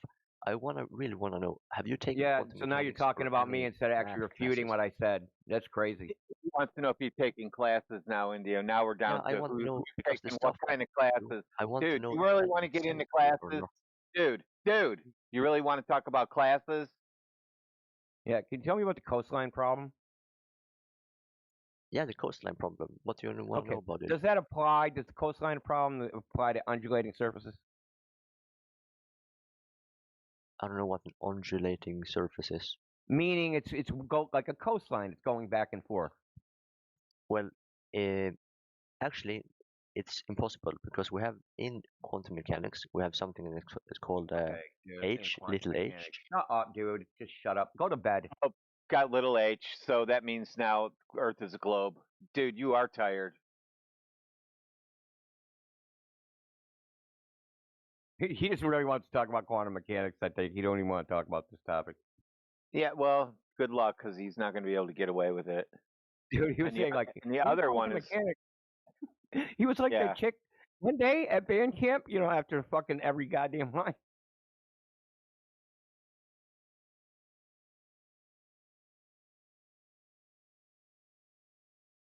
So I'm gonna unmute Kasari here. Yeah, guess he wants to step up to Mark. Bro, go to bed. We're not talking about quantum mechanics. We're done with that shit. Go find out. An undulating surface is a surface that goes back and forth. The geoid, which is supposed to be the equipotential surface of gravity, that filters all the rays and curves them after the fact. So the coordinate system ends up being displaced in all sorts of different directions, but you can actually measure the difference between the undulating surface because the distance increases depending as the unit of measure gets smaller, which you should know. So it isn't working the way you think it's working, is which I said way back when, almost fucking 45 minutes ago. You come in here with your mind thinking the globe Earth works like X, but that's not how it works. That's why if you look up the first books printed on geodesy, there's 1,600 fucking pages of mathematics. So anybody want to talk to Kajir here, who had a bunch of social commentary? You mean KGB? Oh, yeah. Is that his name? Yeah, KGB. KGB. Kagebe. That's his name, Kagebe. Russian Bear, He's still KGB. He's being a douche. Hold on, where's these mathematicians that you were talking about, Sheepdog? Yeah, Hey, where they are were they? supposed to show up tonight. Live streaming and all. I know. That's the only reason I even came in here. I'm that's so false sorry, advertising, man. I want my money back. Hey, that was on what was his name? Hold on, who was it? That's on T-Dub. This dude had me crashing out, man. Fucking Europeans, man, they fucking drive me crazy. Okay. Dude, he was doing it to me. I spoke to him for hours before you, and yeah, he started off with the same thing. Crazy. What am I getting blamed for? Yeah, it's like he won't take yes for an answer. It's like, what the fuck, bro? Yeah, he started off by asking what would happen if you kept walking in a straight line. I said, no one's ever done that. All right, I said you'd hit the ocean. He's like, kept saying, oh, you're just avoiding my question. You're just avoiding my question. And then I answered his question, and I gave him, the answer, and he just kept saying, you're avoiding my question. And glad it was one thing. funny. Yeah, well, he was like, felt bad. He's doing it for everything. He was doing the same thing. He was like, well, hypothetically, what would happen if you walked in a straight line? It's like, I have no idea, man. Yeah. You can walk on water, bro. But he conceded to the John D observation measurement. Oh yeah, he did. Well, what Great questions, John D. Didn't he? Or did I leave? then he questioned the credibility of the person and their ability to make measurements. Yeah, he was saying that he has, pictures. NASA has pictures, right? So he can counter that by looking at the NASA pictures.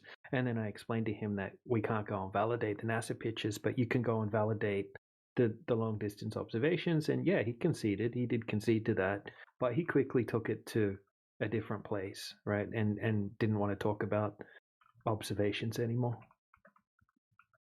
T-Dub, where's the mathematicians, T-Dub? Oh, they told me 5 hours, and that was probably 6 hours ago. 3 hours ago. Was it? No, it wasn't that long. Was it's 2 o'clock on my time. It's 8 o'clock now. Hang on, I've got the. What do you want to talk to screenshot? Yeah, unmute him. Let's see what he's got. Mathematician, he's just a troll, but I'll fuck with him for a minute.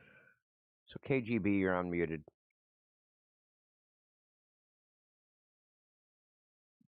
No, I'm sorry. Were you expecting? Yeah, you said mathematician. Yeah, KGB. You claimed what you said about me. Yeah, I claim the sun floats above the earth and moves. Listen, I go outside, the sun is above me, and it moves. It's my claim. Yeah, I see it above me, and it moves. Debunk me. Okay, fair enough. I guess you can't see bacteria and viruses. Do they exist? I don't know. We're not talking about that.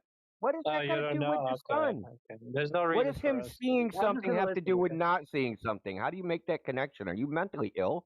Well, if you base all your observations on observations alone with just your eyes, then therefore, bacteria and viruses shouldn't exist. What right? should we base them on then? About what should we? Hold on. I want to get to the bottom of this. What should we base them on then? If we're not basing it upon observation, what should we use? Here's a suggestion. Maybe, I don't know, for the last 500 years of all science and so sociology revolves. I'm just still talking. Sociology is what we should use. We should run around and. So we should use sociology. That's what we should use to determine truth. We just run around and ask everybody else. Well, hey, what's everybody saying? What I was gonna. Maybe if you let me finish what I was. Well, gonna because say, your answers are canned and they're really easy to figure out. I was talking about sociology, but actually, it is sociology. 500 years of evidential empirical evidence proving that the world is actually a spheroid, obloid. Actually, okay. You just said observation is not to be used. What are you talking about? That's what empirical evidence is. That's not what I said. You said you think you just relying on observation. What do you? And then you said we shouldn't be doing that. You're right. I said, what should we use? And then you said thousands of years of observation. That's empirical evidence, which is observation. Okay, maybe you have an issue with hearing or something. No, I don't have an issue with hearing. You have an issue with double speaking. Here, I'll be specific. I said that you can't just base your claims on observation using your eyes alone, because if that were true, here I'll explain. Because if that were true, and if you just based all your observations on just your eyes, then therefore things like bacteria and viruses wouldn't exist in your worldview, correct? No. How you so? can see bacteria under a microscope. Why? I tell people that all the time. You can see bacteria under a microscope. What are you talking about? Yes. Wonderful. That's how they knew it was there. What do they do astronomy with? Okay. All right. Awesome. So those pictures from space, those pictures you think were from space, what are you using to look at those globes? Your eyes? So you use the tool microscope to prove that the bacteria and viruses exist, right? Awesome. So I can see what's the problem with all these people using telescopes to prove the celestial objects and the fact that the moon is not just a circle in the sky and it's actually a sphere? So if the moon is a sphere, why isn't Earth a sphere? Hold on. How did a telescope prove the Earth is a sphere? Can you tell us how? Is the moon a sphere or not? No. Answer my question. How did a telescope prove the moon was a sphere? When you observe the moon, it's a sphere, right? When you observe the moon, it's a sphere. Did they use their eyes? When you use a telescope and observe through the telescope and look at the moon, it is a sphere, is it not? How do you know that? How do you know you don't have pareidolia? Is it not a sphere, yes or no? You can't tell. Yes, you can. You can see the shadow around the moon. You can see the surface of the moon. You can Yeah, see that's an inference, the though. obvious. That's not Excuse seeing it me, as a sir. sphere. You can obviously see that the object is a a spheroid. No, it's not obvious. You're just saying it's obvious. All right, then. Okay, fine. It's a circle. Here's some things that are not obvious. Here's the things that are not obvious about why it's not a sphere, right? It's evenly lit. Does not have a speck or reflection. You always see the same side of it, so it's not rotating. So there's some things that indicate it's not a sphere. So what about those? Okay, well, it's certainly not flat, is it? Okay, so no, it could be. It could be? Well, you see the same side all the time, right? All right, so if it could be, then why do eclipses happen? Why are you asking me a fucking question? Because it doesn't follow what you're saying. No, you said, hey, here's some examples of why we think it's a sphere. I gave you counter examples, and you ignore them. But there are eclipses. Here's the counter. So what? And so eclipse absolutely proves that it's a spheroid. How? What do you mean how? The way the moon moves, when the moon aligns with the sun, you can obviously see that parts of the moon get shadowed out. When the moon aligns with the sun, like a solar eclipse? Yes, an eclipse. Yes, a solar eclipse. I said an eclipse. Did you see the moon during a solar eclipse? So yes, a solar eclipse. I'm just trying to make sure you're talking about solar eclipse. Yeah, why are you talking to me all the time? Okay, so really simple. You fuck yourself up because you can't see the moon during a solar eclipse. Dummy. Yes, you can. You can see the no human has ever seen the moon during a solar eclipse ever in the history of man. Well, you failed, what causes the KGB. eclipse then? Who cares? But no one's seen the moon. What do you mean, who cares? That's not good enough. Look, you said that you can tell the moon is a sphere because of a solar eclipse. Well, no one's ever seen the moon during a solar eclipse. You can't see the moon because solar eclipses only happen during a new moon. Sorry, lunar eclipse to be specific. Oh, that's why. Oh, now it's lunar eclipse. So how do you tell the moon? The lunar eclipse falsifies the moon being a sphere. We're talking about the moon. We're talking about the moon, right? Yeah. So the lunar eclipse falsifies. Yeah, that's great. Lunar eclipse falsifies the moon being a sphere. And no, it proves that the moon is a sphere. No, it actually falsifies it because if the moon was a curved surface and the Earth was a fucking sphere, and it would project, right? It's a circle onto a flat surface, not a curved surface. Because curved surfaces, it would distort with the curve the same way that like the railing of next to stairs, when the sun casts its shadow, that shadow looks zigzagged, right? Because it conforms to the surface. So if the shadow of the Earth being a circle conformed to the surface of the moon, which would be curved, it wouldn't form a circle. It would form some other shape. Does the light and the shadow, or the shadow gradient around the moon? Notice how you're not actually addressing what's being said to you?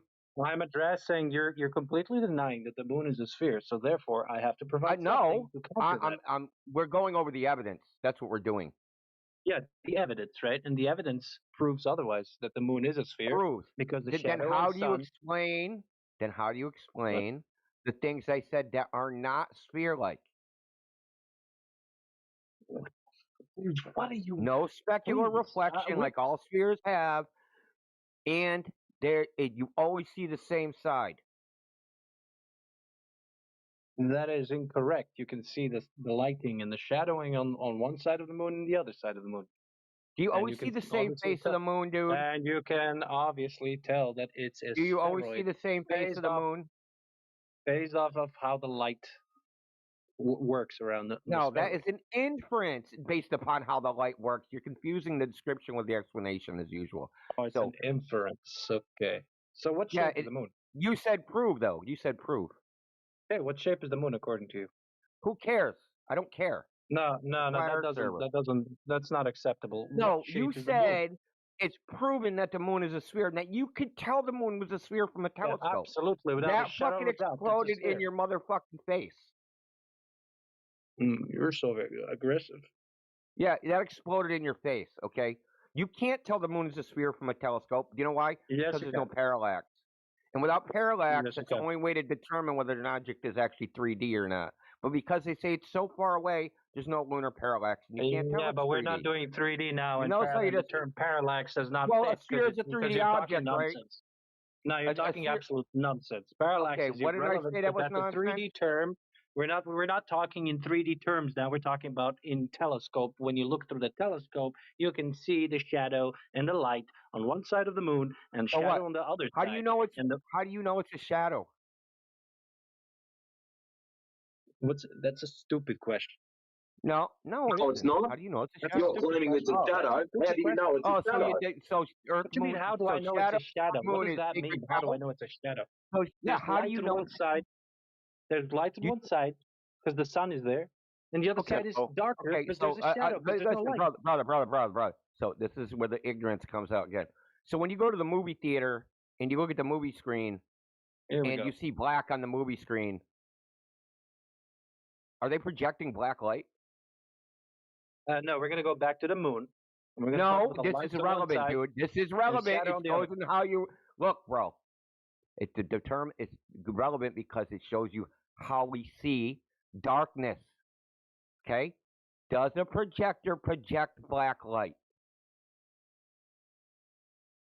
No, there's no light there. That's why it's dark. No, there is light there. There's just less light. What does this have to do with the moon? How does this follow? Because just because you see less light doesn't mean it's a shadow. So what's the dark area on the moon then? What is that? I don't know, and neither do you. Oh, so it's unicorn magic pixie dust. No, it doesn't. That's not the other choice, right? The choice is I don't know and can actually never know. Okay, well I know that's a shadow because there's not enough light there. Yes, I do. But I asked you how. Here's the funny thing. You're saying now that you know it's a shut the fuck up, dude. You just said you know. I asked you how you know. You couldn't tell me, but you're just repeating that you do know again. How do you know it's a shadow? Because the sun is on. What was the evaluation? Hypothetically speaking, the sun's on the right side. There's going to be light on the right That's side. wrong of the too. moon, That's wrong too. And on That's the left incorrect. side of the moon, That it's is going incorrect. to be shadowy. That's incorrect, dude.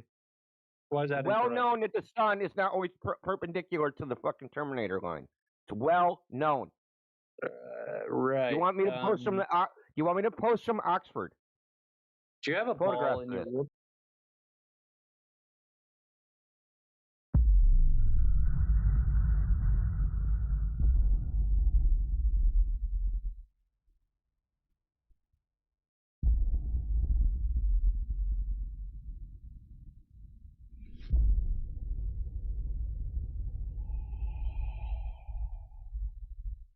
Who said Google But can you Earth? please see that it's not who said Google disproving the shape of the Earth? Jench is invoking Google Earth. Google And Earth, you know, and we're saying there's something missing here, like a house or an island. I'm talking about the entire shape. Somewhere, the entire shape of Google the Earth doesn't would be necessarily fucked have up. a form, Not dude. like, oh, there's an island missing. No. The entire shape of it all would be fucked up. Where is that? Not an island. The entire shape of it. Are you done talking, dude? We heard you the seventh time, dude. Listen, Google Earth is a cylinder. Did you know that? It's not a Google cylinder. Earth uses something called the WebGL Mercator, which is a cylinder. That's its coordinate system. Shut up. Shut up, dude. Let me finish my sentence. So just because they wrap it around the sphere and show you a graphic doesn't make it a sphere. They're just portraying it that way. If you played video games, you should know that you can map any texture to any 3D model, no matter what its shape. I completely agree. I work 3D and no, you're wrong. Oh, so I can't? No, you work because 3D. the sphere, You know I'm wrong. excuse You me. want to No, bet like you 1,000 ask me, bitcoins. let me answer. Now, so I'll bet you 1,000 bitcoins that you can wrap any texture to any triangle-based 3D model. You can wrap a texture, let's say a square texture, you can wrap it on a sphere, but you're going to have one problem.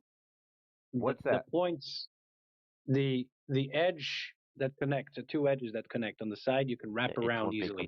But the tip part, the top north and south, whatever of the sphere, right?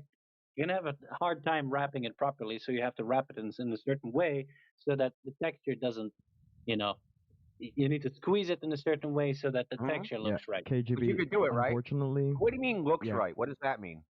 Looks right. What is that? How do you know what it That looks means like? it's not. That means it's almost near impossible to get a proper, good unwrap of a square What do on you a mean by cylinder. looks right? Compared to what? Yeah, you have to squeeze the top and you have to fix it so it I think fits. the word you're looking for Fix is it to, what continuous. is your? Hold on, dude. What's your referent to fix it to? My referent? Yeah, I don't need no how do you know referent. it's wrong when you wrap it right? The square. When you wrap I this, just when you wrap. wrap. Do you want You me know to do you want me to stream it live Okay. in front of you Yeah, right so check now? it out. So, you are you aware Do you want me of to stream it? I can Archimedes? prove what I'm saying. You're just fucking yapping at this point.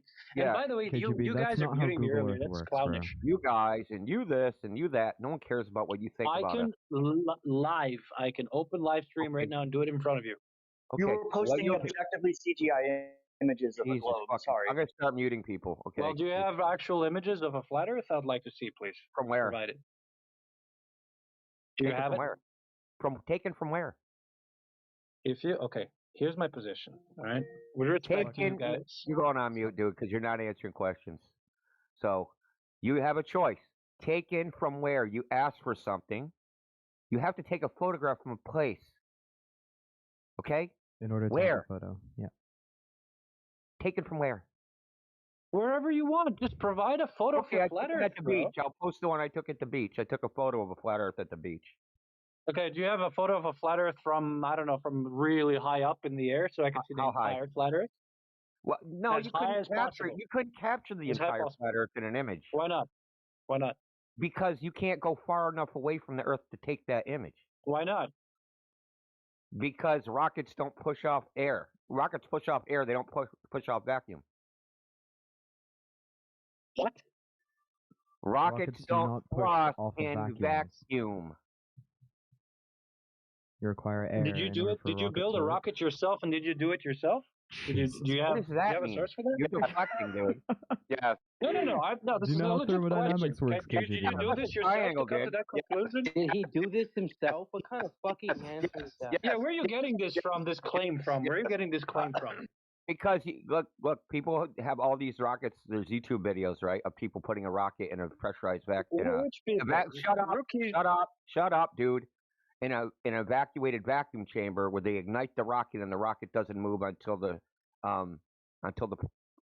container pressurizes due to the exhaust of the rocket. That's where I'm getting it from. Experiments. I posted posted your it. information with from. the request. Where did you get your information I from? posted it for you. I posted it for you.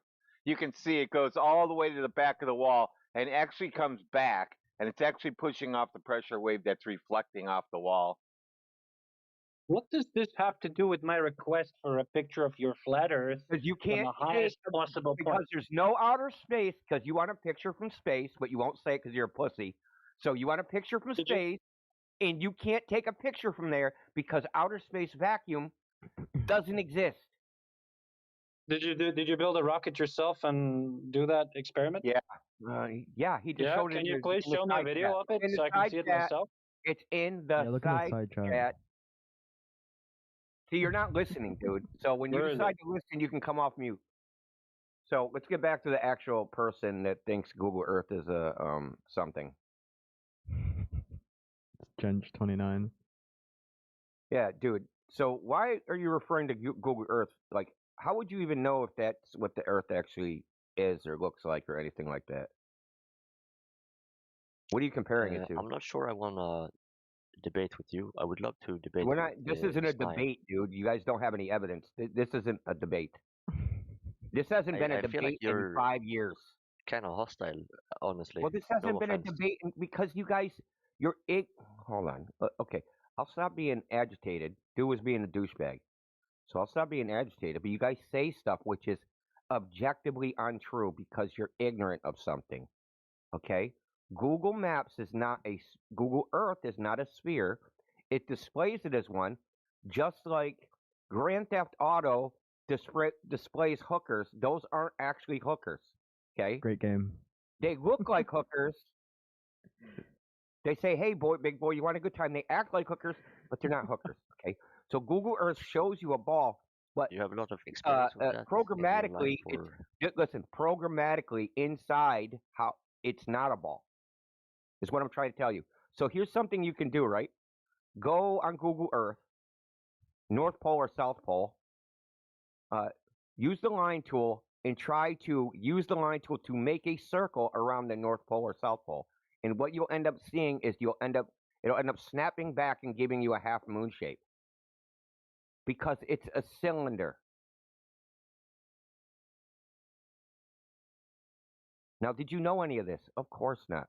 So I'm irritated because you guys say things out of ignorance and then try to tell us what's what. We've been looking into this for nearly a decade. You just got here. So the fact remains is you really don't know what you're talking about.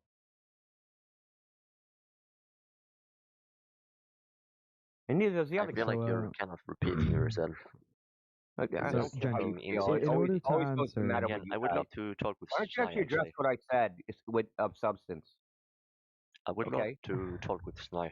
Now, tell yeah, me. it doesn't matter who you talk to, Jench, right? You can answer Indio's questions the same as mine, So right? what do you have The to fact say of the matter about? is you just need to answer Please let genuinely. him What do you talk. have to say about your idea that Google Earth demonstrated somehow that the Earth is a globe, but now you've been shown, and you can just Google this, what projection does Google Earth use? And that map is a cylinder. Why did you think that it supported the globe? Why did you think that? Did somebody tell you that, or did you just make it up in your mind?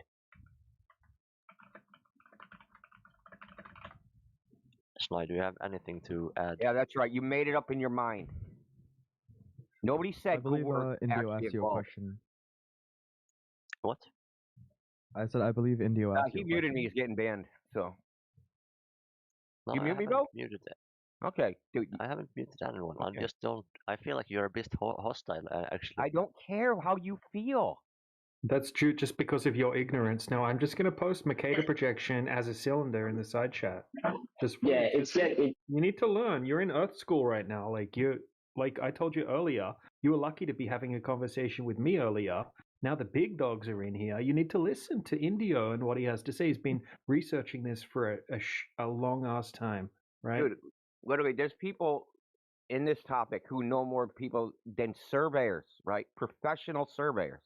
I asked them questions about geodetic surveying, and they don't even know. They don't know how any of this stuff was created, where it comes from, what coordinate systems are, how these maps are made. Did you know that there's 3 different sets of cardinal directions, for instance? You know, north, south, east, west. Did you know that there's 3 different sets of that?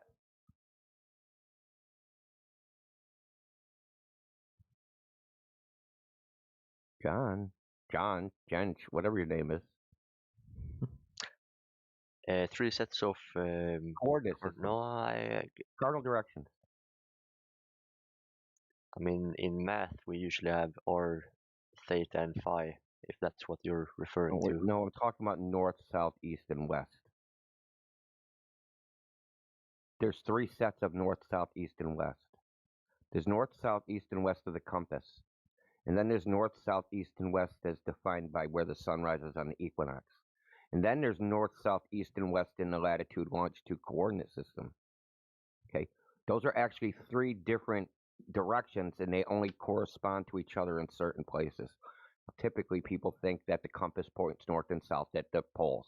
They don't. They actually just align to the magnetic field local to wherever you are. That could be 90 degrees from north that the compass will point. A lot of people don't know this. It's called magnetic declination. And then there's east is defined as which direction the sun rises on the equinox. So if you go on Google Earth and try to, you can take the compass tool and try to go 90 degrees from the north, and you'll see that it intersects at the equator every time you do it. It just goes toward the equator. It doesn't follow the latitude line, which it should, because the latitude line and the latitude longitude coordinate system is actually a circle. It's not a line. So these are just like little things that when people appeal to maps or they appeal to Google Earth or any one of these things are abstractions. They only represent the Earth for one particular purpose. They are, sure, they're some kind of abstraction, but they have to be wrong at some point. They are wrong. And are right. Wait, what? They're wrong and right? Yeah, Right, that's so right. they're They're like right. in a small region, right? Is that what you're saying? No. It depends on the purpose you're using it for. Yeah, so if I'm gonna find the closest store, then I would be able to use Google Earth. Well, I mean, you wouldn't even need Google Earth. They freaking track your phones everywhere they go. Okay. So they could literally delete the map underneath your little GPS thing, Yeah, and now they would we're know based sidetracking. upon what all the other Android phones where they Okay. went. Yes. But like, if I want to find a store and I don't know where the store is, I would be able to use Google Earth. And I think we both agree on that. Yeah, because the car drove down the street, dude. The car drove around. Yeah, but Google Earth has to be flawed somewhere. It is flawed. I just told you how it's flawed. Try to draw a circle around Antarctica, the North Pole or the South Pole. Yeah, I also think we're getting definitions confused as well. Google Earth and Google Maps aren't the same thing, and they don't So work the same explain why way. they didn't see. Explain Google why Earth they might didn't see badly program. 7,000 I'm islands. talking about the fundamental. So, Jench, Until if Google Earth recently. is so good, do you think that you could black out your windows, right, and drive just using your GPS and Google Earth, right? Take all the turns, negotiate the curves just by looking at the graphic instead of out your window? I mean, there's some kind of delay. Of course. Okay, no delay. We have zero GPS, latency. Zero latency. Yeah. I mean, Why do you think that? zero lag Let me ask and you no why you traffic. think that. Can I ask you why you think that? Yeah, absolutely. Because gravity. if you go onto, well, I sometimes use Google Maps when I need to navigate and I'm driving, and it seems to work fine. But Landmarks is different than a representation of the Earth that is accurate enough to drive on, right? What could you say that again? Just landmarks. You're just noting landmarks. It tells you like, hey, there's going to be a gas station up here. That's a landmark. No, it actually tells you like it draws out the exact route. Exact. Yeah. I'm talking about, dude, you're conflating two different ideas, okay? The idea that, hey, this road is after that road if you're going in this direction on that road, this road. You know, we had like paper maps, and you could do that with a paper map. Nobody would say the paper map is the territory. So what I'm asking you is why you think that you could drive just looking at, if you had zero latency GPS, just in no traffic, looking at the screen, and that Google Maps is accurate enough to actually drive the road. I believe I answered that question. I asked you why, and you just said, hey, because there's landmarks, or whatever you said. But you know what? This has actually been, I'm just beating around the bush because this has actually been tested. Yeah, Flat Earthers have actually tested this by putting a camera on the freaking dashboard, showing Google Maps, and then driving and see if the road matches the map. And they don't match. Okay, they don't match. They do not match, as in the road, as in like the turns and like, say I'm on a road and it turns, I'm on a slow curve and eventually it does like a 30-degree turn. Yeah, on Google Maps, it won't show anything. It'll show like a straightaway. Okay, this is kind of what I have been fishing for the entire time. An example of where Google Earth does not match reality. Okay, hold on. Would you be able to send me like Yeah, a I got link you. or something? Yeah, I thank got you. you, bro. And I gave you an example already. The drawing a circle around the poles. Did you not hear that part? Yeah, but that's kind of not what I'm getting at, because that's like a programming feature that they have. Sure, that could be fucked up. But it's an inaccuracy. Jench, what you're failing to grasp here is this is how your application... Jench, let me finish. Come on, let's be nice. I'm not really bothered by their... Jench, this is how your application features of fails. drawing lines. You're not bothered by the features of the application that you're using in this like conversation? Why are you bringing it up then? Why are we on this topic? Right? We know it's inaccurate. Google Earth and Google Maps aren't the same thing. They work differently. Right? Do you know how Google Earth works? No, I don't know the entire code base. No. No, okay, so It takes a bunch of photos, right, of something, right, and then it adds them together, right, in their own way until they think it looks right, and then they upload it, right? That's sort of how it works in very simple terms, right? This starts it's called LOD rendering, right? Level of detail rendering, and this starts when you're zooming out. The terrain becomes progressively smoother, buildings become simplified and they disappear, and coastlines become less precise, right? So if you were to zoom out, you would have a hard time driving around, let's say, a coastal area, or driving around relying solely on your Google Earth, right? At 0 to 2 kilometers, you'll see where is it? 50 centimeters to 2 meters, right? And at 2 to 20 kilometers, you'll see 50 centimeters to every 2 meters per pixel, right? This means it's like throwing a bunch of pictures together, right, and then arranging them until it looks right, and then uploading it. Okay. So if you're curious on how they managed to get that curve right for the sphere, it's just them throwing things together, just like KGB was, just like the conversation that we had earlier on with KGB, talking about 3D wrapping layers around shapes, right, in video game design, right? It works exactly the same. You can design something and then upload it. It doesn't have to be true. It doesn't have to be accurate. Why are we talking about this? We should be talking about something that we can physically test, rather than a faulty piece of software, evidently, right? It's an inaccurate piece of software. The fault in the software can be tested. It's not a fault. They designed it that way. It's not a fault. Stop characterizing it as a fault. It's because they used a cylindrical coordinate system and wrapped it on a sphere. It's not a fault. You want to see a ball, and they made the cylinder look like a ball. No, but like you said, yeah, I know it's hard to comprehend. Would you like right? to talk about something that you can test, Jench? Would you like to talk about we are something talking to do about with the physicality? which is Google Earth.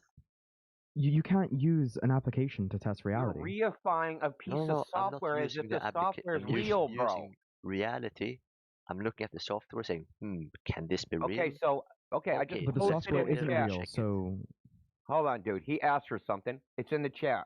It's a 1-hour video of him testing the accuracy of Google Maps while driving. He drives 100 kilometers. Yeah, I'm gonna look at this. Okay, so until then, shelve it, dude, because you don't know what you're talking about. You're completely in conjecture land. You're just you're telling us what you believe to be true. You don't have any evidence it's actually true. Okay, yeah, so this looks like, I haven't obviously watched the entire video, but it looks like he's basically driving, as you said, and then he says, oh shit, there's a deviation between Google Maps or Google Earth, whatever he uses, and reality. Yeah. And what I'm saying is that there will be a problem, but not like, oh, it deviates some couple of degrees. No. There will be like a massive fucking problem. Like, what are you basing that on? Exactly what we established What are you basing earlier. that there will be a massive problem on? That is a prediction. Exactly what we. Okay. You're just saying stuff. When you say there would be a massive problem, stop interrupting me. I'm trying to clarify what you're saying, dude. No, you didn't let me finish the first time. Listen, when you're saying there would be a big fucking problem, what is the basis of that prediction? Can I answer? Yes. Exactly what we established earlier. You cannot have a continuous mapping from something that's flat to something that's spheric. I'm feeling like I'm repeating myself. We established this earlier and we both agreed upon it. Okay, Jench, yes, you're not listening to what I'm saying. Yes, bro. you can. Yes, you can. Want to bet on it? See, you're confusing a projection with a. Hold on. You're confusing a projection of straight rays with a mapping. So, for instance, I want me to tell you how it's done. So they have something called the geoid, and what they do is they actually curve the verticals. So the verticals, like from the center of the Earth, right? So you have the surface of the Earth, right? And if you have a line, right, on a sphere, You're assuming that, hey, they're drawing straight lines through the sphere and they're projecting those lines onto some flat surface. Yes, there will be a distortion if that's the case. Okay, but that's not what they're doing. They're curving the lines. So they're doing a mapping function and not a projection. It's called a projection, but it's a second order projection, meaning you have the celestial sphere, which is the latitude, longitude coordinate system, right? That's what the actual coordinate system is, because you can't find them without the stars. You have no coordinate system. So that coordinate system is what the oblate spheroid is referencing, okay? So they make measurements on the surface of the Earth, but those measurements don't match the celestial sphere. So what they do is they say, hey, we have lumpy gravity, we have deflection of the vertical, and when I hang a plumb line, it's actually not pointing down, it's actually a curve. That's right. They say that a plumb line, meaning if you take a weight on a string and hang it, that line is actually curved and not straight, which is retarded, okay? Okay, but that's what they say when they map actual measurements of the surface of the Earth to what's called a reference ellipsoid, okay? But that reference ellipsoid is distorted by something called a geoid, which is the amount of deflection of the celestial sphere versus their reference ellipsoid, as in the actual measurements versus their idealized what they think is going on. And what they do is because you could possibly have distance errors, but because you have topology, you can interpolate the errors between the measurement locations, and you smooth out the error across the whole surface of the Earth. This is how it's done. Okay, how you think it's done isn't how it's actually done. And there are errors. Lots of errors all over the place. In fact, they use over 100 datums, right? So, for instance, Australia has their own datum. If you use the WGS84 reference ellipsoid datum, if you took Google Earth and went to fucking Australia, it would be way the fuck off, because they're on their completely own datum that has nothing to do with the WGS84. I'm gonna go You're in what's called a reification fallacy. You think the map is the territory. You're in a reification fallacy. You think the map is the territory. Would you like to just? I understand you have your strong beliefs. This is your beliefs, dumb fuck. Okay, please. This is your beliefs. This is all mainstream geodetic surveying, mapping, cartography. Bro, this is your beliefs. What are you on about? Why are you so Exactly. You don't angry? even know your own beliefs. How Google Earth was constructed is I'm telling you how it was done. Bro, I'm trying to give you a compliment and you're just going bananas. Because I respect that you I don't need a compliment. Your beliefs it isn't my idea and here. Done, okay, dude, I don't understand how anyone can talk to you. Like, I don't. How do you manage to find people European. to talk with? Yeah, that's what happened in the last 5 years. Like 5 years ago, they made everybody super timid, and now they're afraid of everything and sensitive. And if you raise your voice to them, really not trying to be timid. feel if you raise your voice to them, they think you're yelling at them. Yeah, it's look, really bro, it's really weird. Weird, dude. No, it's not just you're interrupting me. That's because look, listen. If you start a sentence with a false premise, why should I let you continue? Why would we keep going? And we let you talk for 30 seconds so I you can wouldn't go be back. able to say a word without me interrupting you. That wouldn't be nice for you either. Did you listen to me? If you start your conversation with a false premise, right? You answer me, and then you start with this false premise or a straw man.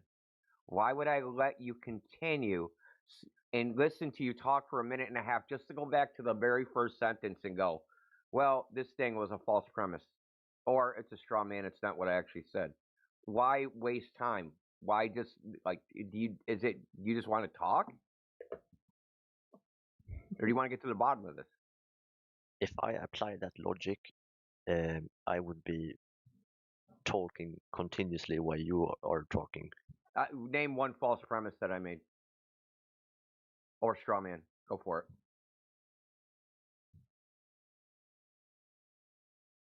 Oh, looks like this conversation's over. So, Jench, just to go over please. Theorema Egregium. Yes. Yeah. Yes. Right, that you yes. posted in the side chat. Yes. First and foremost, do you know what one of the primary assumptions are for this? I mean, in this sort of link that you're posting, do you know what one of the assumptions are?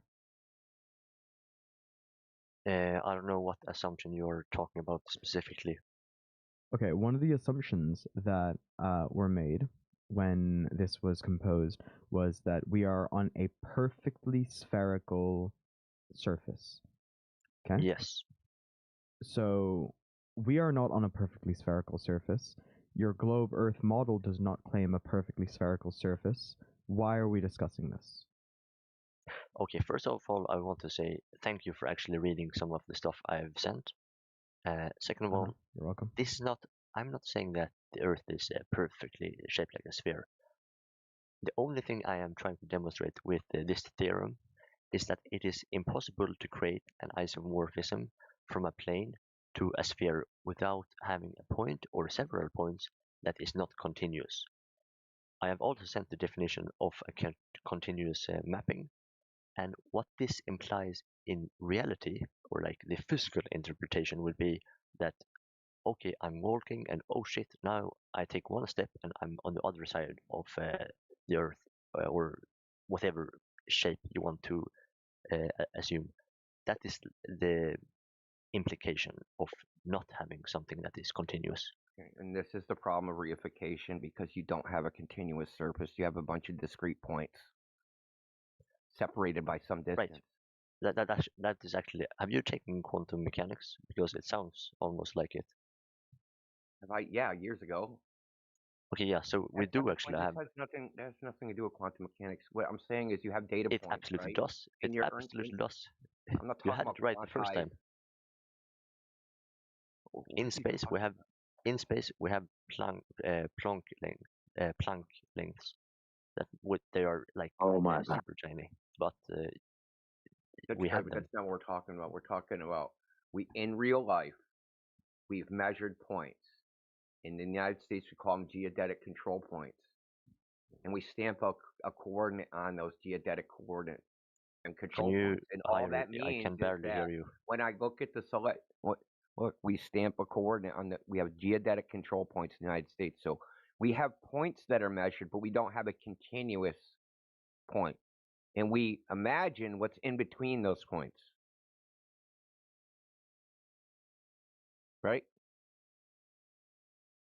And we can't use the theorem of Egregium for this purpose.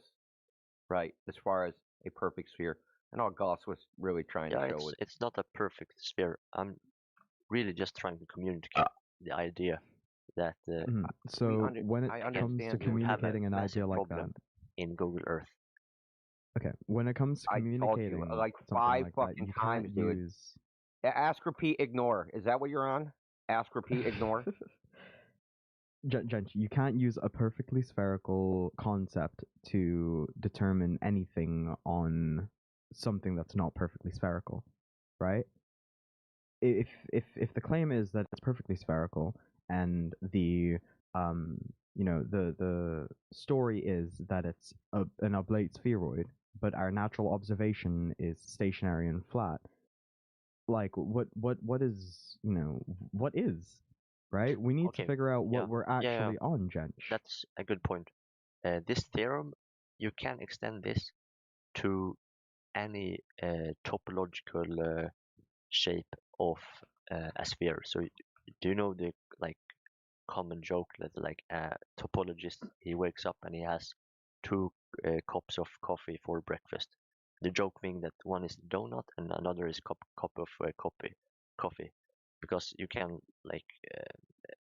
you can morph them into each other. Now you can extend that theorem to be any That's 3D great. object. None of that matters in the natural world, dude. None of it.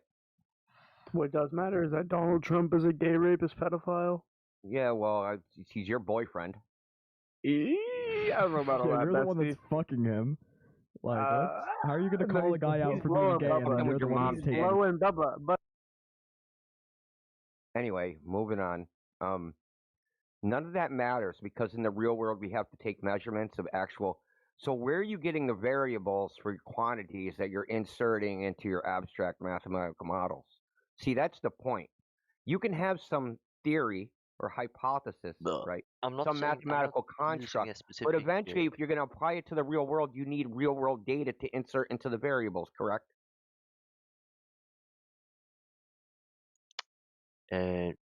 No. It seems like you're lost in abstraction. No, we don't. I'm simply trying to figure out is a model reasonable or not? Right? Depends on what you're trying to do with it. What? Depends on what you're trying to do. Yeah, sure. If you're trying to make yourself feel better, I guess you can just be a globe earther, make yourself feel better. Sleep better at night. Thinking you're just whizzing through the vacuum of space. Yeah, so nothing. Yeah, it makes me feel better. I think it's sarcastic, by the way. If we look at, I mean, I think most of us use Google Earth, and it has to be flawed somewhere. Somewhere there has to be something. Dude, ask, massive. Ignore, repeat. Why are you doing this? Because I feel like you're not attacking my point. I did. I gave you an example. It has to be flawed somewhere. I gave you an example. If you take Google Earth and you draw a line around the poles, yeah, it makes a moon shape because it's actually a cylinder and it's only being displayed as a sphere for entertainment purposes. Now, as far as driving, we know the relative locations. Google has been collecting data from its Android platform for, 2 decades now, where they track the positions of their freaking little Android devices using their location services. Okay? You don't need a map at all to know the relative locations. And in their software, here's Texaco gas station, here's the Museum of Science, here's freaking 210 freaking Martin Luther King Drive. That has nothing to do with anything.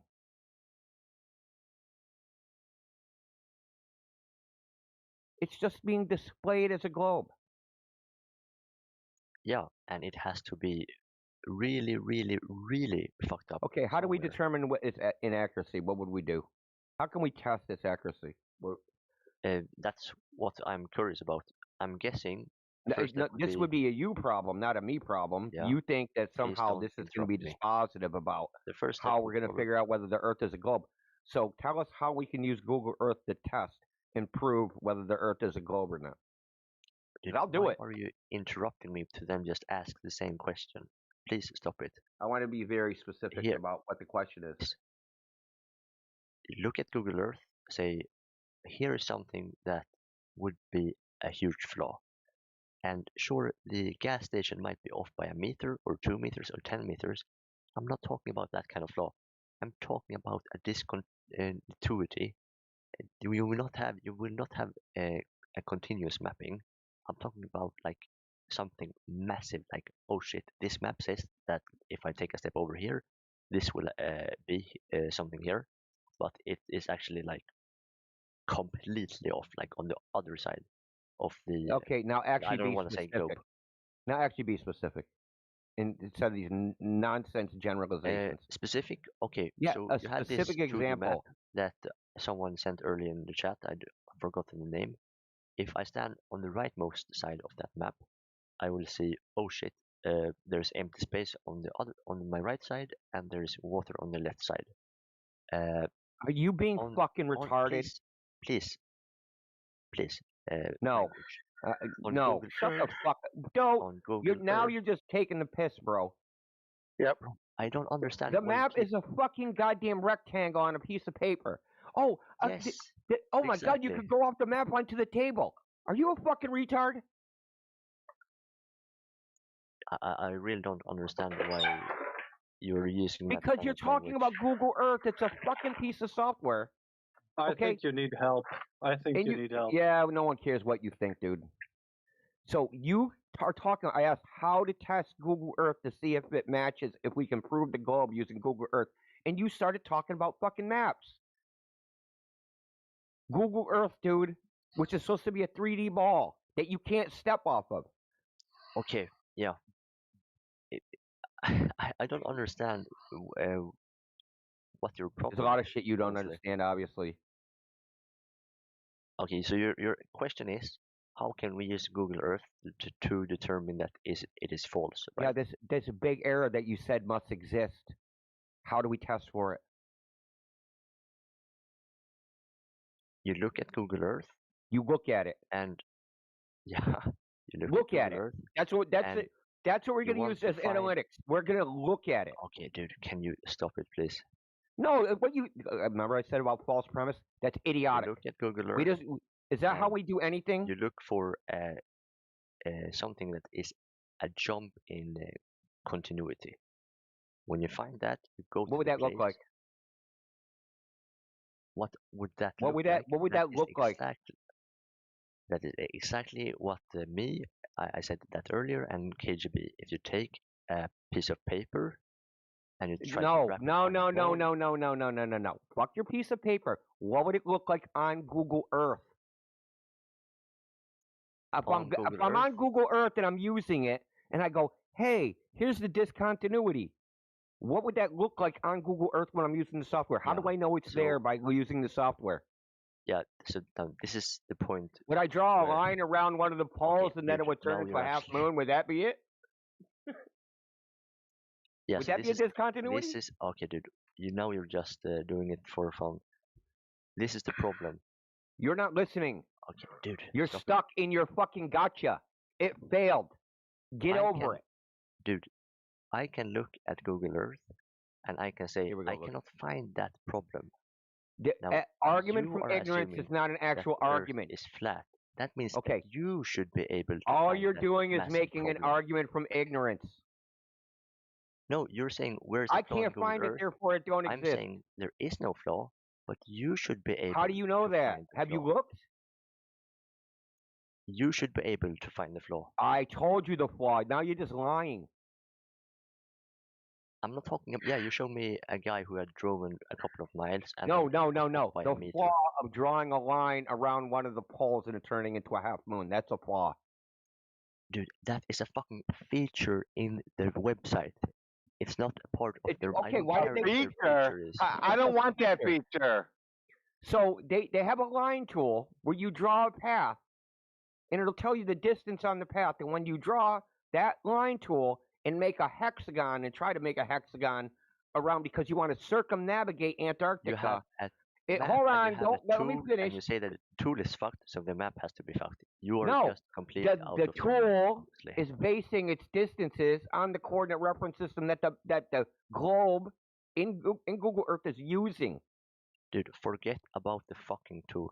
You have a tool and you say the tool is broken. How does the tool? Where does the tool get its distances from? The thing the tool is used on needs to be broken. The tool might be broken. I don't give a shit about the fucking tool. Do you understand that? The tool's not broken. The map is broken. Shut the fuck up about the map is broken. Yes. You asked for a discontinuity. I just gave you one. And there's plenty of places you can zoom in on Google Earth where you'll see fucking lines. Do we have? Where? Well, you'll see lines where the textures don't align. There's plenty of them. Fantastic. Give me a screenshot. Give me something. A screenshot of the half moon? Is that what you want? Hold on. What do you think? I'm just waiting for your evidence that Google Earth is actually accurate.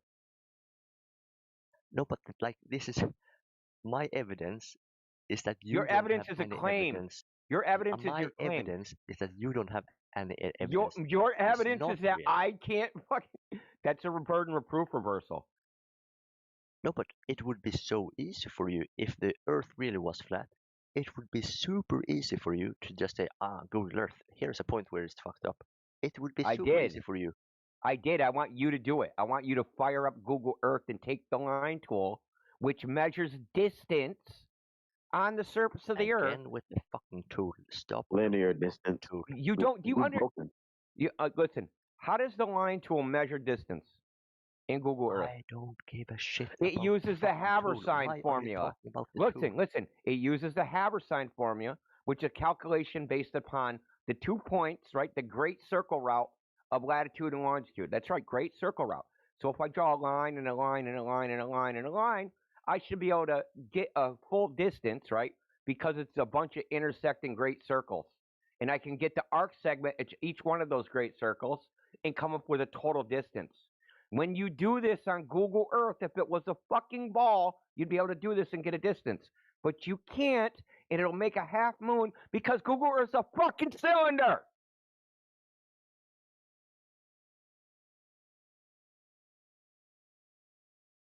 So if you're trying to prove a cylinder, go right ahead. Dude, I don't. The tool might be broken. I don't give a shit. It's not the fucking tool. It's the map projection, you dumb fuck. Dude, you're dense, dude. You're fucking dense. Why so much anger if you're correct? It sounds really defensive. Shut up, twat. Was that Athena again?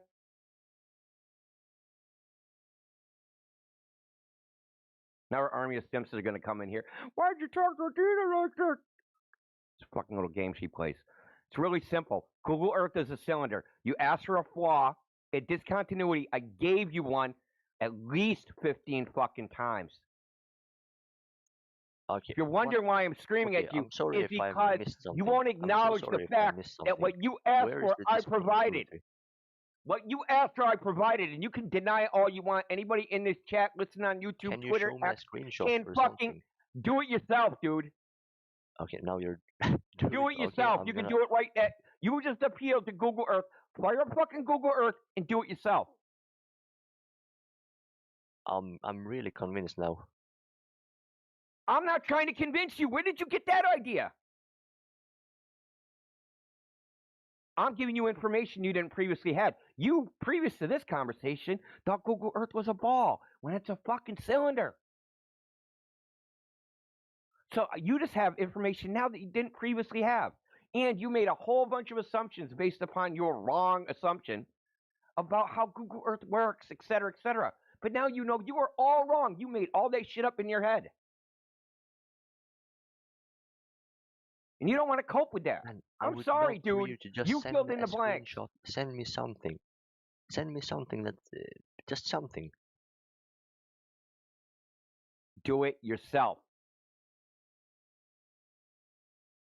I want you to do it yourself, dude, so you can't say I doctored it or I did something special. Go do it yourself. You refuse to send me any evidence. I want you to do it yourself. Are you on a cell phone? Or on a PC? Are you on a cell phone or a PC? It's almost like he doesn't want to hear you. He doesn't want to do it. He doesn't want to bust his own fucking bubble. Literally. I could look at Google Earth for ages and I wouldn't find any flaw. That is bullshit, dude. Then show me where it's bullshit. We're circling back to the same First of all, that's thing. an argument from incredulity, okay, which I already pointed out is a logical fallacy. Your ignorance doesn't prove non-existence.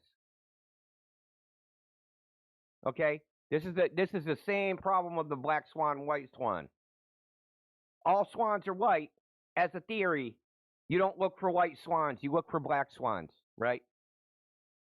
No matter how many black swans or white swans you find, it only takes one black swan to falsify the theory. Yes. And the reason you haven't found any flaws because you didn't try. Dude, I'm gonna listen. I'm gonna literally type in Google and I'm gonna type in mismatched textures on Google Earth, and I'm gonna get thousands of fucking. And I'm gonna get thousands of hits, thousands.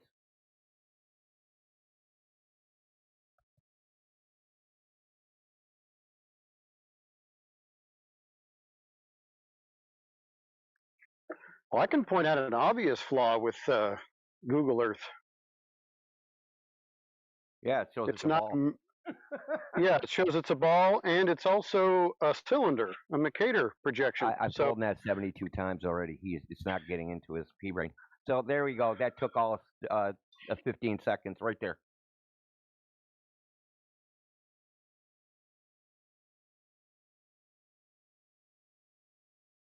I think it's time you get some rest, Trench. You know, yeah.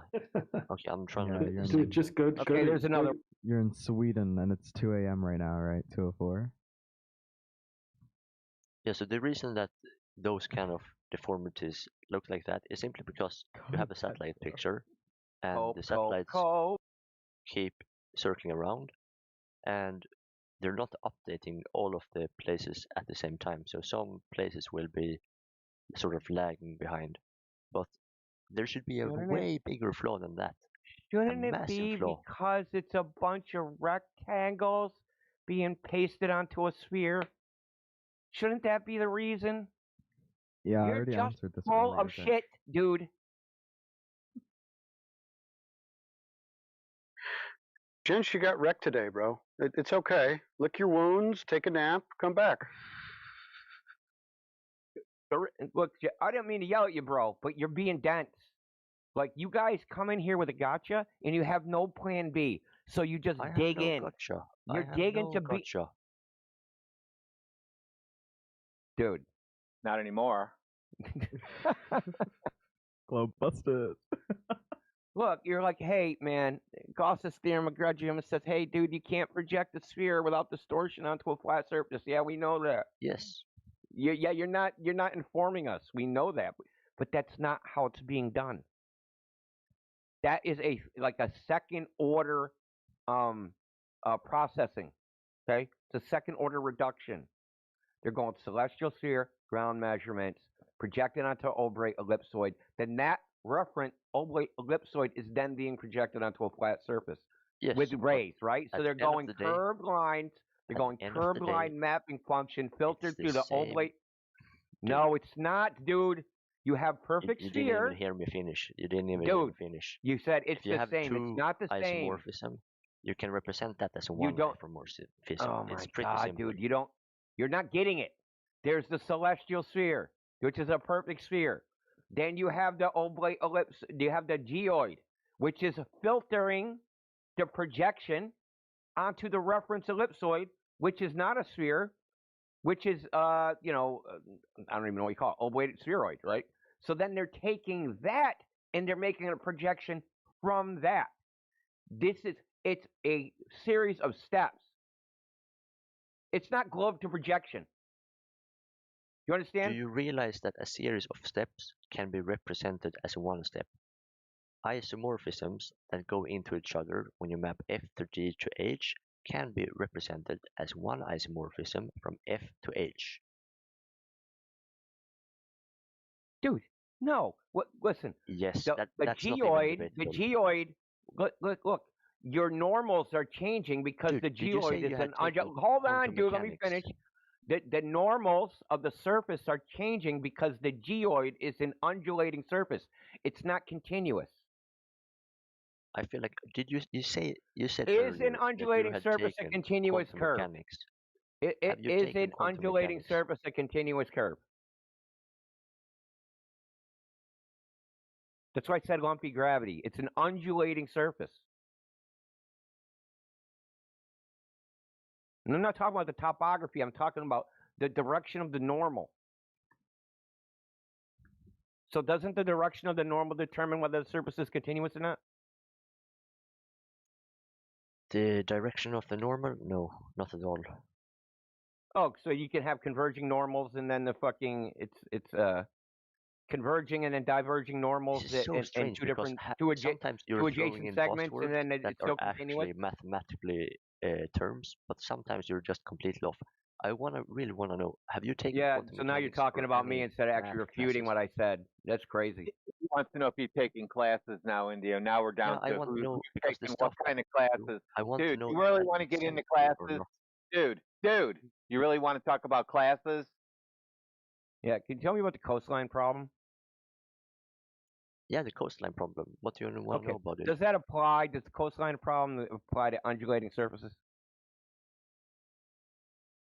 I don't know what an undulating surface is. Meaning it's like a coastline. It's going back and forth. Well, actually, it's impossible because we have in quantum mechanics we have something that's called h, little h. Shut up, dude. Just shut up. Go to bed. Oh, got little h, so that means now Earth is a globe. Dude, you are tired. He just really wants to talk about quantum mechanics. I think he don't even want to talk about this topic. Yeah, well, good luck because he's not going to be able to get away with it. Dude, he was saying like and the other one is mechanics. He was like that chick one day at band camp. You know, after fucking every goddamn line.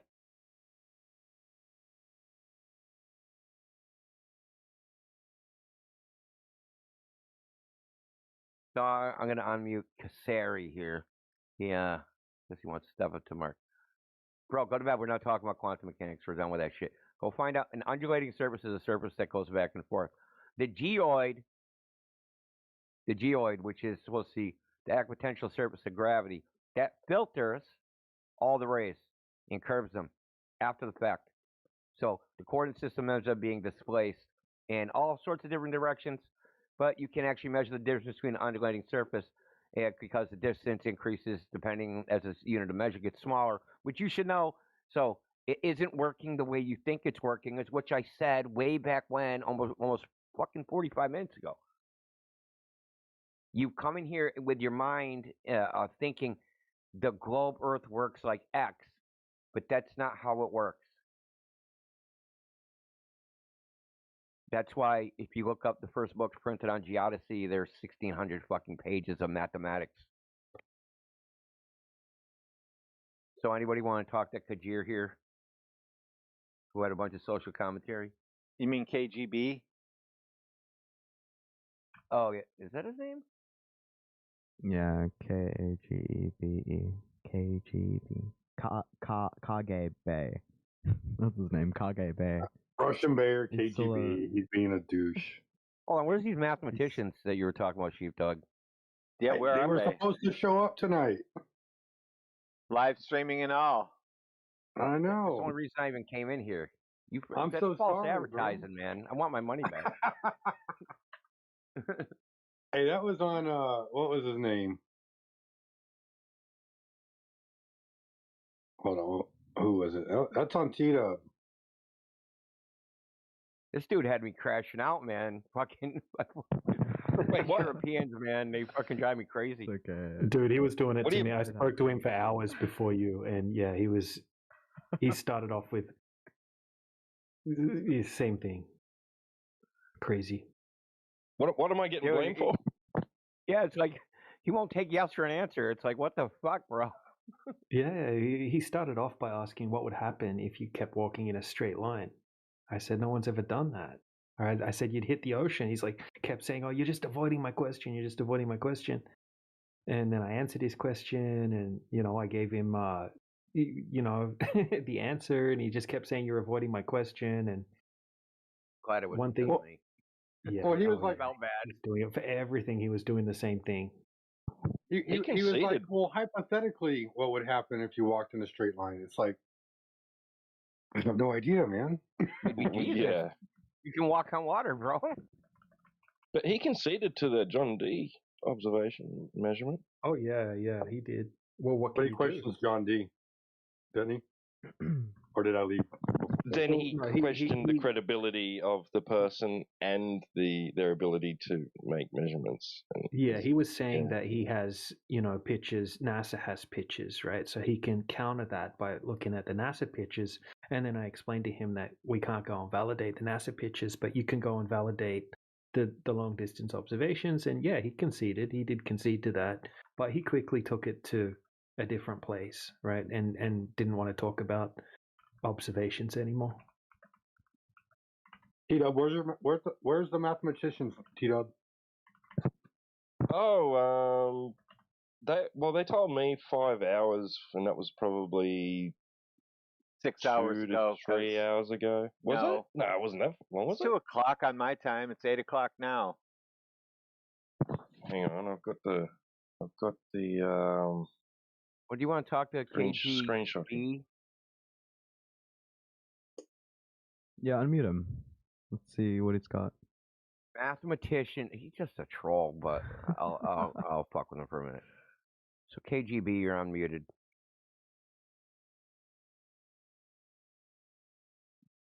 I'm sorry. Were you expecting? Yeah, you said KGB. Yeah, KGB. You claimed what you said about me. Yeah, I claim the sun floats above the earth and moves. Listen, I go outside, the sun is above me, and it moves. It's my claim. Yeah, I see it above me, and it moves. Debunk me. Okay, fair enough. I guess you can't see bacteria and viruses. Do they exist? I don't know. We're not talking about that. What does that got to do with the sun? Okay. There's no reason. What does him seeing something have to do with it. not seeing something? How do you make that connection? Are you mentally ill? Well, if you base all your observations on observations alone with just your eyes, then therefore, bacteria and viruses shouldn't exist. What right? should we base them on then? About what should we? bacteria. Hold on. I want to get to the bottom of this. What should we base them on then? If we're not basing it upon observation, what should we use? Here's a suggestion. Maybe, I don't know, for the last 500 years of all science and so sociology revolves. I'm just still talking. Sociology is what we should use. We should run around and so we should use sociology. That's what we should use to determine truth. We just run around and ask everybody else. Well, hey, what's everybody saying? What I was gonna. Maybe if you let me finish what I was. Well, gonna say, because your answers are canned and they're really easy to figure out. I was talking about sociology, but actually, it is sociology. 500 years of evidential empirical evidence proving that the world is actually a spheroid, obloid. Actually, okay. You just said observation is not to be used. What are you talking about? That's what empirical evidence is. That's not what I said. You said you think you just relying on observation. What do you? And then you said we shouldn't be doing that. You're right. I said, what should we use? And then you said thousands of years of observation. That's empirical evidence, which is observation. Okay, maybe you have an issue with hearing or something. No, I don't have an issue with hearing. You have an issue with double speaking. Here, I'll be specific. I said that you can't just base your claims on observation using your eyes alone, because if that were true, here I'll explain. Because if that were true, and if you just based all your observations on just your eyes, then therefore things like bacteria and viruses wouldn't exist in your worldview, correct? No. How you so? can see bacteria under a microscope. Why? I tell people that all the time. You can see bacteria under a microscope. What are you talking about? Yes. Wonderful. That's how they knew it was there. What do they do astronomy with? Okay. All right. Awesome. So those pictures from space, those pictures you think are from space, what are you using to look at those globes? Your eyes? So you use the tool microscope to prove that the bacteria and viruses exist, right? Awesome. So I can see what's the problem with all these people using telescopes to prove the celestial objects, and the fact that the moon is not just a circle in the sky and it's actually a sphere? So if the moon is a sphere, why isn't Earth a sphere? Hold on. How did a telescope prove the Earth is a sphere? Can you tell us how? Is the moon a sphere or not? No. Answer my question. How did a telescope prove the moon was a sphere? When you observe the moon, it's a sphere, right? When you observe the moon, it's a sphere. Did they use their eyes? When you use a telescope and observe through the telescope and look at the moon, it is a sphere, is it not? How do you know that? How do you know you just don't have pareidolia? Is it not a sphere, yes or no? You can't tell. Yes, you can. You can see the shadow around the moon. You can see the surface of the moon. You can that's an inference, though. That's not seeing it as a sphere. You can obviously see that the object is a spheroid. No, it's not obvious. You're just saying it's obvious. All right, then. Okay, fine. It's a circle. There's some things that are not obvious. Here's the things that are not obvious about why it's not a sphere, right? It's evenly lit. It does not have a speck or reflection. You always see the same side of it, so it's not rotating. So there's some things that indicate it's not a sphere. So what about those? Okay, well, it's certainly not flat, is it? Okay, so no, it could be. It could be? Well, you see the same side all the time, right? All right, so if it could be, then why do eclipses happen? Why are you asking me a fucking question? Because it doesn't follow what you're saying. No, you said, hey, here's some examples of why we think it's a sphere. I gave you counter examples, and you ignore them. But there are eclipses. Here's the counter. So what? And so eclipse absolutely proves that it's a spheroid. How? What do you mean how? The way the moon moves, when the moon aligns with the sun, you can obviously see that parts of the moon get shadowed out. When the moon aligns with the sun, like a solar eclipse? Yes, an eclipse. Yes, a solar eclipse. I said an eclipse. Did you see Yes, the moon during a solar eclipse? So yes, a a solar solar eclipse. eclipse. I'm just trying to make sure you're talking about solar eclipse. Yeah, Why are you solar over eclipse. talking to me all the time? Okay, so really simple. You fuck yourself up because you can't see the moon during a solar eclipse.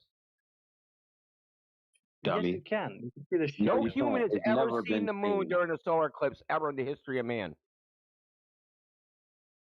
Oh, you what failed, causes the KGB. eclipse then? Who cares? But no one's seen the moon. What do you mean, who cares? That's not good enough. Look, you said that you can tell the moon is a sphere because of a solar eclipse. Well, no one's ever seen the moon during a solar eclipse. You can't see the moon because solar eclipses only happen during a new moon. Sorry, lunar eclipse to be specific. Oh, that's why. Oh, now it's lunar eclipse. So how do you tell wait the a moon? minute. No, the you're lunar playing eclipse semantics. falsifies You know what I'm the moon referring being to? a We're sphere. talking about the moon. We're talking about the moon, right? Yeah, so We're the talking lunar about eclipse the moon. falsifies. Yeah, that's great. Lunar eclipse falsifies the moon being a sphere. And no, it proves that the moon is a sphere. No, it actually falsifies it because if the moon was a curved surface and the Earth was a fucking sphere, and it would project, right? It's a circle onto a flat surface, not a curved surface. Because curved surfaces, it would distort with the curve the same way that like the railing of next to stairs, when the sun casts its shadow, that shadow looks zigzagged, right? Because it conforms to the surface. So if the shadow of the Earth being a circle conformed to the surface of the moon, which would be curved, it wouldn't form a circle. It would form some other shape. Does the light and the shadow, or the shadow gradient around the moon? Notice how you're not actually addressing what's being said to you? I'm addressing. You're completely denying that the moon is a sphere. So therefore, I have to provide no, something to counter that. we're going over the evidence. That's what we're doing. Yeah, the evidence, right? And the evidence proves otherwise, that the moon is a sphere. Proves. Because the Then shadow how of do the you sun. explain? Then how do you explain the things I said that are not sphere-like? What are you? No specular reflection like all spheres have, and you always see the same side. That is incorrect. You can see the lighting and the shadowing on one side of the moon and the other side of the moon. Do you always see the same face of the moon, dude? And you can obviously tell that it's a Do you always see the same face of the moon? Based off of how the light works around the No, that is an inference based upon how the light works. You're confusing the description with the explanation as usual. Oh, it's an inference. Okay.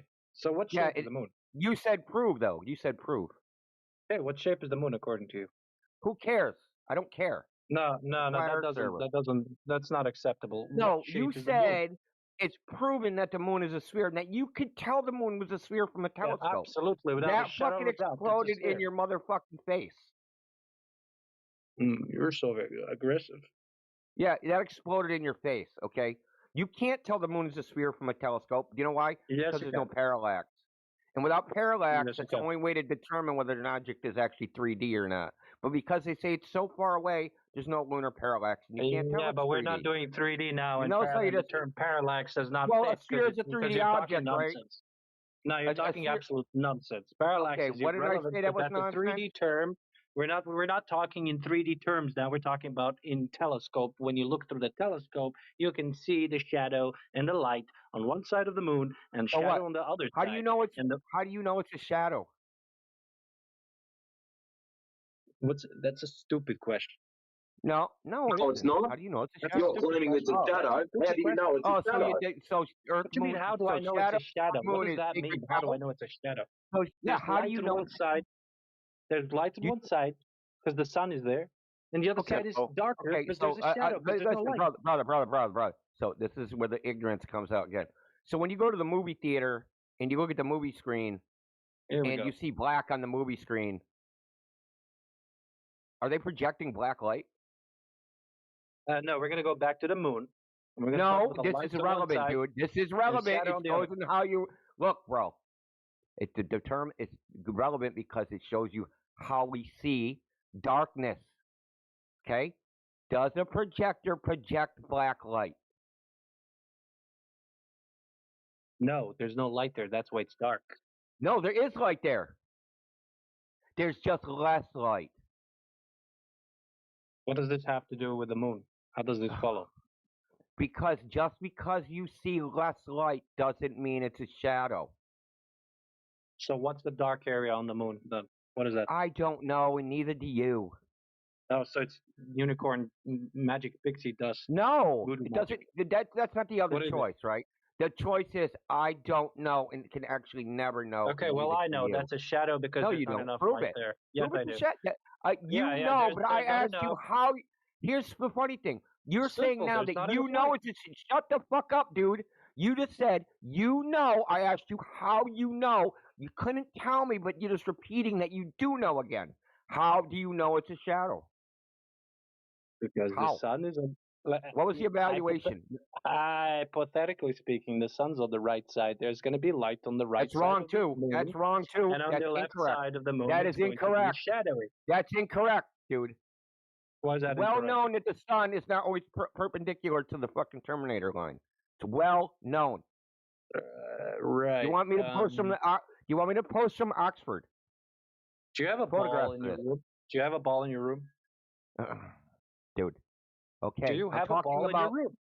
Yeah, we're talking about the moon. We're not talking about a ball. Okay. How about you How about you take this ball in your hand? You put it next to a light bulb. Okay. That wouldn't work either, dude. Yeah. The only way to Yeah, you're gonna simulate notice- moon phases with a light is with an array. You don't know what you're talking notice about. one side is lit and the other side is darker because there's no light on the other but side. it won't look like the moon looks.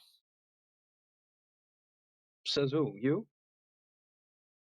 Says people try to make little simulated fucking models of moon phases to sell to people, and they can't do it with a single light. What? To sell to people like you, morons. Me, morons. You know how people like little little models, like scale models of the solar system? Well, people want to sell little moon phase models to sell to people, and they can't use a single light source to make it look like the moon. They can only right, do it with Mr. an array of lights. Do you want me to show it to you? All right, Professor. I know it all, so please tell me what shape's the moon. A circle. Okay, then is our Earth also a circle? No, the moon and the Earth are not the same thing. They're not similar, and there's no similarities. Why? Why? Because we don't observe any. That's why. Why would they be the same thing? Why not? Do you have evidence that they're Because not there's the no same thing? similarities, dude. Says who? What? How? Why? It says observation of reality.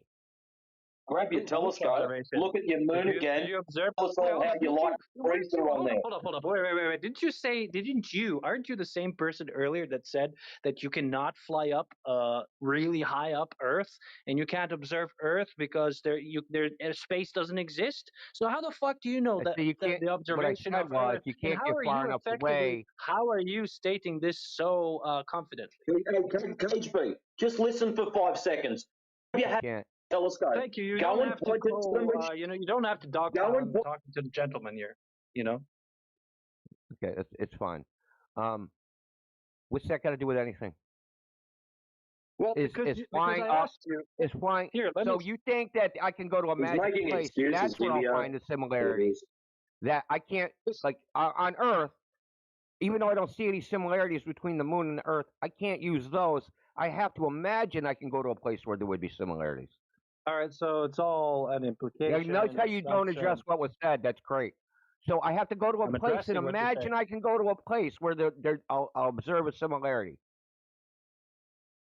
All right, let's take a step back for a second. Yeah, let's So take we're a talking about step back. the moon. We're not going in imagination land. We're going with what we can actually do right now. Right. What we can do right now is observe the Earth and look at the You're not moon letting and me go, speak. nothing. Why are you over talking me constantly, dude? We can observe the Earth and we can observe the moon, and there's not a single fucking thing you can say that looks similar. Not a single thing. There's That's no because- reason to think they're similar. Okay, so since you claim that the moon is a circle? All right. That's what I see. You I'm confidently. not claiming it. That's what it looks claimed- like. Does it look like a circle? You confidently claim that our Earth is, assuming you claim that the Earth is a circle. Why does this No, the Earth has nothing to do with the fucking moon, retard. All right, so what shape is the Earth then? doesn't have a form like that. It's So not what form is bounded, it? dude. No, it's not inside of something.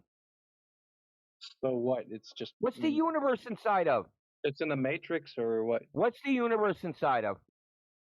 I don't know. You tell me. You're the professor. You No, know you tell me, because you think that somehow the Earth has to be bounded inside of something where it has edges. I never claimed the universe. You has asked edges. me What? where's the edge, dude. I asked regarding longitude and latitude. How far? Latitude and longitude are the stars, far- dude. Yeah, you're never going to address it. You want to bring up is the latitude and moon flat? longitude, you don't know anything about it. Is the moon flat? I don't know. Does the moon float What above? same questions over and over. Why would it matter if the moon's flat? It's a circle. Well, because the other flat earther, well, the other guy, excuse me, I have to be respectful, right? The other gentleman claimed that the sun was floating above Earth. No, and he didn't. moving across Earth. Yes, he did. Earth, and it moves. Yes, he did. It's me and my Floating by some buoyancy thing. You're being a disingenuous, dude. No, sir, I'm being honest. Professor, whatever his name is. I told you. No, he's not being honest. He's doing a story. That the sun moved across the flat Earth. Just move across. And that it floated above the Earth. So then, therefore, how That's does all the I moon, can how tell. does the moon work? How does the moon work in that Same way. Look, what do you see the sun do? So a circular moon, a flat, I'm assuming flat moon, is also floating above Earth. Oh my! It's not floating, dude. It's not rolling on the ground. Do you see it rolling on the ground? Look, if you're not going to be serious, you just go on mute, okay? Keep being a douche nozzle and straw manning what we're saying.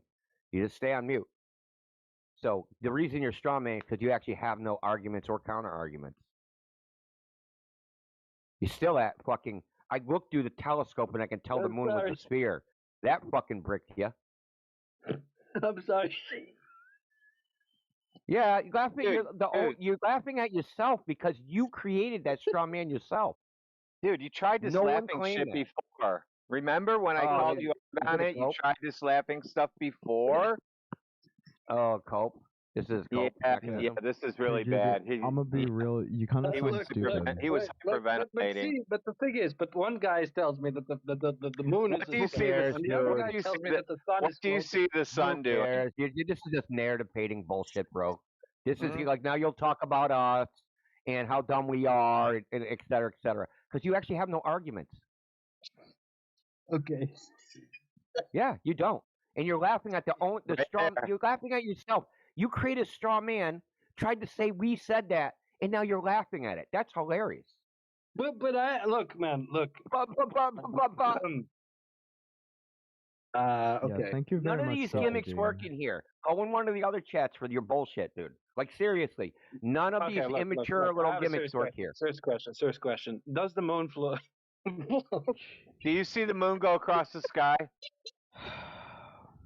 Does the moon float above Earth? Do you see the moon above Earth? Define float. Define Yes, float. What is float? Define float for us, will you? So what I think the gentleman over there implied. Float? Well, like he posted a GIF and the sun appeared to be moving. No, define float as what you're laughing at. What's so funny? How are you defining float? What does float mean? Like float, bro. It floats above Earth. Yeah, define it. Define it. Yeah, define it. Don't describe it. Suspended in midair. Suspended? Above Earth. That's what float means? Well, I guess that's what the GIF So showed. we can see it moving. It can't be suspended. So if I threw a turd like you in water and you floated, you'd be suspended? Like in orbit, I think. He thinks it's in orbit. Floating. Well, I mean, he used the word float, so ask him to define. I don't know. He said float. You said it. But he said that the sun floats above Earth. And what do you think that means? I don't know. You tell me. You're the professor. No, you're the one laughing. You must think it means something for it to be comedic. It means that it's not rolling on the ground. It's above us. Yeah, it's floating, like suspended in air. Okay, so what does that's not what float do during the day? What does the sun do during the day? Does the sun move or no? Sure. Wow, you were cackling like an asshole, and you know the sun moves, and now you're laughing because you figured out the sun moves. Congratulations. But you said that the sun moves and floats above Earth like it moves on the Earth. What do you think it does? How would you describe you it? see it moving. Like How for would you example, describe the motion of the sun descriptively? Right, right. Seeing... Like in the GIF, it appeared to like. How would like, you Wait, I'm trying to fucking answer your question. So it's like describe it. the bowling ball. You know when you throw a bowling ball and it starts rolling, right? What the fuck? Except No, it's you're not rolling. answering the question. That's not an answer. How would you describe observing the sun move across the sky? How would I describe it? Well, you wouldn't like how I would describe it because it's on a spherical model. No, I didn't ask for an explanation. I asked for a description. See, Professor Triangle gave you a description. When you asked what's the moon look like, I said a circle. That's a description. You're confusing descriptions with explanations, as in the difference between what is and how and why. Those are two different questions, right? So Trump is a gay rapist pedophile. Trump is a gay rapist pedophile. Trump is a gay rapist pedophile. Dude, leave your girlfriend alone, dude. Stop. Dude. Hold up. Wait a minute. Let's relax. If you were just going to describe to someone that's never seen the sun what it looks like, you're just going to describe exactly what it looks like to your eyes. You're going to. How would you describe it to? How would you describe it to them? If the sun is moving across the sky, floats across the floor. That is not a fucking description, dude. Are you deaf? Relax. That's what the other guy said. I want to know what you say. How would you describe it? Walk outside. You're looking at the sun. What does it look like it's doing? Well, the sun obviously rises from the east, from the horizon, and moves across the sky in a to our perspective, it looks like it goes across the sky in a spherical motion. Well, to some degree, spherical motion. And then it sets down to the east. Wow. Oh, so the sun moves. Wow. Now, can you draw? Hold on, I want him to draw a spherical motion. Can you draw a spherical motion in the fucking chat, dude? Sure. It's when you take your arm, and then you move your arm across. And you want to cackle like an asshole. Please, I'm answering your question. I was asked a question, right? So I asked you to draw it. From the right side, you extend your arm fully, where you imagine the horizon is, and then you rise your arm across, and then all the way imagine the horizon is to the other side, which is the west. He thinks making an arc is a sphere. That's a sphere? Yeah, that's a sphere. Making but look, an motion with your hand. But you pointed. Let's say you're at the equator. You pointed at east on the sunrise on the equinox, and then you raised your hand over your head, and then brought it back down the horizontal, and that's a sphere. Sure. But I have a different question. Wait, no, I have you're a different changing everything. So this is the problem. The You can't even honestly and accurately describe reality. Okay, yeah, I'm a retard and all that, but well, just I mean, right? no, you're not. You're stubborn. Hold up. Wait, if the moon describe is what you see, dude, and you're defensive. Hold up. If well, the moon is a he said the sun sets in the east as well. You just can't let that go. Oh shit! Yeah, he probably doesn't know east to anything, west. man. East to west. Yeah, I don't know what you heard, but sure. So if the moon is a circle, right? How does it move across the Earth? Do you get to see is this the a other flat side of Earth the moon? server? Oh my god! The same way the sun moves, except for it doesn't do it as fast. Right. So the moon just faces you at all times. It just decides to face you, or. Well, it's so far away. Dude, So, I mean, is there like a magic force? This is your problem. You said it was a sphere. Why don't we see it on the sphere? Does the moon magic? There's a magic force. Why don't we see the sides of the sphere? Why is this 24/7 let's talk about the moon, though? You don't understand that you're fucking literally debunking the shit you said earlier. Really? Why don't we see this? If the moon's a sphere, why don't we see its sides? I don't know, because you claimed it's a circle, so I'm assuming. No, if the moon is a sphere, why don't we see its sides? Yeah, it's a disc, right? So if it moves across the flat surface of the Earth, and it's a disc, so therefore we should be able to see the other side. No one said it's a disc. Right? Who said no one said it's a disc? Well, it's a circle, right? So it's a 2D plane, so therefore it should be a disc. Like, bro, you're dense, dude. Looks like a circle. So yeah, so really simple. Things can look like something and be something else. For instance, railroad tracks are parallel, but they look like they shut up. But they look like they converge. So he has to burp too. So they look like they converge. They're not actually converging. They look like that.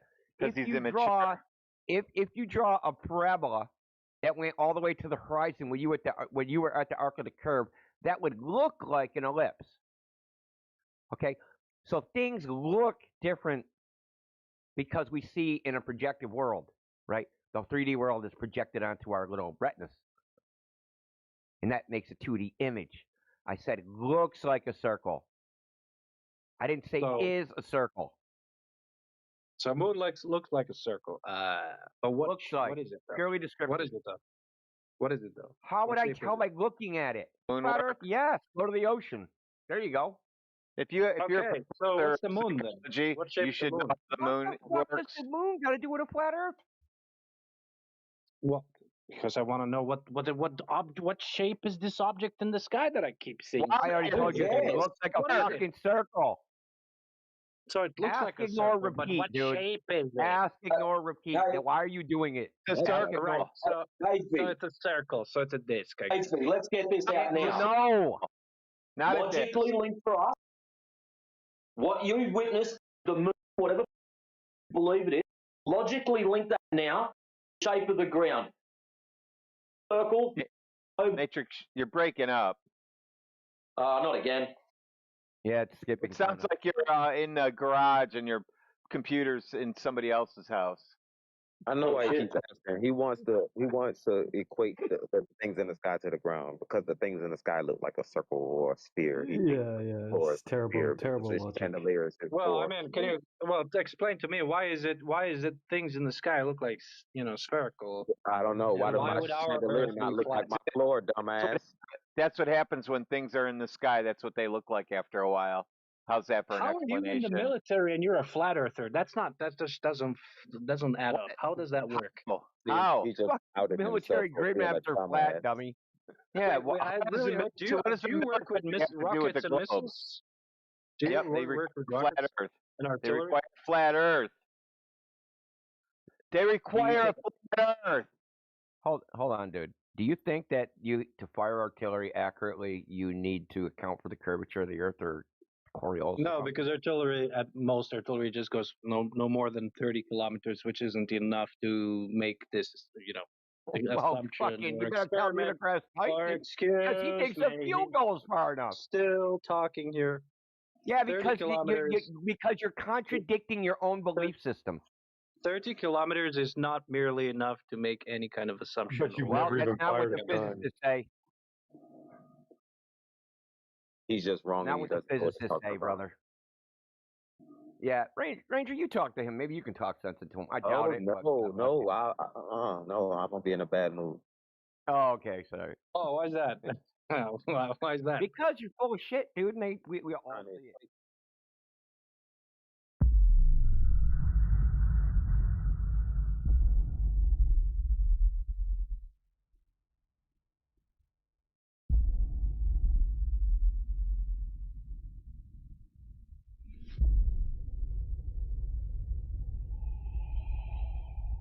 Hey, what's up? What's up, G? How's everyone doing? Start of the night. Says it all, bro. We're doing great. Yep. How about you? Doing pretty good.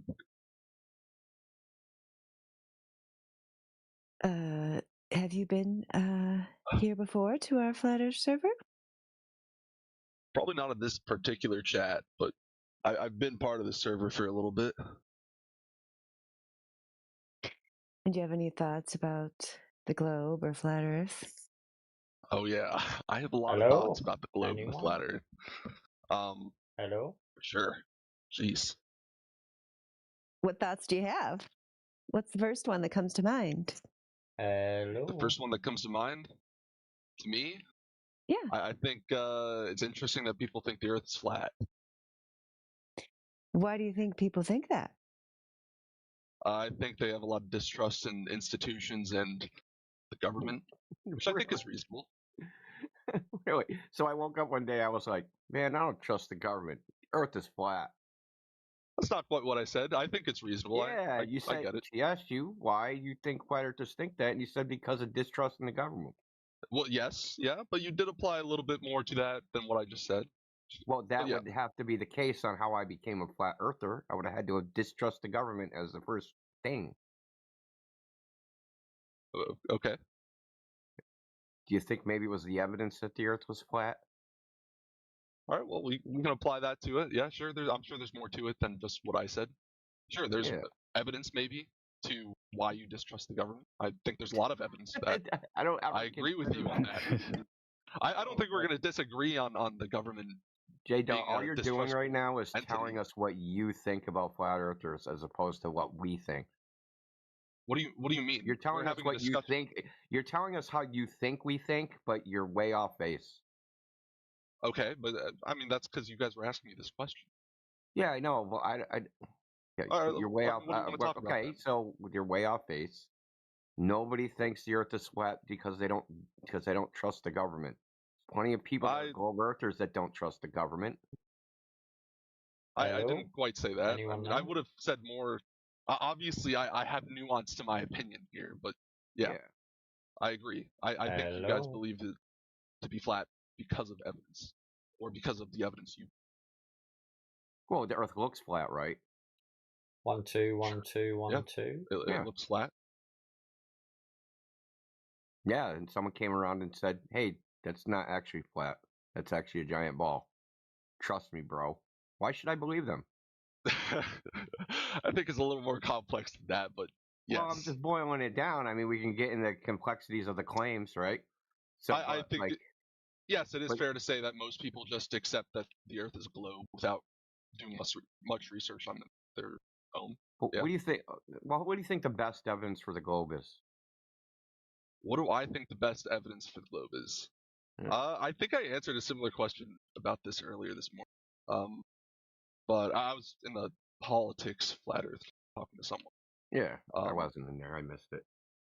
Best evidence. I think just all of the different groups of people that work on different things that kind of add to the body of evidence that the Earth is a globe and would go against the fact that it's flat. Okay. So I think even outside of obviously like astronauts and NASA and whatnot, I think seismology, like there's things that I feel like seismologists and people who just work with earthquakes and detecting them, like it wouldn't make sense for the Earth to be flat. Okay. Maybe that's because you're ignorant about what they're actually doing. Have you ever considered that? And that you just made some shit up in your own head about how it works? So in seismology, in seismology, they use something called the hyperbolic wave equation. Have you heard of this? Sure. They don't assume the Earth is a globe. They assume the Earth is a hyperbolic disk. Do they? In their model. I mean, I'm not aware of this. But yeah, well, that's what I'm saying. Like, you reach conclusions about things based upon not knowing about that thing. We see this all the time of people. They think it works one way because they think the Earth is a globe, and they go, well, it has to work this way because the Earth is a globe. But then when you actually dig down into the details of the models or what they do, there's no globe in the model at all, such as eclipses, sunrise, sunset times, seismic waves, tides. There's no globe in any of their formulas. There's no globe in any of the mathematics. There's no globe in any of it. People just think there is. So you're saying they operate off knowledge of the Earth being what shape again? They don't. No. I just want to double check model. On this fact. So they have a mathematical model. Yeah. It's called the hyperbolic wave equation. A hyperbolic wave equation. Yes, right. I can give you a link. Hold on. I'll give you a freaking citation. Sure. So, and what's wrong with it? Is the Earth a hyperboloid? No, it is not. Okay, then. So do you understand how do you all reach the science? The conclusion that the Earth's a sphere if there's a bunch of seismologists assuming the Earth is a hyperboloid to figure out where waves came from. Do you think that sometimes they make assumptions to simplify equations, though? So just because there's an assumption, it doesn't necessarily mean that the equations would necessarily be off. Then how does it demonstrate it's a globe? Did I say that demonstrates as a globe? I was just saying there's multiple bodies of people working on different things. So that's why I just think that, dude. You just tell me what you think people are doing. You don't actually know what they're doing. No, see, I don't. Exactly. And you don't either, do you? Yes, I do, because I've talked to you people. Understand this body of science better than these Which people. One?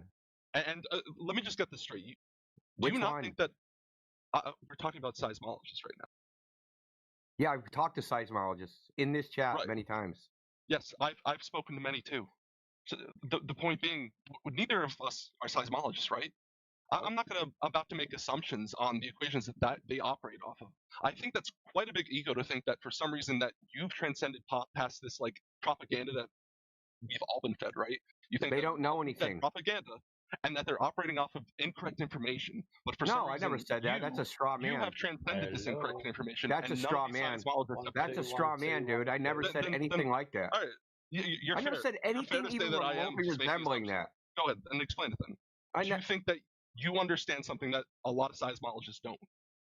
Okay. Is that understand? What do they understand again? The point being is that you're drawing conclusions on what these people understand. You're saying that these people are. Look, they don't know anything. They don't know anything. They don't know if the Earth is a globe. They don't know if it's flat. They don't know either way. They have no way to know. All they have is models and data. And they fit the models, they fit the data to the models. Now, they could assume the Earth is flat and use that as a model. They could use a sphere. They could use a hyperbolic wave equation. They can use whatever they want. They can use a frickin' back of a rabbit. It doesn't matter. They're data fitting to a model. That's it. Now, you're the one that thinks models, it seems to me, you think that the model is physically real. If you talk to any of these seismologists, they don't believe any of that. Okay. Does that disprove the Earth being a globe? No. What disproves the Earth being the globe is the fact the surface of the Earth does not curve.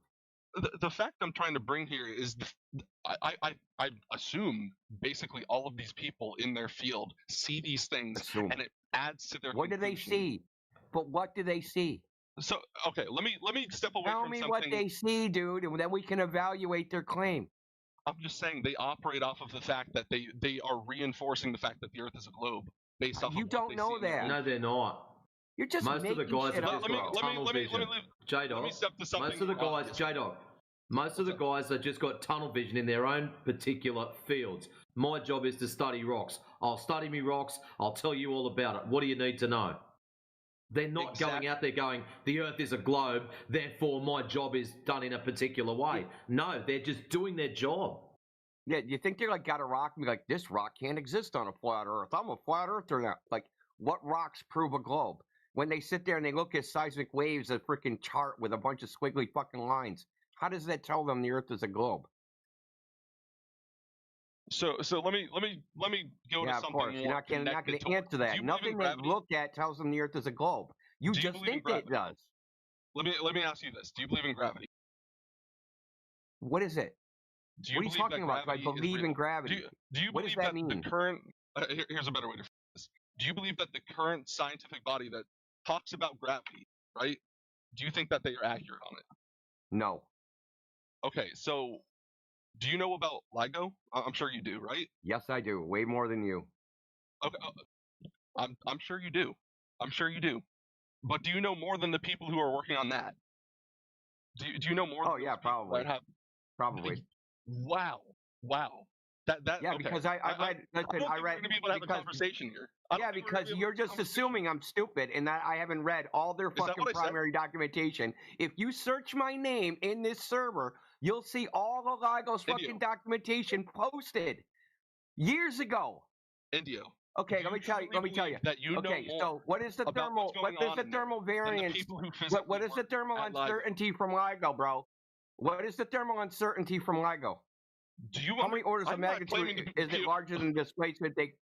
Why are you over talking me?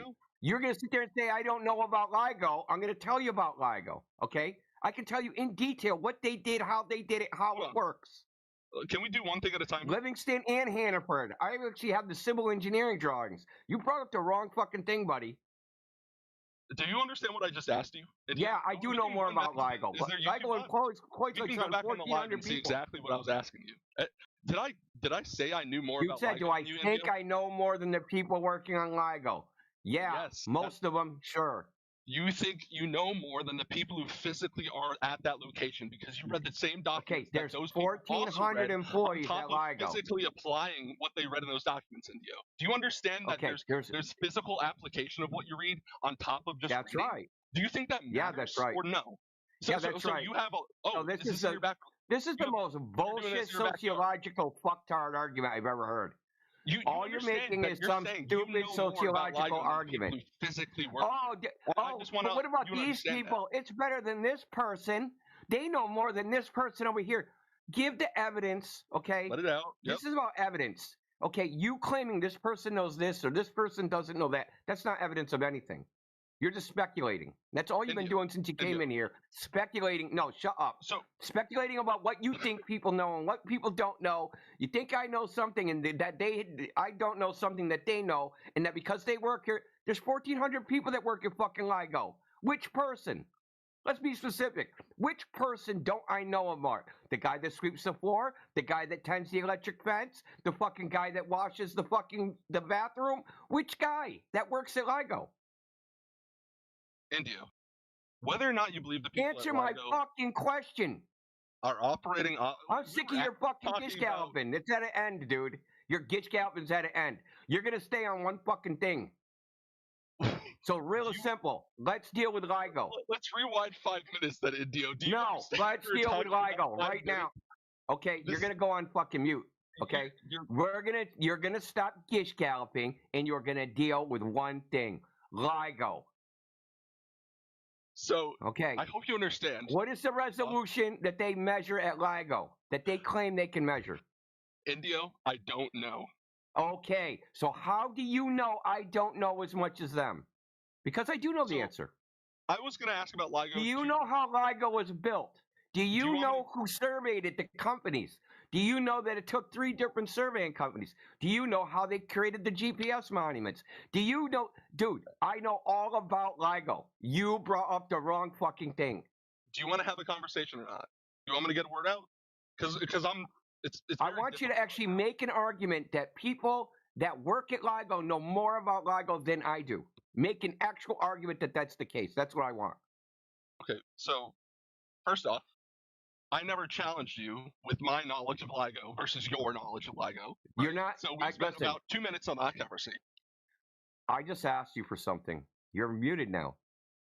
I just asked you for something. Make the case that the people at LIGO know more about LIGO than me.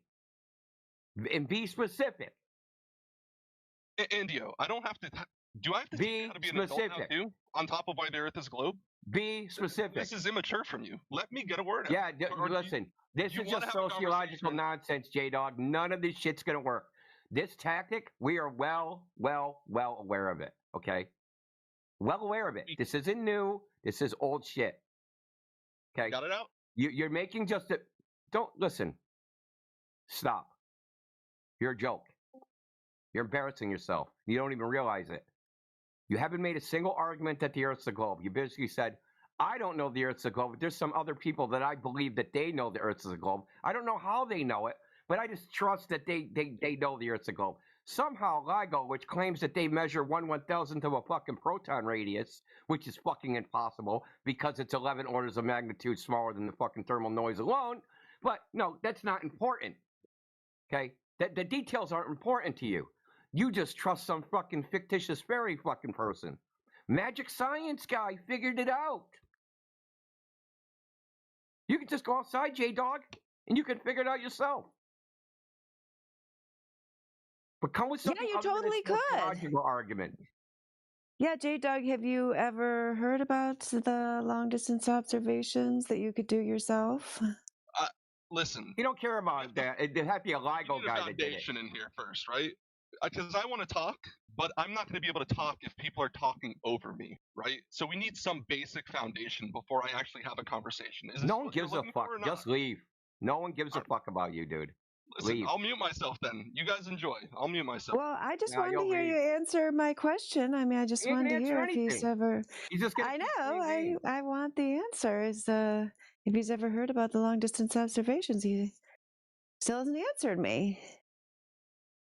He didn't come in here to address evidence. He came in here to make sociological arguments.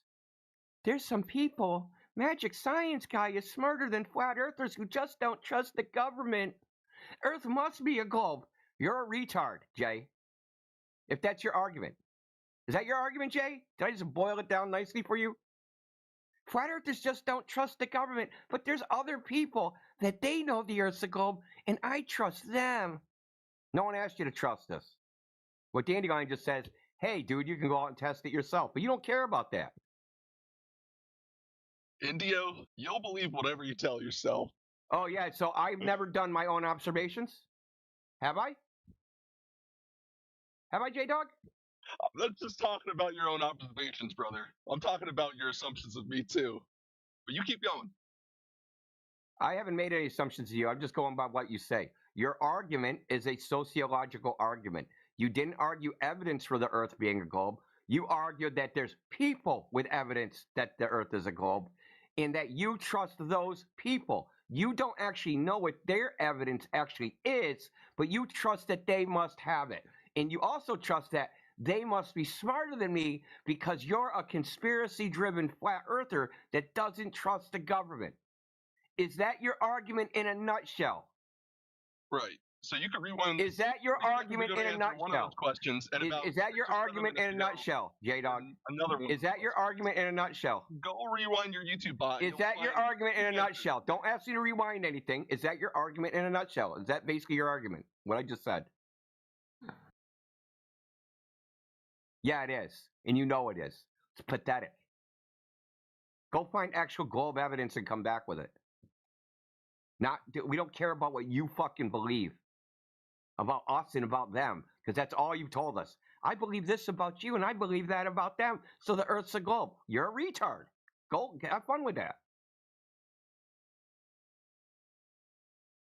Yeah, we're looking for objective demonstration of curvature that anyone can bring to us, and people aren't able to bring that. I mean, that is why, I mean, I know I'm the one who originally asked you the question of why you think that we think the Earth is flat. So the answer to that question, in case you want to know, is we think it because we went out to find any objective, verifiable evidence of curvature, and we discovered that there wasn't any, and that the globe was entirely built on emotional appeal, logical fallacies, and propaganda. So that's the reason. Absence of curvature. I would genuinely love to have a good back and forth, but I think the temperature has to lower down a bit in here first, and no one cares, dude. I'll wait for that for a while. So you want to when you come with an actual argument to support the globe, the temperature will change. We don't care about your feelings about people, because that's what your argument is. It's your feelings about people. It's your ignorant evaluation of what you think people think. That doesn't tell us if the Earth is a globe or flat in any way, shape, or form. All you're doing is telling us about your own mental state. We don't care. J-Dog, can you be honest? I'm really trying to be. So how do you know the Earth is a globe? I'm gonna let someone else take the baton here, and this is your chance to be honest, bro. How do you know the Earth is a globe? He can be honest and say that's what you're taught at school. Outside of that, you've got nothing, because that's exactly what happened to everyone.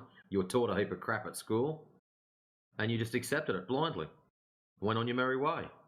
Well, I mean, I asked him what's the best globe evidence, and he immediately saying, "Well, there's a bunch of people that I don't know what they actually do, but I think they think the Earth is a globe because they're doing some globe stuff in their jobs. So Earth globe because of those other people.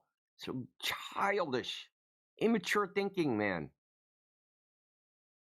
Even if all that was true, okay, that they're making all these claims, they should be testable and verifiable. We should be able to test their claims to see if they're true. And when we do, we find they're not true. It's literally as simple as that. But you can't believe that because you're conspiracy flat earthers. And I evaluate truth by looking at the person that said it, not but the evidence. I go, oh, do they know the handshake? Are they wearing blue shoes?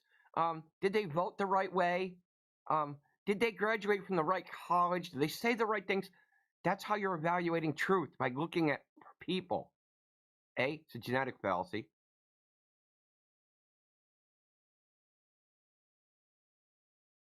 Dude, how the fuck is there a mosquito in here in the winter? It's like 20 degrees outside. There's a mosquito in here. It's crazy. Sorry about that.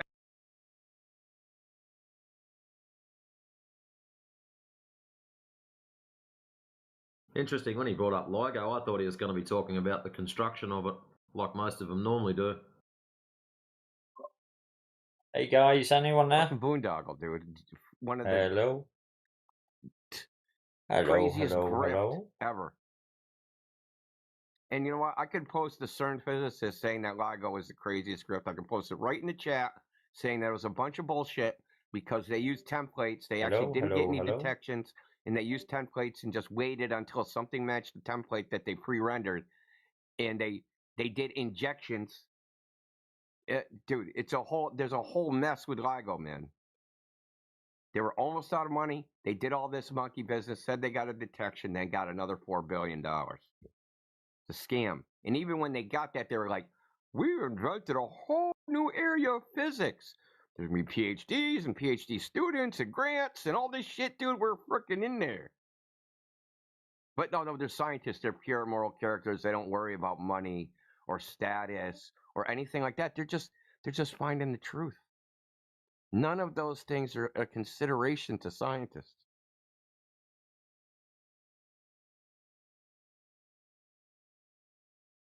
You can tell you hit it over the head with this guy because he just quit responding. Once you started saying exactly what he was saying, he didn't want to expose it further by talking.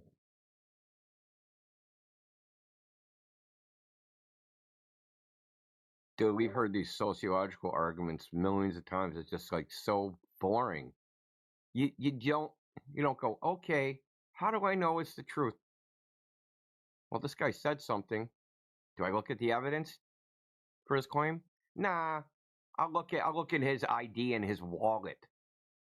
Oh, he has the right credentials in his wallet. He's telling the truth. His claim is true. It's so stupid.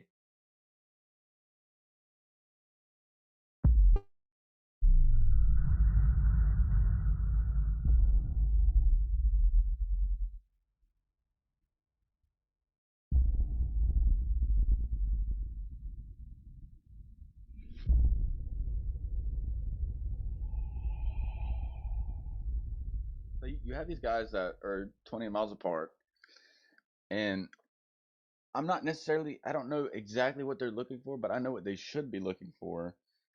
And they should be looking for a bulge in the water that protrudes to cut their laser off, right? Yeah, like if the Earth is a globe, gravity is pulling all the water down on the Earth, so therefore water should and the be side would curving. be further down. Right. And so I was proving this to this guy earlier that like you can do this with surface tension in a swimming pool, a very large swimming pool, a cup, anything. And if you put too much water into the pool, it'll bubble around over the pool. It'll be higher in the middle. But as soon as you add any kind of turbulence in the water, that bubble will in essence, if you had a beach on the side of the pool, the water would go up on the beach and then move back and forth. And then if you were to shoot a laser over that, you would get a flat surface. And then as soon as you stop the turbulence, assuming that the beach was slanted, it would go back to its original state as a bubble. And in this case, if you're expecting a bubble and the water is not still, it's not. If the water's moving, you're never gonna get that bubble. I mean, I don't know how large you could scale up your test. I don't know. We don't have the money to build a 20-mile swimming pool. But how much curvature do you think is over 20 miles? Over 20 miles, I'd probably say it would have to be several meters, probably 10 meters. Probably more than that. Yeah. But nevertheless, no matter how much curvature you have in any kind of do you know the height of the laser in that video? Yeah, 5 feet. 5 feet. So check this out. I'm gonna go to Earth curve. I'm gonna Google Earth curve calculator. They actually have these out there. Right, I get what you're saying, but you're never gonna get a water that basically, as soon as you have any kind of turbulence in the water is not gonna follow gravity's laws because it's not being pulled on in the center as far as that's concerned. The water is being moved by other forces out and away from what gravity is wanting it to do. That's why we have all right, brother. Let's do metric. 60 meters. Yeah. That's how much curve there is over 20 miles with a with meters. Yeah. So if you got a laser 5 feet high and you shoot it over 20 miles of water, at the other end, the laser should be 60 meters above your head, 198 feet. Yeah, and what I'm saying is, no matter how high that would be, as soon as you had any kind of turbulence in the water, it will pull that down and away from where it needs to be at. I'm telling you, any kind of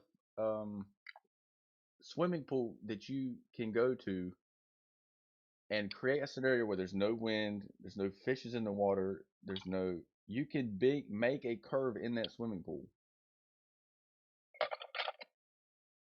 no matter how big it is. Yeah, but you can't make 198 feet of.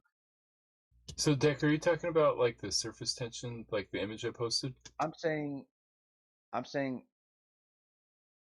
any pool that you make that does not have any turbulence in the water, no matter how big it is, you can make a curve in it. It is possible to make a curve. Look at the image that Matthew Lawrence put in the side chat. It bulges up, but it's still flat on top. Yeah, the cause of the bulge is not what you think it is, right? It's not gravity.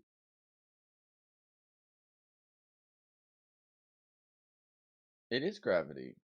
Yeah, so it's surface tension in that case, or if it's a meniscus, it can go the other way. But those effects are only a couple millimeters. Like even in a swimming pool, it would be like 2 millimeters higher.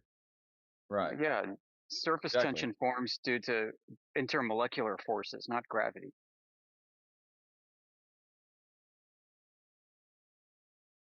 Right, I understand that, but the reason I get your reasoning behind it, but there's not enough surface tension out there to create 198 feet of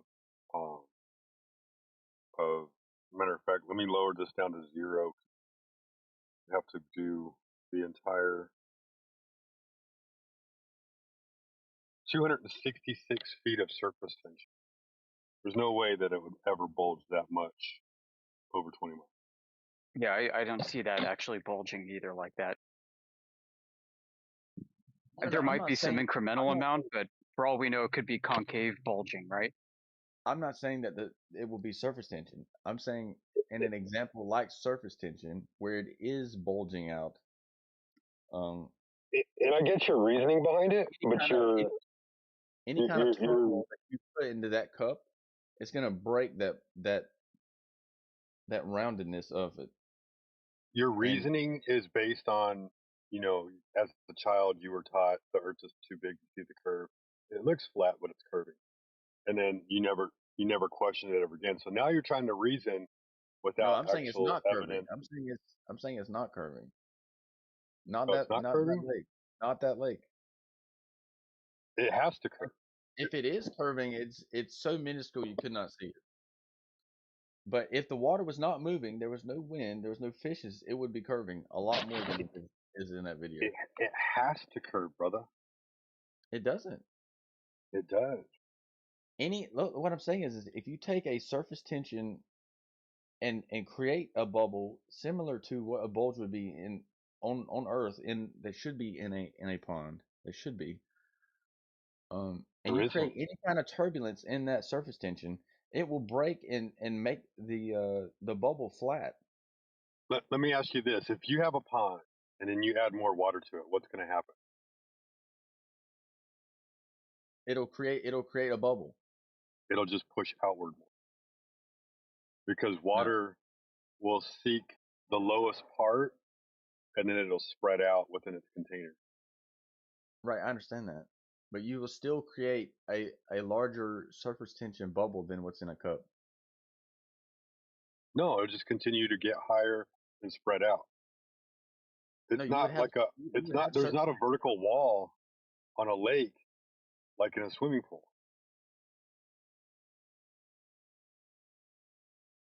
Yeah, right. Just like a beach. Like the water is just going to continue to go further and further up the shoreline. Right.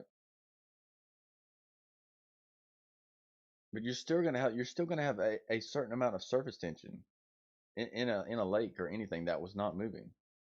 It's just gonna be less than it's it'll going to be flat. a straight wall. It's just like as you add more water, the water's going to rise and it's going to spread out further across the shoreline. No, you will have go surface further up the shoreline. Any size of amount of water, you will have surface tension. You could do it with a cooler. You could do it with a swimming pool. If you have a vertical wall with nothing behind it. Yes. Well, even if you made a slanted cup, you can make a slanted cup. You would still get surface tension. Okay, so if I flooded the whole Earth, if I flooded the whole Earth, then the Earth would be a ball. Then. Yes. Retarded. Water should be curving already right now, and it's not. Right, because you have turbulence in the water. There's no turbulence. It rained, and the fucking ground is still. One thing is, in that cup, if you barely move the water in that cup, it'll break that bubble. Yeah, nobody's moving the lake bed. Nobody's moving Salt Lake. The water is moving. No, it's not. Yes, it is. It is. All those fish in there, any kind of movement in there. Of course, it would need more for a lake than. Okay, so then water's flat and Earth is flat. All the oceans are flat too. No, the ocean is a different scenario. No, the turbulence is breaking the water, bro. It can't bubble. Well, the ocean is a different scenario. No. I'm going by exactly what you said. Turbulence is breaking the water. It has similar. All those sharks and whales and whales communicate with each other from 400 miles away. That's impossible for the ball too. Well, what I would suggest is, if it would be possible, I would do this in the ocean and not in a lake, because it's a different scenario. That's what I'm trying to say. If this test could be done in the ocean, I would 100% agree with it. In the ocean. Would you like to see an example of that? Someone show him the black swan or maybe the turbines. Let's see if I can find those. Just DJ when we meet. Yeah, I got it. What you also have to remember though in the ocean is you cannot get close enough to the water to measure it correctly. That's another issue. What are you talking about? Like any variable in a swimming pool that the largest swimming pool on Earth, if there is curvature, you would be it would be Here's possible. a PhD in optics. He's looking at a wind farm off the coast of England. Makes a 14-mile observation, flat as can be. You want to talk about turbulence? What better expert could you hope for? I know, right? A PhD. Here's a guy that was looking at over a lake. It was frozen, and he measured out his markers over a lake using his odometer. All documented. Let's see. Did y'all show him the FE core laser test? I haven't. Because he wants ocean measurements. So I think the one he posted first is perfect. That's in the ocean, the wind farm. Yeah, that Rampion wind farm observation just blows the globe out of the water. It's better than the black swan at the oil rigs, in my opinion.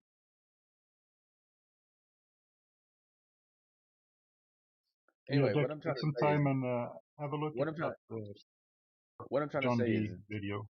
if you were to take a swimming pool and make a bulge, like a surface tension bulge in it, make a turbulence in the swimming pool, the water would wash up onto the sides of a swimming pool, make like a wave like you would have in like on a beach. Just imagine the side of the pool is like a beach. And then in the center of the swimming pool, the water would point up like a point in the center of it, and then go back and forth, just like the ocean does, just like a lake does. Any type of water, the water concentrates its forces in the center of it, not the sides of it, the center. It's not true. That's not hydrostatic equilibrium, and pressure is perpendicular to the surface outward against the container.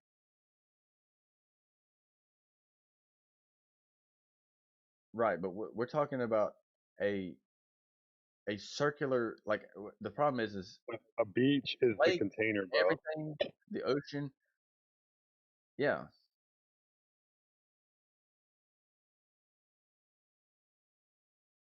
Right, so the container forces back in with the same pressure that it's forcing outward.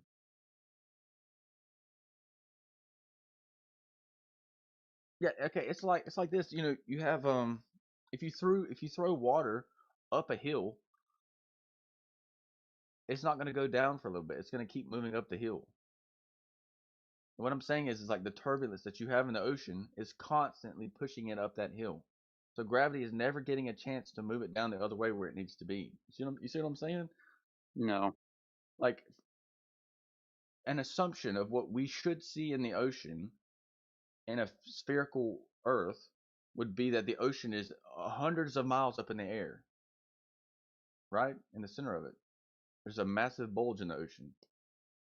Maybe not hundreds of miles, but very high up in the air. What? The bulge of the ocean should be, you should be able to notice it, right? Like, or in a pond or in a lake, you should be able to notice a bulge in the center of it.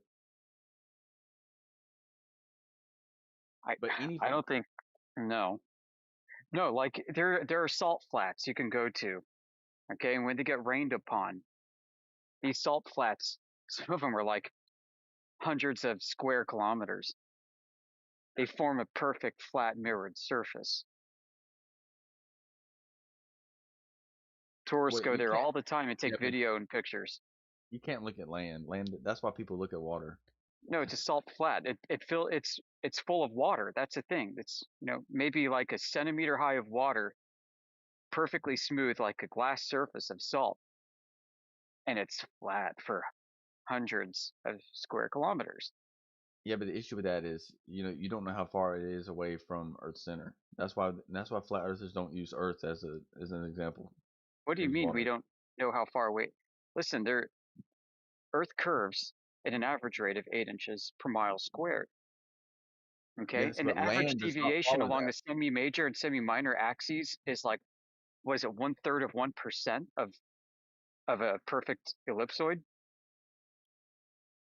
Yeah, but what I'm saying is this salt flat, if someone would have gone out there with a bulldozer and dumped dirt out and made it 8 inches, then you would be like, oh, well, it's 8 inches. You can't follow land.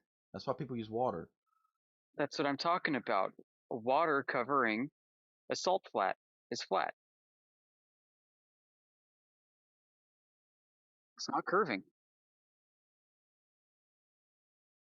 Yeah, but that doesn't. You can cover any piece of land in water. So gravity's claimed to provide an equipotential where at every point along the surface of a globe, gravity is pulling downward. So there's a radial, or pushing downward, radially inward to a common center of mass. So you take, if you're on a globe, you take a level, a bubble level, you can walk around and hold it level, and you could walk around the ball and it's always going to stay level if you're on a globe.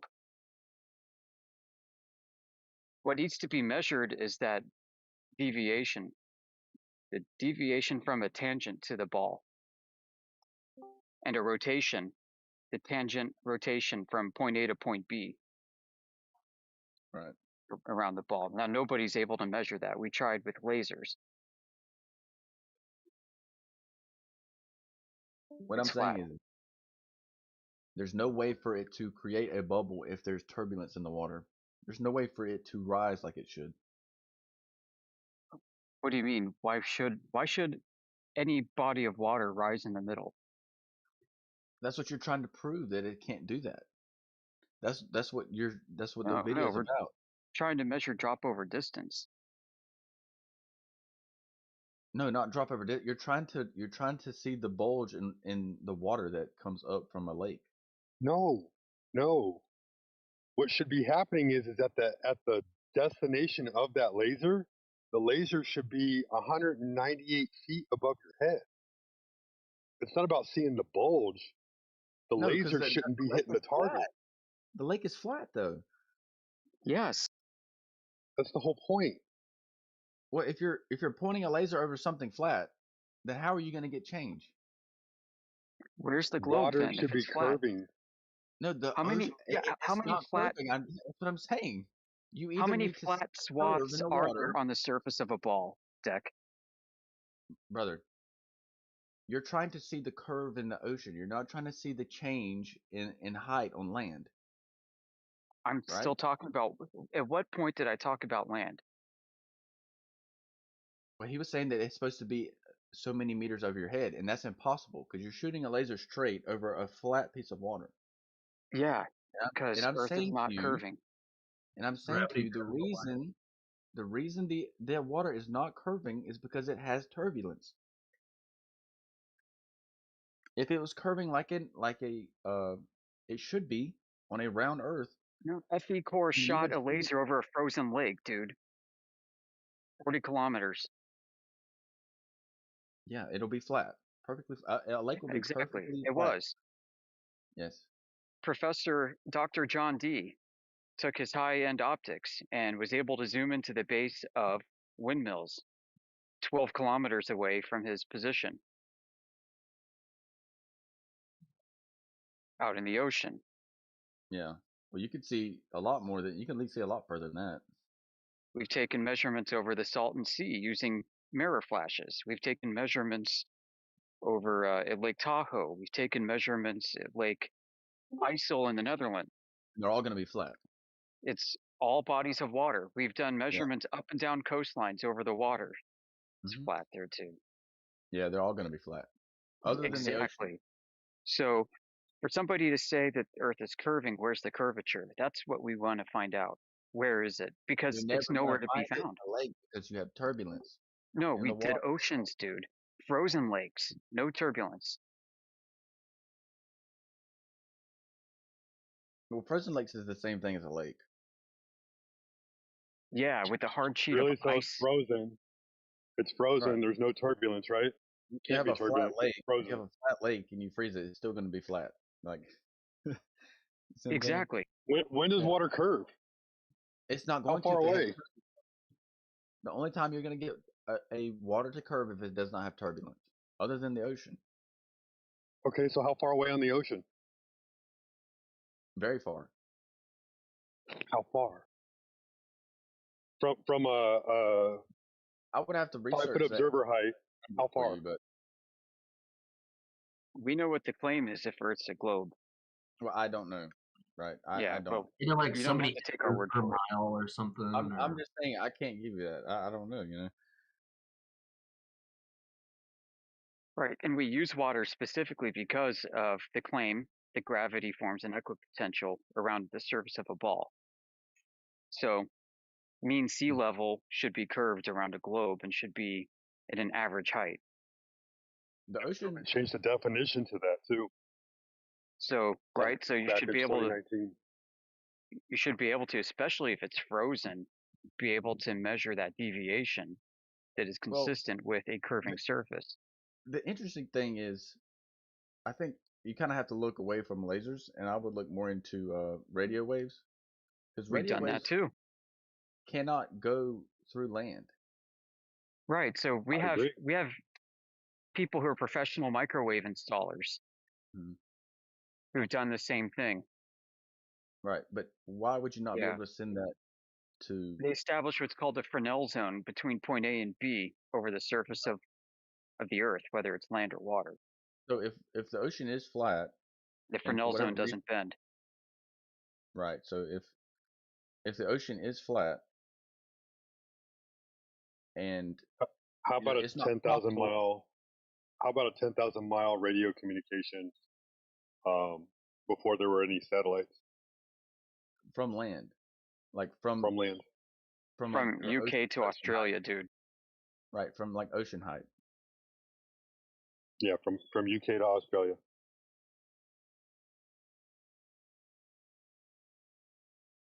Flat. Or maybe during World War II, when the Germans were crisscrossing beams to find hidden British targets. Yeah. Yeah. Or maybe when that's what I'm saying. I don't think maybe when the Titanic sank, the SOS signal was picked up 3,000 miles away. Oh, that's a good one.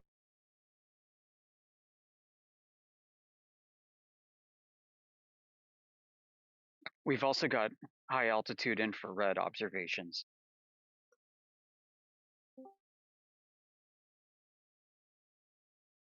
Right. I mean, we've got observations of mountain ranges that should be 180,000 feet below the curvature horizon of a globe. But you can see it in infrared. Right. So the whole purpose of using infrared is to cut through the haze so you could see the curvature of the Earth pop out. Problem is, it looks even flatter.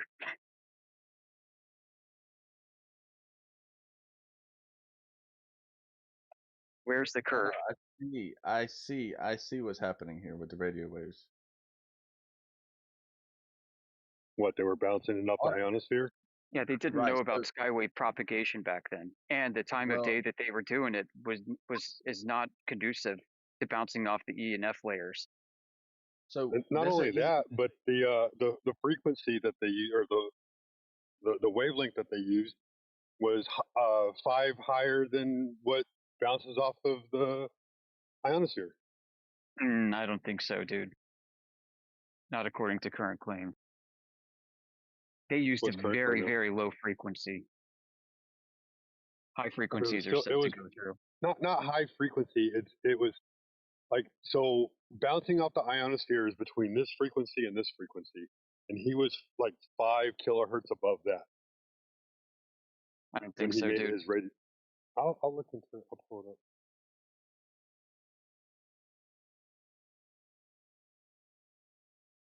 Like we don't actually know exactly what frequency range he used. We have an idea. I think it's like 2 to 3 megahertz. I think might have been like. See, this would be something very difficult to prove with radio waves, just because they travel so fast. It would cost a lot of money to do it.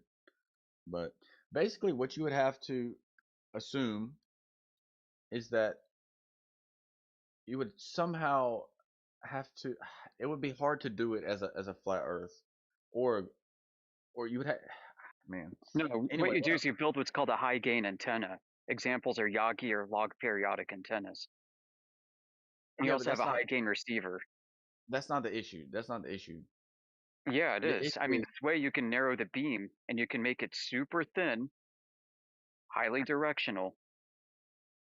No. That's not what I'm saying. What I'm saying is if the radio wave was traveling straight in a straight line on a flat Earth from, let's just say, the United States to China, there would be if you could calculate how long it would take to make that distance. So, and then you could do the same thing for it supposedly bouncing off the ionosphere and coming back to China. You could calculate that distance somehow, right? Why calculate that when you can send like a song, right? Like you could play a song, and then that song could be picked up from the receiver, and someone could say, "Yep, I heard that song." Well, that's not what you're trying to figure out. You're trying to figure out whether it's on a flat Earth. You're not gonna hear it from the ionosphere and bounce down. You're gonna hear it in a straight line. It'll travel faster going straight to China. You see what I'm saying? Over the ocean. You would receive it faster than you would receive it if it was bouncing off the ionosphere and then back down, because it's a longer path. So you would have to calculate how long it would take to travel in a straight line on a flat Earth if it was traveling from the United States to China, and if it took longer than that, then that means it would be bouncing off the ionosphere and then back down and not traveling straight across. You see what I'm saying? Well, you'd have to assume the distance from the United States to China. That's the issue. Is we don't have a flat Earth distance. Well, there's a lot of issues with getting distances over water, right? I think there is. There's no landmark. No. Well, the other issue is referencing a landmark. The main issue is that the radio waves, from what I could see online, Google search, right? They travel at 180,000 miles per hour. So having some type of receiver that could decipher between milliseconds would be hard to find as well. What you're describing is GPS. No, because they send the time. It's traveling so fast you would almost hear it if your ears were hearing it, you would hear it at the same time. If you were playing a song and you were sending a radio wave straight to China across the ocean, and it was also receiving it from the ionosphere, right? Then, well, actually, hold on a second. Is there some way to make a cone of radio waves that did not go upwards? I don't know. I was just describing to you earlier, Deck, and you kept shooting me down. You need a high gain antenna and high gain receiver from point to point. The issue is like if you're pointing it straight across in a on a circular Earth, it's still going to hit the ionosphere. You know what I'm saying? It's still eventually going to. Yeah, let me interject here real quick. The problem is, even in your local town, your FM radio station is you tune it into your car. There's an effect called picket fencing, to where you'll essentially receive the same signal a fraction of a second later because it's, in theory, bounced off a couple things. So the problem with any of this is that you really can't control the radio wave, if you want to call it a radio wave. You really can't control that signal between the transmitter and the receiver. That's the problem with any of this. Nobody knows exactly where it goes and where it was. All they know is that you receive it. So you can send it 3 times in a row and it could go a completely different path each time. Yeah, that's why RF engineers spend a lot of time studying and surveying areas to find the optimal path. And a lot of times they'll say, F it, I'm just going to put up a big tower 300 feet high and put a microwave emitter on top. Yeah. And the whole issue is like if you could send it straight across the ocean on a flat Earth to China, you would receive it faster than it going up, bouncing off the ionosphere, and then coming back down in some random direction. Maybe so, but that doesn't prove anything. What I'm saying is if you could calculate, I don't know if it's possible, how fast it would take the difference between those two. Yeah, what you're describing are called echoes. I mean, they happen all the time. And I think that's what Barrington was also describing. Yeah, but echoes also are plausible in a spherical, because if you're sending it straight up and it bounces down, it bounces across, versus going straight across the ocean, On a spherical Earth, if you shoot it straight across the ocean, it'll still go up to the ionosphere. Eventually. Yes, but it would have to hit a specific location in the ionosphere to bounce back down and hit a specific location on Earth. Do you agree? Right. It'd have to be frequency dependent and time of day dependent and meteorologically dependent. A lot of variables, honestly. But yeah, some of us understand this kind of thing, and we understand the implications. Right.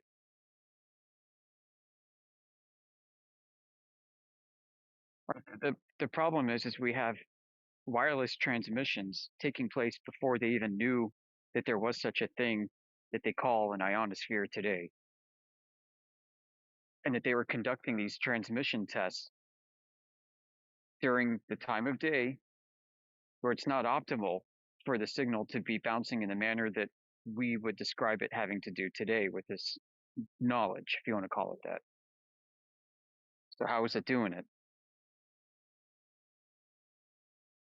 Right, when the sun goes away, that's typically when these layers come out and you can bounce your beam off of them.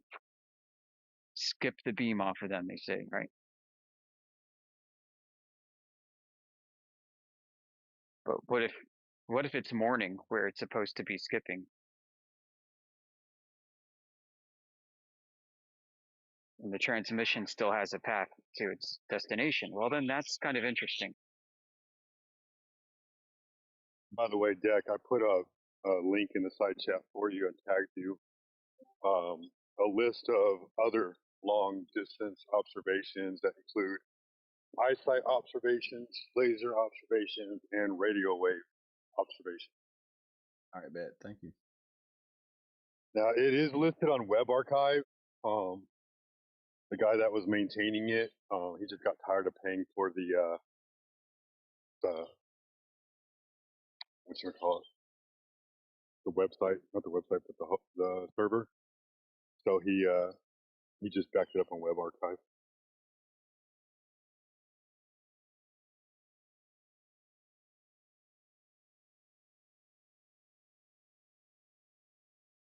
When you said before you traveling over distance and knowing how far you've traveled or where you've gone is hard or like impossible to do.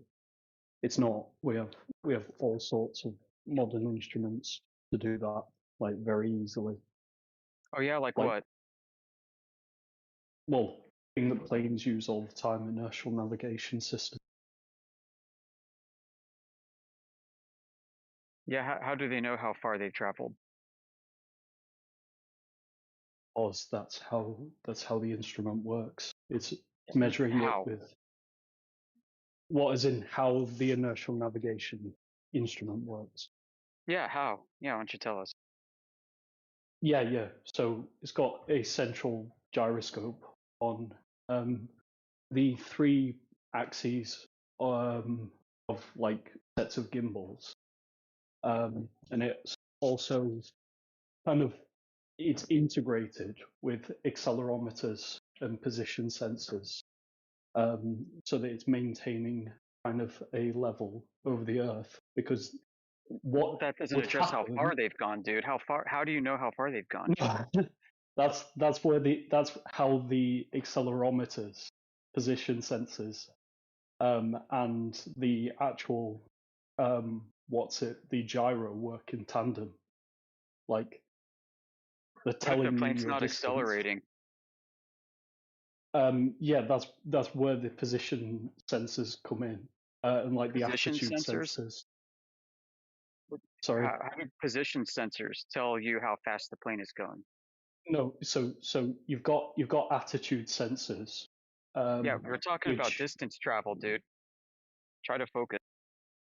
Yeah, you said what if the plane's not accelerating? So why are you jumping between questions? Yeah, no, I'm not, because you keep diverting away from the distance problem. You're trying to talk about attitude.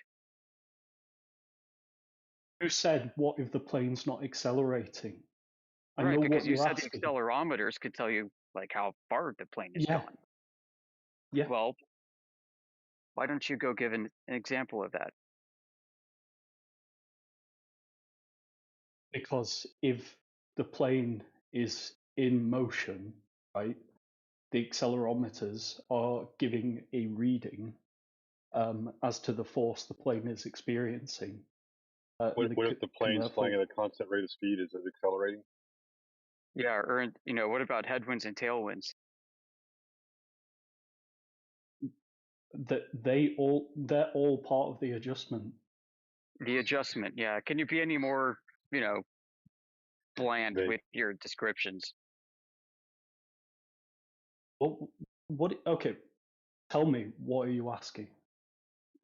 For like the 10th time, I'm asking you how the plane knows how far it's traveled. You said we have all these systems to determine the distance that these planes travel over water. And I'm like, great. Why don't you give us a method? And, and what I'm hearing is anything but. Like in a car, we have rotational speed of the wheel, right? Yeah. How do you measure speed in a plane?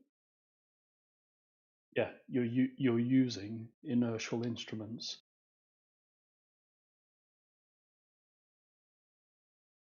Okay, so you're moving at a constant rate of speed, and it's as if you're not moving at all. Now what? Yeah, then the accelerometer is reading that the plane is moving at a consistent velocity. Like, so what? So 0. No, because the accelerometer read that the plane was experiencing a force. Therefore, it's taking it from the last reference point that it's moving at a constant speed. Because to go back to 0, it would have to decelerate. That's not an accelerometer. Unfortunately, headwinds and tailwinds will fuck with you right here. No, they don't, because it's all inertia. It's all inertia. It is all going to affect the readings from the accelerometer. If you're supposedly flying at 500 miles an hour and you get a headwind of 200 miles an hour, how fast are you? Yeah, you just take an X, Y, and Z direction and say, right, this is in what resultant direction I am heading as a result of this tailwind, as a result of my inclination or declination. Am I dropping altitude? Am I increasing in altitude? How fast am I going? I have no idea what I asked. Well, then you're asking random gibberish. Well, you don't know you don't even know what I asked. Just a simple math problem, bro. And I've just told you have got 3 axes of movement, haven't you? Okay, so you're not going up in altitude, you're not going down in altitude, and you're not turning. You're moving in a linear path, and you're supposed to be going 500 miles an hour because you're at full throttle, but you have a 200 mile an hour headwind. How fast are you going? You can work it out. I'm not solving a math problem here for you. Like, yeah, you just use some trigonometry to determine a resultant speed. Like this isn't 200. Sorry. Well, so we just say 300 then, whatever. There you go.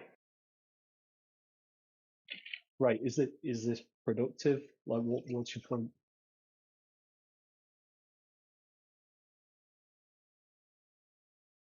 Is it what? What is your point? If you don't have any land markers and you're out over the water and you can't tell how fast you're going, how do you know how fast you're going? It's measuring it. That's how it works.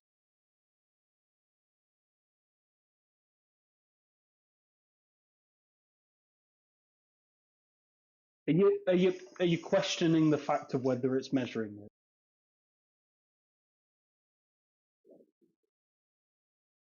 You claim that there are all kinds of ways that airplanes can measure their distance between point A and B, and you brought up accelerometers. That's where we are right now, right? And then I'm like, well, what if you're flying in a steady like 100-mile-an-hour headwind?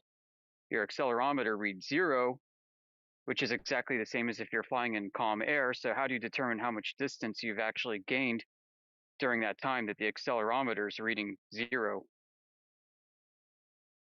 No, you know, and you're in a 100-mile-an-hour headwind. Okay, if it really feels like I need to yeah. What? Okay. It really feels like an. Oh, what the hell? We're just 5 years old.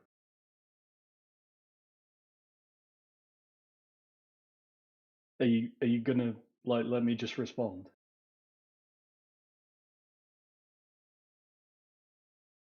Is this the day that you come in and you pretend like you have no past history with any of us? So you're saying that you're specifically going to be ignorant because you've been butt hurt in past sessions? I'm gonna be ignorant, but you don't deserve any respect. Not only that, but right, you're speaking gibberish.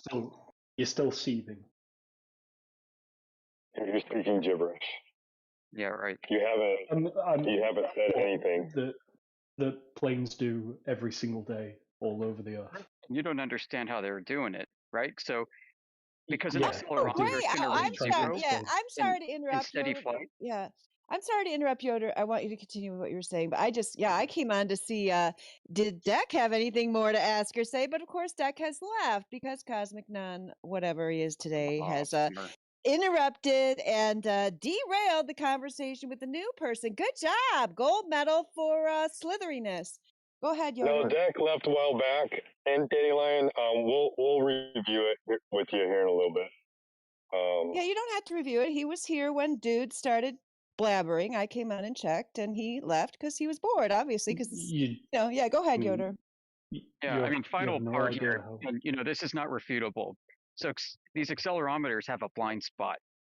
As they read 0 in steady flight, they have no way of knowing if they're moving like 500 knots in calm air or 500 knots against a 100-knot headwind. The forces are going to be balanced in both cases, and you're not going to be able to determine how far the plane has actually flown. Okay. Okay. So, right. I think we need to simplify it. So it's like, right. I have an accelerometer. Say in my car. I think most cars have. Like, no, you can't use your car. Your car uses wheel rotation. No, cars use a bunch of different instruments. I mean, use an analogy with going from point A to B over water, like you were initially supposed to defend. I wrote my thesis on one of the types of sensors a car has that has nothing to do with wheel rotation. Well, it has something to do with wheel rotation. This is all about getting a distance between like two cities across the ocean, which you said, airplanes have all these ways to consistently measure this. And then you brought up accelerometers, and then I shot you down. So that's where we are in this part of the conversation. If you want to move on to cars or something else, take the L, and we can move on to cars. Because I feel like we need to simplify it. So it's like just I made it super simple. I think the audience understands. If you don't, I can cut you loose right now. Okay. If I'm walking, right, and I have an accelerometer attached to my body, right, the accelerometer from rest reads 0, right? I start walking. Okay, the accelerometer starts to read something. It reads an acceleration, like a few meters per second acceleration or something like that. It then goes back down to 0 again, right? It reads 0. Sure. Then we measure stride. But from the accelerometer's point of view, what is the logical conclusion of what I am doing while it's still reading 0? Oh, it's an open question. What would the conclusion be inferred as a result of the accelerometer still reading? I'm sorry, 0? I failed to see the relevance. Because we're building up to a plane. Because I need to simplify this. No, you don't need to simplify it for me, dude. I've I know more about this topic than you do. You're not understanding this, so I need to No, simplify. I am understanding this. Okay, I know how air data inertial reference units work in airplanes. Right. So this should be easy to understand because I can bring it back to a plane. But it's like you get very confused. It's irrelevant. It's completely irrelevant. Okay, take a plane. Take a plane, right? Since you got upset when I talked about walking or using cars, right? You're in a plane. You take off, right? And let's just keep it fairly simple, right? And say that there is one accelerometer reading your acceleration parallel to the axis of the fuselage. So just call it your x direction. Right? If the initially at rest state we know it's 0. It takes off. Suddenly it starts reading acceleration going. Right. It then when the plane reaches a constant speed, it returns to 0. Obviously, it's going at a constant speed, no acceleration. Right. What would the logical conclusion from point of view of the accelerometer be that the plane is doing? So you guys just don't know. Brother, do you think that we just sit in here all day and that we don't have jobs? You don't seem to know. Huh? I wasn't even listening to you because I'm still trying to figure out what other instrument are you using what the the answer to the question is. You're still trying to figure out what the answer to the question is. That's why I'm saying I simplified it. Go ahead. What's your question?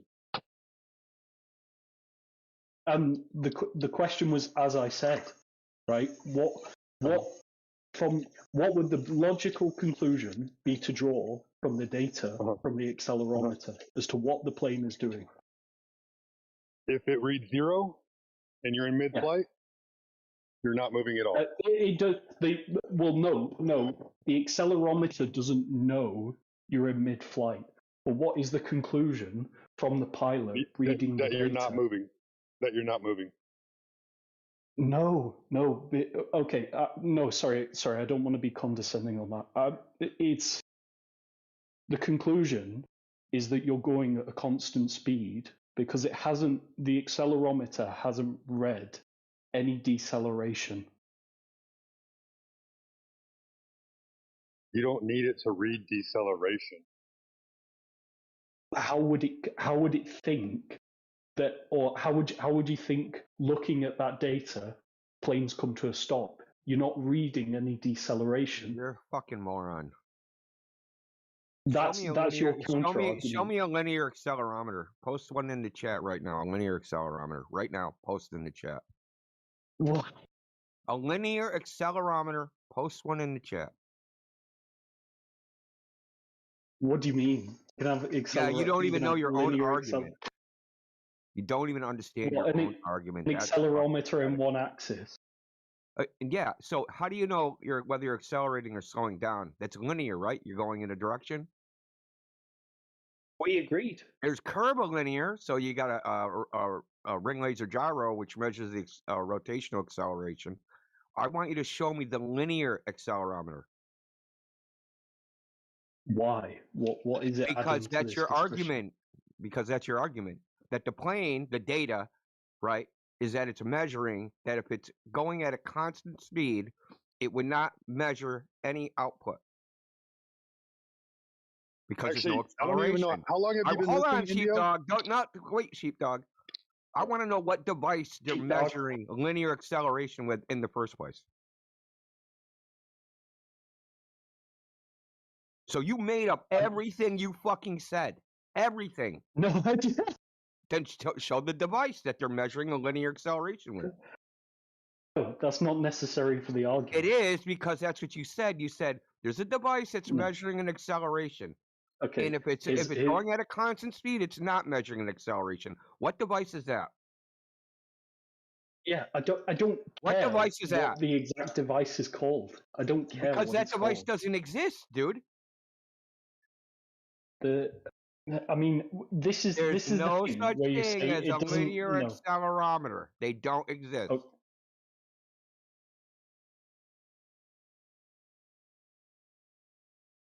So you've been bluffing and bullshitting and saying, I'm not going to be condescending. You're talking out your asshole the whole time. No, this is the thing I find. Yeah, no, I don't care what you find. I don't care about your social commentary. Produce the device that measures. It says the data. You said data. What device is sending out data that matches what you're saying? What's worse than that, Indio? His whole argument is saying, "Shut the fuck up, Cosmic. Don't ever talk in here again." He literally used the argument that accelerometers measure distance travel over water. That's where it started. It was worse than that. There's something called an inertial navigation system, but that's not simply an accelerometer. In fact, it's not an accelerometer at all in the sense of measuring acceleration.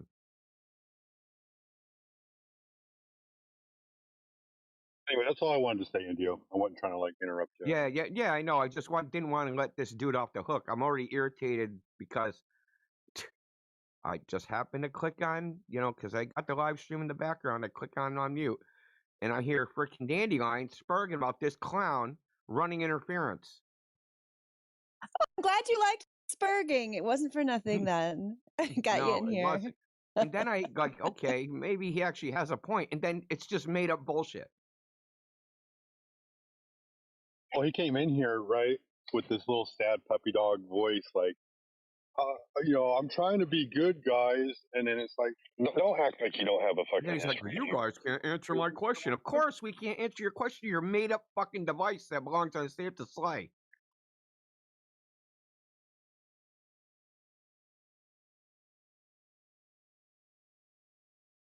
So in an airplane, they measure acceleration with something called a pitot tube.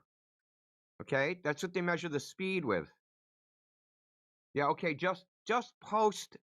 Yeah, Cosmic, just post the device in the chat, and then we can talk about the data that you says exists.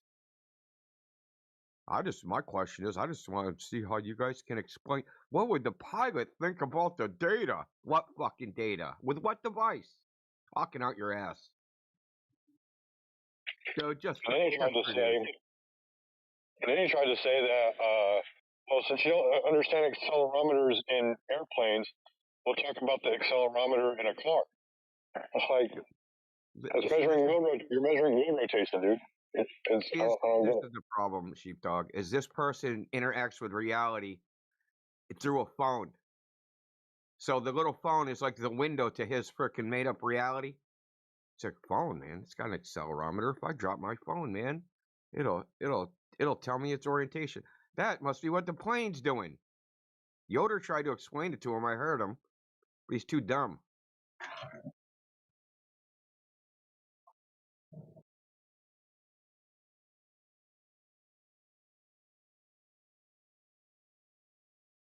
We've got Giga. Oh yeah, we've talked to Giga before. Welcome back, Giga. If you're the same Giga, I don't know. There could be more than one. I think I'm the same Giga. I've been in here before.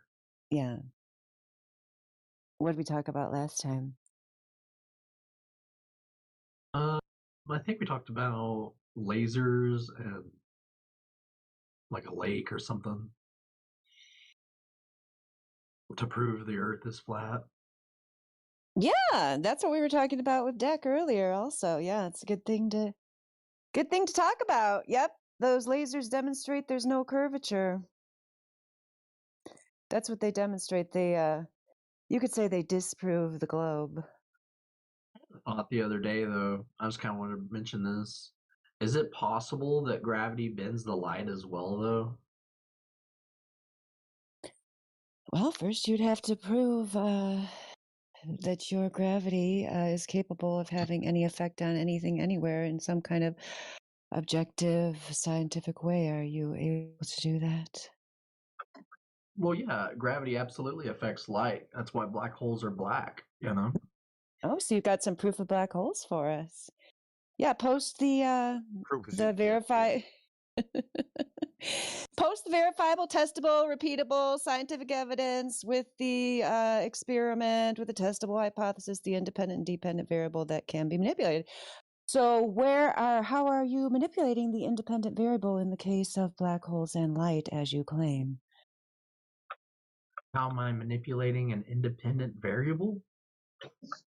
Yeah, that's the question. Yep. What's the independent variable in your black hole proposition? Is Earth a black hole now? Light. Light would be the variable. Well, let me tell you, Giga, even if the general theory of relativity was true and gravity bent light, the mass of Earth would only bend light 1/16 millionth of 1 degree. So now that ain't gonna do it. You're gonna need more bendy. I forgot flat Earth. A lot of flat earthers don't believe in gravity as well. It doesn't even matter. It doesn't do what you need it to do. It is odd though, Indio, that like the evidence for a globe is that everything looks flat. Dandelion was on track with the black hole because we'd have to be living on black hole Earth.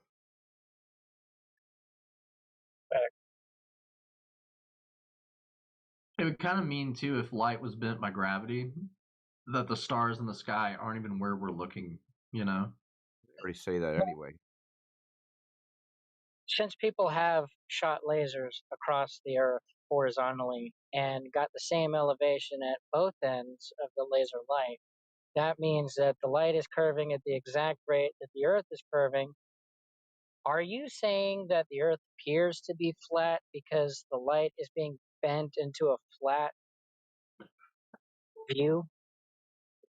No, so the issue is with a laser beam, you're able to view a laser beam much further away than supposedly if the Earth is flat, right? Or sorry, if the Earth is curved, right, backwards. Perhaps all I'm theorizing is that gravity bends the light coming from the laser, allowing it to go further. That would mean you'd be able to see the laser at its location of start. You wouldn't be able to see the starting point from the laser, but you'd be able to see the light bend around the Earth. Okay, Maybe that's so what people you're are seeing. viewing the laser light. The laser light looks straight, right? Now, the Earth is curving, right?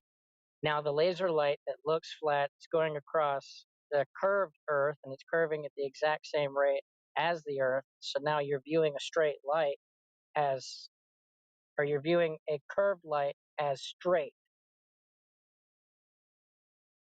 So are you viewing the curved Earth and it looks flat because of it? Because regular light is not as intense as laser light, and the laser light looks straight as it curves at the exact same rate as the Earth does. Because the elevation on both sides of the beam across the large body of water or large area of land, it's at the same altitude.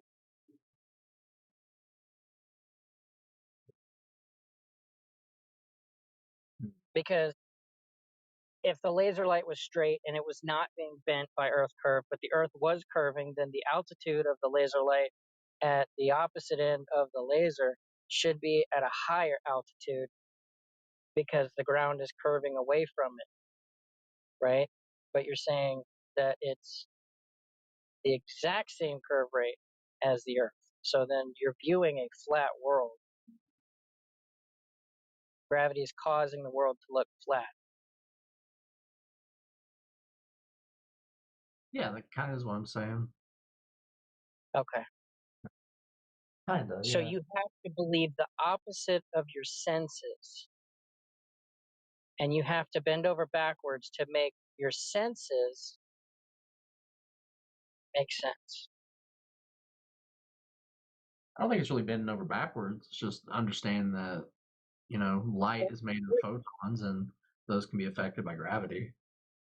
Well, what you just agreed to is that the world looks flat, but it's not actually flat.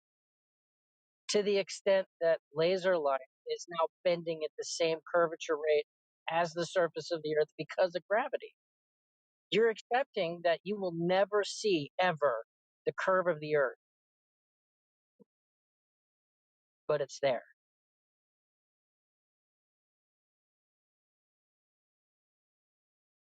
Yeah, I'd really like to do some of these laser tests myself. Do it. Scrutinize it as to your heart's content. Do you know the rate of curvature or the distance to the horizon, or how to calculate the distance to the horizon with the radius value that they've given you? No, I remember it's like so many inches per mile or something. I don't remember exactly. Like what? The distance to the horizon with a radius value of 3,959 miles is 1.2 times the square root of the observation height in feet. So if you're 1 foot above the water and you look out in front of you with the radius value they've given you, the horizon where things disappear should be at 1.2 miles. If you're at 6 feet, it should be about 3 miles. If you're at 30,000 feet, because you want to be in a plane, that's about 218 miles. If you're at 44,000 feet, that's 250 something miles. You kind of got to do the laser tests at sea level for them to be valid, you know? Yeah, because I mean, the sea level is the basis for all horizontal, altitude reference, right? Sea level being 0 on that baseline, and any altitude above that being, Have you ever been on the ocean in the ship? Yes, I've been on a boat. It sure looks flat out there, doesn't it? Yeah, and at certain times of the day, if the sky and the ocean match the same color, you don't even see a horizon line. Well, hey, Giga, I'm going to tag you in a video that I'm putting in the chat for you to watch. Sure. This is a flat Earth explanation of what refraction is, why they're using refraction. It's a good little explanation. Okay, yeah. This is kind of what we were trying to talk about. I've never done any of these tests myself, so I'm not really speaking from experience.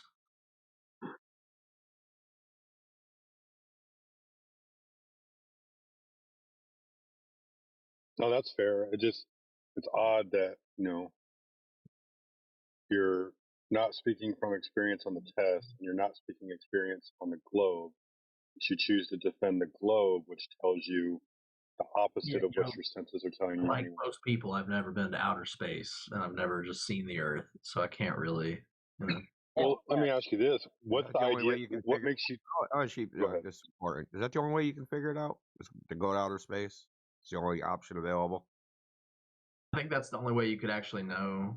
So you're not. So nobody's ever gonna know except for the 27 Apollo dudes. Everybody else just has to believe in the them. Space station and people that's been. Well, they can't see. Well, hold on. They only see 3% of the Earth, so we can't rely on them. Well, they could see that, many of the continents are on the back of the Earth. They only see 3% of the Earth from the elevation of the space station. 3%.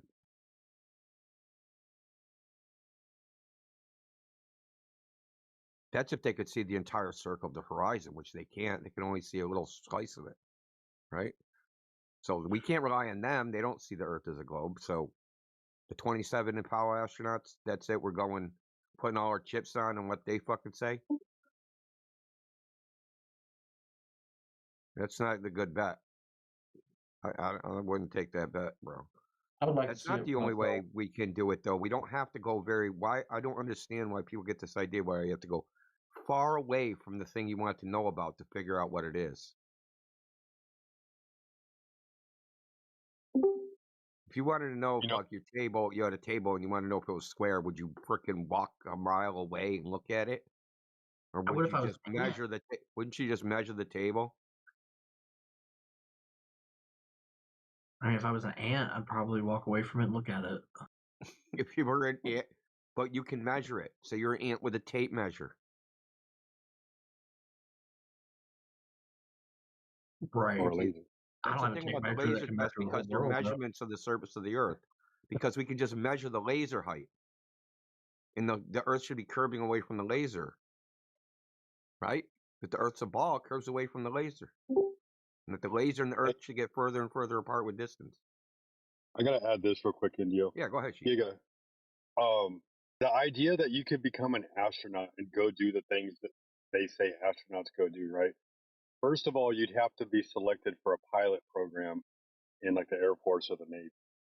And then from there, you'd have to be selected to go into astronaut. And then from there, you'd have to be selected to go on a mission. So there's a lot of selection processes that go on. Most people don't even make it to the astronaut training part. Yeah, because you'd have to be really dumb. You have to be really dumb to be an astronaut, right? That's what I've observed. Look at Don Pettit. Most people aren't dumb enough to be astronauts. I totally agree. They wouldn't pass the first initial intelligence tests because they would score too high. Hey, dude, you know what you should do? And this happened recently. This happened on December 1st. There's a guy named Danny Jones, and he has a YouTube channel. And there was a debate between an Apollo astronaut and Bart Sabrell, who made a documentary called Astronauts Gone Wild, where he would ask the astronauts to swear on the Bible that they went to the moon. And instead of doing that, they either ran or took a swing at him. Most of them ran. Only one person took a swing at him. So anyway, the point is that Bart Sabrell and a guy that says, I went to the moon. You should go watch that. And go tell me if that guy, you think that guy actually went to the moon. Based upon his responses.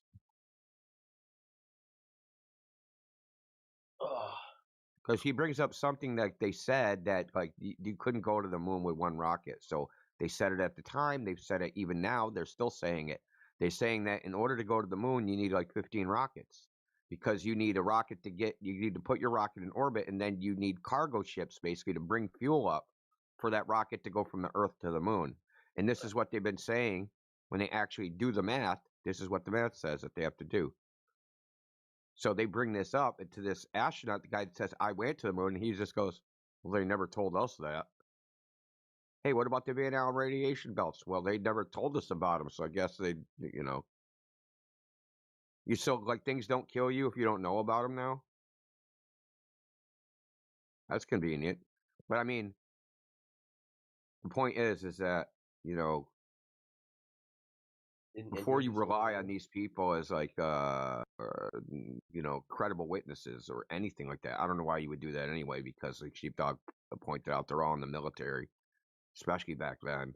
You might want to, you know, if you watch that, I guarantee you're going to be like, what the hell? There's no way that people went to the moon. And if there's nobody went to the moon, you got to think nobody has seen the Earth in its entirety with their two eyeballs, right? So how do you even judge any image of somebody showing you the Earth, right? Because you've never seen the Earth in its entirety. You can't even judge the image. And that's where we're at, right? So why should we rely on that garbage evidence, right? Of trusting this guy, trusting this image, trusting when we can just measure the Earth. Are you saying that satellites don't exist? They exist in what sense? That we've put satellites into orbit. You're not one of them, dude. You're not a spaceman. You're not a spaceman. There's no we. There's no we, dude. You're not a spaceman. You didn't do anything. I don't need to be a spaceman to know that we have satellites. There's no we, dude. There's no we. I've literally seen it with my own two eyes. Yeah, but you didn't do anything. We don't have satellites. You see satellites. Okay, how do you know how do you know they were orbiting the Earth? Okay, how do you know they were orbiting the Earth? I don't understand the logic here. I'm going to ask you a question. How do you know the little light you saw in the sky is orbiting the Earth? What else would it be doing? That's not asking me a question doesn't tell me how you know how many objects are orbiting the Earth now. There's like countless thousands. Yeah, so check this out, bro. So check this out. Astronomers recently released a study. They went over now this is in the Astronomical Pacific. It's an astronomy journal. They looked at old photographic plates from before satellites, and you know what they found? Satellites. How did they find satellites before satellites in 1947, before Sputnik? There's ancient technology up there. Antediluvian technology up there too. The work of fallen angels. Yeah. Oh my lantern. That's also really interesting. That's also a really interesting thing about is that there is antediluvian satellites. You want to come up with the trebuchet method of orbiting freaking. They didn't orbit. Have you heard of the Dark Knight satellite? Have you heard of? That's an instance of one of those. Have you heard of the Anunnaki? They genetically altered human beings to dig gold so they could bring it back to frickin' beta reticuli. Yeah, that's a lie from Satan. But yeah, go ahead with that. That's a lie from Satan, dude. It is. The globe is a lie from Satan, brother. They're fallen angels, and they've been deceiving mankind for a very long time. The globe is a lie from Satan. Yeah, what's an angel? It's a way to sidetrack you from believing in okay, so why? Oh, he's one of those. Okay, yeah. Flat Earth is a sidetrack. Yeah, rethink your whole life, please, sir. Why did God create a reality from which you can't perceive that? Oh, shut up. Why did God create a reality that is completely deceptive? Right, the Earth looks flat, but it's not really flat. And it seems stationary, but it's not really stationary. And then he wrote it, and then he had the prophets write it down in the book called the Bible, and they also said the Earth was flat, like clay pressed into a steel. Why are you talking over me the entire time I'm talking? You can There's a new interferer. There's a turbo dick coming in. Yeah, so we're back to Giga, and Indio's asking a question. You probably couldn't hear it because a guy was rudely interrupting and derailing. So maybe you want to just give him. I don't know. Did you hear it, Giga? The question. I just went and got a Coke Zero. I just got back. Oh. Can you repeat it, Indio? I don't even remember what it was, quite honestly. Yeah, it's the same question you've asked it many times about, like, why would God be a trickster type thing? Oh yeah, I was kind of talking to Turbo though. So yeah, why would God create a reality which was tricking us and just not real? That's not what it really is. Was Turbo the guy who claimed that flat Earth was a trick?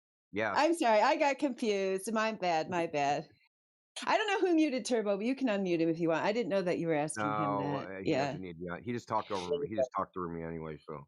Okay. I thought Turbo was saying that the globe model is a trick. He said Satan. He said we made satellites, and then he started talking about the Black Knight because the thing that he thinks is satellites that he saw in the sky. Like I don't know if you heard this. They really about like a month ago, an astronomical journal said they went over photographic plates before there were satellites, and they saw satellites, which don't make sense, right? If they're man-made artificial satellites put in the orbiting the Earth. I've never believed in the round Earth more than when I saw a satellite train being deployed. Like, what do you mean by man-made / artificial? So you think that those? So you think that you saw a bunch of Starlink satellites? So you saw a refrigerator from 250 miles away? Damn. You got good eyes, bro. I sure did. They were bright in the sky. Because they say if you saw 5 lights in the sky, that's a satellite train? Because that's what they said on TV? Like, serious? Well, there weren't stars. There's a lot of things with these satellite things is that upon further inspection, what they say is possible actually isn't possible. It can't possibly be what they say it is. It can't be a freaking refrigerator 250 miles away that you can see.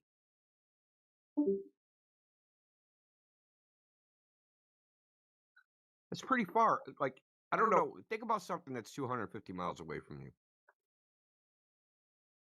Say, hey, I went to that Flat Earth channel and they were rude and mean to me. So now let's make our own channel. Let's even be better because it's got free speech here.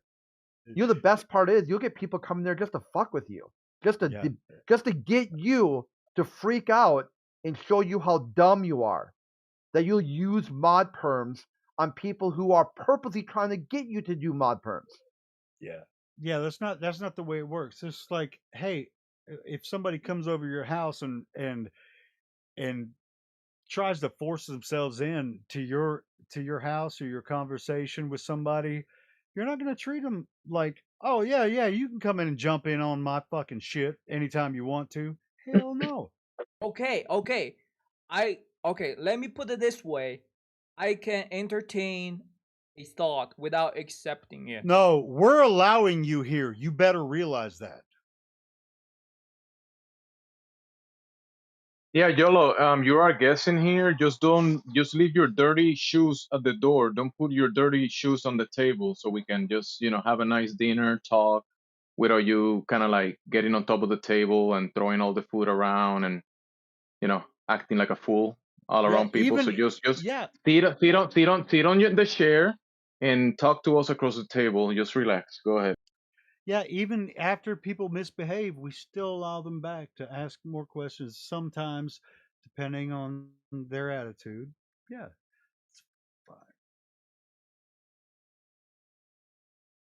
He's like, "Fuck it." They left. No, he's here. Oh, okay. I thought he No, did. no, I'm so sorry. Okay. No, it's Okay. okay. But I'm are so you sorry. are you gonna ask us why we think the Earth is flat? Yeah, sure.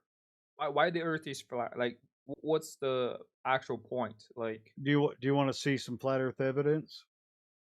sure. Okay, cool. Oh, now I'm pretty cool now.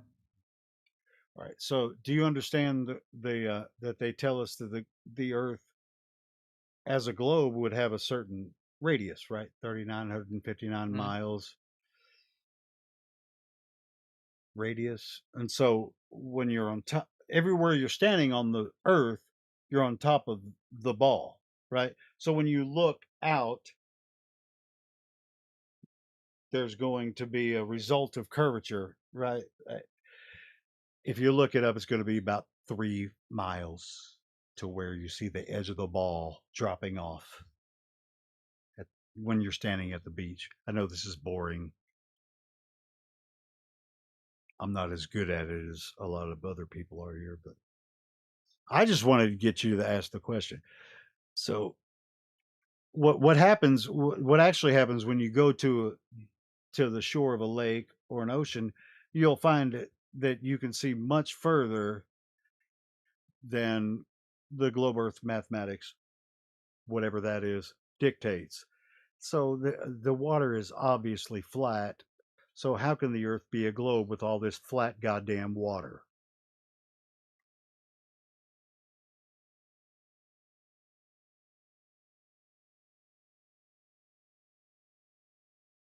So you're saying that whether who or not benefits in any way doesn't change that the water is flat. Who gives a shit who benefits? So basically, you're saying the water can fly up. No, the water is flat. When you go, if you went right now to the shore of an ocean, you couldn't show me that the ocean is curving like they show us on the stupid space picture. And not only you couldn't show me, nobody can show me. It doesn't matter what degrees you have or anything. They're all basing this globe idea on the sky. Yeah, Yolo, what he's trying to tell you that the data that we got when we were young, right? You probably learned this in school, that the Earth is a globe. You open the book, maybe this whatever science book or history book, and they show you the imagery of the globe in the when you were learning, right? You got that data, that information when you were learning in school. Earth is a globe. You saw the picture, right? Yeah. So we all got that. We all learned that. We all passed the test. We all, did that. But then when we closed the book and grew up, turned into adults, we went out in reality and we had a question. Hey, is the data on the book true? Let me go check it. And we went out there in the world and we check if the Earth is curving, because the image in the book is the Earth is curving. It has a certain radius, right? It has a certain how do you call it? I'm sorry, I'm doing two things at the same time. I'm making breakfast and talking to you. Like, yeah, there is a certain variables of the claim that the Earth it has a certain size, and then when we went outside on the world across the surface of the Earth and we measured the Earth, and the Earth is not curving. It has no curvature anywhere. So that image, that data on the book that we check across the Earth, it has been falsified by test, by observation, laser tests, long distance observations, all sorts of tests that we can conduct across the surface of the Earth. The result comes that the data that we got when we were in school is wrong. It's not correct. It's nowhere to be found in reality. You get that? It's pretty simple. You can go to the specifics. You can go to a lake, like Helio was saying. There's many tests. We can show you examples of tests, laser tests across the bodies of water. As one example, you can shoot a laser, a transit of a laser across a lake 10 miles, and based on the globe math, on 10 miles there should be a drop over the distance. You know, on a sphere there should be a drop. There should be curvature. You get that, YOLO? There should be curvature, right, on the sphere. So there should be a drop over the distance, and over 10 miles there should be 66 feet. That's like a 6-story building of drop. But when we shoot the laser across the lake 10 miles, there's a target at the other side, and it hits the target. There is no drop over the distance anywhere, at any distance. That conforms to what we learn in the book, that the Earth is this globe, 3,959 miles radius. That doesn't exist. It's not there. You cannot find it. You cannot show it. Doesn't exist. Get it? YOLO? Okay. I don't necessarily understand the analytical theory, but some pretty legit. All right, well, So check I'll give this you out. that. Yeah, see what we're saying is, if any of the water on this earth is flat, demonstrated by a simple observation with a high zoom camera or a laser test, if any of these bodies of water, these large bodies of water, 10, 20 miles, if any of that's flat, that means all of the water's flat, because if it's all flat, it's either all flat or all curved, like they show us in the space pictures, right? If it's curved, it's going to be curved, just like they show us in the space pictures. They give us the number 3959 radius. So we have the size of the ball. We know how much it should be curving down and away from us when we're standing at a calm body of water, such as a lake 10 or 20 miles wide. So if you can take your zoom camera, it's standing at the shore of one side of the lake, zoom in to the other side of the lake 20 miles away, that's supposed to be 266 feet below your eye line, then obviously that water's flat.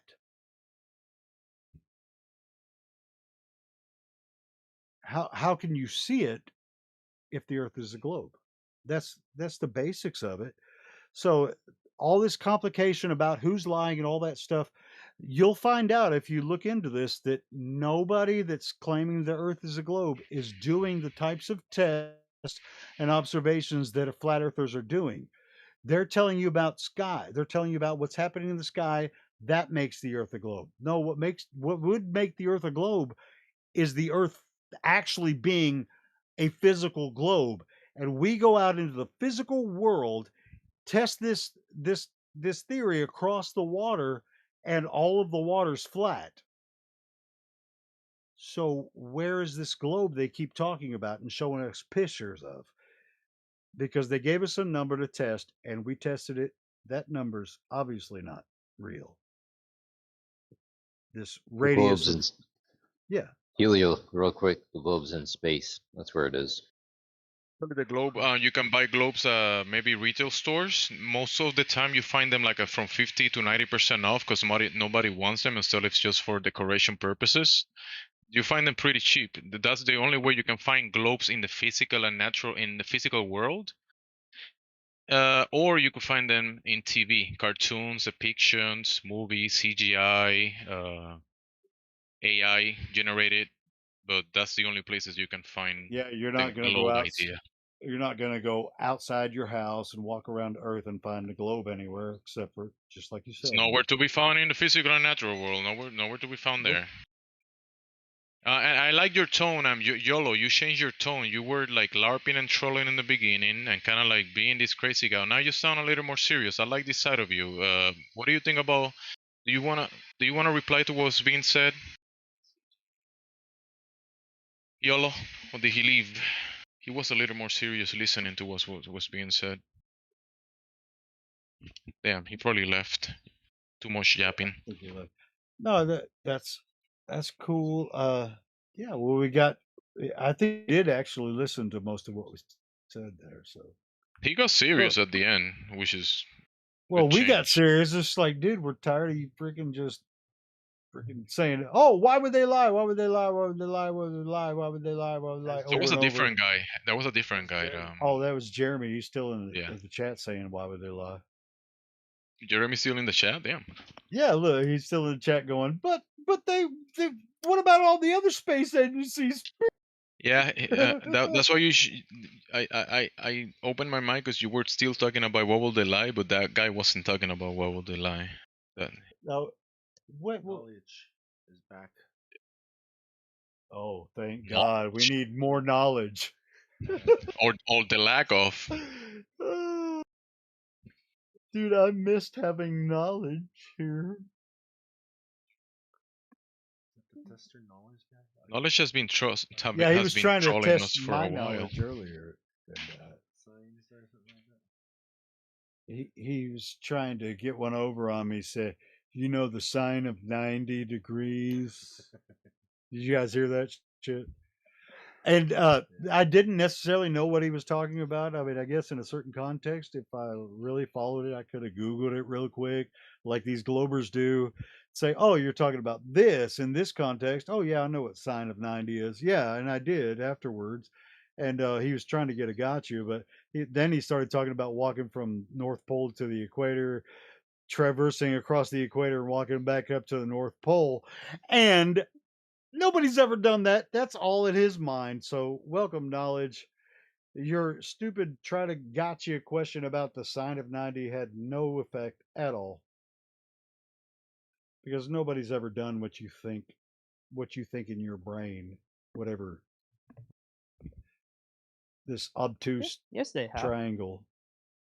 Really, they've gone from one section of Earth to another section of Earth, traveled to another section of Earth, come back to the same place, and measured an angle that was greater than 180 degrees. All right. Is that what you're saying? All right, let's get off that topic. How about we go to one? Oh of your no, guys'? you were all about it before. Now you don't want to talk about it. Well, because it caused like because nobody's ever done it, and you're a retard.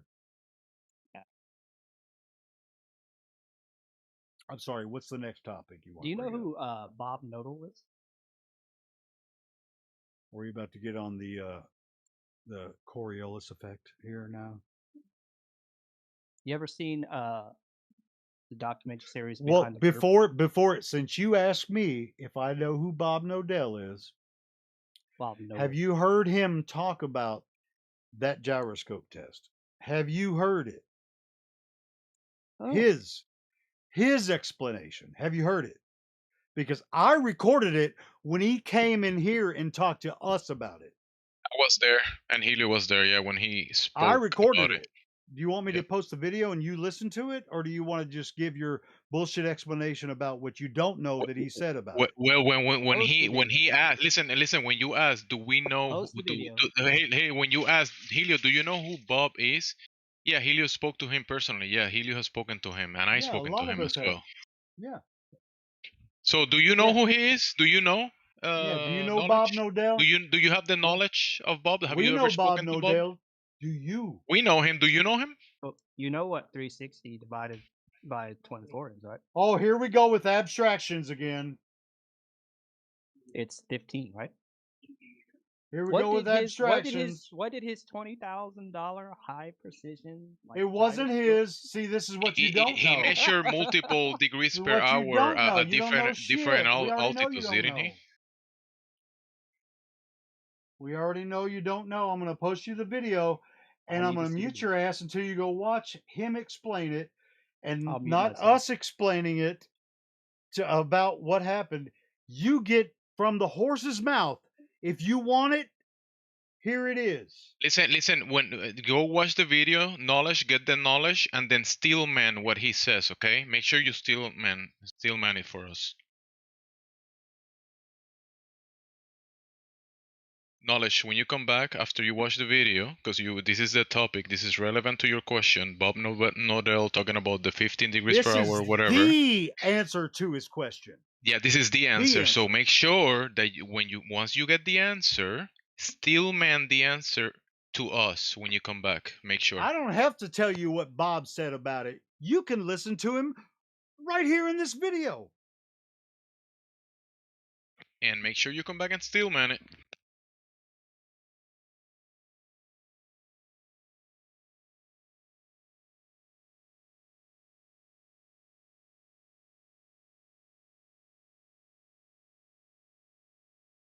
Yeah.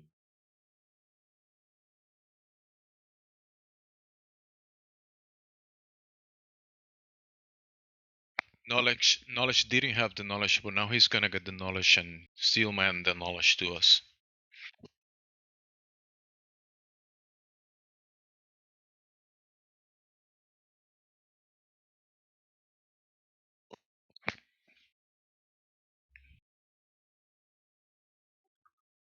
Knowledge didn't have the knowledge, but now he's gonna go get the knowledge and still man the knowledge to us. Yeah, hopefully. I mean, it's like a 30-minute video, so it might take him a while to watch it. Oh, that's fine. I'm pretty sure knowledge can still man 30 minutes of knowledge. His knowledge.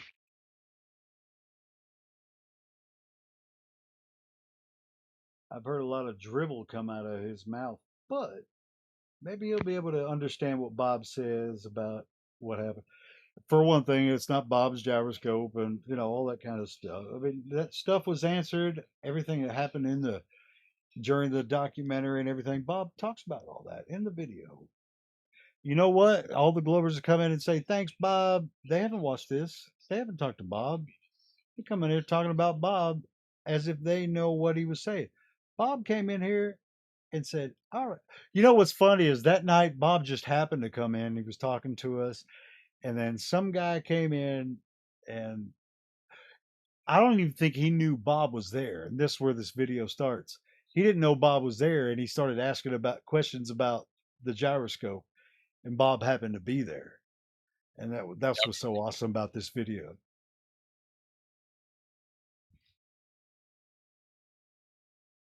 What a great guest that guy used to be, Bob. Very great guy. Yeah, I mean, even with all the stuff that went on with Glowbusters and everything, I always liked Bob, man. Just like with all the differing opinions and everything, he took shit as it came at him. He was never scared to say what he had on his mind.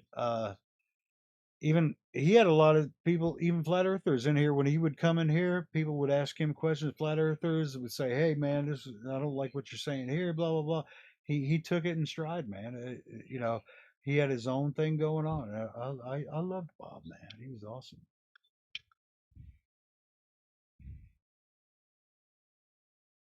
So he had detractors on both sides, but he always stood his ground. Smart guy.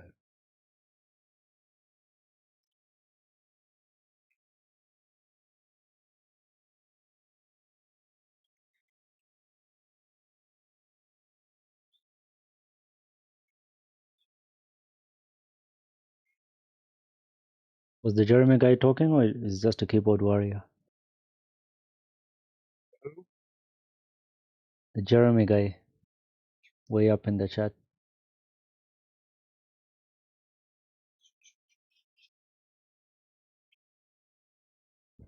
The Jeremy guy, anything that you says to him, he will come back at you and say, "But why will NASA lie? Why will they lie? Why?"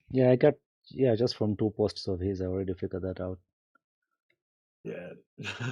You don't get it. Why will the world be lying to the world is lying to you? Why will and the same people will call us religious.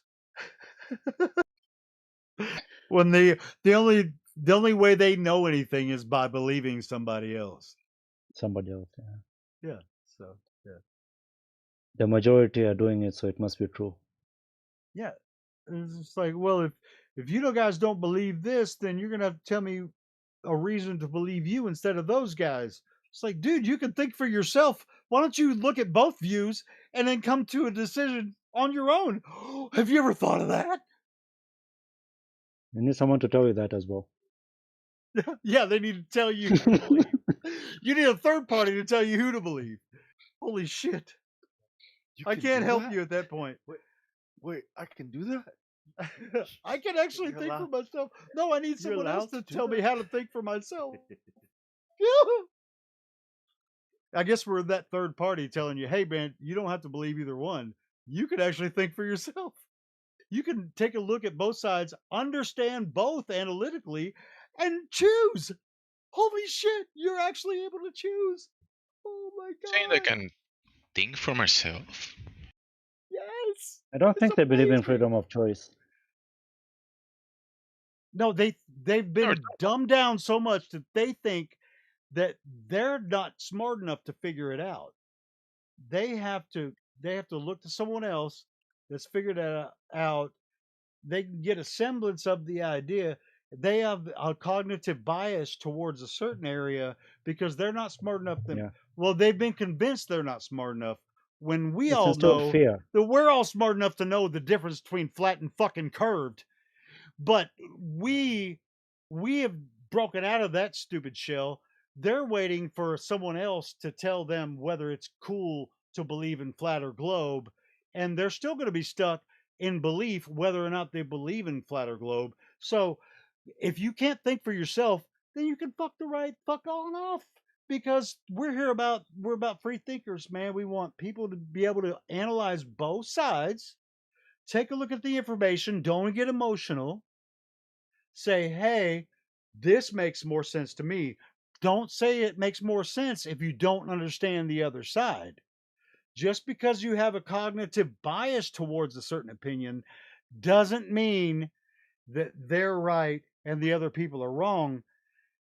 In your mind, you might think so, but you don't understand the other side yet.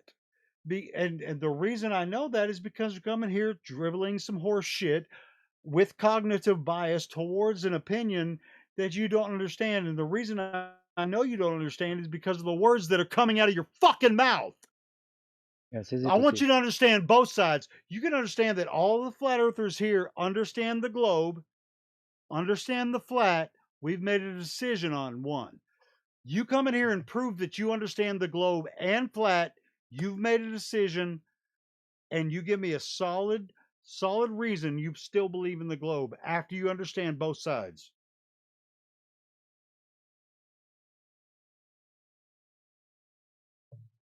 And until then, don't come in here emotional and talk about, oh, you don't believe the smart guys. Get the fuck out of here with that nonsense. Talking about how Brondo is better for plants. Yeah, and Brondo. water. What? got You mean water you mean the stuff they put in the toilets? You're supposed to put that on the plants? I need to talk to a smart guy about this. Yeah, I need somebody smarter. You flat earthers are obviously dumb. I need a smart guy that I believe. He sounds really technical, so he's smarter. He can do calculations like who's that retard that was in here trying to say, well, I can definitely draw a spherical triangle on a piece of paper, and I can calculate it in my brain, and we can do calculus, and that, since I can do that in my head, that means the earth is a globe. It's like, dude, go out and measure the flat water, then tell me the earth is a globe, dumbass.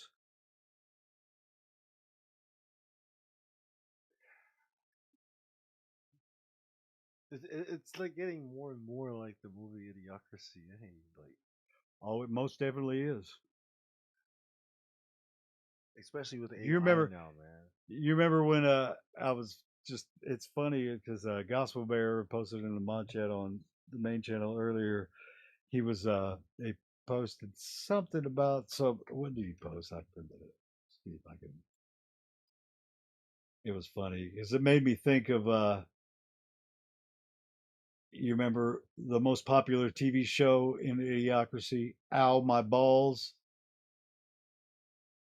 Oh yeah, getting kicked in the balls. Yeah. Yeah, Oh, this is yeah. like that's the most popular TV show. It's all about getting hit in the balls. Yeah, just over and over again. Just like people just getting hit in the balls, like for hours. Like marathon sessions. People just stand there and just watch, just like clip after clip after clip of someone getting hit in the balls, and they at the end they say, "Ow, my balls," and they all just erupt in laughter.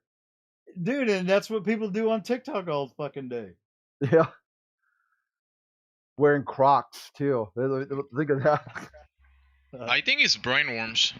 Oh, what it was is Gospel Bearer posted in the admins chat on the main server.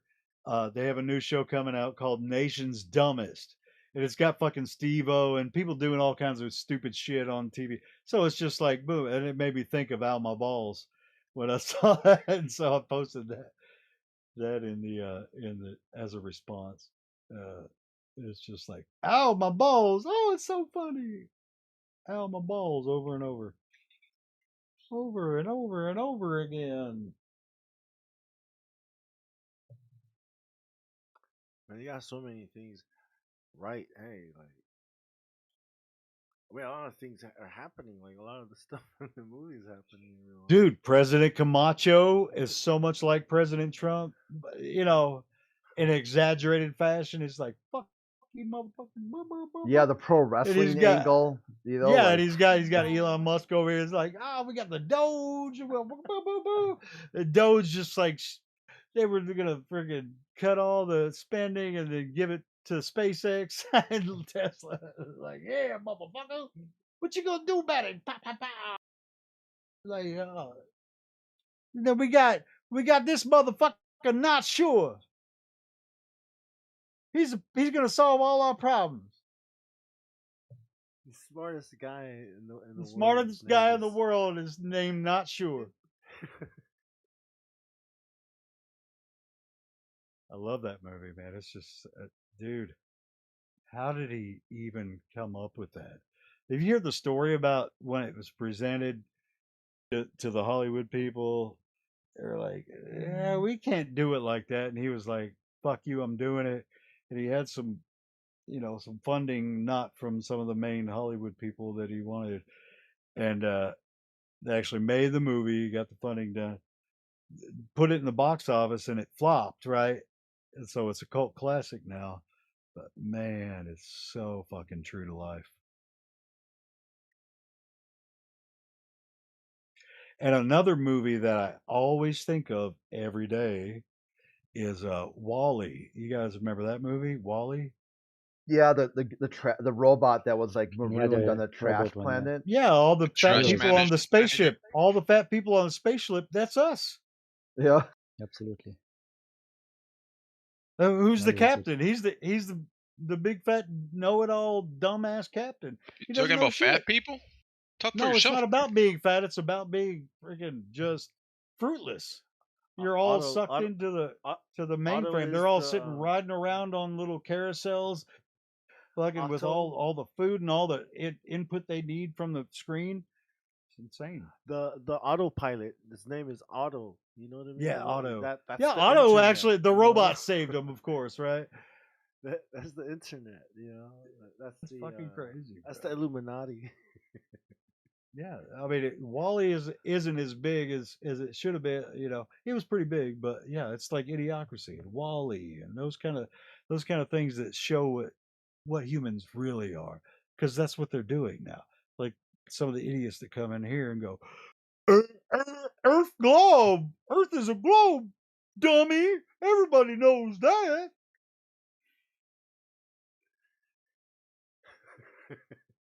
You mean like from the toilet? You mean like from the toilet? Why do you sound faggoty? They've been spraying their crops with Brondo and finding, trying to figure out why the crops aren't growing. Fucking sugar water and shit. And they're like, you mean like water from the toilet? I've never seen no plants grow from the toilet.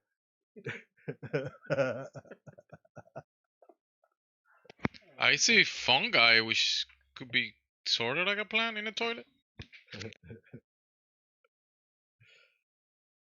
Oh man. Hey, flat earthers are the real masters. Flat earthers are the real masters of the universe. Can we be honest and just say that flat earthers are people that shouldn't even be humored? Oh, you're scared. Oh, see, that's why they're the real masters of the universe, because they're scared to get intellectually involved in the conversation. They just rather The issue with flat say, earthers is that when you're talking to them and they give you like pseudo like intellectualism or whatever it is, their science is like stupid. Like it all doesn't right, well, even tell like me, well, like tell their me about science the is their own made globe. up science. So, well, what's the globe science we should believe in? Yeah, man. I mean, like I said, if you stand on a mountain like I have and you look at the Earth, you go, "Oh shit, it does round out." It Wait a second, rounds what? out, does it? It Oh, round. Yeah, that's so fabulous. It rounds out. yeah, sure See, does. this is globe knowledge. You stand on a mountain, It you is. look out, it rounds out. Helio, if I But can just ask this isn't guy, Fucking Shane, globe, bro. isn't can I just ask? something round? I should have Isn't thought of something that. round like a isn't something round like a circle? Are you saying that when you see your perspective of yourself and you see, let's say a circular perspective, you saying that's the Earth and that makes it round because you see a perspective? Because you're saying you Yeah, go up in the you're like mountain, standing on a mountain, you go and I up in the see the mountain, and you I see see the a horizon. perspective around you, and that Yep. makes the Earth round. I mean, it's the same way you would tell, like, a basketball is round. It's the same way that you Oh would be able to my. tell that a ball pit, all the balls in it are round. It's the same thing. So Shinobi, I have a Same. question for you. It's the As same you way gain you could altitude, tell. going up, and maybe, can I just ask Shinobi a quick question, please? Thank you. So Yeah, Shinobi, quick question. As I'm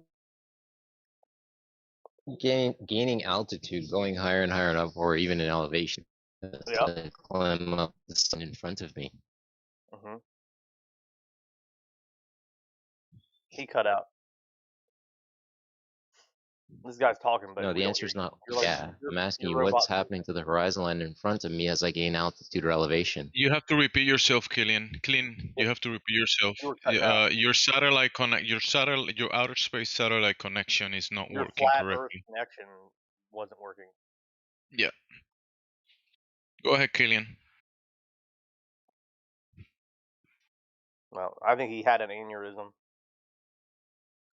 But yeah, no, I mean it depend. I mean, I've been on several mountains from Texas to Montana to the Olympics. Me too.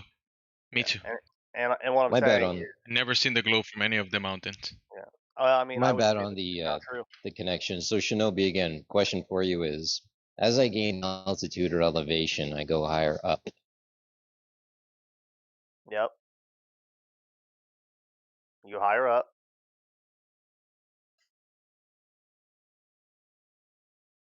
And you look down when you're high up enough, depending on where you're at, and you go, "Oh my gosh, look out there, look that far out.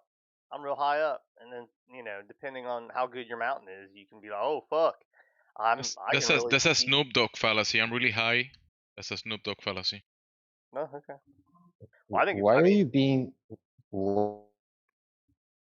Hey, Killian, your mic is messed up, dude. Like you just came in again. Why are We you heard you being real much. emotional with the question? Yeah, because Killian, you're cutting out. Nobody can We hear don't know your what question, we don't know bro. what Killian No, is. nobody's getting your. No one is getting what you're asking, bro. Because He you're left. He's cutting gone. out. Disconnected. He gone.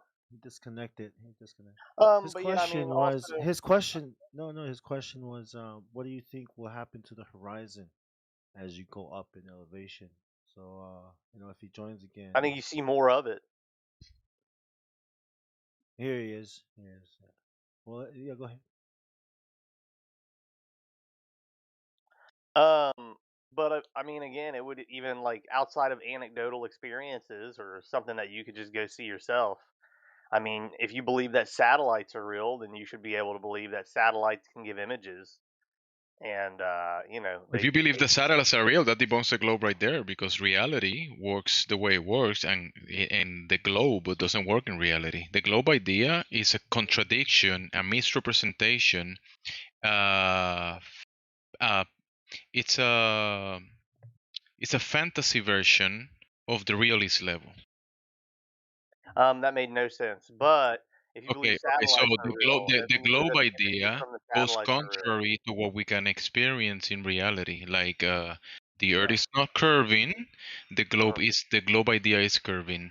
The Earth is not spinning, the globe is spinning. We have containment to have gas pressure and pressurized systems, right? The globe doesn't have any of that. So it's a misrepresentation of reality, not real, fantasy.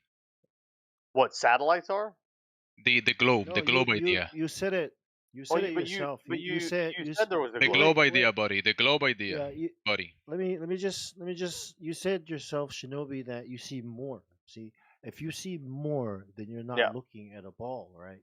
Because if we were looking Oh, at a you ball are. like a basketball, wait, if we were looking at a basketball, okay, and you put your face down to it as close as you can, okay, and you start going up away from the basketball, right? You don't Starts to see get round. more. You don't see more of the basketball. Okay, you just You do. see the circle of the side that's facing you when you look down at it.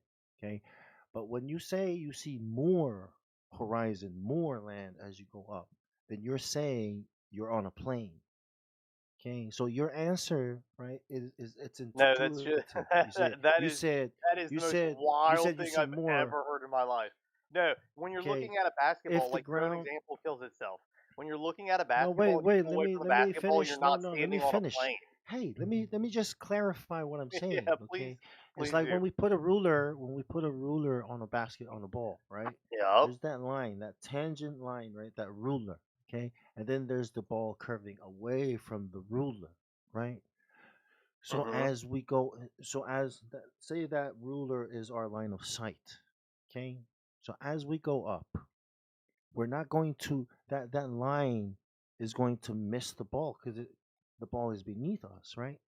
But only if it's a plane, okay, will you maintain that, seeing more where the horizons stay at eye level. You see more, or a little, almost at eye level. You'll see more and more of it. Is Okay, the that craziest lack that of is depth not that. perception. Yeah, Like if That's you not a only that reply. is. if That's you not only an had Okay, one argument. eye, That's not go ahead. a if you only had that's one not a eye, reply.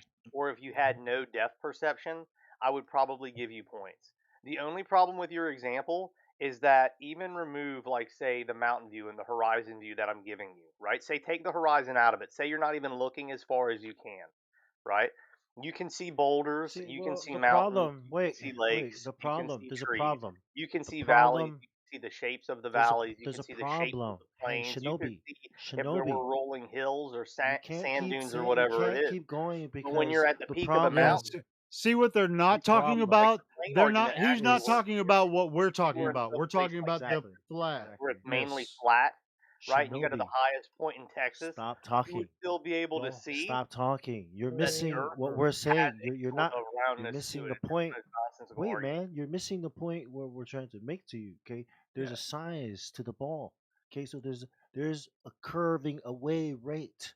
Okay, it's not infinitely big that it looks flat. There's a size to the ball, right? There's a radius.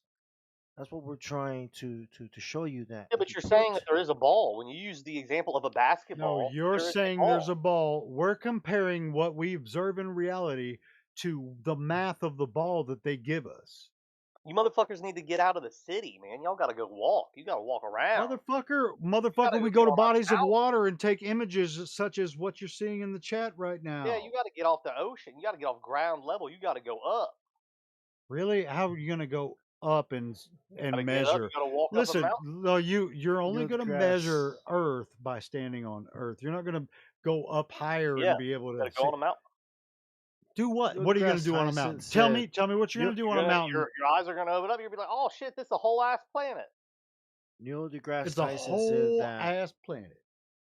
Yeah, Neil And then deGrasse also, like I said, Tyson. if you believe in satellites and gravity and the rotation Oh, what else do we have to satellites have believe images. in? We have to believe Satellites in have images gravity, too. satellites. We have to what? Believe in a Hold up, solar man. system Hold up, too? Do man. we have to believe in what else do we have to believe in? The There, core of there's a the earth? Well, Do I we have guess to there's an believe in gravity astro. holding yeah, air I mean, down I to guess keep it I would believe pressure? in the core of the earth. There's volcanoes. There's Woohoo! mountains down there. Believe it because gravity is pulling Do you everything not really believe in hard. volcanoes? It's pulling really hard, Okay, wait, guys. Do you making not believe? How about molten Do you this not nickel one? and believe How in iron about this one? core, volcanoes? Check causing a check gravitational this one out. field. Woo! This one. This one. I mean, if Neil you don't believe in deGrasse. volcanoes, that's your own problem. So Mr. Neil deGrasse Tyson is See, an there he goes. astrophysicist. Volcanoes Okay? and core of the Earth Check this have out. nothing to do with each other. Go And, There ahead. has to be some and place where the right, volcano water Neil sits, deGrasse right? Tyson. Like, if it was volcano Neil, water, it has to be somewhere, and Volcano it Do you makes know? sense that See it how comes dumb from the this core of a idiot. planet where Do it would you be know high. who Shinobi? Do you know who Neil deGrasse Tyson is? Yeah, I don't care about him. He thinks lava Why comes not? from Why don't you care fucking about him? center of the he's an Earth or some shit. astrophysicist, and he's a science communicator that's been chosen to speak to us about this Yeah, I don't topic. care. I don't care about Neil deGrasse Tyson. He's Why pop. not? Who do you care? Do you Pop care about culture. what NASA says? Do you care Not about a what whole NASA lot. says? Who do you accept? Okay, who tells you what the Earth is, what the planet of the globe is? My who own do you, life, but your own life? Well, see, that's the thing. Are you the highest This priest? idea. Because you've been to the highest mountains. Are you saying you are the highest priest of I the mean, globe religion? I'm just the messenger. I'm the guy that says, hey, No, yo, this this is is around. this is really good though, because that's what we do too here in Flat Earth. You originally, your opening shot was Flat Earthers' version of science is incompatible with your version of science. But then it is. you said you use aestheticism, your own personal version of science. Well, no, so you Chris, the are issue- doing exactly what we're doing. But the issue is I'm not, because I'm You doing are. something that you haven't done. I'm doing something that you haven't done, right? No, it's Which is aestheticism. actually go and explore and do things and experience things. You I've guys, done it. I've been there, done that. I've done it. I've done it. I've did what you did. Yeah, I've done it. You have this I've whole done it. eye level argument, and it just doesn't work, guys.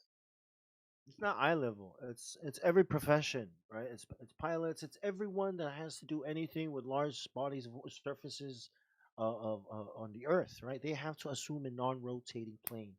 Everyone. Yeah, this guy That's why I lives on brought his up Neil own deGrasse special Tyson. globe that is in conflict with everything what other people are saying. It's kind of Good. imagines. He's just imagining things. Like he at ground level, from his human experience, he thinks he can see the curve of the Earth.